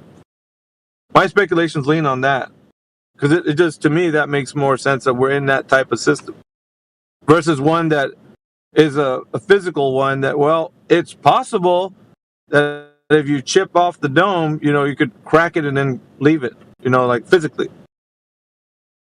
I don't think that's the case. I think it's a realm we exist in physically, and unless you transcend, then you'll never leave.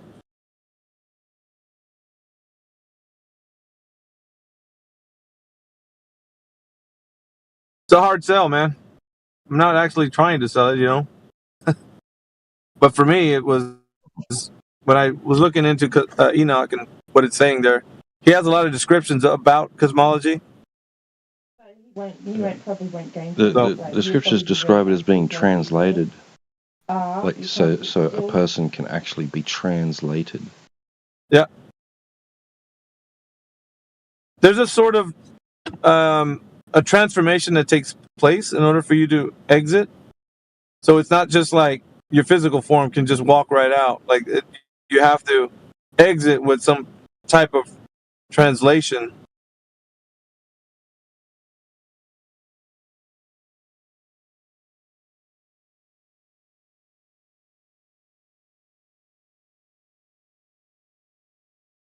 Crazy, man.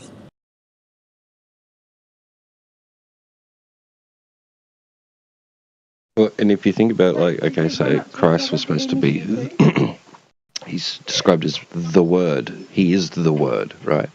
Are we a word? Like, each of us could be a word, but he's the Word, right? And then you can be that word can be translated, right? Yes. I see what you did there. Yeah, of course.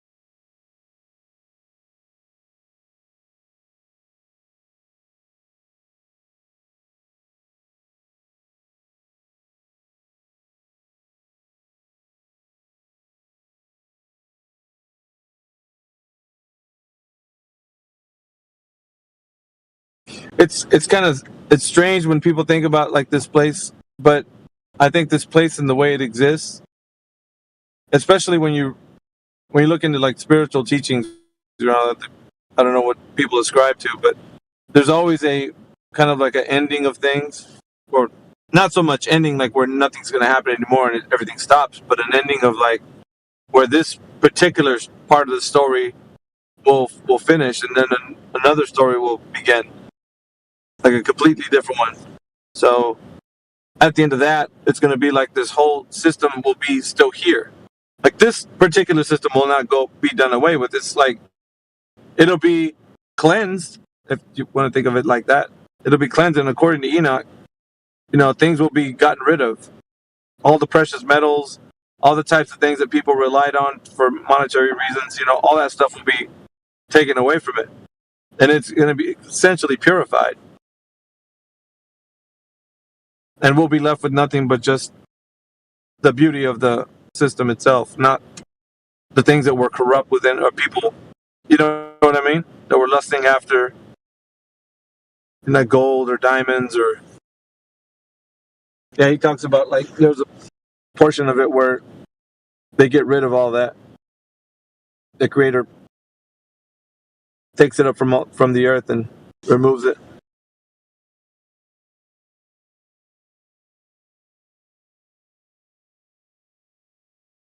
It's always speculation because at the end of the day, I don't really know if that's going to be the actual way it plays out. I just know that when the Creator says something, that's what it, to me, I see it that way because it's like, for me, I think things would have been figured out by now. We would have already discovered a lot more than what we have now. You mean to tell me with all the technology, we can't figure this thing out? There's nothing to do with getting a gold standard map? Dude, and I was telling this to Amish. I'm like, dude, we're using Mercator for God's sakes. Mercator projection in the 1600s that wraps around a ball. That's what we have. Where's the updated version of the satellites LiDARing the whole entire Earth and just giving us the gold standard? That's not happening. Yeah, and you literally should be able to use the globe itself, not some projection of it. Yeah. The globe would be the gold standard for navigation and all that. It's like,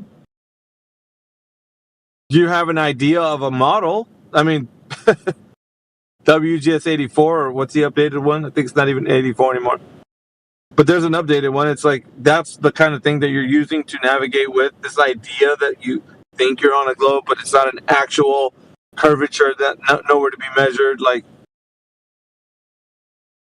I'm just saying, man, if the technology exists and we got, Starlink up there that's giving us the high-speed internet, well, shit, why don't you put them bad boys to work? Throw some LiDAR scans around the Earth and figure out what this monkey looks like.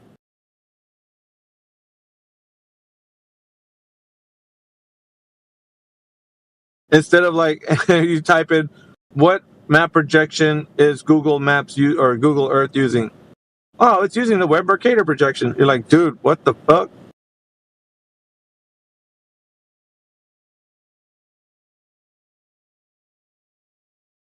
That's irritating to me. I don't know about you guys, that we all got to be stuck on this ancient maps and, well, we got discrepancies. Yeah, well, why didn't we fix them?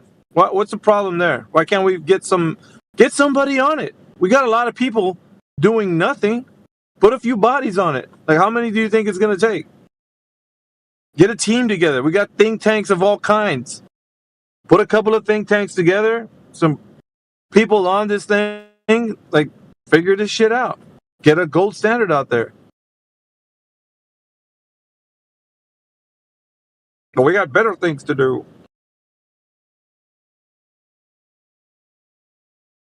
We figured this shit out a long time ago.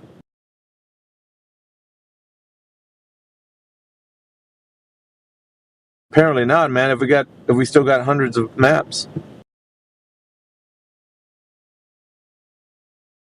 That's been my gripe for a while, though. Knowing that the Earth is flat, I'm like, dude, that's all good and well. What does this shit look like? Get somebody on this cartography mission, bro. Get teams of people. How much would it take to get a massive campaign to get this thing done? By land and by air, by sea? Let's do this shit. I don't know, man. What do you guys think? There seems to be a lot of debates and shit, but not a lot of work has been or effort's been put into that part of it. So you can get this device, right? And you can just walk around your house with it, right? So and builders and are using it, surveyors. And it's pretty expensive, but you just walk around and then it'll just print out for you this like topographical fucking diagram of the surroundings, right? And say this is how everything is, right? And it says that it's based on technology that apparently NASA's using, right? Mm-hmm. Well, where is that shit then? Where's our fucking topographical? Oh, dude, that's been my gripe, T-Dub. I'm like, dude, we got NASA and them guys like talking about the highest of technologies. Bitch, get your shit pointing down at Earth and map this fucking thing so we can all have something to... But no, we're using fucking Mercator at 16. Dude, that is so annoying. I'm like, you fucking NASA boys over here think you're doing all kinds of shit, flying to Mars and whatnot, and we're still using Mercator projection from the 1600s for Google Earth. How embarrassing, dude. Like, that shit is like... I'm going to keep twisting that thing, man, on the Glober sides. I'm like, yeah? But we're still using this old-ass map. What about we're going to Mars? How the fuck is that? You want to colonize other planets? Yeah, we can't even get this shit straight with the maps going on the Earth right now. It's stupid, man. Exactly.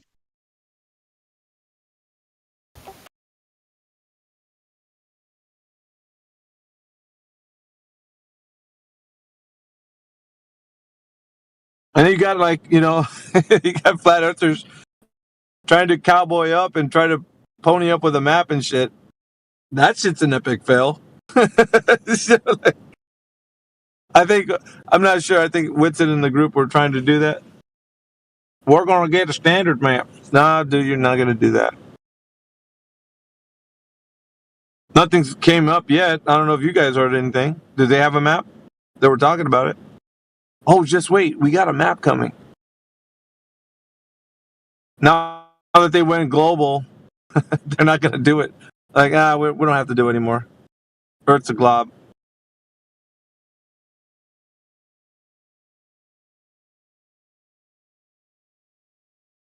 That's why, to me, dude, I'm telling you, I'm going to stand on business when it comes to like them saying, oh, we got a map. We mapped it out. Didn't do shit. If that was true, then you better go contact all the people that are making these global maps because they haven't updated their shit. You're still using the old stuff.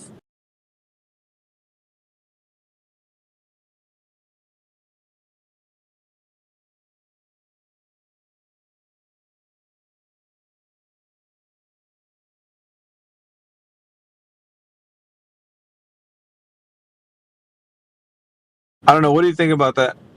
They have all the stuff to say that we know how to navigate the oceans. We got all the global, nautical maps and charts and all kinds of shit. And like, you mean to tell me you have that much information to go from point A to point B, and you can't fucking draw some kind of map from all that? And the orientation, landmass sizes, none of that? Yeah, exactly. Fucking hell, man.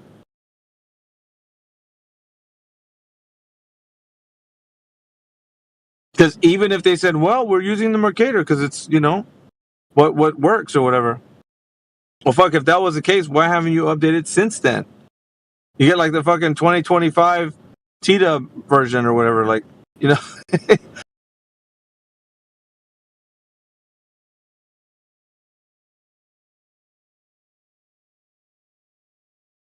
Who knows, man?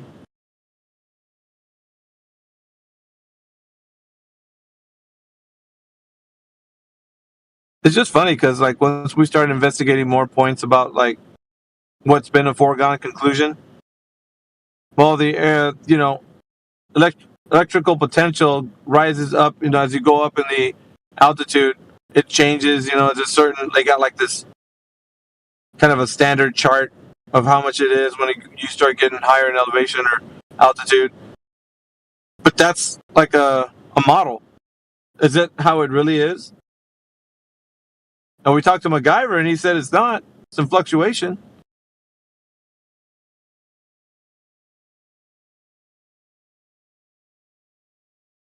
So all these conventions are just ways that we can talk about things, but people don't really know, except for what's tangible, what's around our immediate areas, what can be measured.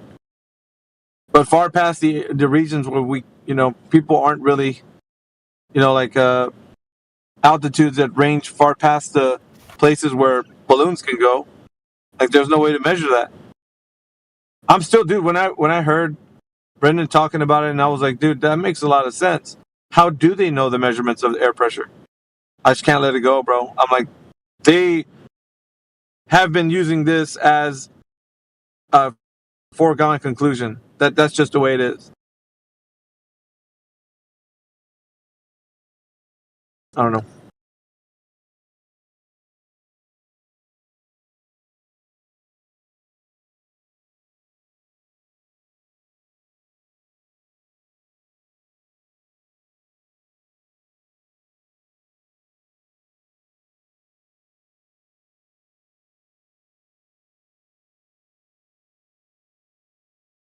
And anyway, CB was, halfway. Oh, never mind.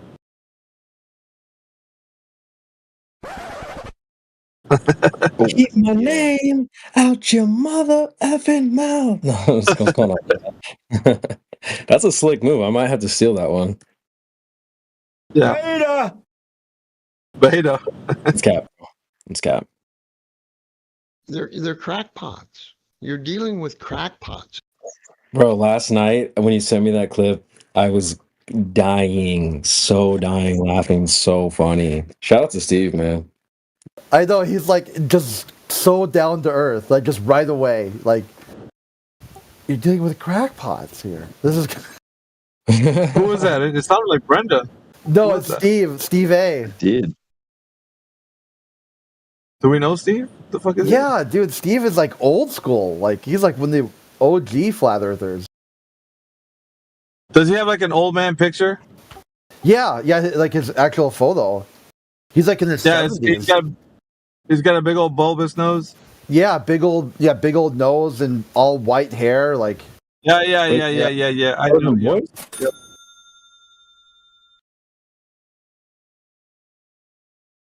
Gotcha. You guys just chilling right now, or are we cooking? We're kicking back, man. I was just ranting about like how well, you might know this argument I always bring up when they talk about we got the maps to the globe and the globe is a perfect thing and all this shit. I'm like, dude, they're using the Mercator projection from Gerardus Mercator back in the 1600s, bro. You mean to tell me that shit's never got a 2025 update or nothing? Nobody's looking into like, again, that's what they're using on Google Earth, bro. That's what's behind that projection that you see on the globe. That globe, Web Mercator projection. Fucking 1600s map, dude. Really? Incredible. Yeah, I mean, it's just other inconsistencies. They're foregone conclusions, of course, but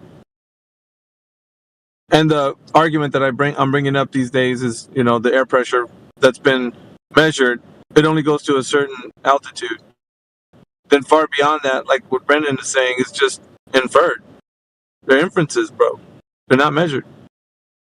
Even where the satellites are alleged to be. So what do you do with that? Because you can't. The container argument was resting on this high pressure differential, but if you don't fucking have that information substantiated by a measurement, what the fuck are you doing? You're basing an argument off of. So the way I was saying it was essentially, it's like me saying, okay, we have a 93 million mile away sun, but our sun is close and local. When we're talking about the flat Earth, we got a close and local sun.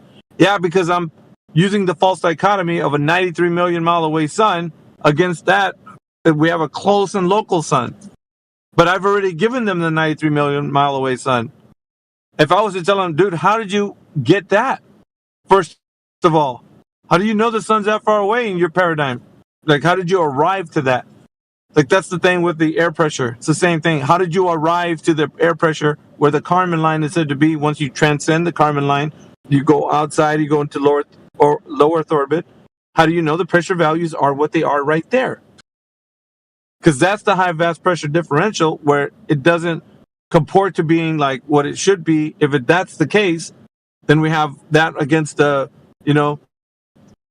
14 pounds per square inch pressure value on the surface, which means that they're adjacent to each other, which means that air would rush out violently to fill the available space and such.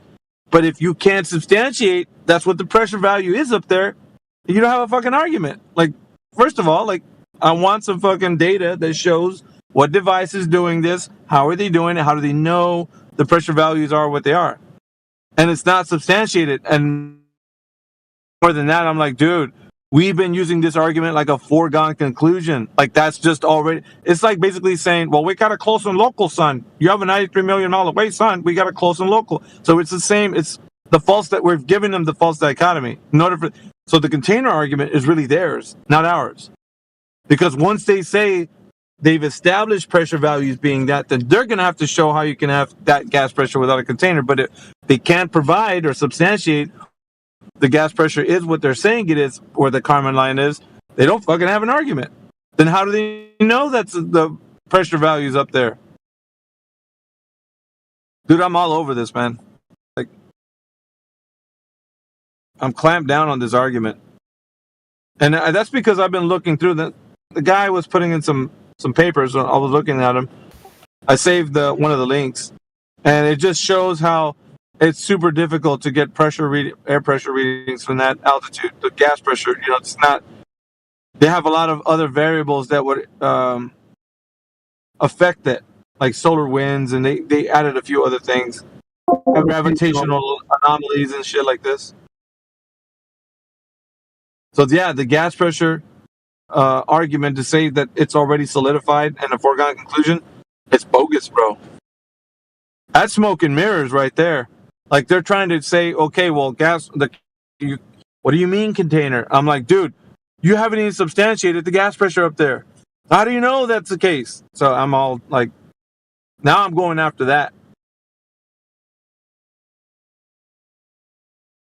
So, and now it's like they don't know what to do because they're searching the archives. Where the fuck is this information? And Brendan kind of clued me in because he's like, dude, it's nowhere in academia. Not. So, and he's like, we're not even concerned with that anyway. It's like we're concerned with the troposphere and the stratosphere. As far as the balloons can go, anything above that, it's like we don't even. There's nothing's measured because first of all, devices don't work beyond that point. Because I told him, I was like, dude, why won't they just send a device beyond that point? It would be easy, right? Just get the pressure reading. Because they don't work when they go far exceeding that.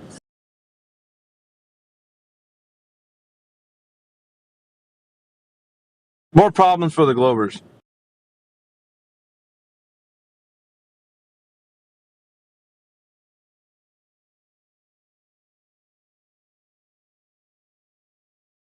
I don't mind. People can have the gas pressure without a container argument, but to me, it's now more sounding like the 93 million mile away sun versus close and local sun argument.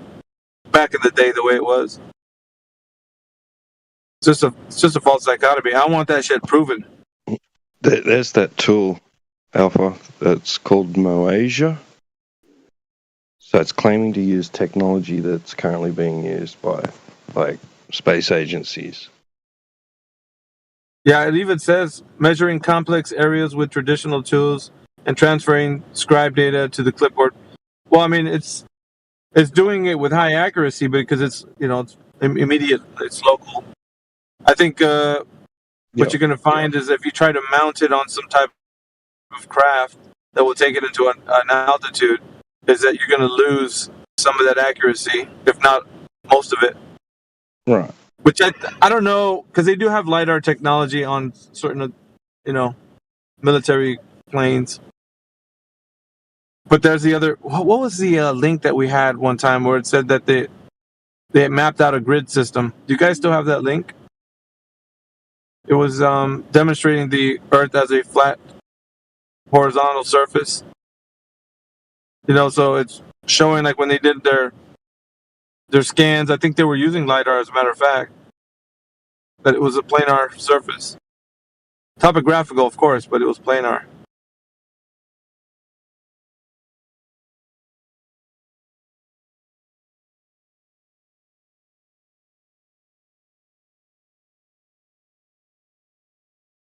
So if we were to have a discussion on all the foregone conclusions, let's say we start up like a list. 1, 2, 3, 4, 5, 6, 7, 8, 9, 10. Just keep adding to it. How many foregone conclusions do you think Globers have within their paradigm?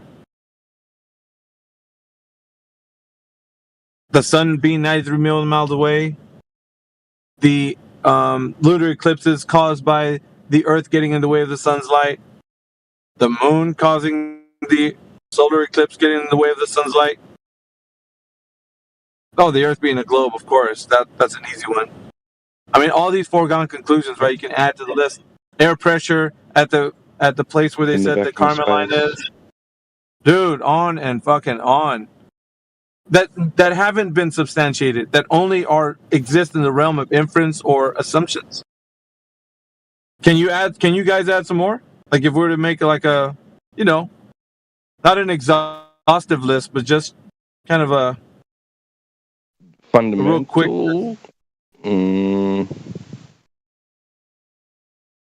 I mean, like, there's a lot. I mean, like, just the fact that of how they think that elements are formed.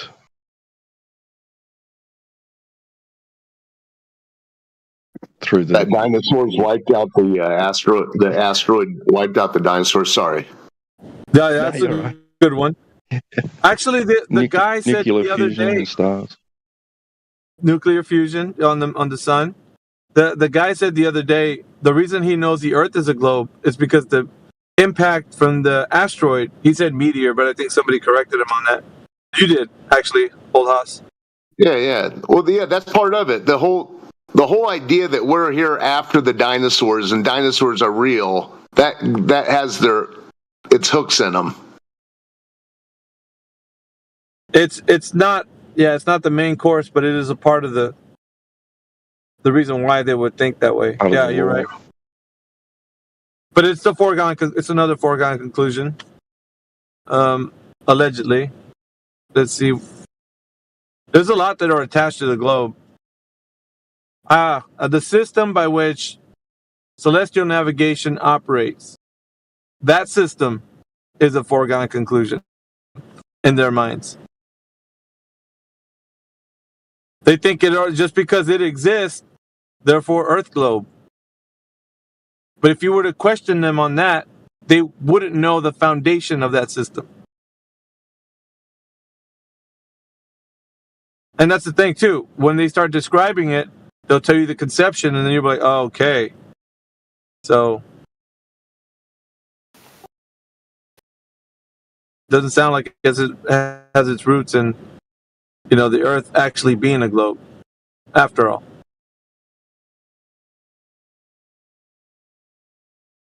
I'm telling you, man, once you start uncovering all the things that they already take for granted when they come in here with their arguments, and you're like, okay, but you already think it's a globe, that kind of thing, Coriolis, they think that's a foregone conclusion, like, on and on.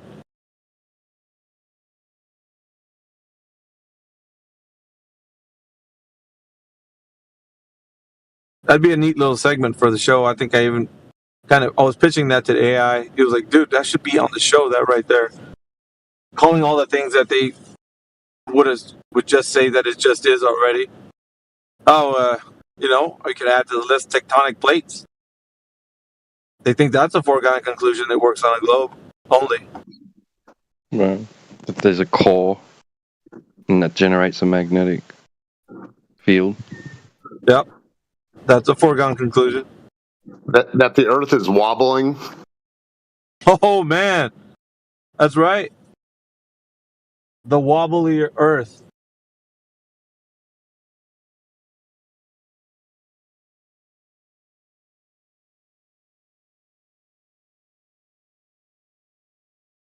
Yeah, the core is a weird one because all we have of the core are cartoons.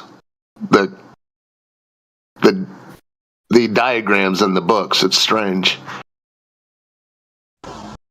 I could not believe the other day that they were claiming that the core is the size of Mars. Who said really? So some fucking official. I gotta find where I heard that because I could back up what I'm explaining. But yeah, apparently, what was it? Maybe a week and a half, 2 weeks max.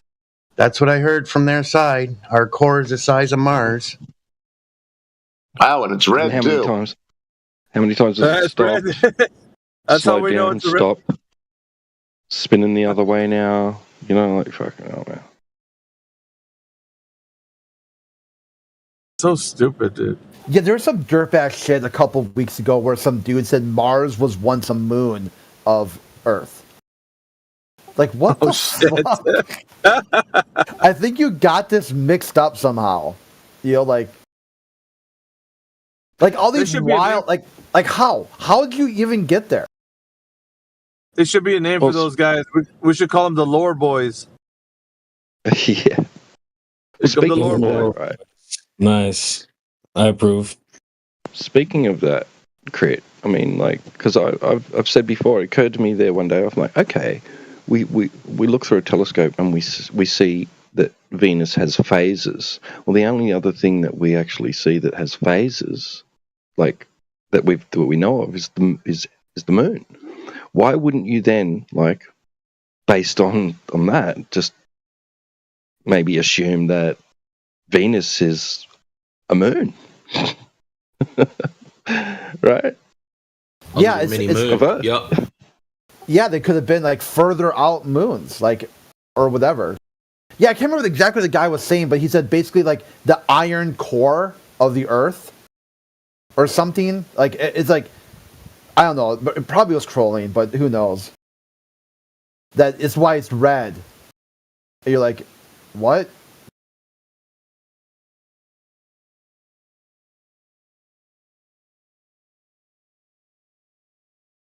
The moon's made of cheese and Mars is made of iron, and he's like, yeah. All right, whatever. In Flat Earth Review can't explain that.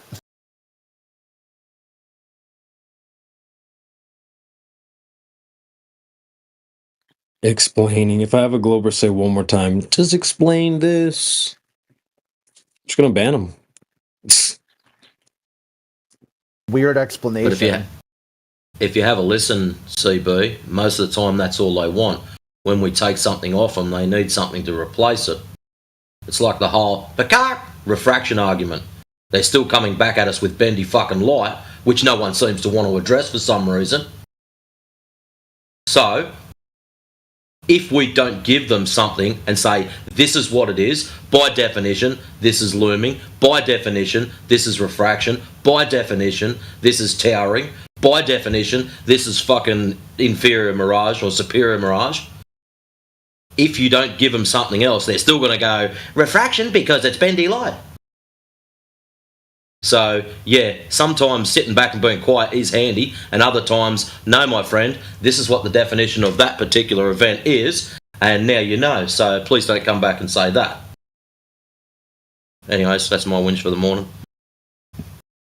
In fact, I mean, even the explanation you offer, if they don't like it, it's not valid for them, you know?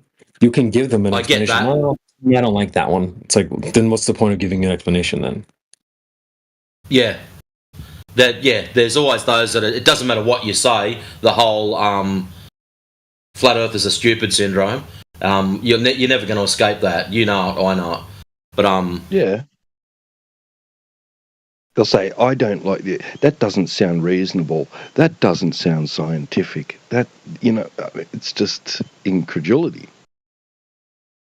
Or credulity. Is it credulity or incredulity? I don't know. It's not based on anything, like, solid. They just, like, don't like the way it sounds, right? And they like something that sounds better than another thing, right? So they say, I like this football team because they've got a tiger emblem. Yeah, it's weak. It can only work on the globe. You can't even explain it. Well, here's an explanation. No. All right, bro. That's why we don't explain things to these goofballs. There's that meme that's like, if the earth is flat, explain everything in the universe. No thanks. You can explain shit in their own worldview and they won't get it. It's extreme bricking. Like extreme, like how many times have I tried to discuss like the overview effect with these guys? Or just basic observations of the sky predating heliocentric by thousands of years. None of it. They don't understand any of it. Like, it's not the problem that you can't offer them an explanation. It's that they won't get it.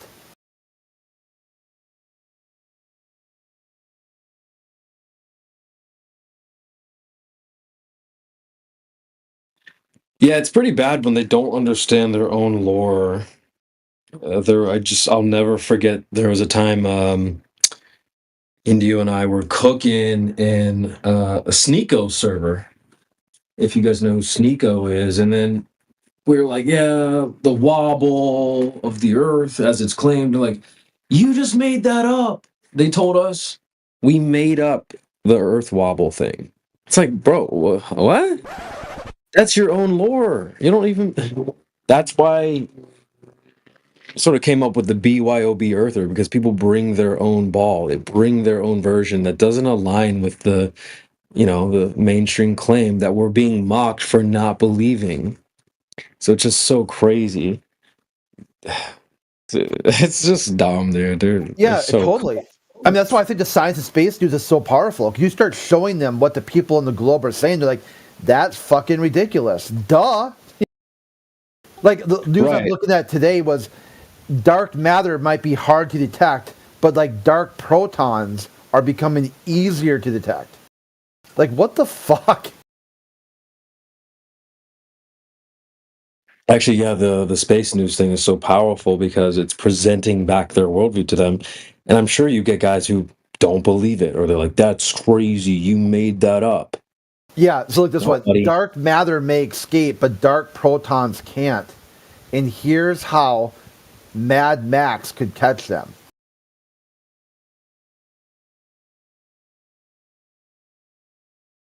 Damn, really? Crazy. Yeah, you read that to them and you're like, hey, what do you think of a new device that they're calling Mad Max that's going to catch dark protons? And they'll tell you that's word soup, dude. The fuck wrong with you? And then you drop the link and they're like, oh, what they really said was... Oh, classic. Classic. Yeah, that's Insta expert syndrome, Crit. Oh, well, actually, what that really means, since you're a flat earther, you're not interpreting that correctly. Let me translate it for you. Globanese. This happens at a scary rate.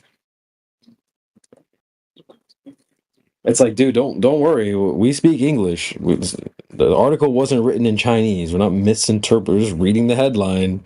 Like, well, what they actually mean is, all right, man. Insta expert. Yeah, that happened yesterday when someone talk about foregone conclusions. Someone was saying, "Well, bridges are built to account for the curvature of the Earth." Someone said, "Okay, some blueprints, please." And then they posted all these articles. He goes, "These articles I posted explain what I'm trying to tell you." No blueprints.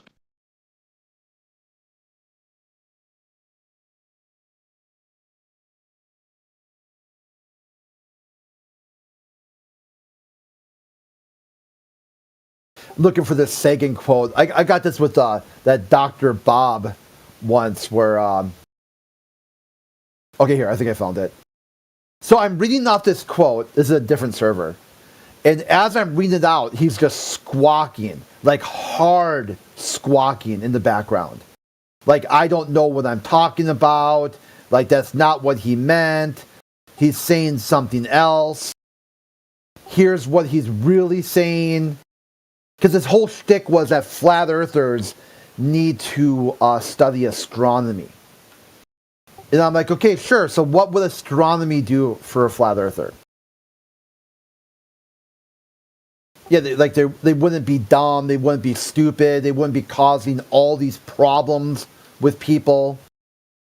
And like, that's an interesting quote because I got right here that Carl Sagan, Pale Blue Dot, Visions for Humanity's Future, it has been said that astronomy is a humbling and character building experience. And he's like, yeah, because you realize how small and insignificant you are and nothing really matters. I'm like, okay, well, sure, why does flat Earth matter then? I go, because he goes on to say, there is perhaps no better demonstration of the folly of human conceits than this distant image of our tiny world. It's almost like he's telling you don't beef with people for no reason because you're on that earth together.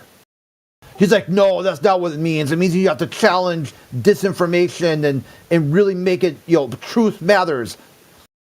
He goes, because to me, he's the quoting again, quote Sagan, he says, to me, it underscores our responsibility to deal more kindly with one another and preserve and cherish the pale blue dot, the only home you'll ever know. It sounds like you need to study astronomy, or say Carl Sagan's just some dumbass who's in on it. Because he's telling you that if you study astronomy, you'll be humble. It'll build your character. It'll teach you not to beef with people for no reason. What really matters is the earth and other people around you. To preserve and cherish that. You're quite the opposite. Your take is exactly opposite of what Carl Sagan's take is. So how are you so radically different from what he said? And of course, he has spazzed out about Crit's trolling, Crit's an idiot. Demonstrating my point perfectly.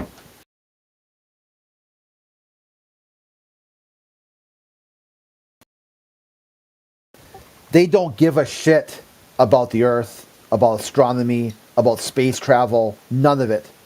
The only thing they really caring about is that somebody disagrees with it. Because they need the Earth to be a globe for some other talking point that they never explain or take questions on. There's something else they're trying to say, but they lack the communication skills to articulate it. You think Maria can articulate it? What's up?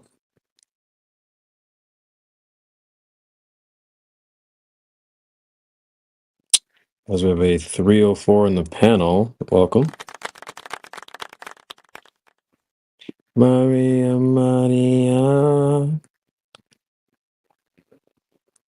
All right, she's shy, guys.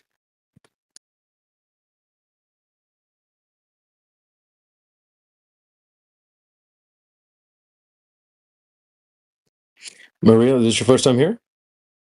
Sorry to put you on the spot, but we've got you in our sights. I've got you in my sights.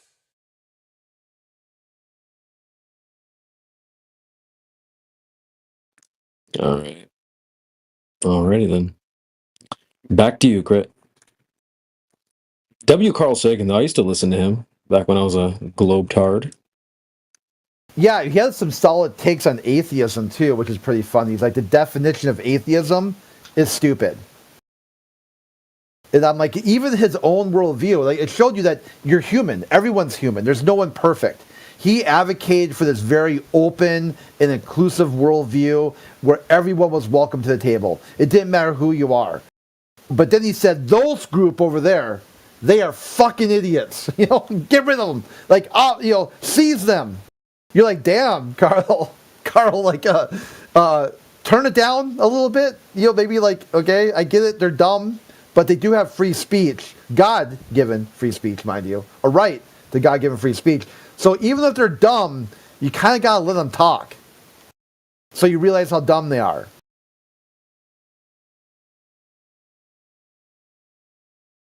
Yeah, a fool who persists in his folly may become wise.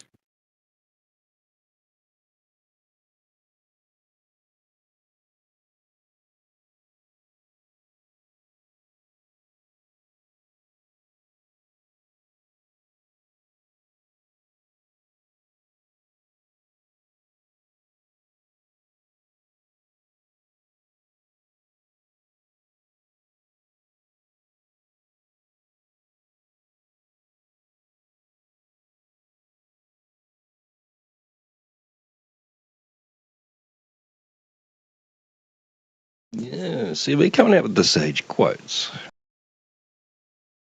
Hey man, I know I'll come off as like a YN, but I know a few things. I've been studying for some years.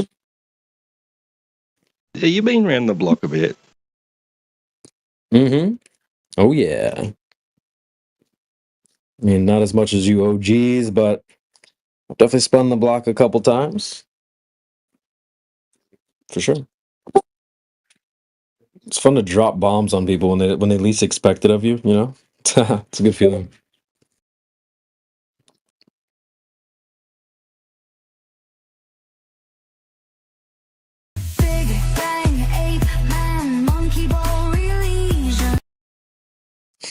Are those playing?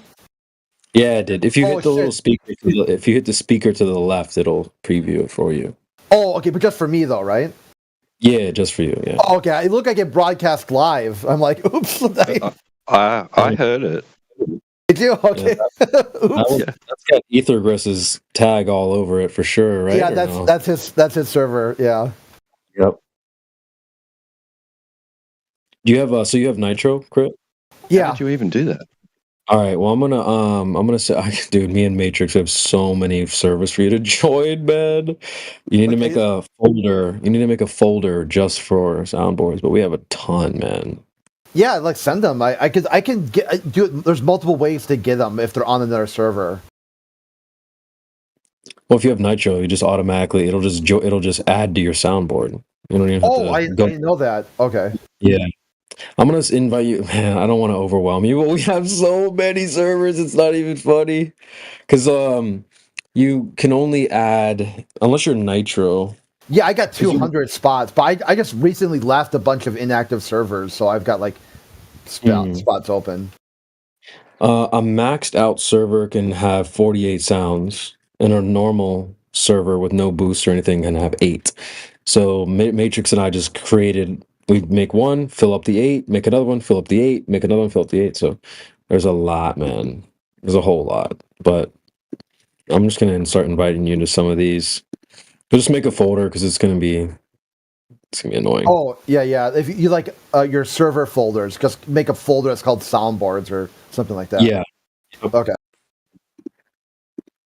But as long as you have Nitro, you can use all these, man. Some good stuff on here. I'll just do a few for now. It's just a lot.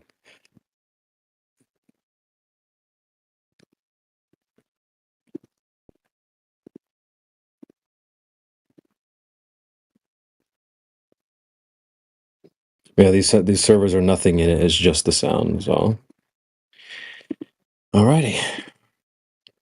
Yeah, I used to be on a server that had like. I wasn't a server that had a bunch of soundboard stuff, but then people started posting like degenerate crap, so I left it. Yep, that can happen.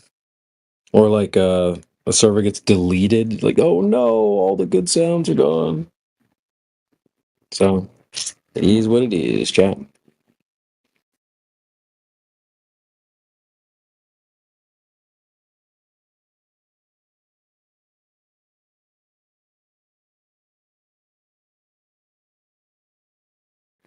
I gotta roll soon. I'm gonna go eat, and I gotta get some work done.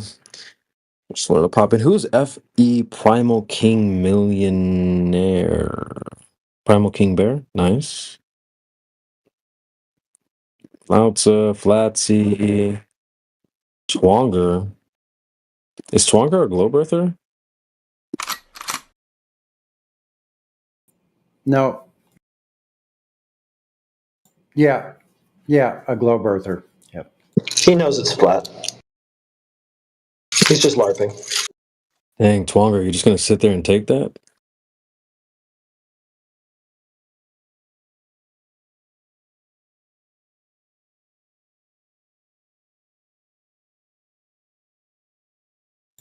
I guess he is. Just comes in here and role plays as a Glober for fun, pretending to win arguments and just for fun.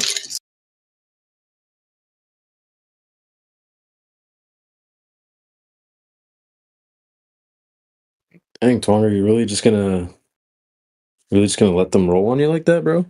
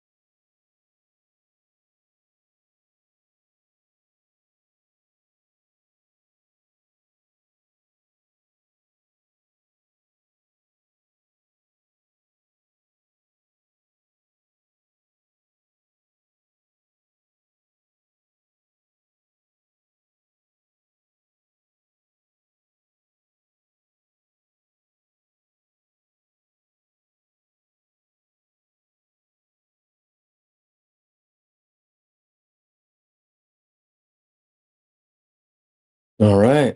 Well, he's in the chat. It says Supreme Globe Lord I am. Stop the cap.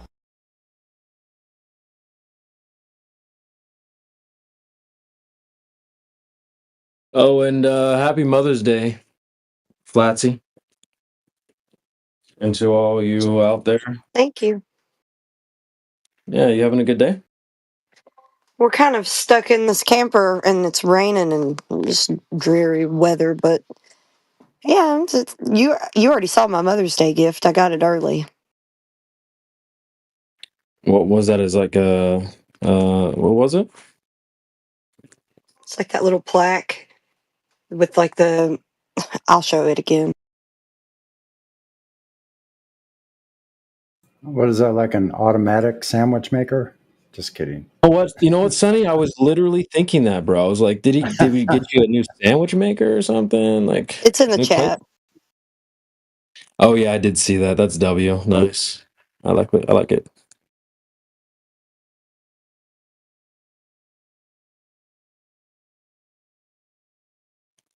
Cool. Awesome, man. Call your moms, guys, if you still got one. Happy Mother's Day to all you guys out there, man. Well, all you guys. No, I'm sorry. All you 304s. No, I'm just kidding. I'm kidding.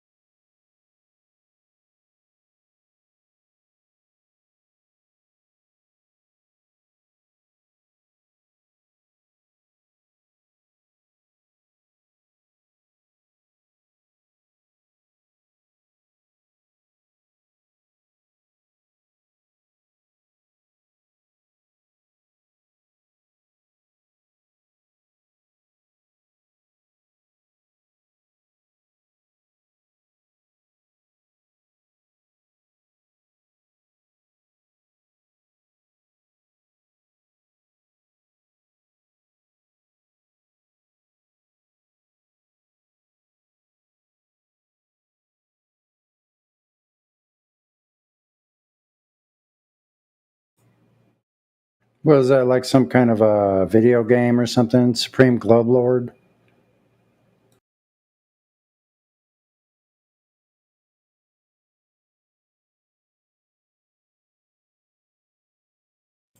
Oh yeah, I Might as remember well playing that. be.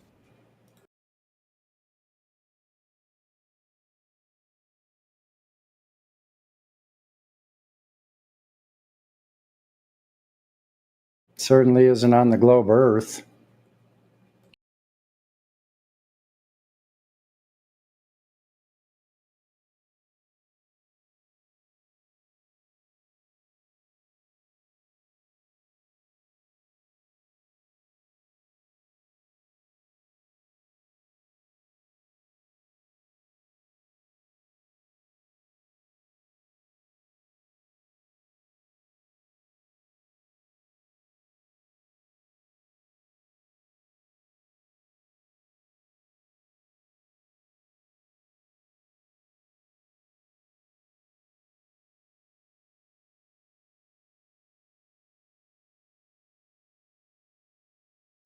Yeah, wasn't it Carl Sagan, the one that said, it's terrifying to think that Earth is the center and holds a special place.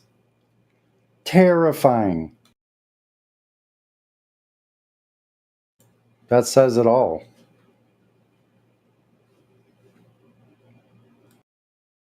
I guess I see why the Globers are all scared now.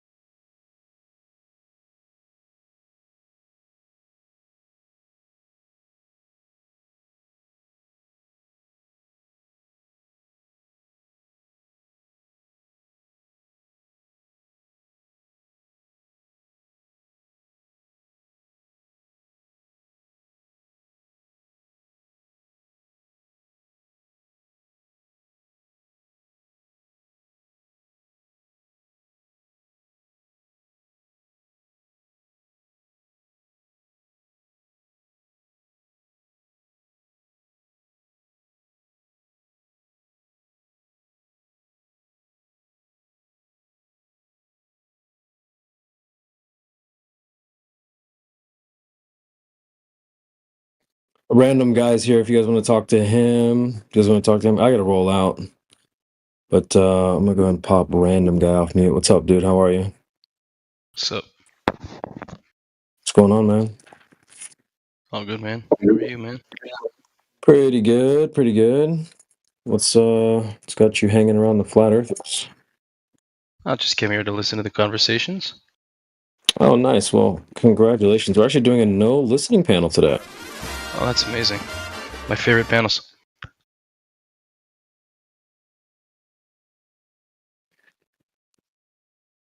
We have Hank. What's up, dude? Hey, what's going on? Mic check. How's the mic? Everybody happy?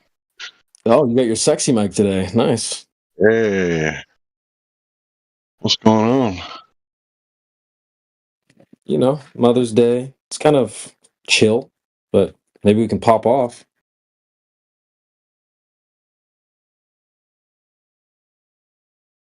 Never know. Let's pop off. We have Zero OOTY outfit of the year. Yes. And Big Raw. Welcome, Big Raw. Welcome. So the Earth is flat or not? Yeah, it's flat. Definitely doesn't move though. Definitely does not move. You're rage baiting. You're rage baiting me. Yeah. Are you enraged already, dude? You're rage baiting me, bro. You're rage baiting me. He's already enraged. Holy. You just told him it's flat and it doesn't move, and he's like, "This is fucking outrageous. I'm not standing for this." And he already instant transmissioned out of here. Holy. Yeah, man. You're provoking him. He's about to get enraged. We still have random guy.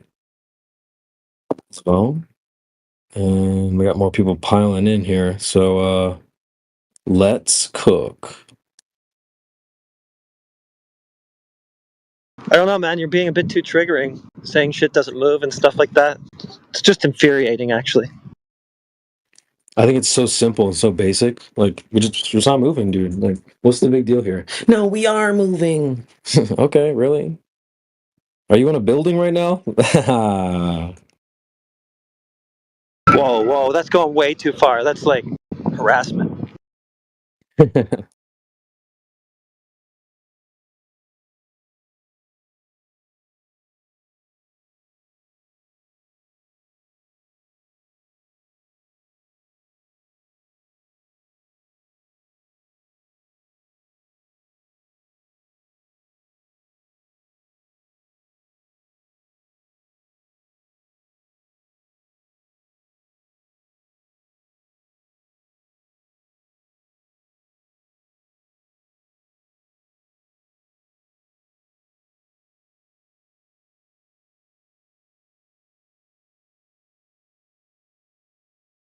All right, guys, I gotta step away. You guys have a good day. All right, Call take your care, mom. CB. Yeah, guys. I'll be back on later tonight for sure. We'll do some more cooking later. All right, boys. Peace. Peace out.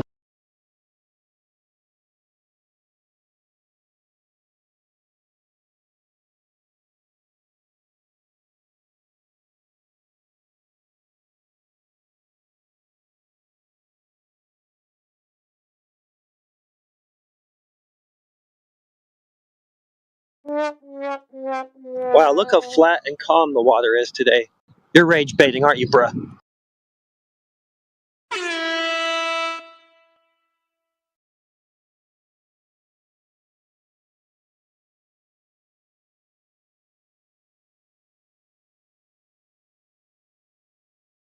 Yeah, man, look at that flat water, rage baiting psyop. I think water's rage baiting me, bro. Shut the fuck up, nerd. Yeah, it's like total. Like they think that somehow just having a channel that has nothing to do with them, they insert themselves and then claim victim status. You're like, damn, dude. Like the levels of inception there Shut up, Sid from Ice Age. really shows them that they are iPad kid. That's really an iPad kid. Yeah, it's just Karen behavior.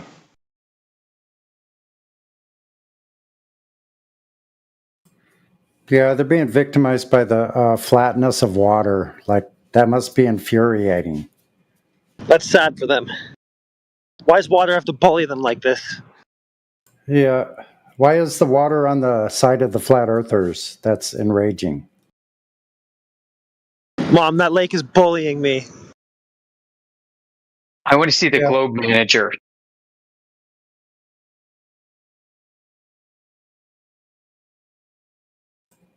How come you don't see bumblebees orbiting around the flowers?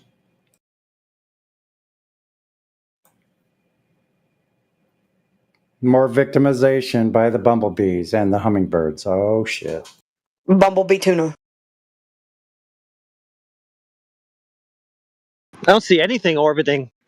Everything must be bullying me. The sky's bullying me because I don't see a single orbit.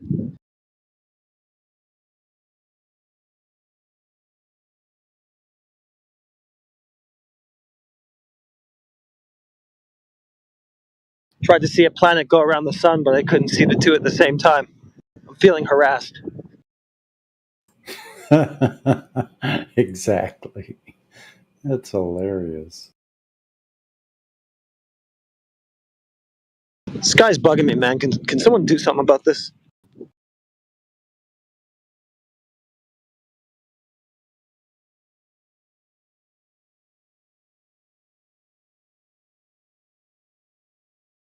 Stars may rotate at an even 15 degrees per hour, but the sun certainly doesn't. It goes from like 7 to 16.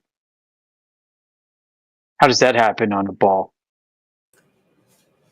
It's obviously a flat earth conspiracy.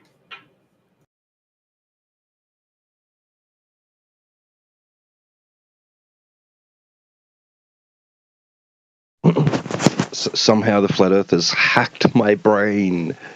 And that'd be Yeah. Star Life. Crit has like hypnotized me.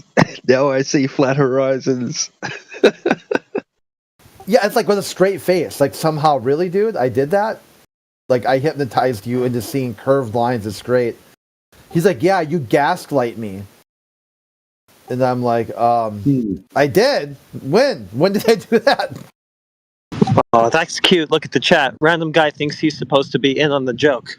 No, you are the joke. That's what everybody's laughing at.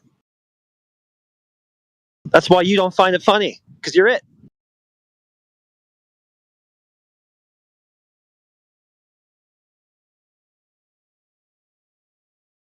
Oh, he left. Okay. Probably didn't get it. Yeah. Need some new material anyway. New jokes.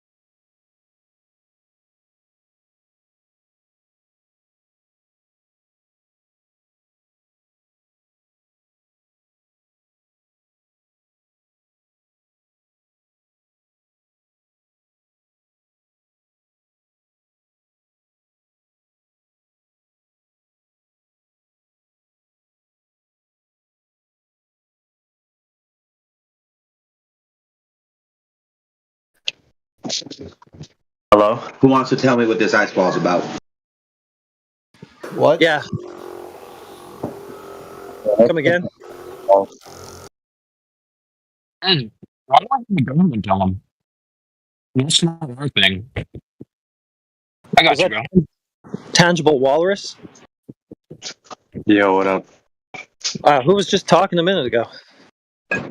Yeah, me. What's up with the ice walls? I got you, bro. Watch this. You probably thought it was a flat earthers thing. It's not. It's not our bag. Can you see the chat? So usgs.gov. Go ahead and give that link a click. I'm going to do a find on page. We'll search ice wall. And it comes up 19 times. Let's go ahead and take a quick look through here.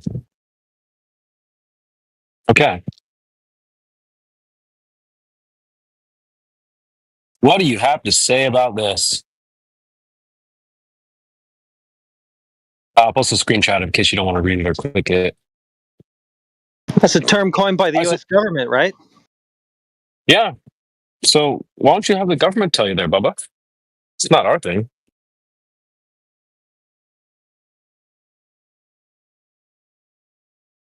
Yeah, I'm going to redirect you to the U.S. Geological Survey. They have the answers you seek. It's their term. Basically, you just triggered our Satellite trap card. image atlas of glaciers of the world, Antarctica. There you go. Okay. Oh, I have to read all 300 pages. Okay. Well, maybe they have a glossary or something. No, something you a don't. quick little I just quote posted you. and tell you what ice wall means. Oh. There's a screenshot there for you. And you can just do find on page as well. Search ice wall. It comes up 19 times. They mentioned ice wall 19 times, bro. Okay. I'm on mobile. Never wait. I can find ice wall. Got you. Okay, an ice wall. Cape Norvegia. Okay, gotcha. All right, we're hooking this guy up with answers. This is great. Yeah. I've been on flat Earth for years. I don't never hear people talk about an ice wall, dude. You guys always bring it up. Look at that ice wall. Yeah. That's real. Unless you meant something else.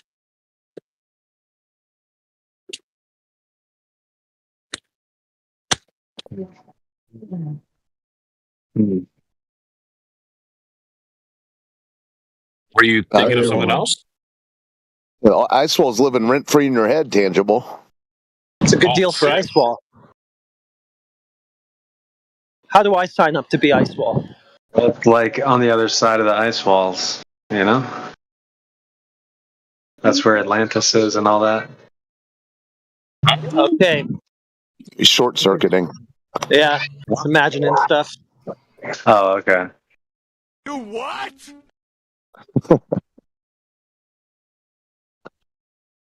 What else are you imagining? That the Earth is a globe?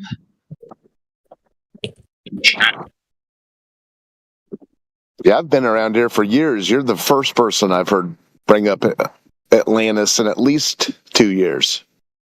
So these are all things that are rattling around in your brain. Well, yeah, Globers are steeped in imagination. It's always them bringing that stuff up. I don't know. I just saw a few documentaries. That's all. Yeah. No, you didn't. What'd they say? The main point is like behind the ice walls is undiscovered place, and various governments have treaties to prevent people from going past there. That's the general What's the name of the documentary? I want to watch it. Well, I don't have it like off the dome, but the alien government in their treaties. Yeah, great. Got him. Dog ate his homework again. It's on Netflix, or where'd you see this at? Saw it on TikTok. Yeah. They have good documentaries on there. Oh, really?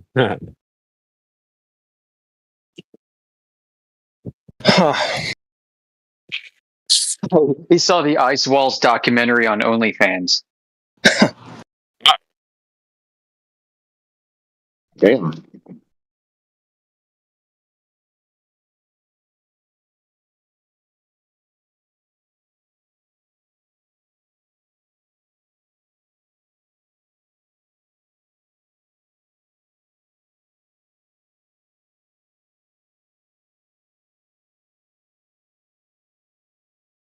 Horace, do you think the Earth moves?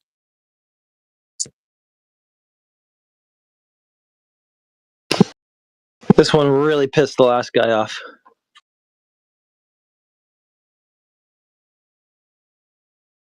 Are we back to that? Hey man, does your house move, bro? Does your house move faster at night than during the day, bro? Maybe he's a little shy. Or... Tangible, you still there, buddy?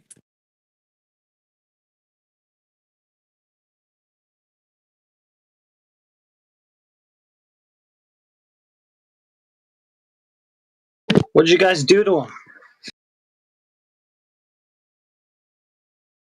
It was okay a minute ago.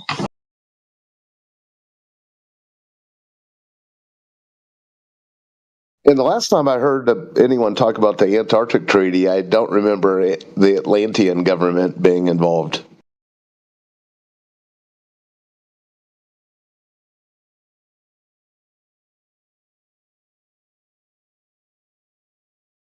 It's because some moron flat earthers probably weren't around back then to start adding stuff to it.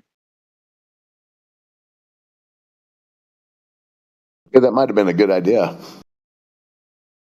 Add some names of countries and letters no one's ever seen before to the treaty signing. Symbols.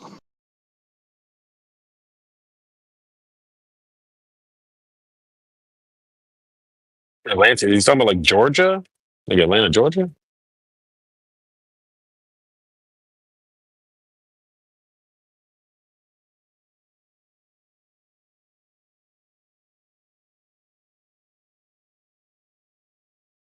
I think a Glover's biggest weakness is their stamina level so low. Big stamina fail.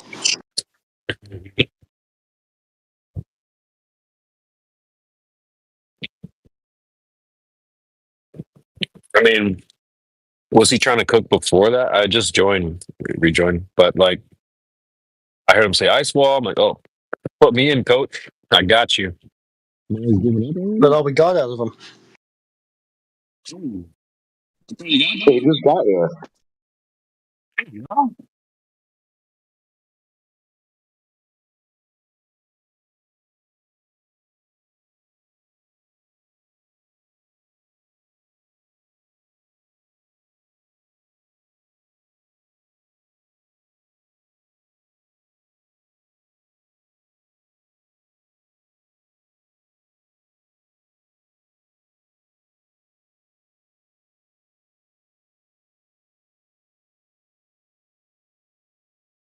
I think better stamina so you can last longer. Pause. That's a good one. Shot there.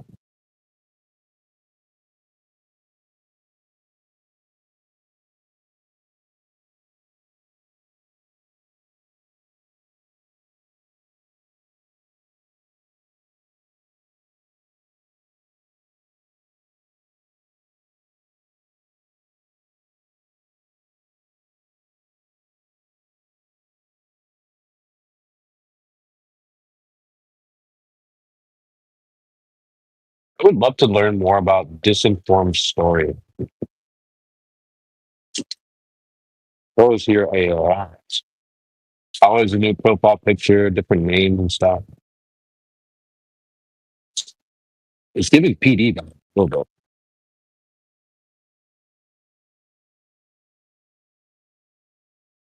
Has anyone heard him talk before? This is a Kabuki in the chat. I'm not sure if I've even seen him respond in text, like to voice. You know? Hey, Disinform, if you can hear us, can you respond in the text chat at least, or open your mic, alternatively?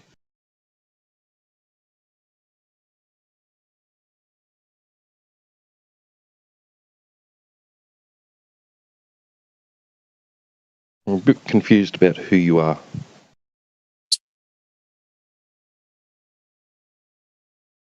Our memories may need jogging.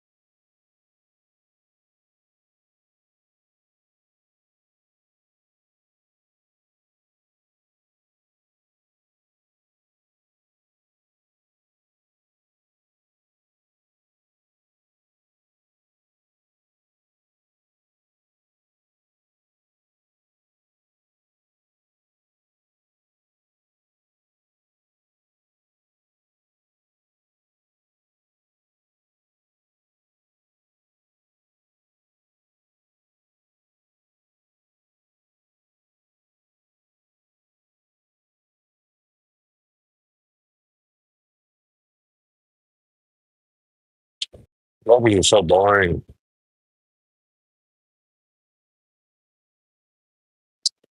We should lower our power level a little bit so that they think we're like retarded. You're just gonna stop cooking so much. All right, everybody, lower your power level.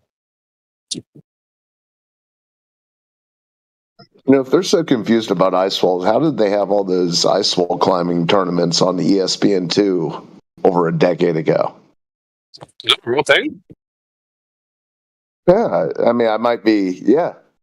I've watched people, I mean, even they simulate a wall for the tournaments, but the fact that there are experts at climbing ice walls tells me that there are ice walls out there in nature. You know what I'm saying? They seem so, they think the idea of there being a wall, hell, people climb walls of ice on the way to the peak of Everest.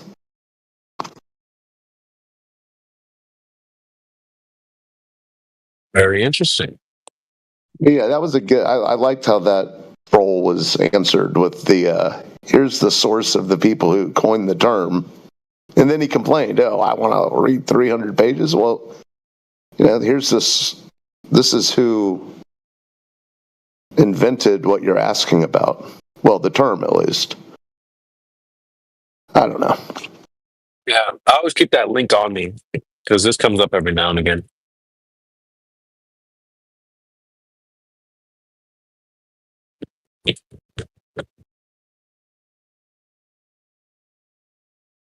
So It's such a gotcha. But like, oh, go ahead. Go ahead. No, you're right. Sorry. Go ahead. I'm just gonna like reiterate the same thing I've already been saying, but it's like they do the same thing all the time. Oh, you guys and your stupid ice wall and stuff. It's like our ice wall. No, it's your ice wall. What do you think about that? And he shuts the hell up.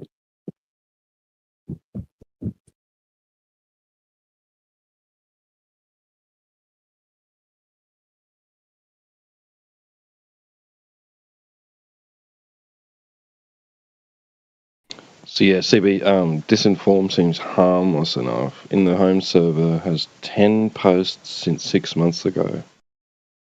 Listening pass, he says. Then it no. Test. Listening past me plox. Yes, thank you, sir. Hello.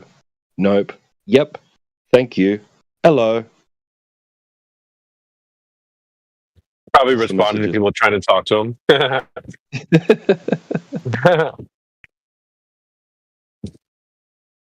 Oh.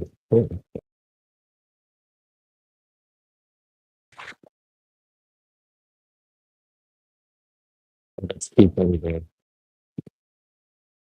Oh, chat's king. What are you gonna do? Actually, it's just weird. Like you're here a lot, bro. Because fans it's like, you know.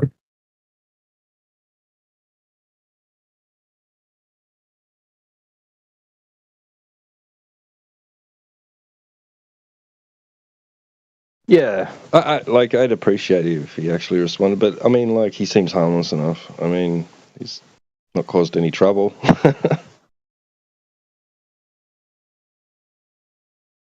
Yep. Yep.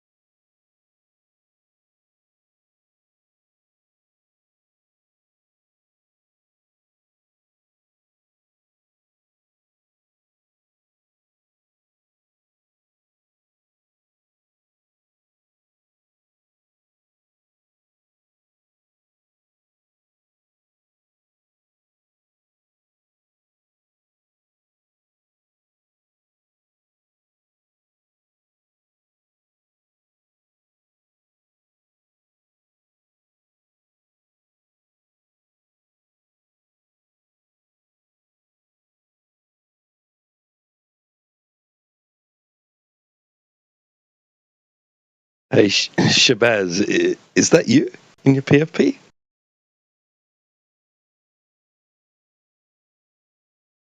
Sasha? Yep. That's you? Yep. Well, okay, cool. How old I am? That photo there could be anywhere between late 20s to late 30s. I'm sure. Thank you. That's profound. 54 there. Bro, no way. Yeah.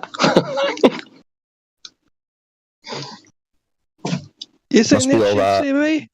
Must be all that fresh bread. Fresh bread. Yeah. What's happening, boys? What's up, man? How's it going? Yeah, not much. I'll jump on and see what's happening. Oh. Maybe just put somebody on the ice wall thing, and it's gone radio silent. What was that, CB? You flat earthers believe in an ice wall. Oh, sorry. This organic out of the grocery store has horrible cell service. Yeah, you're breaking up a wee bit for me. All right, Your let me drop microphone is out, rejoin. classic, Fuck, dude. All right.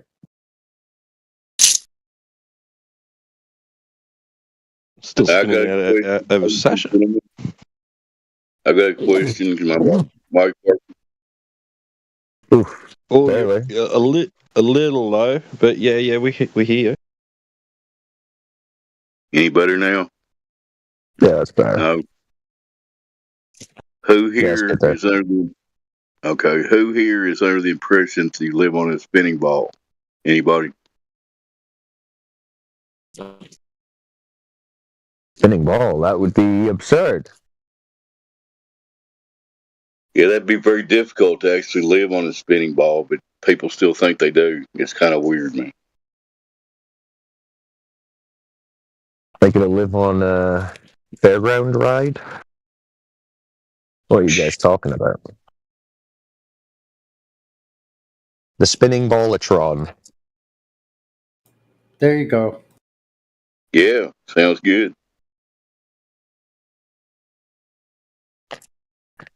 It's the best ride ever that you can't feel any emotion from it.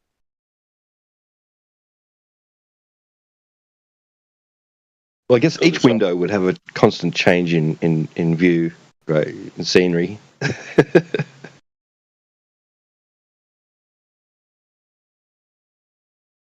Yeah, we should advertise the fastest ride in the world, and it's just a seat in a room, and they go and sit on it. Then we go, see? And they go, what? What? I don't feel anything. You're going at thousands of miles an hour, dude.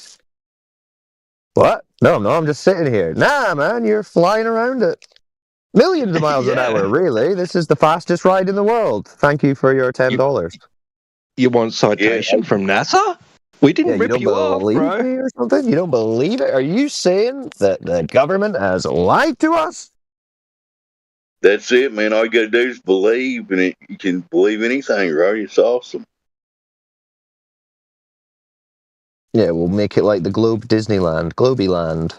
And you just go and sit in a chair and we tell you that you're flying around at millions of miles an hour. You're actually on the side of a giant object, boys. Yeah, the room and the room with the chair should have some windows and little signs by the window say, out there is the ball. And then a little warning. Warning, whenever you look outside at the ball, it will appear completely flat.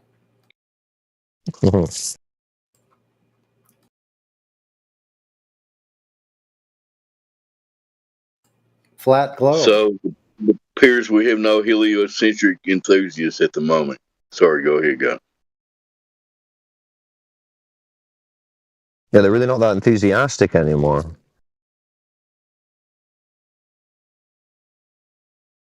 Almost ambivalent. Yeah, that's hard to measure, but I agree with you, Cyclone, that their enthusiasm seems to be diminishing on the daily. Just saying, you know. They just haven't taken a ride on the fastest ride on the world yet. That'll get them back into the spirit.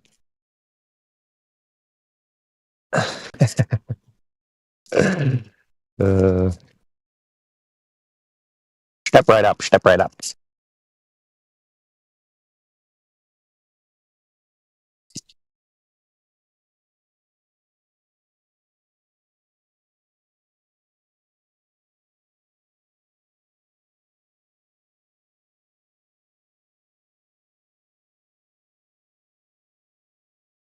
Yeah, what a ride. You can experience 4 different vectors and orbital motions, but it feels like you're just sitting still. That'll be $10, please. Go ahead.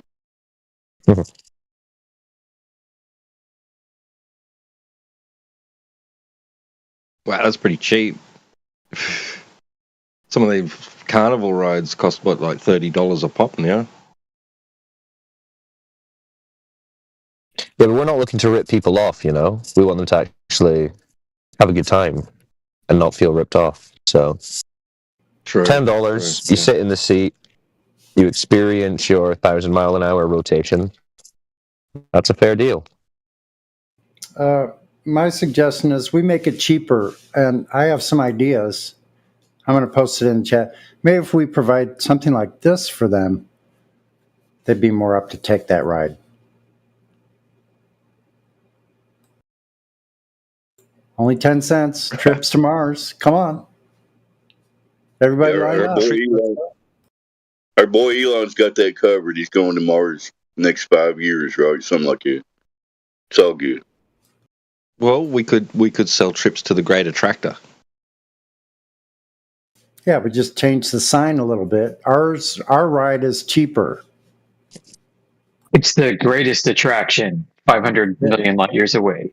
There we go. Yeah. The greatest attraction. That's good.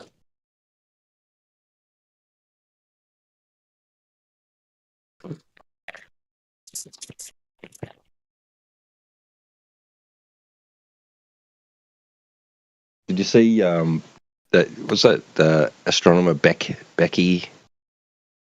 British chick? Did you see her trying to explain to someone asked a question? So if the universe is spinning, does that mean there's a center, right? And she's like, they're trying to explain how, well, even though it's spinning, there's no real center. Like you'd expect this axis here, but then an alien in this other galaxy would measure it there, and they'd have their axis there, and they'd be parallel.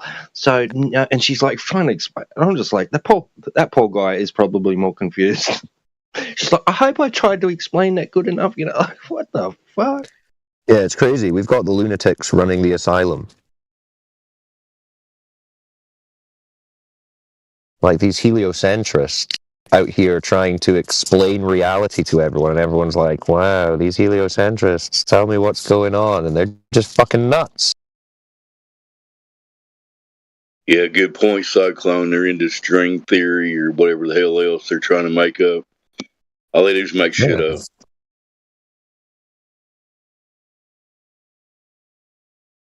Yeah, it's crazy. Like, it would be one thing one thing to have people in society who hold these mad ideas, but when society is looking to them as like the font of truth, we need to speak to this person about the universe and its centrality and its axis of rotation. It's like, this is just a crazy person who's been taught crazy theories. In any other century, they'd be behind bars. But you give that short a watch, and you tell me she doesn't even fucking look crazy. Like, all the expressions on her face and shit. Like, she's crazy, man.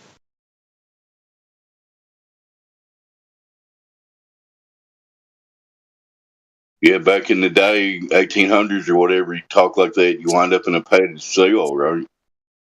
Come on. See, I've never went out with a chick who's like mad into space and heliocentrism and shit, but I can imagine they would be like the craziest of the crazy. So I'm interested in any heliocentric crazy girlfriend stories that people have got. We've got psycho stalkers, the anti-flirfs that come in here and follow us around the internet. Yeah, but imagine like a female version of that you inadvertently get into a relationship with.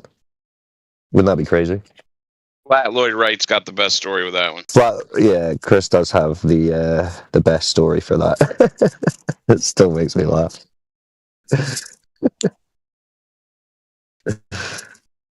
Just remind the audience, didn't his girlfriend destroy his laptop or something? Yeah, he was watching like a video one day on his MacBook. And it was a flat Earth video, and they mentioned something about flat Earth, and she just came over with like a cup of coffee or a glass of water or something. She just dumped it all on his MacBook. He broke it without a word. Just straight up destroy. Like a Terminator, a globe Terminator. No words spoken, you answer the door. Sent back in time.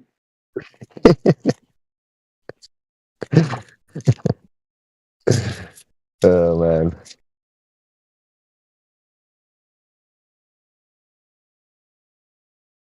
Well, this subject does create very different reactions in all kinds of people, doesn't it? It's kind of weird.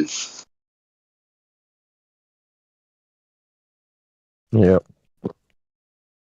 I feel like CB's going to have some good psychotic heliocentrist girlfriend stories in a few years' time.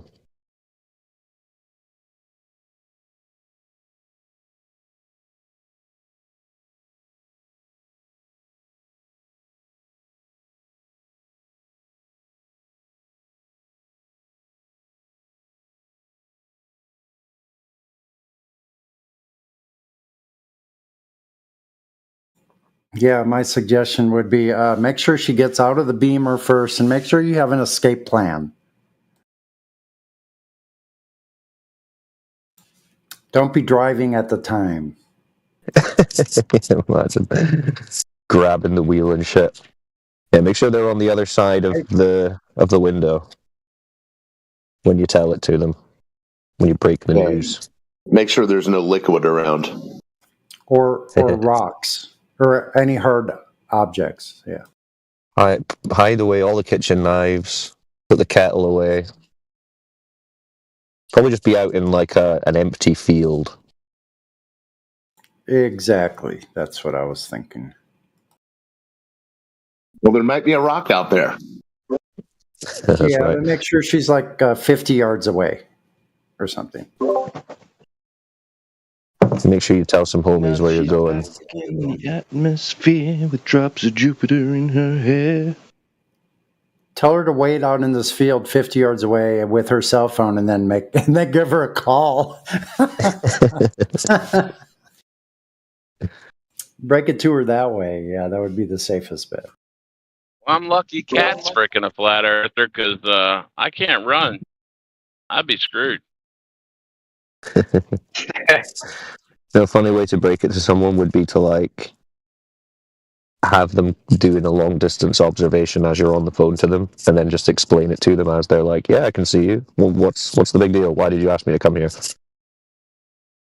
Dude, we're going to get to the point where they're going to catfish us by holding themselves out as flat earthers and hope we don't find out on the first date that they're globers. Yes.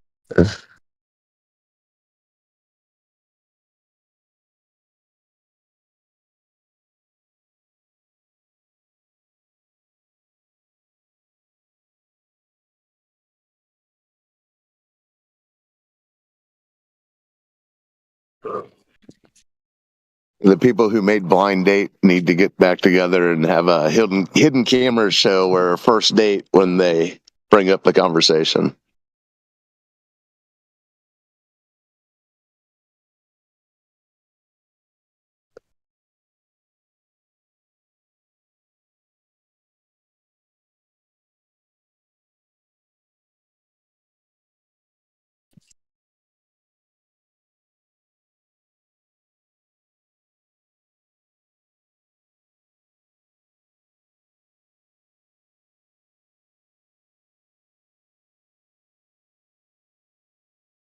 That'd be funny to do like a blind date type situation, mixing up flat earthers and globers, and they don't actually know who's who.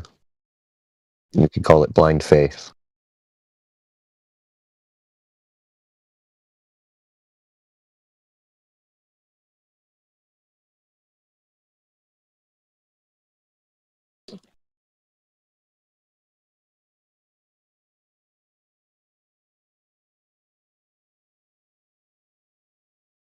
So what's been going on today? We had any good conversations?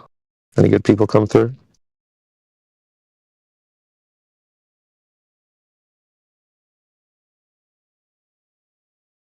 Any good speculations?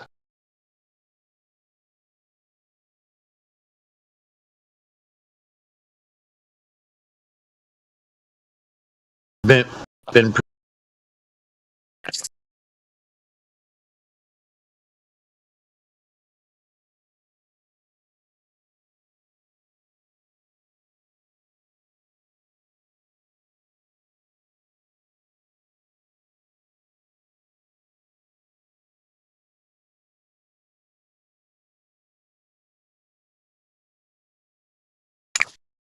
Not even got any globers in the text chat? What's going on?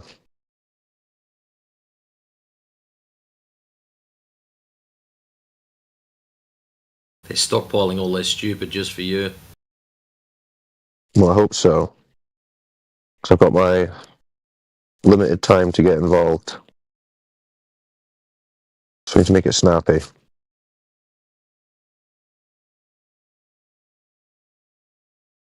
Kabuki. What's up, Kabuki? You have been randomly selected as part of a government initiative to wake you up from your stupor.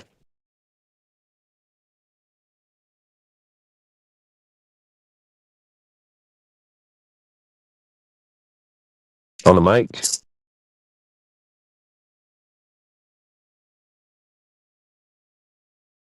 Now, suppose for a minute that the government needed to update their globe models, knowing that the Earth is flat. And in order to do it, they need to crowdfund the collective resources of flat earthers to find all the holes in their globe. So they trickle out a little bit of flat earth truth. They make some bad NASA videos. They start seeding flat earth communities with influencers. And they start attracting thought leadership from all over the world, all walks of life. And they just say, all right, let's see what these guys can come up with. And they watch us from a distance, see what we say. Over time, we start developing some very good content. We're showing the world where the globe doesn't match reality. Meanwhile, some smoke-filled government office somewhere, maybe in the basement of the Pentagon, they're watching this and they're like, "Ooh, that's good. We need to update this. We need to update that. Plug this hole. Plug that hole. Take this down. Censor that. This is good stuff." And we're all unwitting participants in redefining the cage of our existence.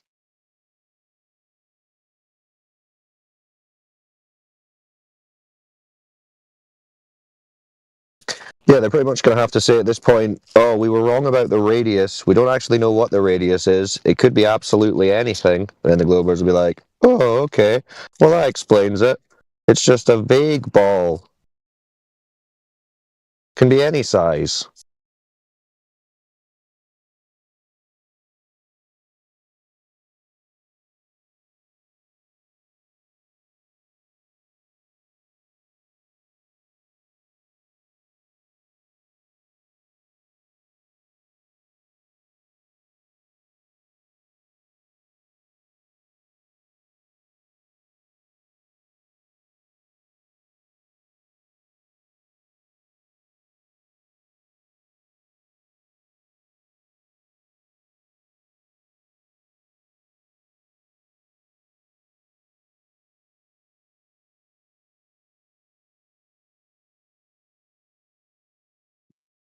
There's been a lot of speculation lately that the powers that be have known for about 70 years now, maybe give or take a few, that a gigantic cataclysm is coming, that the poles are shifting, the sun's going to belch out plasma and barbecue the earth. And this explains why they're just letting everybody have their way, why they're opening borders, they're allowing people to live libertine lifestyles. They're bankrupting nations, going deep in debt. Meanwhile, some of the elite are building underground bunkers and trying to secure their future in the hope that they have a chance at surviving what's coming.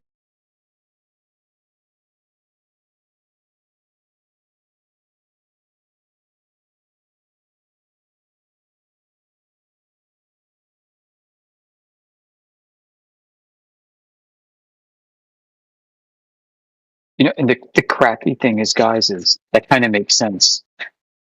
Like, we have a worldwide mismanagement of practically every government on earth that's interconnected.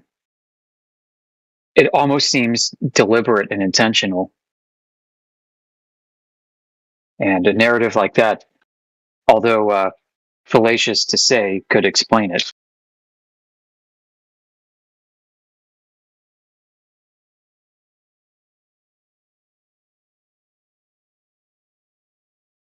So if that, that were the case, which I think it probably was, whatever kind of cataclysm happens, or if they just do a reset, whatever. The last took place, I'm guessing around like 1840s or something, maybe. Because by the time they get their shit together and then they start doing all their... Actually, I don't know. But, all the nonsense with the buildings, I kind of just... don't know why it all points to them rebuilding everything. Technically not rebuilding, but, saying they rebuilt in between 1880 and like 1910, at least in America. I don't know, man.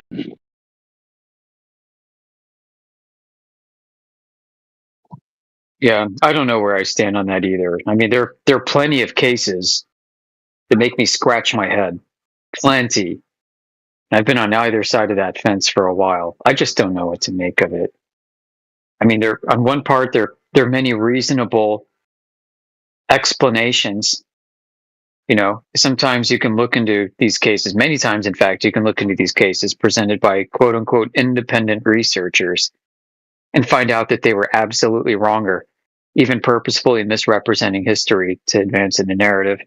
In other cases, there are plenty of examples that seem to defy explanation. I'm going to post a couple in here. Check this stuff out. The amount of fires where they're like, oh, it burnt down, rebuilt 2 years. There's a lot. There's way too many of those. So, I'm like 95% sure that was all part of the getting rid of the old world footprint and just be like, oh, we built this, Bear, sorry to interrupt. 29 minutes past the hour. Oh, Westminster University in Denver, Colorado. What? I mean, obviously, there's a perfectly reasonable explanation why people scaled the side of a cliff, like hundreds of feet, almost inaccessible, to dig a hole in the side of a mountain and carve out a temple, and then elaborately paint it inside. Obviously, there's a reasonable explanation. Duh. Everyone was doing that. It was all the rage. They were just bored.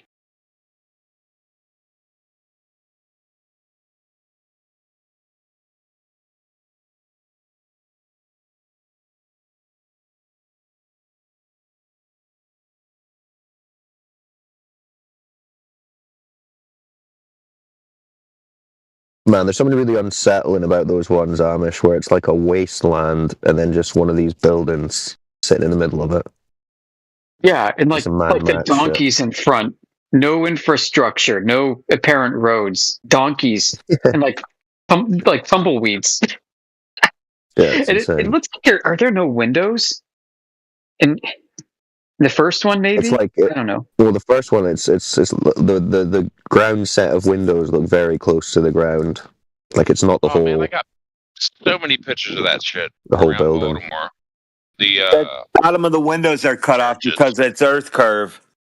yeah, Yeah, many he's behind the churches, curve. the bottom windows are literally half cut off by the sidewalk, and it's so weird because these churches, they're there's like 3 of them like right near each other, and Yeah, I've got a bunch of that in my city as well.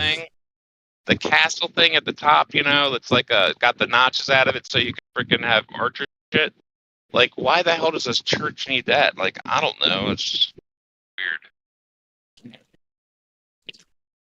Yeah, I've got a bunch in my city where it's like the road is going up at an almost like 40, 35 degree angle, and the windows of an old building are being cut off at that angle, just like sinking into that road. But it blurs the line, doesn't it? Because you go to any big city and they all talk about how the old city is underneath the current city. Like Rome, Paris, London, all through Europe. Same in America, right? You've got all these underground tunnels and everything going about, but yeah, a lot of these places say that the old city is underneath the new one. So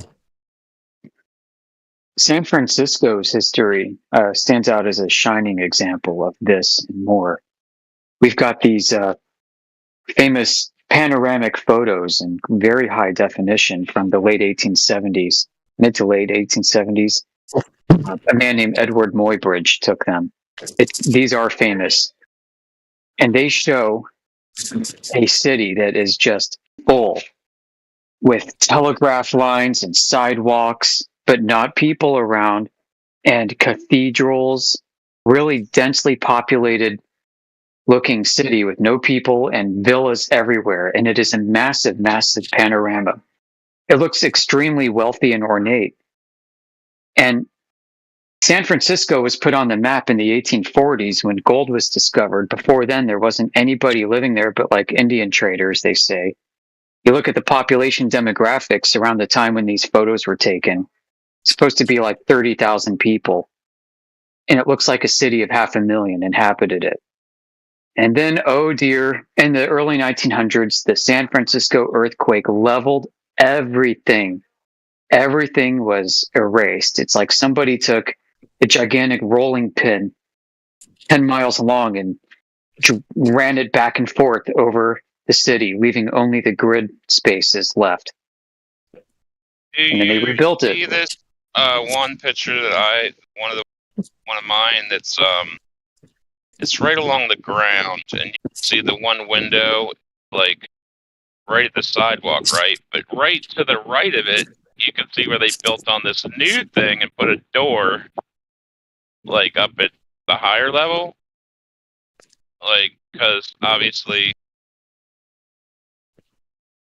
the doors were at the lower level, like the one you see around back. I think that's where the original level doors were. You see how it's built up, like, way higher than the... Dude, it's crazy. Like, it's like this at every one of them.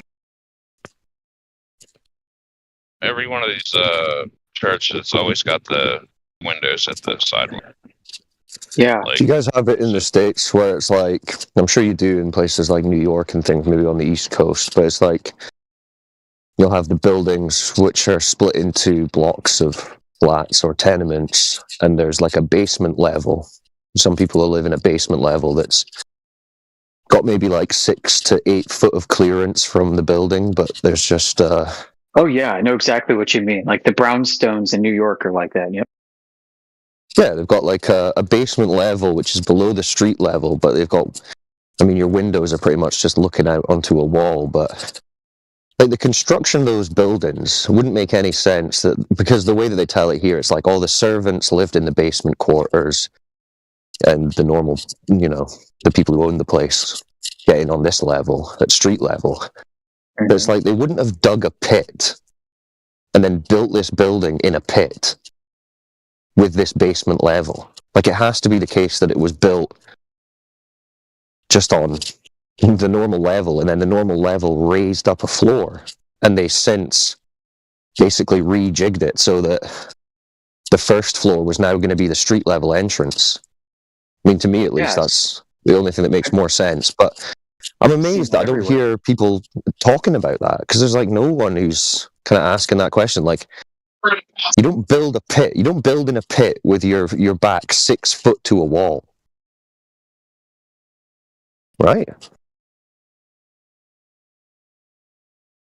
I know exactly what you're talking about. I've seen that. Like I've seen those dugout looking basement areas that have been turned into like bars underneath buildings, but it looks obvious that at one point that was a street level, and that stairs were added later to the second level, and a window was knocked out and expanded to turn into a door.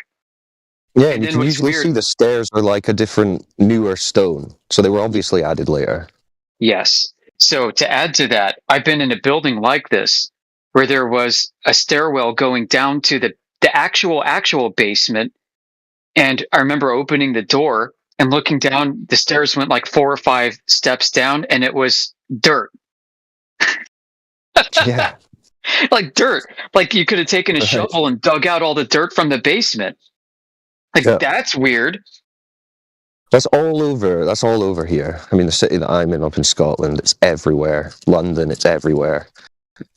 I mean, I'm sure it's all over Europe at least, but yeah, I can imagine there's a bunch in America as well.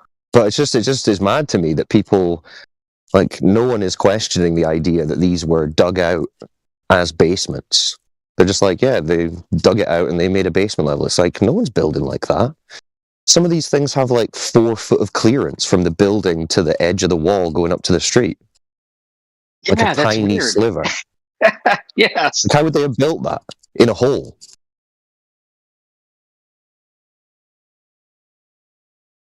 So the street level must have risen up a level, at least, since those buildings were built. Right, and there's like no record of it.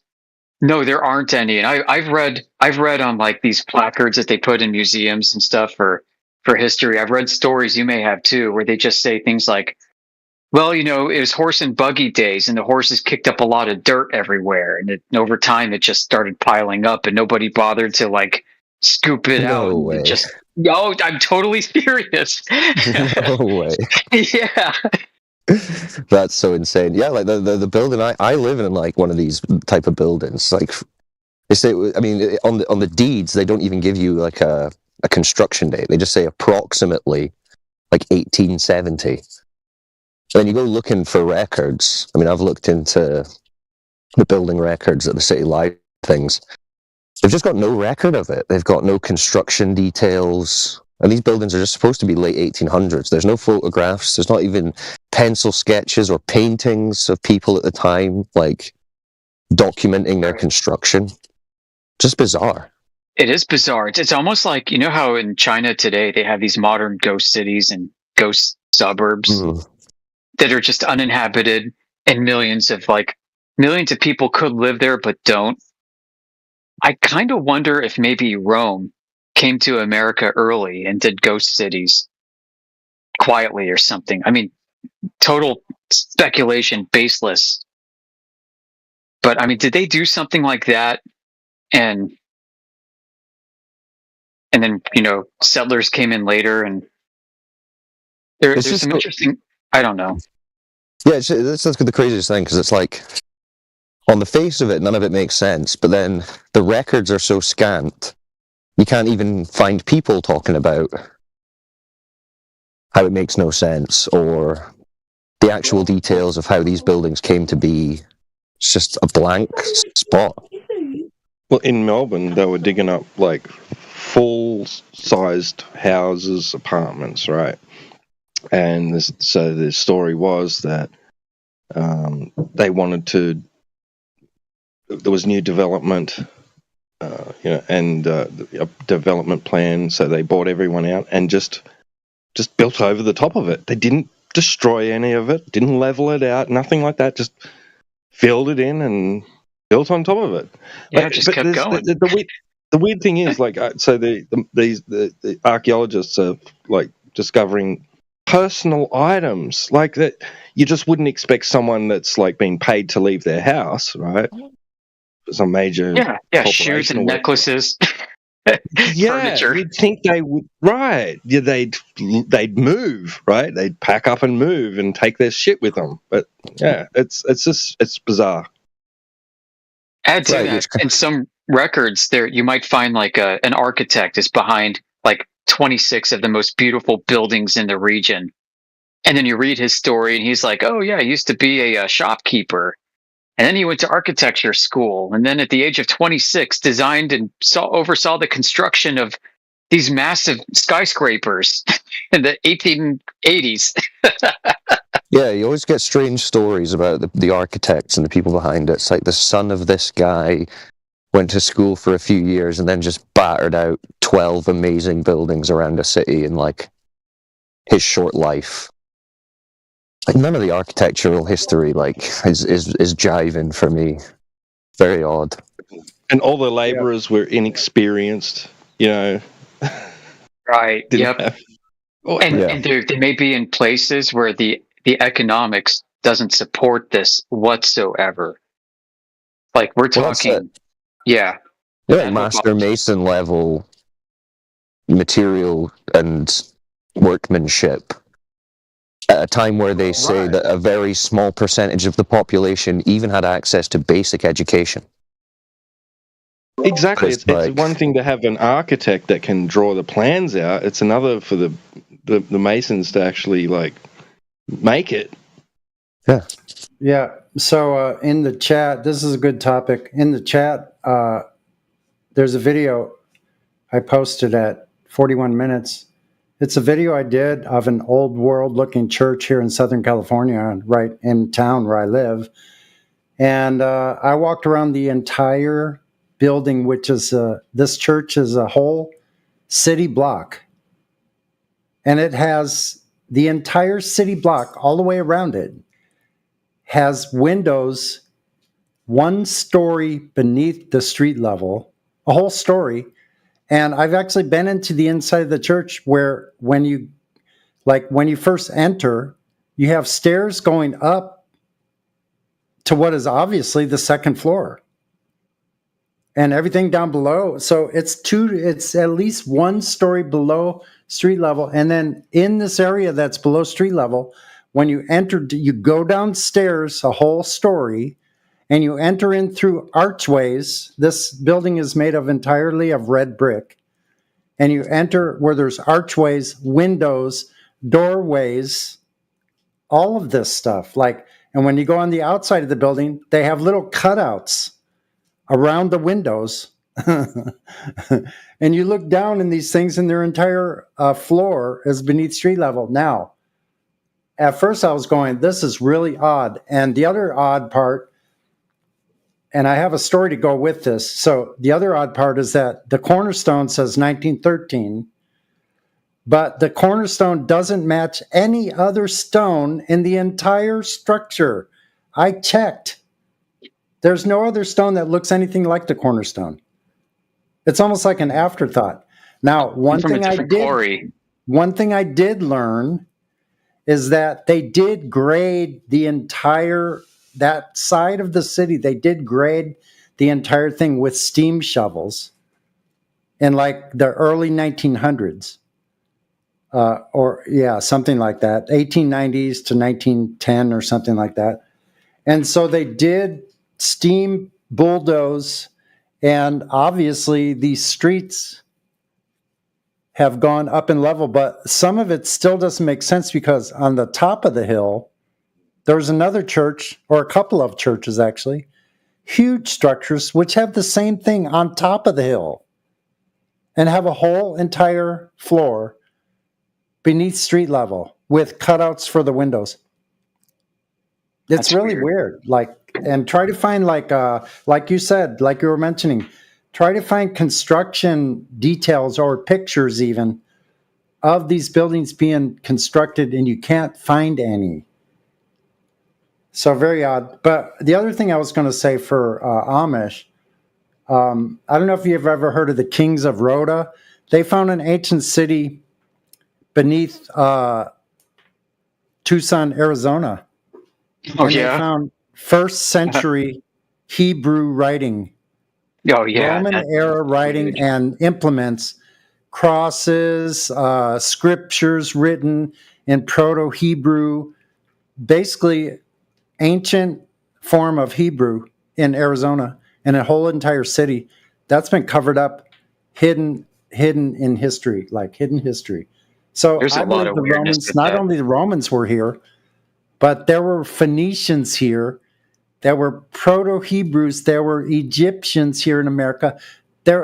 We've been lied to on a grand scale about this earth. Yep.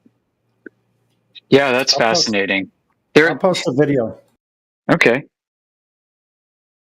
I remember there's a famous quote from someone, I can't remember who said it, some historian, but he said, "We have to believe ancient history, even if it's not true." I've heard that before. Yeah, it's like we have to believe the globe, even if it's not true. We have to, guys. It's like this desperation for some kind of framework, and I sympathize with them, especially the historians, because it's like they're desperate for a framework to work off of, and it's like they can't find one, so they just have to use the mainstream narrative, and it's so ubiquitous now. It's like, how do you escape it? Like, how are you going to write a book that doesn't follow conventional history? No one's going to know what the fuck you're talking about. And conventional history itself is contradictory. Let me share something here. This is a population chart.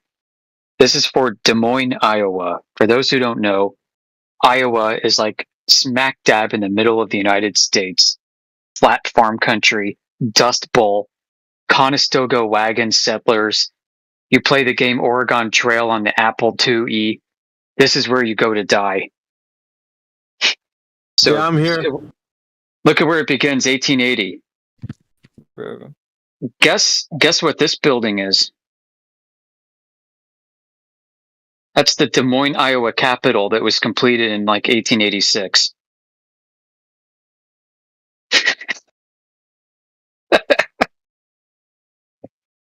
Like, what economic incentive? You got cowboys and Conestoga wagons and donkeys and dust balls and mud huts and people taking paper and dipping them in oil and using that as window to let light in through their freaking sod roof huts. Yeah, the American time, this is there.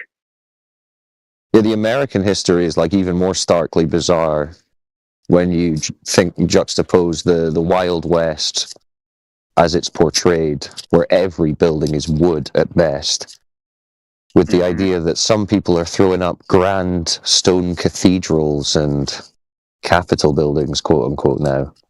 Yeah, it's too. They got a photo of them laying this brick wall, but too bad none of the dome construction was captured. Yeah, especially when you're seeing them and it's like that. It's like a dust bowl. It's like, this is some Mad Max shit. It's like some Planet of the Apes. Guys with rakes.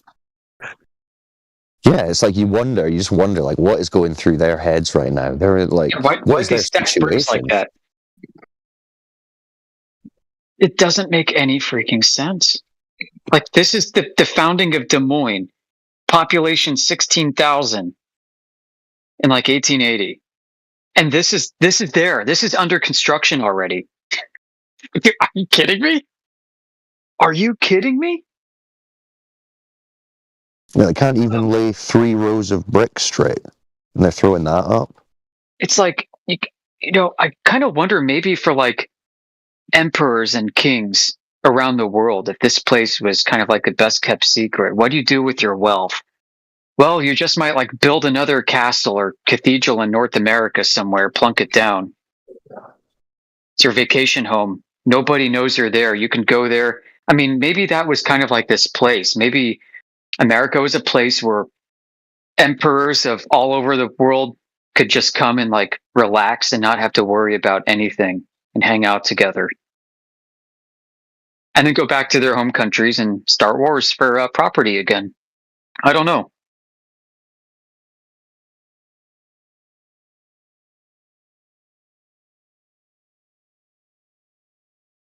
Yeah, history is like as big as a rabbit hole as the whole flat Earth, globe Earth. Oh yeah, there's them constructing the dome. All right, cool. Yep.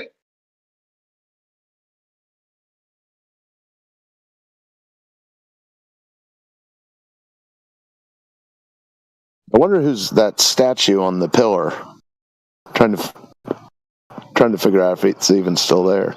But it's funny, I was just looking that up. They call it the Statue State. I'd never heard that before. Iowa.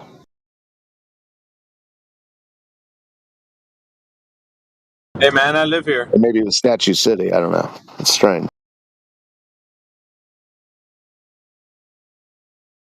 Yeah, what's up, I'm Miggy? from Iowa, man. I'm currently in this state. They call it the Statue State? Statue City? Yep. Nothing but big corn and tornadoes. I got reports of giants in your state also, and almost every other state in the entire US. Giants found. Guys, look at the picture Matthew Learns posted. Do you see all that overgrowth on a new construction site? Why would you have bushes and trees and mature trees growing up all over, crowding up against your place? I mean, I don't know, man. Look at the weathering on the there's weathering on the concrete, dude. Yeah, like that's the one photo that they're supposed to be putting there to show it's construction during construction. It's like, come on, dude. That thing looks like it was old as dirt. Like, look at all the dirt, the smut and garbage all over the walls and the columns and stuff. If anything, it's more damning to have a photo like that, because then you're acknowledging that there should be hundreds, at least tens of construction images from the beginning to the end. But let me guess, they've just got this one. It was destroyed in a fire. Let me look that up. Was the Des Moines Capitol destroyed in a fire? Lost all records of its construction, like everything else? Des Moines Capitol fire. Iowa State Capitol fire. Why, yes. Here we go. Of course. What year was that? 1904. Let me post this, guys. Oh my gosh, you think I'm crazy? Check it out. Here's even a picture of the Capitol building on fire. So, dude, 20 years later, oops, somebody left a lit match in the kitchen. Like Notre Dame-esque. Look at this. Whoops. blasted. This happens everywhere. They erect this building in 1880 or something, and 20 years later, it got destroyed in a fire. Still going on today. Every few years, you get one of these old, amazing buildings just randomly. Oh, it was getting refurbishment. There was workmen in, and of course, they just left a blowtorch lying on or something. Yeah. And the whole thing's got on fire. Notre Dame. There was one in Denmark, Copenhagen, I think. One of their old buildings just up in flames. It's like, man, if someone compiled a list, of all these mysterious fires, it would be, as long as your arm. Yeah, you have precision architecture and built by humans. Like, this engineering feats are like surpassing anything that we have today. Like, just the structural integrity of these buildings, it looked like they were meant to, I don't know, man, withstand the test of time, and then a little rickety fire takes it down. Like, I'm not buying that. Yeah, in a town of population like 16,000 people, in mud huts and stick forts, donkeys, no power tools, no roads or electricity leading to it. I'm over here in Omaha, and there's a Masonic building that's over here. It's like a Scottish Rite Masonic building, and that building looks like it's been there for ages, like in the metro. You could probably even type it in and look it up. It's way different than any other building that's around it, but it's one of the oldest buildings that's there in the metro. And it's just crazy, man, because it's like they have these structures that were so freaking, like, they look super, like, extremely sound. Like, they didn't need to be upkept or, like, like, how did they have this technology of building back then? And, like, what, all of a sudden we don't know how to build like that anymore? I know. I don't get it. The joke is like, America doesn't have any castles like Europe. We just call them post offices and high schools. Yes, subway station, some kind of government building, isn't it? Yeah. Every town that would get constructed would have a courthouse. That'd be the first thing that go up. Look at all the courthouses in every town in America. You'll see the pattern. I've been down this rabbit hole, my friends. It is wild. It's like, did the Nephilim live here and like build all this stuff and leave? And surprisingly enough, the Masonic buildings are the ones that are. There's some sort of correlation to them. They're tied into these buildings for some reason, like the Masons. You guys should check that out. Well, yeah, it's like the people in power have moved into all the good buildings and claim them as government or quasi-government, so that they basically have ownership and dominion over all the old architecture. Yeah, Freemasonry. Hey guys, the masonry's free, up for grabs. Yeah, a lot of these cornerstones, you notice they say founded in such and such date, not erected.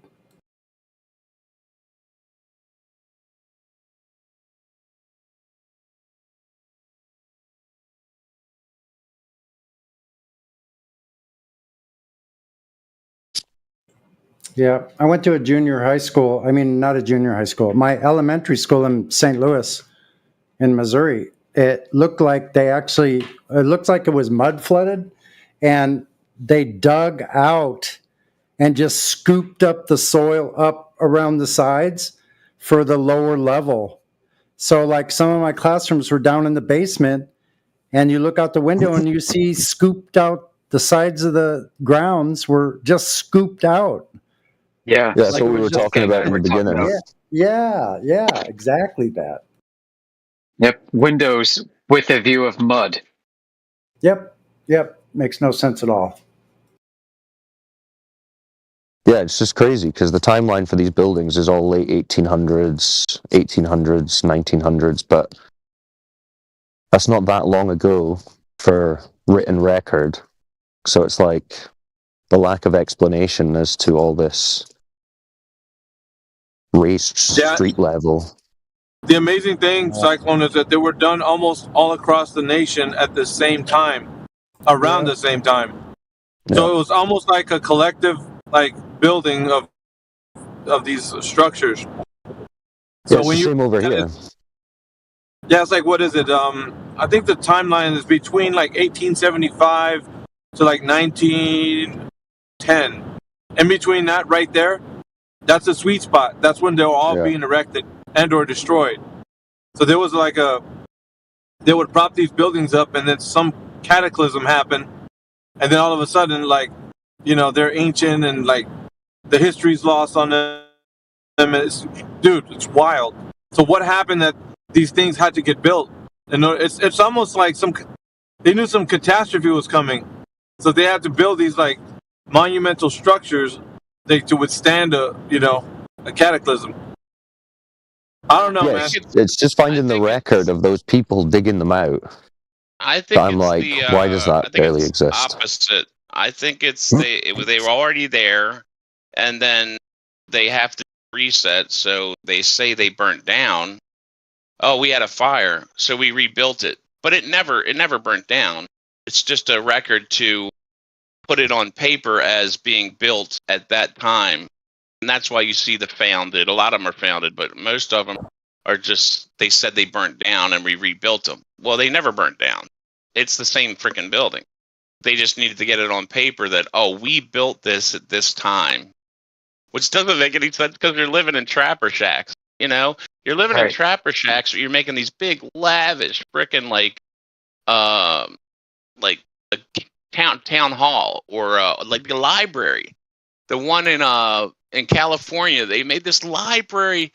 It looks like a library that would service New York City, and apparently the town was like 3,000 people. Like, why would you build this library? That's like there's no freaking way a town this big probably wouldn't even have a damn library. Like, it's just absurd. Yeah, another one that I find that's quite wild is the Palace of Versailles outside of Paris. There's like stories about that, how it never had any plumbing, never had any bathrooms. Yeah, that's weird, so, like, right? People were just shitting and doing all the sorts of stuff just in the hallways. The place was supposed to be absolutely filthy. So it's like these buildings, if we hypothesize that the ruling elites like just moved into these buildings, but these buildings weren't even there with any working plumbing or anything like that. So there's like no waste disposal in these places. So like, what was going on with these buildings and the people? So I'm wondering, opens up a whole other question. Are these trophies from world leaders throughout the centuries and millennia? Like, did they just come here and like build trophy buildings? You know, did they do the same? So this made me think like all these other buildings. I wouldn't be surprised if you find out that, well, all of the plumbing came in at a much later date. And I mean, it is anyway. That is what it is. It's like in the oldest places, late 1800s, early 1900s plumbing, which you could dismiss and just say, well, plumbing needs changed fairly regularly. But the fact that there was none at Versailles would make me think that there wasn't any at a lot of these older sites. Right. And Rome had plumbing. Like, you know, and these are Romanesque and built to the same standard, but what? Just no infrastructure? Trophy building. I don't know. It's puzzling. I don't know. Oh yeah, reading about the history of Washington, D.C., our nation's capital, used to be called Rome, Maryland. And the Potomac River used to be the Tiber River on old maps. And there are 7 hills, and one of them today is known as Capitol Hill. And who was the guy that they named? What was the name of the guy they bought the land off? Francis Pope. Right. Yeah, that is wild.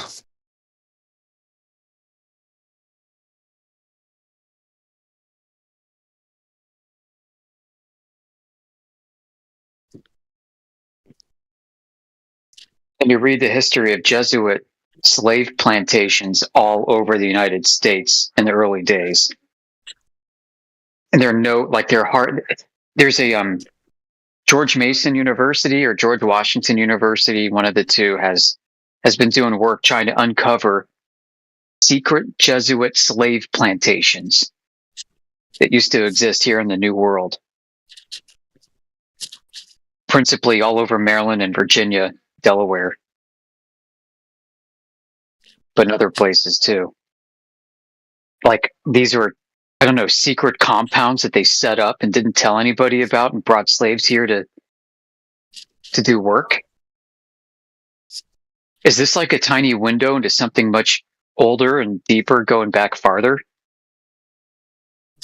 I haven't heard much on that. Jesuit slave camps in early America. You got some links for that? Oh, yep, hold on. I'm just going to Google real quick.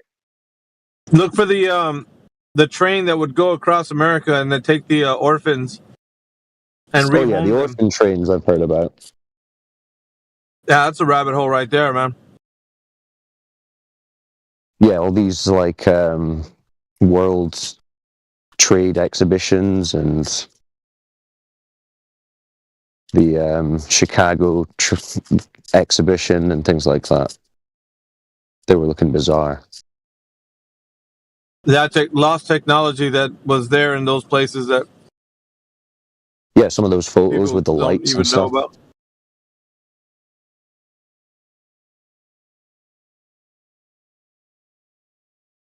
Yeah, this is like a super deep rabbit hole to get into, and it's almost more mysterious than the whole flat Earth thing. You just get into it because it's just like there's no real answering the questions, and it's hard to even put together a theory that makes any sense.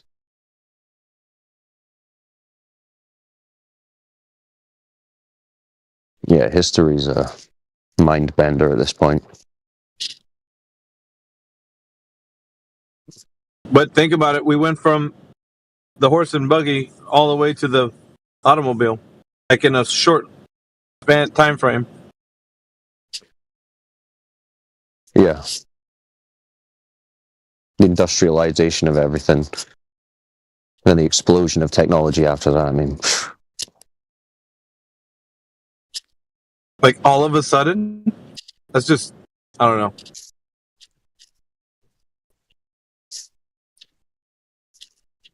You got the history apologists will come through if they hear you speaking like that.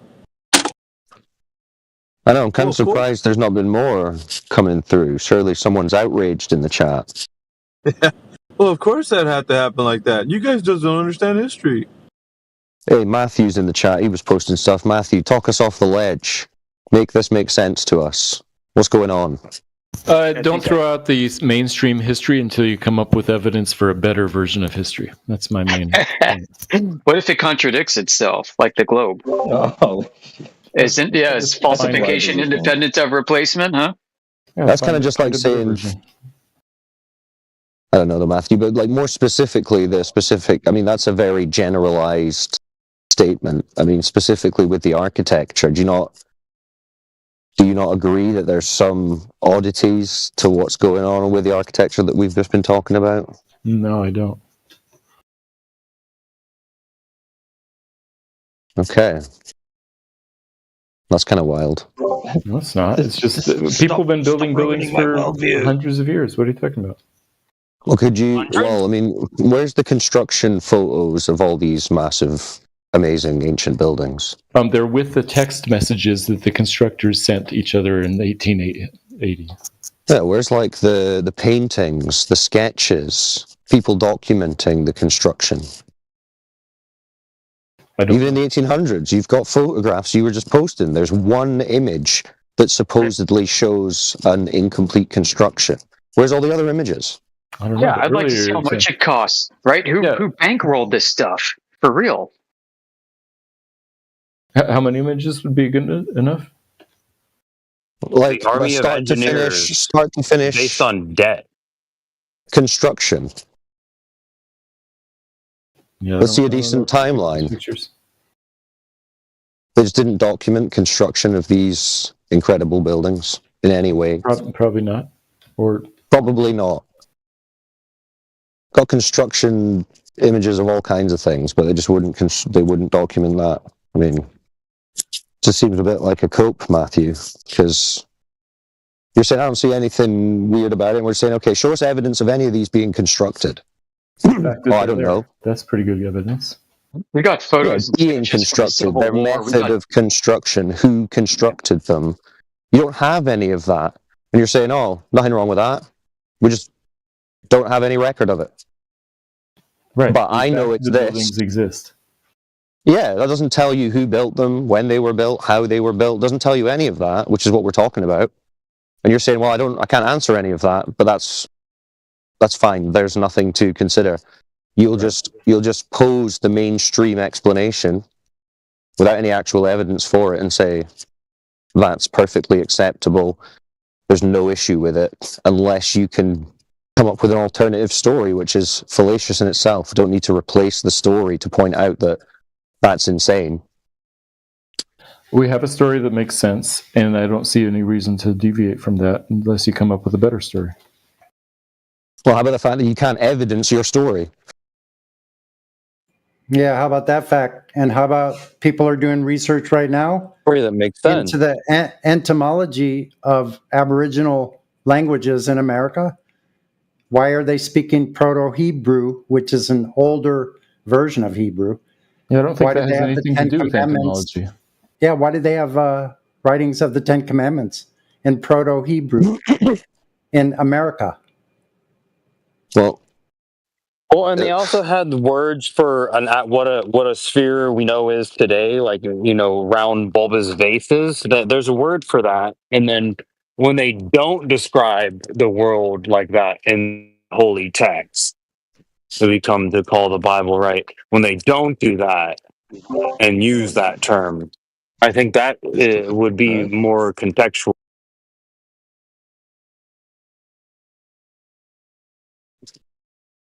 Well, there you go, Matthew. There's a good reason to question your narrative, the fact that you've got no evidence for your narrative. The fact that the buildings exist mean that they were built, and I don't see... Yeah, we're not disputing that they exist and they were built, obviously. So who do you think built them? Well, how would you know? You've got no record of who built them. At least not one that you can even rely on beyond the text.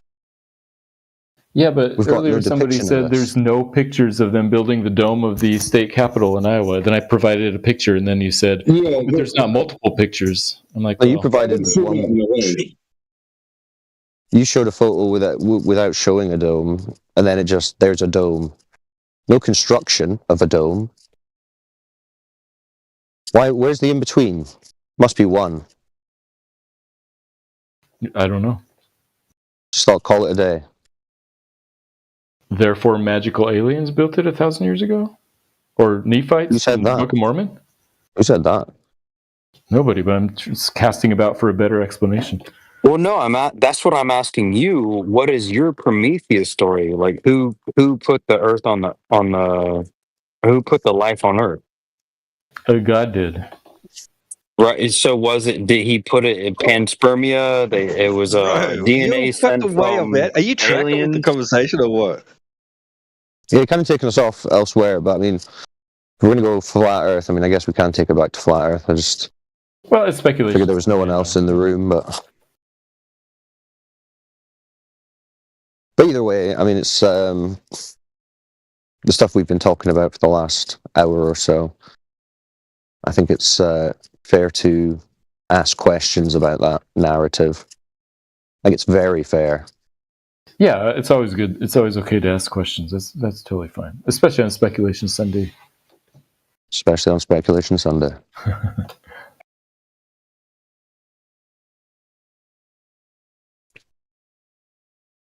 All right, well, does anyone have a topic they want to bring up? I think Into the Break does. Yeah, Well, yeah, it was just what Matthew was talking about. I just wanted him to give me this rationalization. He says he has a good reason to believe these sort of things that I deem to be absurd. And I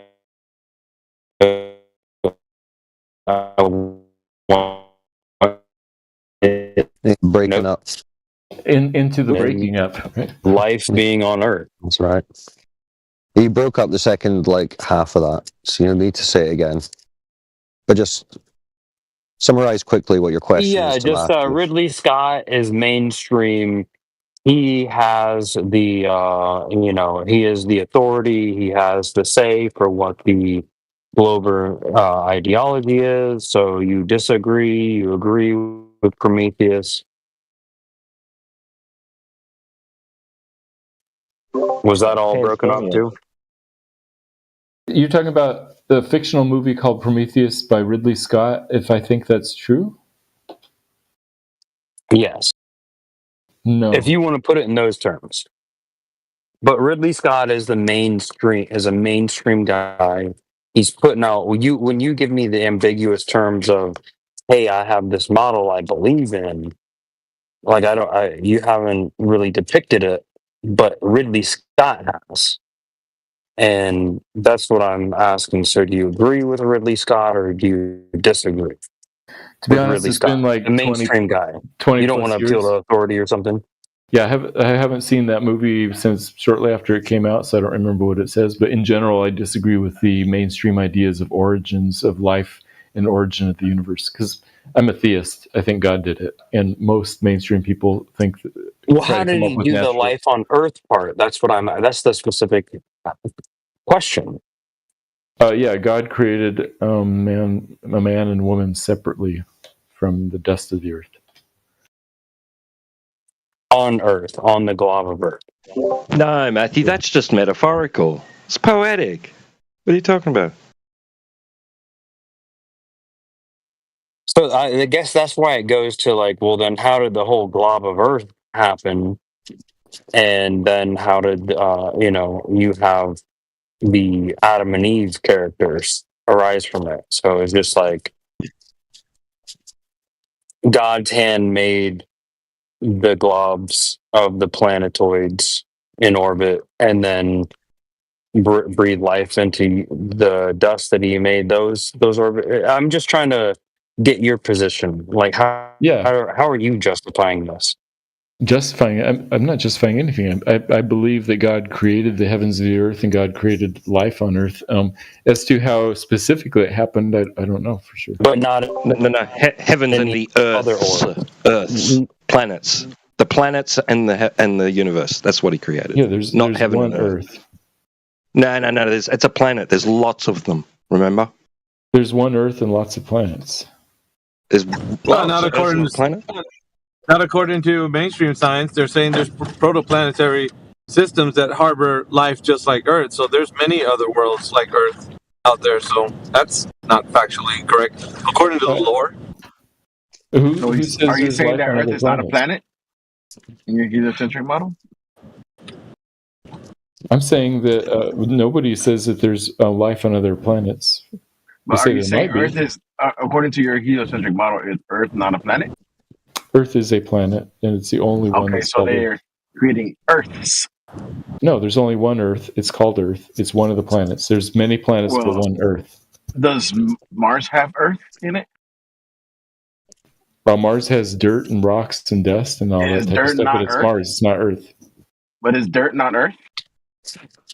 Earth is a term that can talk about lots of different things. I'm talking Right, about so the then dirt name is of Earth. where we live. Yeah, in this context of the horizon, you're there. What's the horizon have to do with it? Yeah, we're not to Well, I mean, you're on. Let's say you're on Mars. focused. Let's say you're on Mars. Is it still where the surface of Earth appears to meet the sky? I would assume that there would be horizon on any spherical. So you're so this is why in the context of this term horizon, how do you define Earth? Earth is the planet where we live. The place In the where- around where we context live. of like I'm looking out, I see a horizon, beautiful horizon, sunset with it, and then it's like, oh, here is a planet. So I guess what do you call a planet? A planet is what you stand on. I'm just not sure what the horizon is. Well, you should be specific with the context and the way you define Yeah, I don't know into terms the and the way break. that You're you going to use. need to sharpen up the questions because at the moment this is just he incoherent. makes sense. I mean, his question makes sense because what does a horizon define as? Right, but he's talking about Mars, and then he's talking about the horizon. Yes, I Like, we need to understand. focus this up. Listen to the question. What does the horizon define as? The apparent location where the sky and the ground meet. Right. It says where the Earth meets the sky. Well, if you're on Correct? Earth, then yes, the ground would be Earth if you're on Earth. Where the Earth meets the sky. That's the way the Well, I said ground, but yeah. Well, that's a key point. If you say that, now you're equating Earth means ground. So what do you mean by ground? Like, I'm looking at the ocean. Like, I'm What the looking at hell the is the ocean. sky? How low does the sky go? Does the sky touch the ground down at your feet? I mean, everybody knows what the sky is. Why do you need me to define it? Well, we're talking language here. We're defining things, aren't we? We need to understand what our words mean. It's semantic. Who's this? Student president. What's up, student president? That's a new guy. How you doing? Yeah, let's talk to a new guy. All good. What's your position on the topic of the flat Earth? You know much about it, or are you new to it? No, I was here yesterday. Yeah, it's a semantic issue. It's because we're trying to put our rules of physics into language that we run into problems. What's the definition of flat? Yeah, but What was we're your going to reset position the chat so yesterday? that you can. Yeah, we're going to reset the chat so that you can answer a question a bit more clearly. Because right now we're all over the place with like where you just jumped in on. We'll give you that point for now, just so we can table it, and then we're going to let Cyclone just ask you start over. You know. Well, hold on a second. Is this Heyoka? Yeah, this is Heyoka. All right. So we already know. All right. Yeah, he wants to have the semantical discussion, not the thing Earth is isn't that- a ball discussion. This entire thing is a semantic discussion, though. The entire concept of We're talking about how the Earth isn't. We're talking about how the Earth isn't a ball. Words do have meaning. You're talking with language. Yeah, words do have meanings. So Yeah, but if you're gonna say if you use language, it's a semantical issue. Then that's just a useless statement. That's like saying, well, everything we're going to discuss is just semantics. It's like, okay, dude, profound. Sounds like it needs to be. Cyclone. Can I get a point of explained a little clarity? Like, who did you say was Heyoka? This guy, student president. Yeah, He's had to change his name. Are you talking about the guy? Yeah, I know, but it doesn't sound like him. What do you mean it's Heyoka? This is Heyoka. I assure you. Look at my actual username. He was the anti-flat earther guy, wasn't he? Yeah, but there's another Heyoka, right? Yeah, there's a different guy. Maybe two-way Heyokas. Oh, okay. Maybe Those are the same guy I'm thinking about. Yeah, Well, because do he you doesn't believe- sound like the Heyoka that I know. So that's Okay, maybe he's a different guy. Okay, so Heyoka, I may be confusing you with someone else. Are you a believer in the globe, or not? Yeah, sure. Hell yeah. Okay, Hell cool. yeah. What makes you believe in the globe?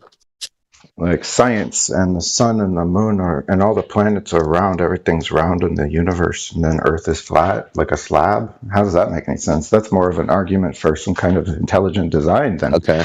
Is the universe round? Well, nobody knows. Do they not say that it's flat? Oh, but they say lots of things. They're still trying to describe the universe accurately. They're having a lot of trouble with that. Well, on space.com, they're saying the universe is flat. So by your logic, if the universe, which is everything, if the universe is flat, why would the Earth be round? Because all the other planets and celestial bodies that we see are round, and gravity tends to make things round. That's why. Gravity tends to make things round. Holy smokes! What is round in the sky? What have you seen? What have you seen turn? What have you seen turn into a round ball due to gravity? Earth. You saw that? Stars. When did you see that? When did you see them form into a ball?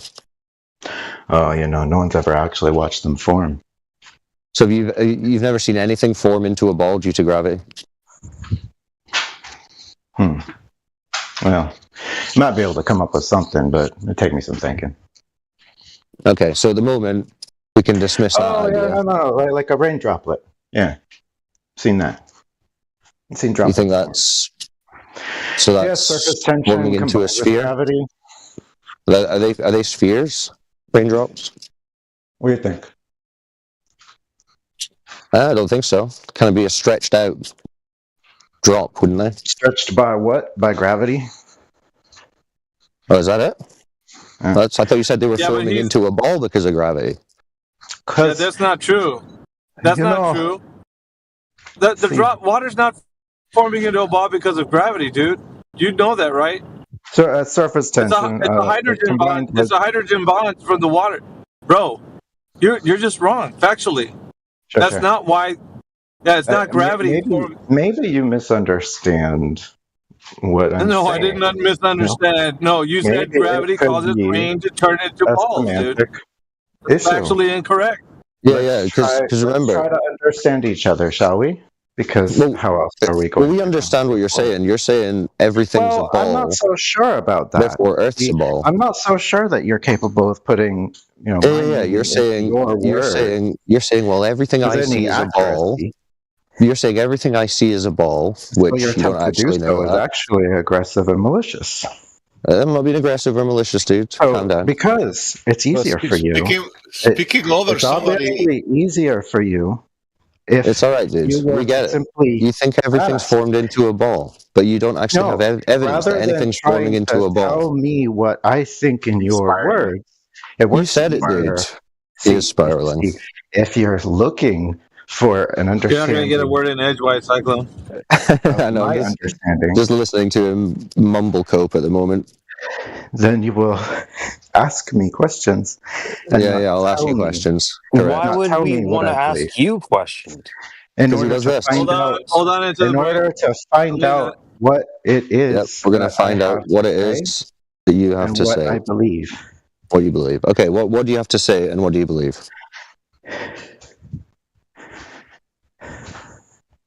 I just hear you breathing. More like seething.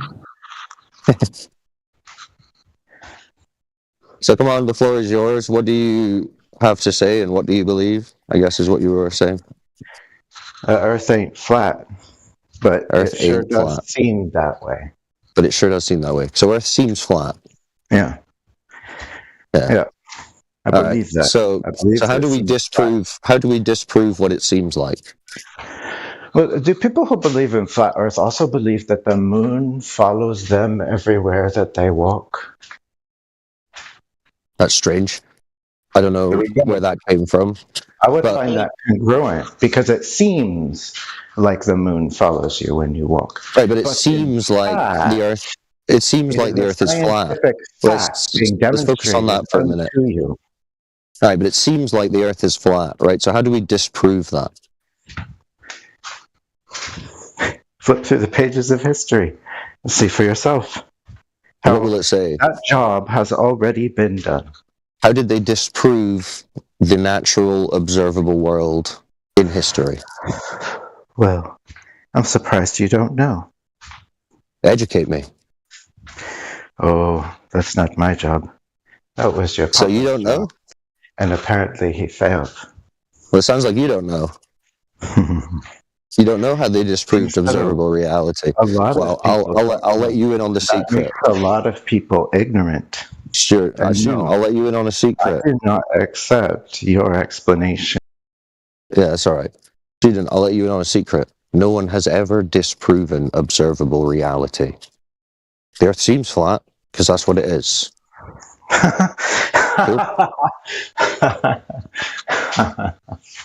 The nervous laugh. Laugh can help. Laugh. You laugh okay, is- student? What is funny? Heavy breathing. We want to That laugh. gold, that That's some heavy gold-plated breathing. lead bar sure looks like gold, and so it is gold. Oh, how did you confirm whether it was gold or not? What do you think? How would you do it? What good are your thoughts? It's your argument. You're saying I'm looking at some piece of metal. How do I decide what metal it is? Well, what do? You Do don't you have test it? thoughts on the matter? You wouldn't know? You wouldn't know. So you would perform some steps to adjudicate whether it's gold, like you think, or something plated. At some point, someone would. What did they do? So in the context of the Earth, then, what did they do in history to disprove that observable reality they were all experiencing, the flat Earth? Observable reality. Yeah, remember you said it seems like the Earth is flat. So how did they debunk what Earth seems like? Well, first of all, with logic. With logic. So they looked at a flat Earth and they thought,